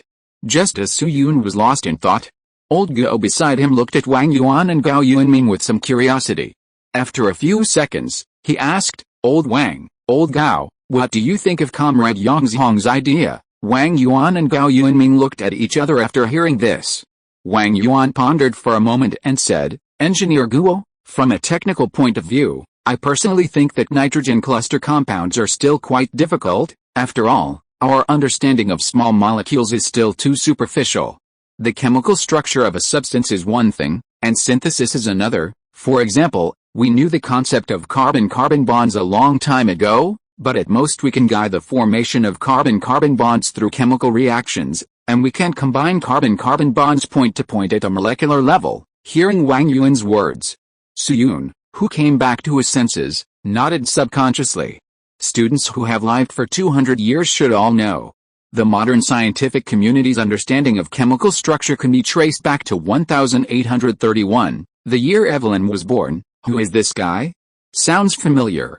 Ahem. At that time, Lippisch discovered silver fulminate Ag, and proved through analysis that both compounds contain one atom of Ag, N, C, and O. The authoritative Archbishop Eliseus defined this phenomenon as isomerism, where isomerism refers to the molecular formula and isomerism refers to the structure.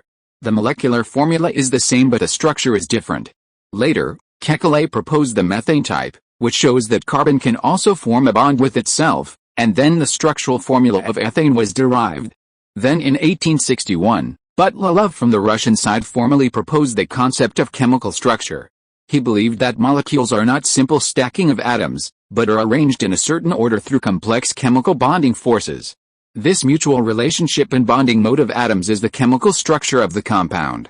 Under the guidance of this theory, he synthesized tert-butyl alcohol, isobutylene, dimethylmethanol and some sugar compounds, discovered the polymerization reaction of isobutylene, studied the isomers of butadiene, discovered the phenomenon of cross-isomerism, and proposed the hypothesis of isotopes. By this time, there have been very solid research results in the theory of chemical structure.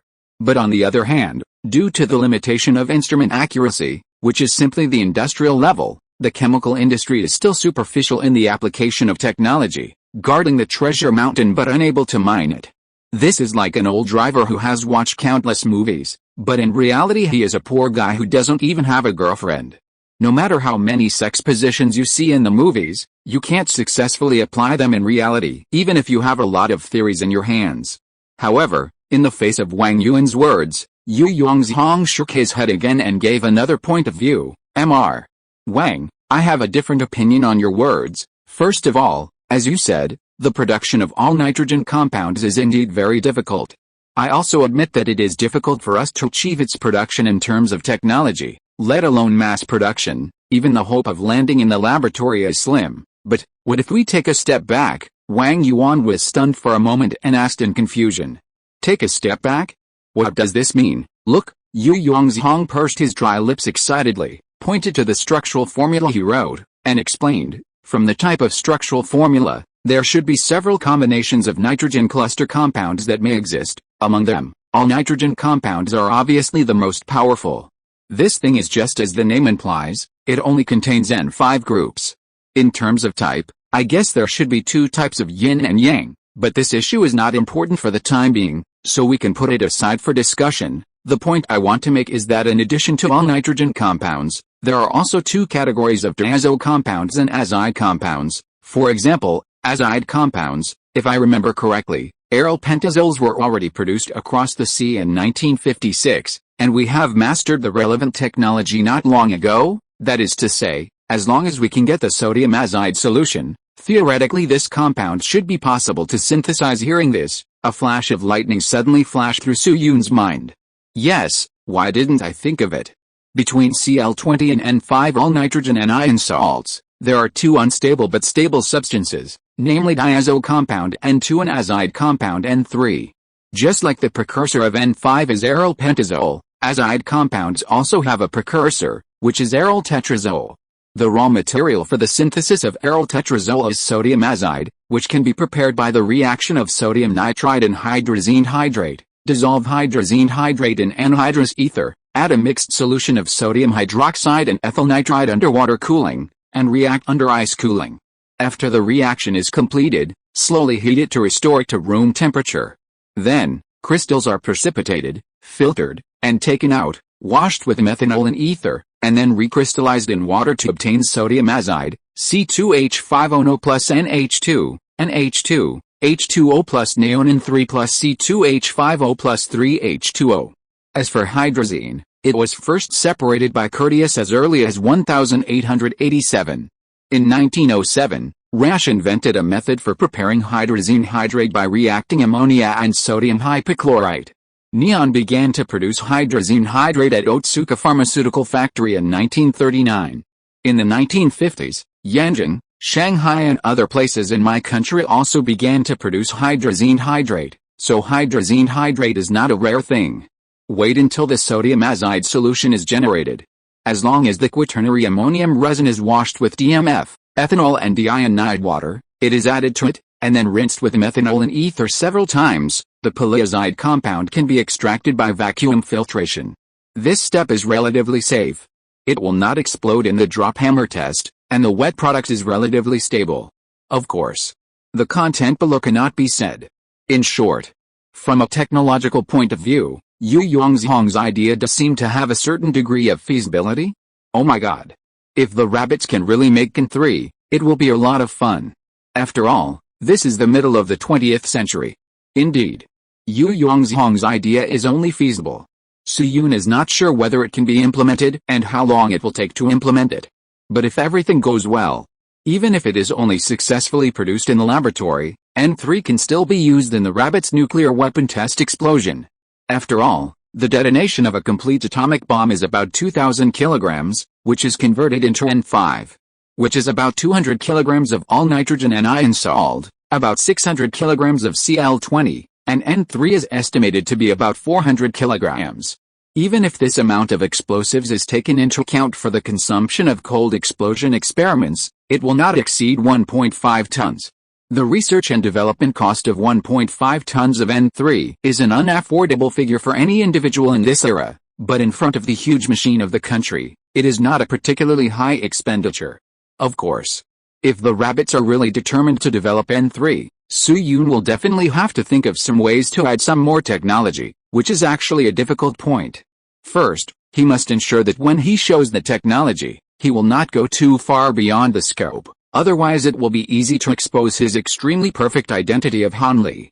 Secondly, Su Yun doubts whether the organization will pay attention to the ideas of Yu Yongzhong, Wang Yuan and others given their current status. This is not to say that the organization is short-term, but at present, Cl20 is enough for the rabbits to use for many years. Just like in the future when you buy a computer, 5,000 yuan is enough for daily use, 8,000 or even tens of thousands of yuan is not necessary, and many people will not be willing to spend that money. But if you know that Black Myth Wukong is about to be publicly tested, you might grit your teeth and buy a good configuration. Well, it's just a metaphor, please don't substitute it into reality. In short, it is precisely because of this reason that even if Lao Guo is present at the moment, this weight is not enough. Therefore, Su Yun had to think of a way to get at least two more big guys like Lao Guo down, such as Jin Wuxi or Li Ju. After all, it's impossible for a big guy from the capital to suddenly appear in front of Su Yun and listen to him tell the story again, right? Impossible, absolutely impossible. If such a thing could happen, Su Yun would chew on the axe that Lao Guo's teacher von Karman gave him, which was said to have been used by Maxwell, which Sun Junren chewed halfway and was snatched away by Yi Dezheng, which Yi Dezheng had not chewed twice and was snatched away by Jin Wuxi, and now Liu Basheng chewed it and sent it back to the base, and which is currently in Lu Guangda's mouth. Well, chewing with black soldier flies in front of the big guys. Afterwards, Su Yun talked with Yu Yongzhong and others about some things related to Cl20, and then left the basement with Lao Guo. It was exactly as Su Yun thought. Lao Guo only said that he would relay the relevant information to Li Ju, and did not take Su Yun to the factory office to report in person. In Lao Guo's opinion, Cl20 is the research and development focus of the base, and N3 can be decided by the capital. I don't know if it's a coincidence. After finishing the conversation with Yu Yongzhong and others, the base has a relatively rare period of calm. During this period, various projects of the base are moving forward steadily. Although there are not many phased results, there are no obvious problems. Su Yun also had a rare few days of leisure, and he had time to go fishing in Qinghai Lake again. The fish he caught was a rain boot, a bamboo hat, a snake and an abandoned grenade. But just like all novels except The Son-in-Law have a grand ending, no matter how peaceful the days are, they will be broken one day. 3 weeks later, September 25th of that year, the 76th day of Su Yun's time travel. Today, Su Yun, Lao Guo, Wang Gansheng, Cheng Kejia, Deu, Zhao Zhongjing and others, all gathered at the 7th branch of the base. As one of the branches at the front of the base, the 7th branch mainly undertakes radiochemistry and nutrient physics experimental functions. For example, Liu Yaocheng's chemical laboratory and the radioactive nuclear component research and development coordination team led by Wang Gansheng are here. In addition, the drug research and development team led by Lu Zhisan and Tu Luming is also in the factory area, each occupying a small building. However, Su Yun and others came to the 7th factory area today not to find the above project teams to inspect the project, but because they received a notice from Li Ju's assistant Zhou Ke not long ago. The tandem proton accelerator that Su Yun has been looking forward to has arrived at the base early this morning. This is also the link that Su Yun is most concerned about in the entire multi-party transaction. At the same time, this accelerator is also the largest transaction since Su Yun traveled through time. It can be said that throughout modern history, there are not many transactions that can reach this level. Not to mention that this accelerator can bring extremely huge benefits to the rabbits. Even in Su Yun's view, its importance is at the same level as the atomic bomb. After all, atomic bombs are often used as deterrent weapons. Perhaps a nuclear war will indeed break out in the future, but at least by 2023, the confrontation in the theoretical field will be more intense. For example, a piece of news about room temperature superconductivity has blown up countless monsters and demons. And now, Su Yun is going to uproot those monsters and demons in advance in this era.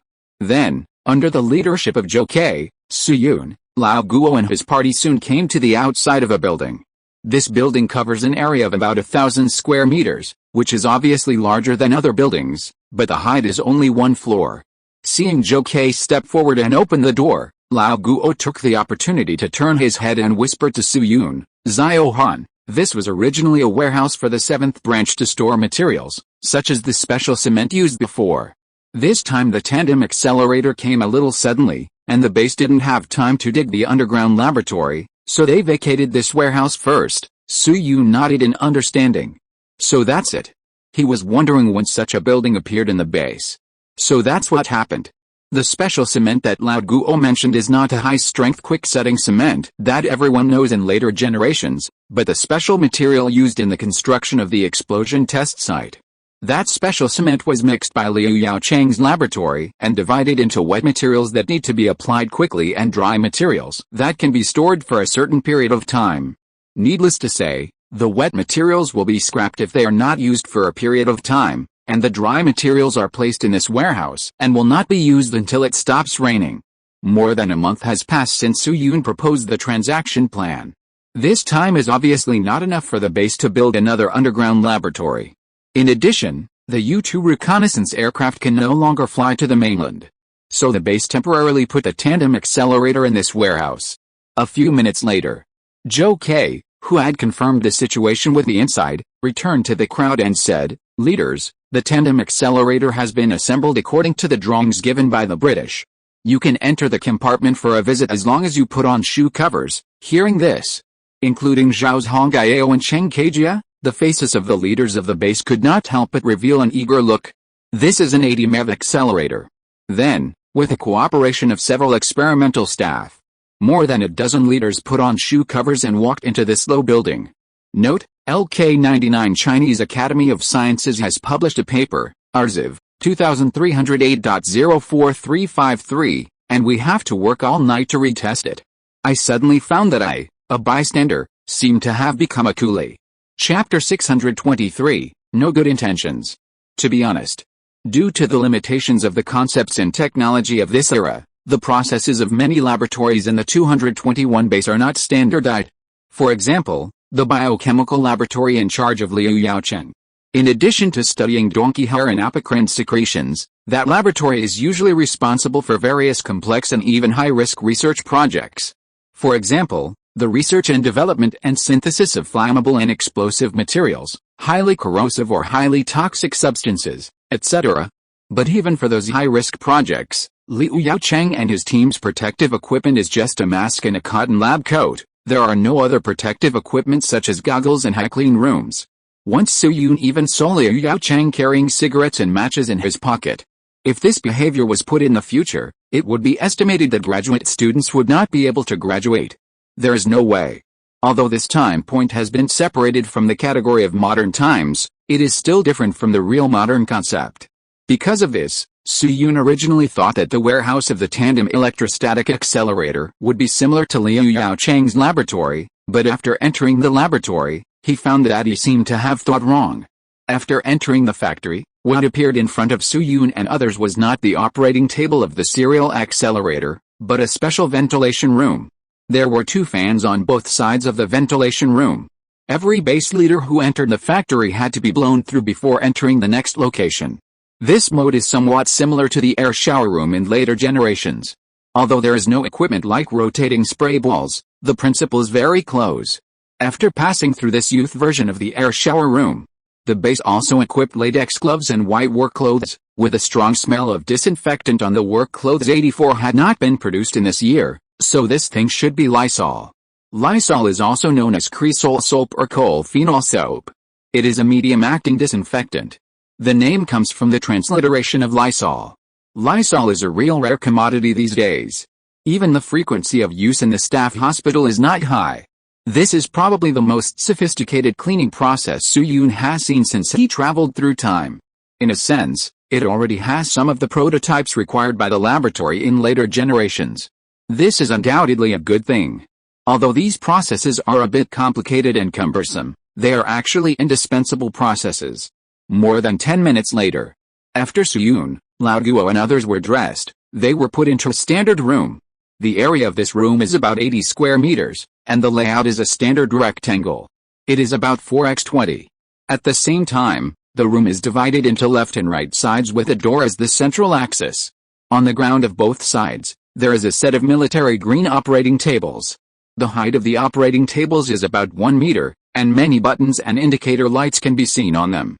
Behind the operating table is a piece of transparent glass, and on the other side of the glass is a huge device. This device is like a horizontally placed recorder. On the far left is a round chassis, and the area of the chassis exceeds all other structures.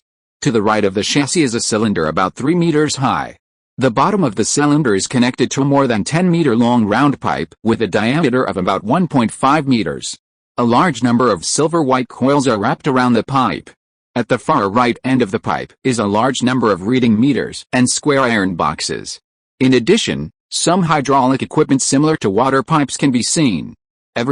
Seeing that everyone locked their eyes on this set of equipment as soon as they entered the room, Zhang Zhongjing, who had not spoken much before, spoke. "Comrades, let me formally introduce to you that this room we are in is the operating room specially prepared for this tandem accelerator. The two sets of equipment on the left and right sides of the room are the operating tables of the accelerator, which can perform operations such as timing, equipment startup, and command input. As for the equipment behind the operating room, that is, on the other side of the glass, it is naturally the main body of the accelerator." Hearing this, many leaders looked at the pipeline equipment behind the glass again.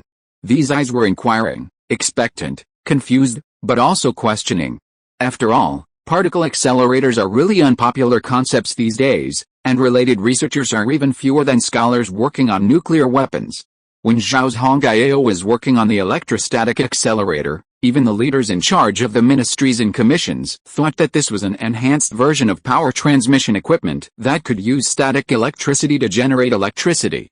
Therefore, it is normal that some leaders are now skeptical about the so-called accelerator can analyze the essence of the world. Compared with the complex emotions of other leaders, Su-Yun's eyes were purely curious.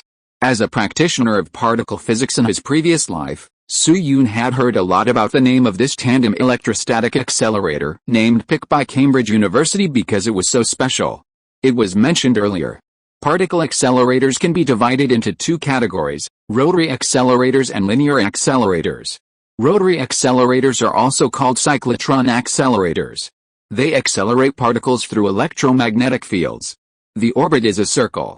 For example, the synchrotron accelerator of the LHC, the world's largest particle collider, is of this type. The linear accelerator is a straight line that uses electromagnetic fields and electron traps to accelerate particles. The history of linear accelerators can be traced back to 1931, when Van de Graaff invented the electrostatic accelerator, and the proton energy could reach 1.5 MeV. However, the history of the tandem accelerator is much later. It was not until the success of the negative ion source and the atomic stripping technology that the world invented the first tandem accelerator. If the electrostatic accelerator is regarded as Huawei Mate 30, then the tandem electrostatic accelerator is the pro version of Mate 30. Why is the PIC tandem accelerator special? Because before this accelerator was produced, the world's highest energy level tandem accelerator was only 13.4 MeV. At that time, there were about 7 or 8 devices at the 13.4 MeV level, all of which were in the 10 to 13 range. As a result, I don't know what the Cambridge University was thinking, but it came up with this accelerator that can reach 80 MeV. This is not the end. This accelerator is also the first device in human history to discover W and Z bosons, the first to verify J particles, and the first to complete magnetic field focusing. In a sense, this accelerator is equivalent to the iPhone 4 launched by Jobs that year, opening the prelude to a whole new field. Unfortunately, by 2023, this accelerator had been retired for many years, and Su-Yun had only heard of it but could not see its true appearance. Therefore, when this accelerator appeared in front of him, it was impossible for Su-Yun not to be curious. While Su-Yun was observing the accelerator, Li Ju raised his hand like a curious baby. "Comrades Hongao, I have a question. How does this particle accelerator you mentioned accelerate those particles? I heard Guangda and his team say that the lifespan of particles is generally very short when they were doing chain analysis. How do you ensure that particles can continue to exist?" After hearing what Li Ju said, Zhao Zhongjing and Wang Gancheng beside him looked at each other, and both of them smiled. As the head of the base's experimental department, Wang Gancheng had heard this question many times in the past. Then Zhao Zhongjing gave Wang Gancheng a look that said, "You go ahead," and Wang Gancheng began to give Li Ju a science lesson. "Director Li, the particle lifespan you mentioned actually refers to the existence time of the particles in the air. The particles in our particle accelerator mainly come from the ion source, which is injected into the acceleration pipe through the injector for high-speed movement, so the experiment can be completed before they decay. A negative ion beam is generated from the negative ion source, and injected into an acceleration tube of the tandem accelerator through the pre-acceleration and analysis magnets. Since the high-voltage electrode of the accelerator is positive and high voltage, it attracts the negative ions and the particles are accelerated once in the direction of the high-voltage electrode. When the negative ions enter the high-voltage electrode, they are transformed into positive ions with N charge units through the charge stripper, and then the positive ions enter the second acceleration tube, and are repelled by the positive high voltage and accelerated for the second time. After the two accelerations, the particles have obtained enough energy, and the lifespan does not exceed the decay time, so the experiment can be completed naturally. Su-Yun, who was standing aside, heard this and nodded in agreement. Particle lifespan. This is actually a concept that is easy to be misunderstood in particle accelerators. For example, when Su-Yun was writing a novel in his previous life, he also happened to write about the plot of the accelerator in the 1960s, so some readers expressed confusion. With the level of technology at that time, how were the particles preserved? This is actually a very serious mistake. Even in 2023, when Su-Yun traveled through time, most particles cannot be preserved for a long time. Note that the long term here is not a few days or hours, but seconds. It is extremely rare for Su-Yun to extend the life of isolated particles to more than 4 hours. It can probably only be seen in novels. Almost all particles used in particle accelerators are not stocks, but particles generated in real time by various means. Therefore, even for particle accelerators of this era, there is no problem of particle transportation and storage. It is not that the technology is immature, but that there is no such concept at all. After listening to Wang Gancheng's explanation, Li Ju touched his chin as if he understood. "So that's it. I understand. So that's the case." Lao Guo beside Su-Yun glanced at Li Ju and said, "You can pretend as much as you want." Then Zhao Zhongjing led everyone to the wall on the left, where a relatively simple accelerator structure diagram was hung. Zhao Zhongjing picked up a feathered duster from the table nearby and used it as a pointer to introduce the drawings. "Comrades, this is the accelerator structure diagram sent by Cambridge. We also assembled it according to this diagram. This tandem accelerator is a horizontal linear accelerator. Its structure is a high-voltage generator with an ion source, an accelerating tube, an analyzer, a voltage stabilization and control system, and a vacuum system. The terminal voltage of the accelerator is 15 megavolts, the height of the high-voltage generator is 3.2 meters, and the length of the accelerating tube is 17.6 meters. The high-voltage generator contains high-pressure gas with good insulation performance, and the insulating pillars are equipped with voltage divider rings and corona needle assemblies and other components. During the entire acceleration process, the positive ion beam generated by the positive ion source must first be converted into a neutral beam through a charge neutralization pipeline and injected into a two-stage tandem accelerator with a negative high-voltage electrode. It is not accelerated in the first accelerating tube. When the particles reach the inside of the high-voltage electrode, the neutral beam is converted into a negative ion beam by adding an electron channel. The first acceleration is completed in the second accelerating tube. The next two accelerations are completed by a two-stage tandem accelerator with a positive high-voltage electrode. Looking at Zhao Zhongjing, who was talking freely, Su-Yun's brows slightly frowned. There was nothing wrong with the principle, Zhang Zhongjing said. The tandem accelerator, as its name implies, is an electrostatic accelerator with multiple components connected in series. This type of tandem structure is commonly seen in 2 sections, and there are 3 or even 4 sections.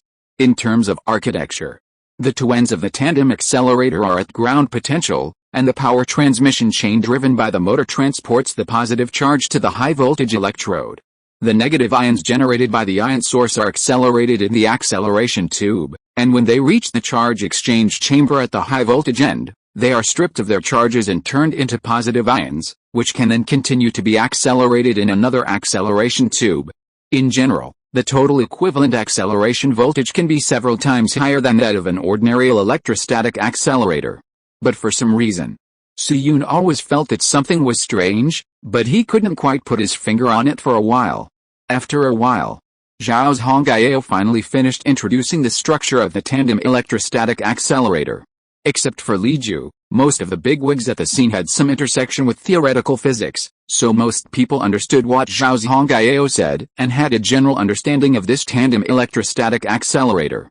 Seeing this, Zhang Zhongjing's disciple Cheng Kejia couldn't help rubbing his hands and said to Zhang Zhongjing, "Teacher, in this case, let's try to turn it on now."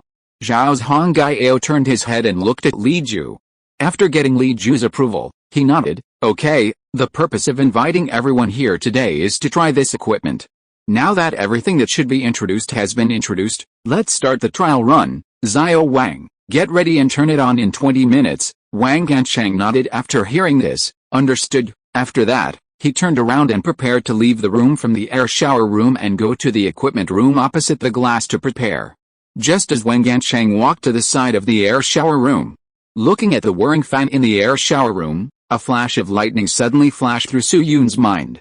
He suddenly held the handle of the wheelchair and shouted loudly, "Comrade Wengjing, please wait a moment." Wang Gansheng stopped and looked at Suyun blankly. "Advisor Han, is there anything I can do for you?" Suyun was silent for a few seconds, turned his head to confirm the diagram on the wall, then took a deep breath and said word by word, "Comrade Wengjing, you can't turn on the machine, because there is a problem with the drawing given by the British. Note, the experiment has reached the most critical time these days.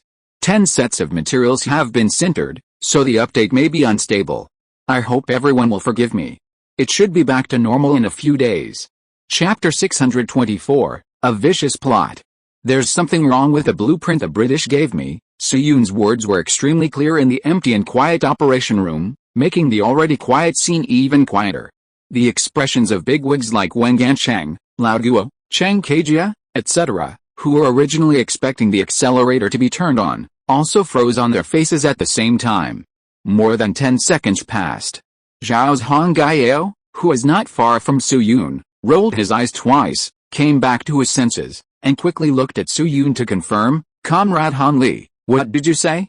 Is there a problem with the drawings given by the British?" Seeing that Wang Gansheng on the other side had stopped, Suyun also loosened the armrest of the wheelchair, turned his head and nodded to Zhao Zhongjing. "Yes, Director Zhao, if I'm not mistaken, the British should have done something on the drawings.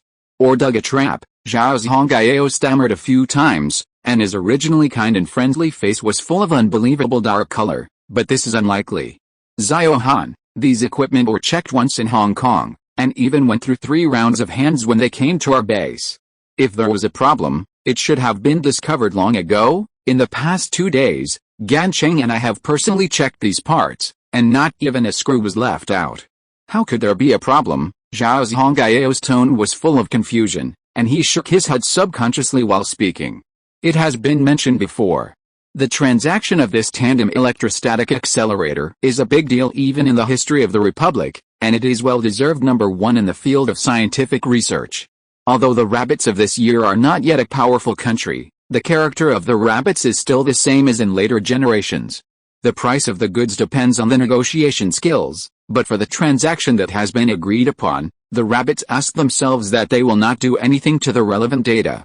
But on the other hand, it is one thing for them to have this character, but the rabbits are not so naive as to think that others will not do it if they don't do it. Therefore, for the entire transaction process, the rabbits did not relax at all from beginning to end. You know, Even the gas diffusion membrane machine that the bear supported to the rabbits was tampered with, let alone the European countries such as the United Kingdom.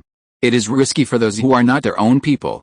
So after receiving the tandem electrostatic accelerator sent by the United Kingdom, the capital immediately organized a group of reliable experts to conduct an extremely careful inspection of these equipment components on the spot. The inspection process took 2 full days. Except for the parts that were welded so hard that they could not be separated, the rabbits turned every module upside down. The final result of this round of inspection was that there was nothing wrong with these parts, and they had not even been replaced. Then, on the night when the tandem electrostatic accelerator was delivered to the base, Zhao Zhongjing took Wang Gancheng and others to conduct a detailed inspection. At that time, Su Yun was doing some theoretical assistance work in the light nuclear group of Yumin, and Zhao Zhongjing and others had extremely rich experience in this kind of hardware inspection. After all, the first electrostatic accelerator in China was made by the old man. So he did not deliberately notify Su Yun. This round of inspection at the base also took 2 days, and the final result was still that there was no problem with the equipment. At that time, Wang Gancheng also complained to Zhao Zhongjing privately. He said that he did not expect the British to be quite gentlemanly in this transaction. He was a little mean-spirited. In order to show his respect, he was prepared not to criticize British food for 2 years. The result was unexpected. At this time, Su Yun actually said that the British had tampered with the matter. How could Zhao Zhongjing not be shocked? In a sense, Su Yun's words were a denial of the old man's business ability.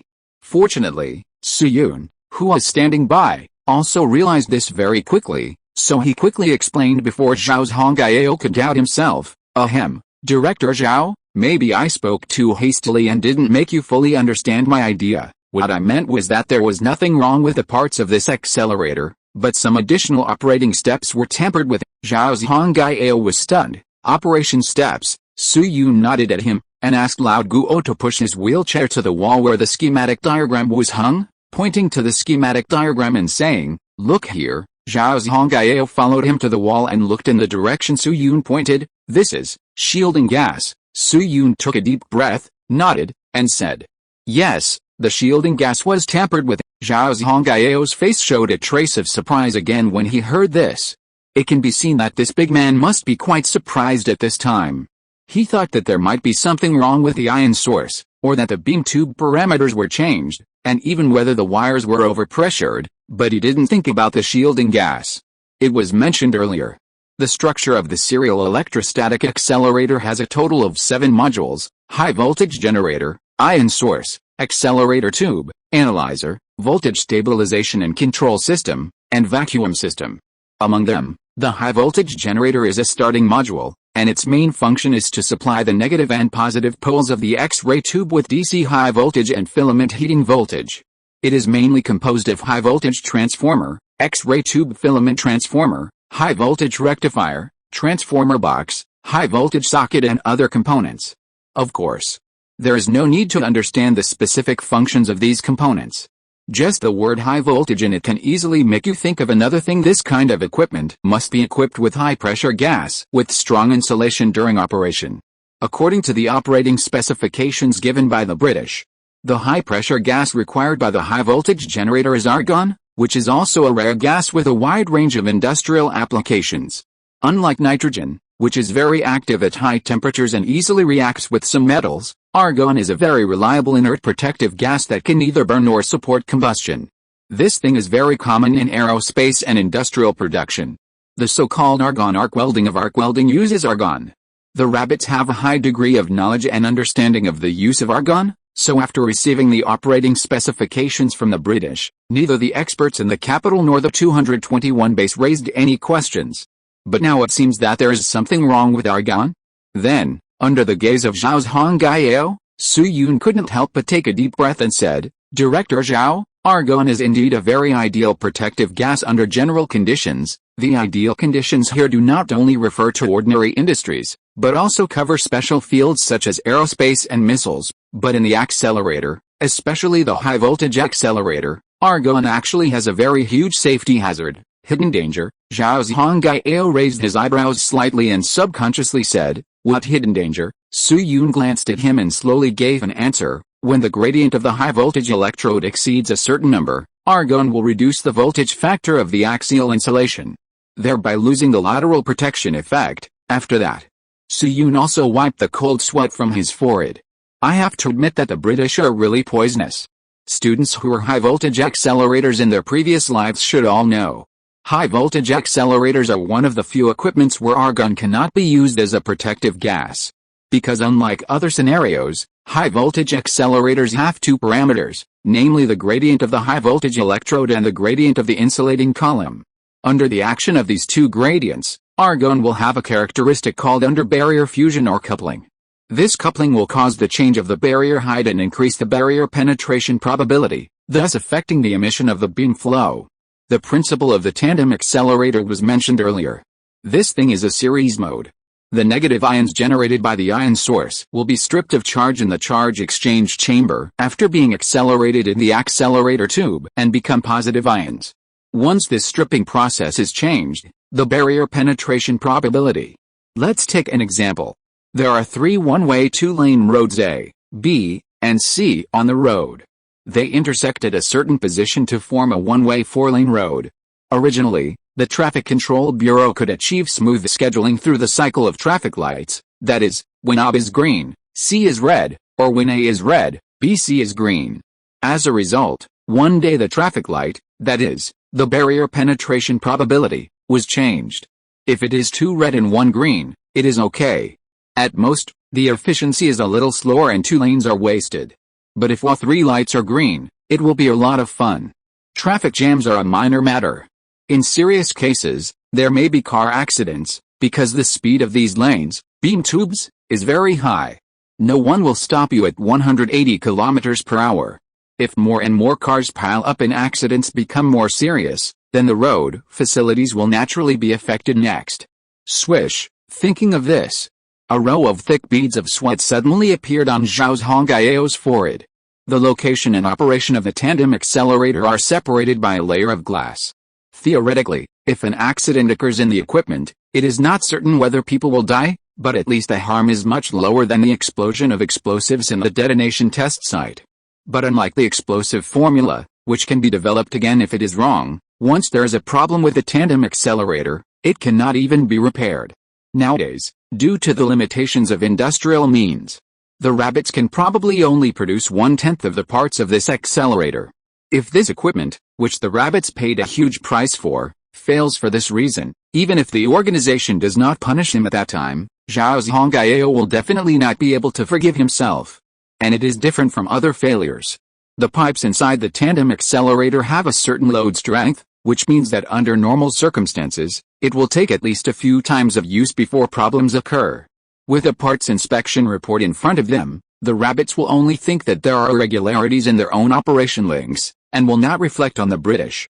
It will take at least 10 years for the rabbits to have the industrial capacity to produce such an accelerator, but what's the use of discovering the problem by then? This trick is really poisonous.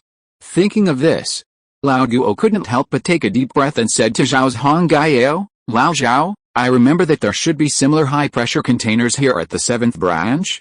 Can you do a simple experiment to verify Zhao Han's statement?" Zhao Zhongjiao nodded with a gloomy face, pointed to a certain direction and said, "Well, the capital sent our original equipment to the base this time. Although the accelerator no longer has the electrostatic analysis module, it is not difficult to test a high-pressure gas." The equipment Zhao Zhongjiao was talking about was the 2.5 MeV electrostatic accelerator assembled by the rabbits themselves, which was the instrument that was disassembled in order to assemble the meteorological Doppler radar. Now with the arrival of the Cambridge University accelerator, this accelerator without the electrostatic analysis module is no longer that useful. So after discussion, the organization thought that instead of putting it in the warehouse and waiting for the electrostatic analysis module to be assembled and used in the future, it would be better to transport it to the base. If there are problems with some small links of the Cambridge accelerator, such as deformation caused by collisions during transportation, it may be possible to use the original parts to fill in. However, the current situation is special, and this 2.5 MeV accelerator may have to be sacrificed. Of course. Seeing this, some students may have a question. That's not right. Since argon cannot be used as a protective gas, Why didn't Zhang Zhongjing and others discover it originally? The reason is very simple. The conditions for argon to fuse under the barrier are relatively high. For example, the electrode gradient must exceed 80 kV per centimeter. The original 2.5 MeV accelerator had an electrode gradient of only 14.6 kV per centimeter in normal operation. The rabbits regarded it as a treasure, so it was impossible for them to use the overloaded electrode to test its reaction. Not to mention that the current level of technology is not yet aware of the level of sub-base fusion. After all, it involves the spin of particles. This is like expecting Mendeleev to realize that hydrogen can become a non-metallic element with conductivity under high pressure when he was alive. This is obviously impossible. The site returned to reality. The warehouse where the 2.5 MeV accelerator was stored was not far from the scene, so Zhang Zhongjing quickly asked Wang Gancheng to do the inspection, and everyone stayed there and waited. Half an hour later, Wang Gancheng trotted back into the house, and as soon as he entered the door, he waved the document in his hand at Zhang Zhongjing. "Teacher, the results are out." Seeing that Wang Gancheng's face was flushed at this time, Zhang Zhongjing immediately guessed the result. "What's the matter, Xiao Wang? Is there really a problem with the argon gas?" Wang Gancheng took 2 breaths after hearing this, and nodded like a chicken pecking at rice. "Yes, after we increased the load voltage and formed a gradient difference, the argon gas did reduce the insulation effect. Perhaps it is because the load capacity of our equipment is not high." The beam tube exploded in less than 5 minutes, and the entire HUD module was damaged. Zhang Zhongjing was silent for a long time after hearing this, and finally waved his fist heavily. "Hey! These British guys." Zhang Zhongjing's action seemed to resonate with some people at the scene. A scholar who looked relatively young couldn't help but look at Li Ju and asked, "Director, those British guys treat us like this, can we fight back? For example, cancel the transaction." As soon as the words fell, Lao Guo at the side immediately shook his head and explained before Li Ju, "Forget about canceling the deal. We will hand over the meteorological Doppler radar technology to the other party when we receive the goods. This is the agreed information and goods. As for countermeasures, do you think the British will admit it? They can just throw up their hands and say, 'We don't even understand the nature of matter.'" The young man was silent. Indeed, the British did not tamper with the hardware this time. It is very troublesome to argue about the protective gas. If they don't admit it, you can't do anything about it. But just as Lao Guo shook his head inside, Su Yun's voice quietly rang in his ears. "Well, Engineer Guo, if you want to make the British pay a price, there is a way." Chapter 625 Counterattack. Unlike the previous sentence that there was a problem with the drawing. This time, after Su Yun said this, swish, within half a second, almost everyone at the scene turned their heads at the same time and locked their eyes on Su Yun in the wheelchair. The young scholar who asked if there was any countermeasure could not help but step forward and asked Su Yun impatiently, "Comrade Han Li, do you have a way to counter those British guys?" Su Yun nodded and affirmed, "Yes, tell the truth." As a rabbit with a good face, Su Yun originally didn't want to use this trick, but John Bull did it a little too much this time. "You know, the theory of argon gas under the barrier fusion will not be fully explained until 13 years later, which means that before that, the equipment has failed, and the rabbits don't even have the opportunity to do theoretical analysis to find out the cause. In this way, once the equipment has a problem, another situation will inevitably occur." The rabbits asked the British for help, using certain technologies and resources to exchange for a batch of brand new parts. This kind of transaction must be carried out at least 3 or 4 times before the rabbits may realize that the problem is not actually at the level of parts, and by that time John Bull has made a lot of money. This is also John Bull's true intention. Because whether it is the meteorological Doppler radar or the Donkey pulp film traded with Germany, they are both extremely tempting technologies. The rabbits can come up with 1 or 2, so who knows if they have more hidden? In a sense, John Bull just treats the rabbits as a self-service ATM machine. Even if they don't have the technology, they can extort a lot of money. Otherwise, the rabbits can only sit and watch this tandem electrostatic accelerator being scrapped. This behavior is obviously a little idea that John Bull came up with internally. Although the behavior is different from informing on the other side of the sea, the nature is even worse. After all, now that this tandem electrostatic accelerator has been shipped to the country, Under the premise that Gall does not disclose the neutron transport equation, it really doesn't have a particularly big impact on the other side of the sea to know about this. According to normal history, the other side of the sea will figure out the complete theory of Doppler radar next year. So even if John Bull really violated the agreement and leaked the secrets to the other side of the sea can't do anything in the face of established facts, can't just use nuclear bombs because of this. But this behavior is different now. Theoretically, the rabbits would have to pay at least 2 or even 3 technologies of the same level as the weather Doppler radar to find the problem, and the price would be too high. Therefore, Su Yun was also a little angry, which was unusual for him. Since you are unkind, don't blame me for being unjust. For a time traveler like Su Yun who came from the future, it is not difficult to find a way to make John Bull lose face. Then he looked up at the scene, pondered for a moment, and said to Li Ju and Lao Guo, "Director, Engineer Guo, can we go to the side and talk?" Li Ju was stunned when he heard this, but soon realized that Su Yun was probably going to throw out some secret information again, so he immediately replied, "Okay." Then he and Lao Guo pushed Su Yun's wheelchair to the side, and stopped at least 10 meters away from the others, and whispered, "Xiao Han, you can tell me what you think." Su Yun nodded when he saw this, and leaned close to Li Ju's ear and said, "Director, have you heard of the Cambridge twins?" Cambridge twins. Li Ju is a veteran of the last battlefield after all. He may not know much about the theoretical knowledge of nuclear weapons, but he is still very well informed about intelligence. "Xiao Han, are you talking about Donald McLean and Guy Burgess of John Bull?" Su Yun nodded. "That's right." In the future life where Su Yun traveled through time, when mentioning Cambridge University, many people must think of the famous Cambridge Five. The Cambridge Five are very important figures in the history of intelligence. Although they were born into aristocratic families, they were the most steadfast believers in the Red Army and volunteered to provide intelligence to the Russians all year round. They are Donald McLean, Guy Burgess, Harold King Philby, Anthony Brandt and John Kernchris. However, at this time, the last 3 of the Cambridge Five have not been exposed. Only Donald McLean and Guy Burgess were made public to the world 10 years ago. So the outside world called Donald McLean and Guy Burgess the Cambridge twins, and in the future they will develop into the 3 and 4, until the final 5. Thinking of this, Li Ju couldn't help but look at Lao Guo, and said speculatively, "Xiao Han, do you know other undercovers with the same mission as Donald McLean and Guy Burgess?" However, Su Yun shook his head and explained, "Director, you think too much? Not to mention that I don't know the list of colleagues of the Cambridge twins at all. Even if I know it, it's useless. They are undercovers in John Bull, although the information obtained by these undercovers is only given to the Russian bears and not to us. From the perspective of the camp, they are obviously friendly forces. If I make their information public, do you think I am taking revenge on Britain or repaying Britain?" Li Ju thought about it and agreed. The Cambridge twins provided a lot of precious information to the Russian bears in the early years. Although these information did not fall directly into the hands of the rabbits, their influence has more or less radiated to the rabbits. For example, 7 years ago, a European joint sanction occurred, and the rabbits relied on this information to receive some goods in advance. Otherwise the situation of the rabbits would be more difficult now. They are definitely not comrades, but they are still friendly forces.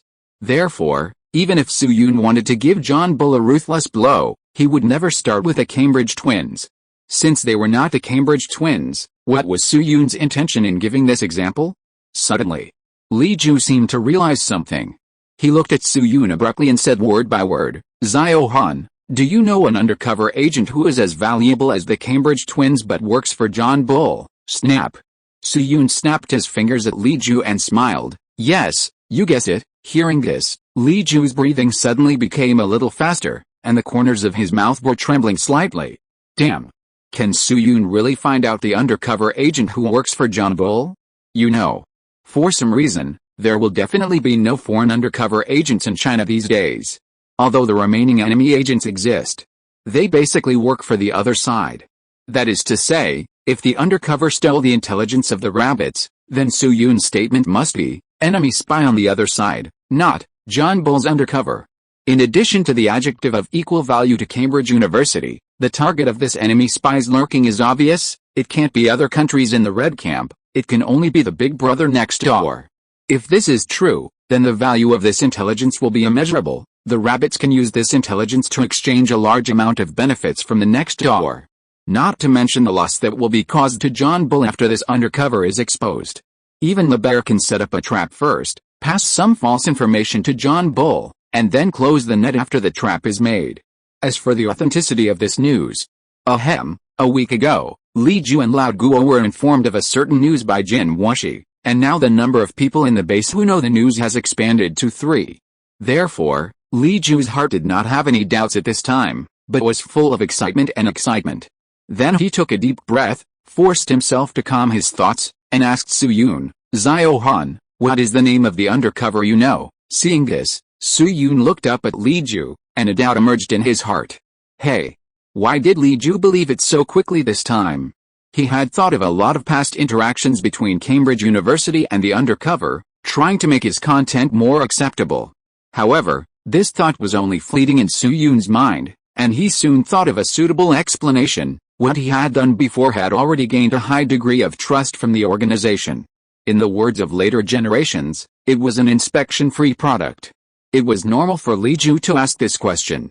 So he quickly put this doubt behind his mind, organized his words, and said to Li Ju, "Director, if I remember correctly, the name of the undercover should be Oleg Penkovsky. Of course, this is just a transliteration. It may also be Oleg Penkovsky, Oleg Penkovsky or Oleg Penkovsky. At present, his position should be the director of a department of the Russian Bear National Scientific Research Coordination Committee, or the Secretary General of the Secretariat. In short, the specific positioning still needs the capital or the Russian Bear to take action. Students who have been undercover should know. The undercover industry is highly confidential and dangerous, and the specific tasks performed by each person are different. But on the other hand, the original intentions of many people to engage in the undercover industry are nothing more than a few similar ones. Some people are short of money, and they fall into the temptation of money. Some people are LSPs and fall into the face of handsome men or beautiful women. In addition, there are righteous people with ideals and pursuits like the Cambridge Five. There are fewer but not none. However, in the history of human undercover, there is an undercover who is extremely special. He is the famous Oleg Penkovsky. He was born and raised in Russia. He was a colonel in the GRU and served as an adjutant to Sergei Volentsov. But such a promising Russian officer later became an undercover agent for John Bull, and the reason for his undercover work was extremely outrageous. His cat was killed by the Ministry of Internal Affairs. So this cat lover was completely disillusioned with Russia and thought that there was something wrong with the country and wanted to drag Russia to destruction. He took the initiative to contact John Bull 5 years ago and said that he could provide intelligence for free, but because he was too enthusiastic, John Bull thought he was a bait and refused. It was not until a year ago when the U-2 on the other side of the sea was shot down in Russia that Penkovsky found the best letter of surrender. After the other side of the sea investigated fruitlessly, he wrote a letter detailing the causes and consequences of the shooting down of the U-2, and several undercover businessmen handed it to the other side of the sea. This letter of surrender finally won the unanimous trust of both the other side of the sea and John Bull, so he became an extremely important chess piece for John Bull.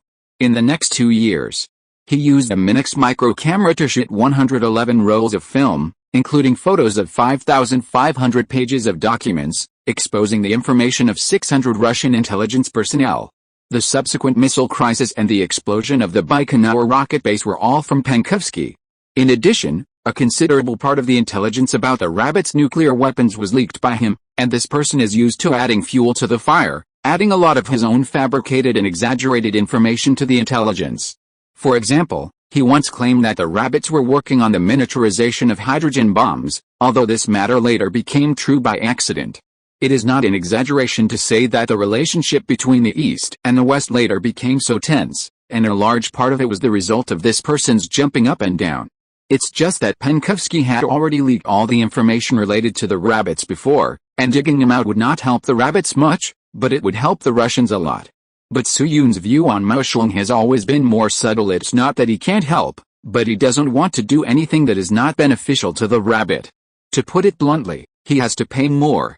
In addition, Su Yun has been worried that his little wings will fan out some big news since he crossed over, so he has always deliberately focused his attention on the country. But now that John Bull is going to be taught a lesson, Oleg Penkovsky can obviously be used. After all, he is not an undercover in the country, and there is no sensitive plot or possible 404 characters involved. Secondly, Oleg Penkovsky's affairs are public intelligence in later generations. The movie The Messenger, released in 2021, talks about this. Oleg Penkovsky is played by the famous Miller Nenez. In addition, CCTV and Tuan have made videos about Oleg Penkovsky. In a sense, this character is a DLC version of 007, no diplomatic plot involved. Please don't ask me to change the article. Oleg Penkovsky. Hearing the name given by Soo-yoon, Li looked at Lao Guo with sharp eyes, and the two nodded at the same time with great tacit understanding. Regardless of whether this person should be called Penkovsky, Pankovsky or Tchaikovsky, the information provided by Soo-yoon is enough for the rabbits and the bears to locate each other's real person. Maybe the bears can use this to follow the clues and give John Bull's undercover system a hard blow? After all, this kind of head undercover may not have much contact with other colleagues, and usually they are one-on-one contact. But his superior must be the core-level person in charge of the undercover system, and he must have something priceless in his hands. Of course, the above idea has a premise, that is, the price must be right. For example, food, industrial equipment, and nuclear submarines or cruisers seem to be pretty good. However, the content of this kind of negotiation is not something Soo-yoon is qualified or capable of being responsible for, and the big guys above will take care of everything. Afterwards, Li Ju had a brief conversation with Soo-yoon, and then the three of them returned to their original positions. Now that the chores are done, it's time to start up the serial accelerator.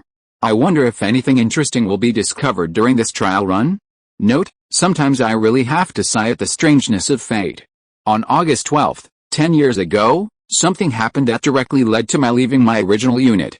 As a result, just when I was about to forget about it, something almost exactly the same happened yesterday. Yes, even the time was the same, August 12th, and a liar was hit by a car. I'm not the kind of person who likes to be sentimental for no reason, but I was really upset the whole night last night. Maybe this is a joke of fate.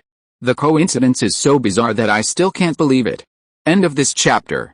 Thank you very much for reaching the end. Don't forget to like. Looking for more exclusive content and immediate access? Subscribe to our Patreon. Remember, every like, subscription, or donation encourages us to continue. Thanks to everyone. See you in the next video.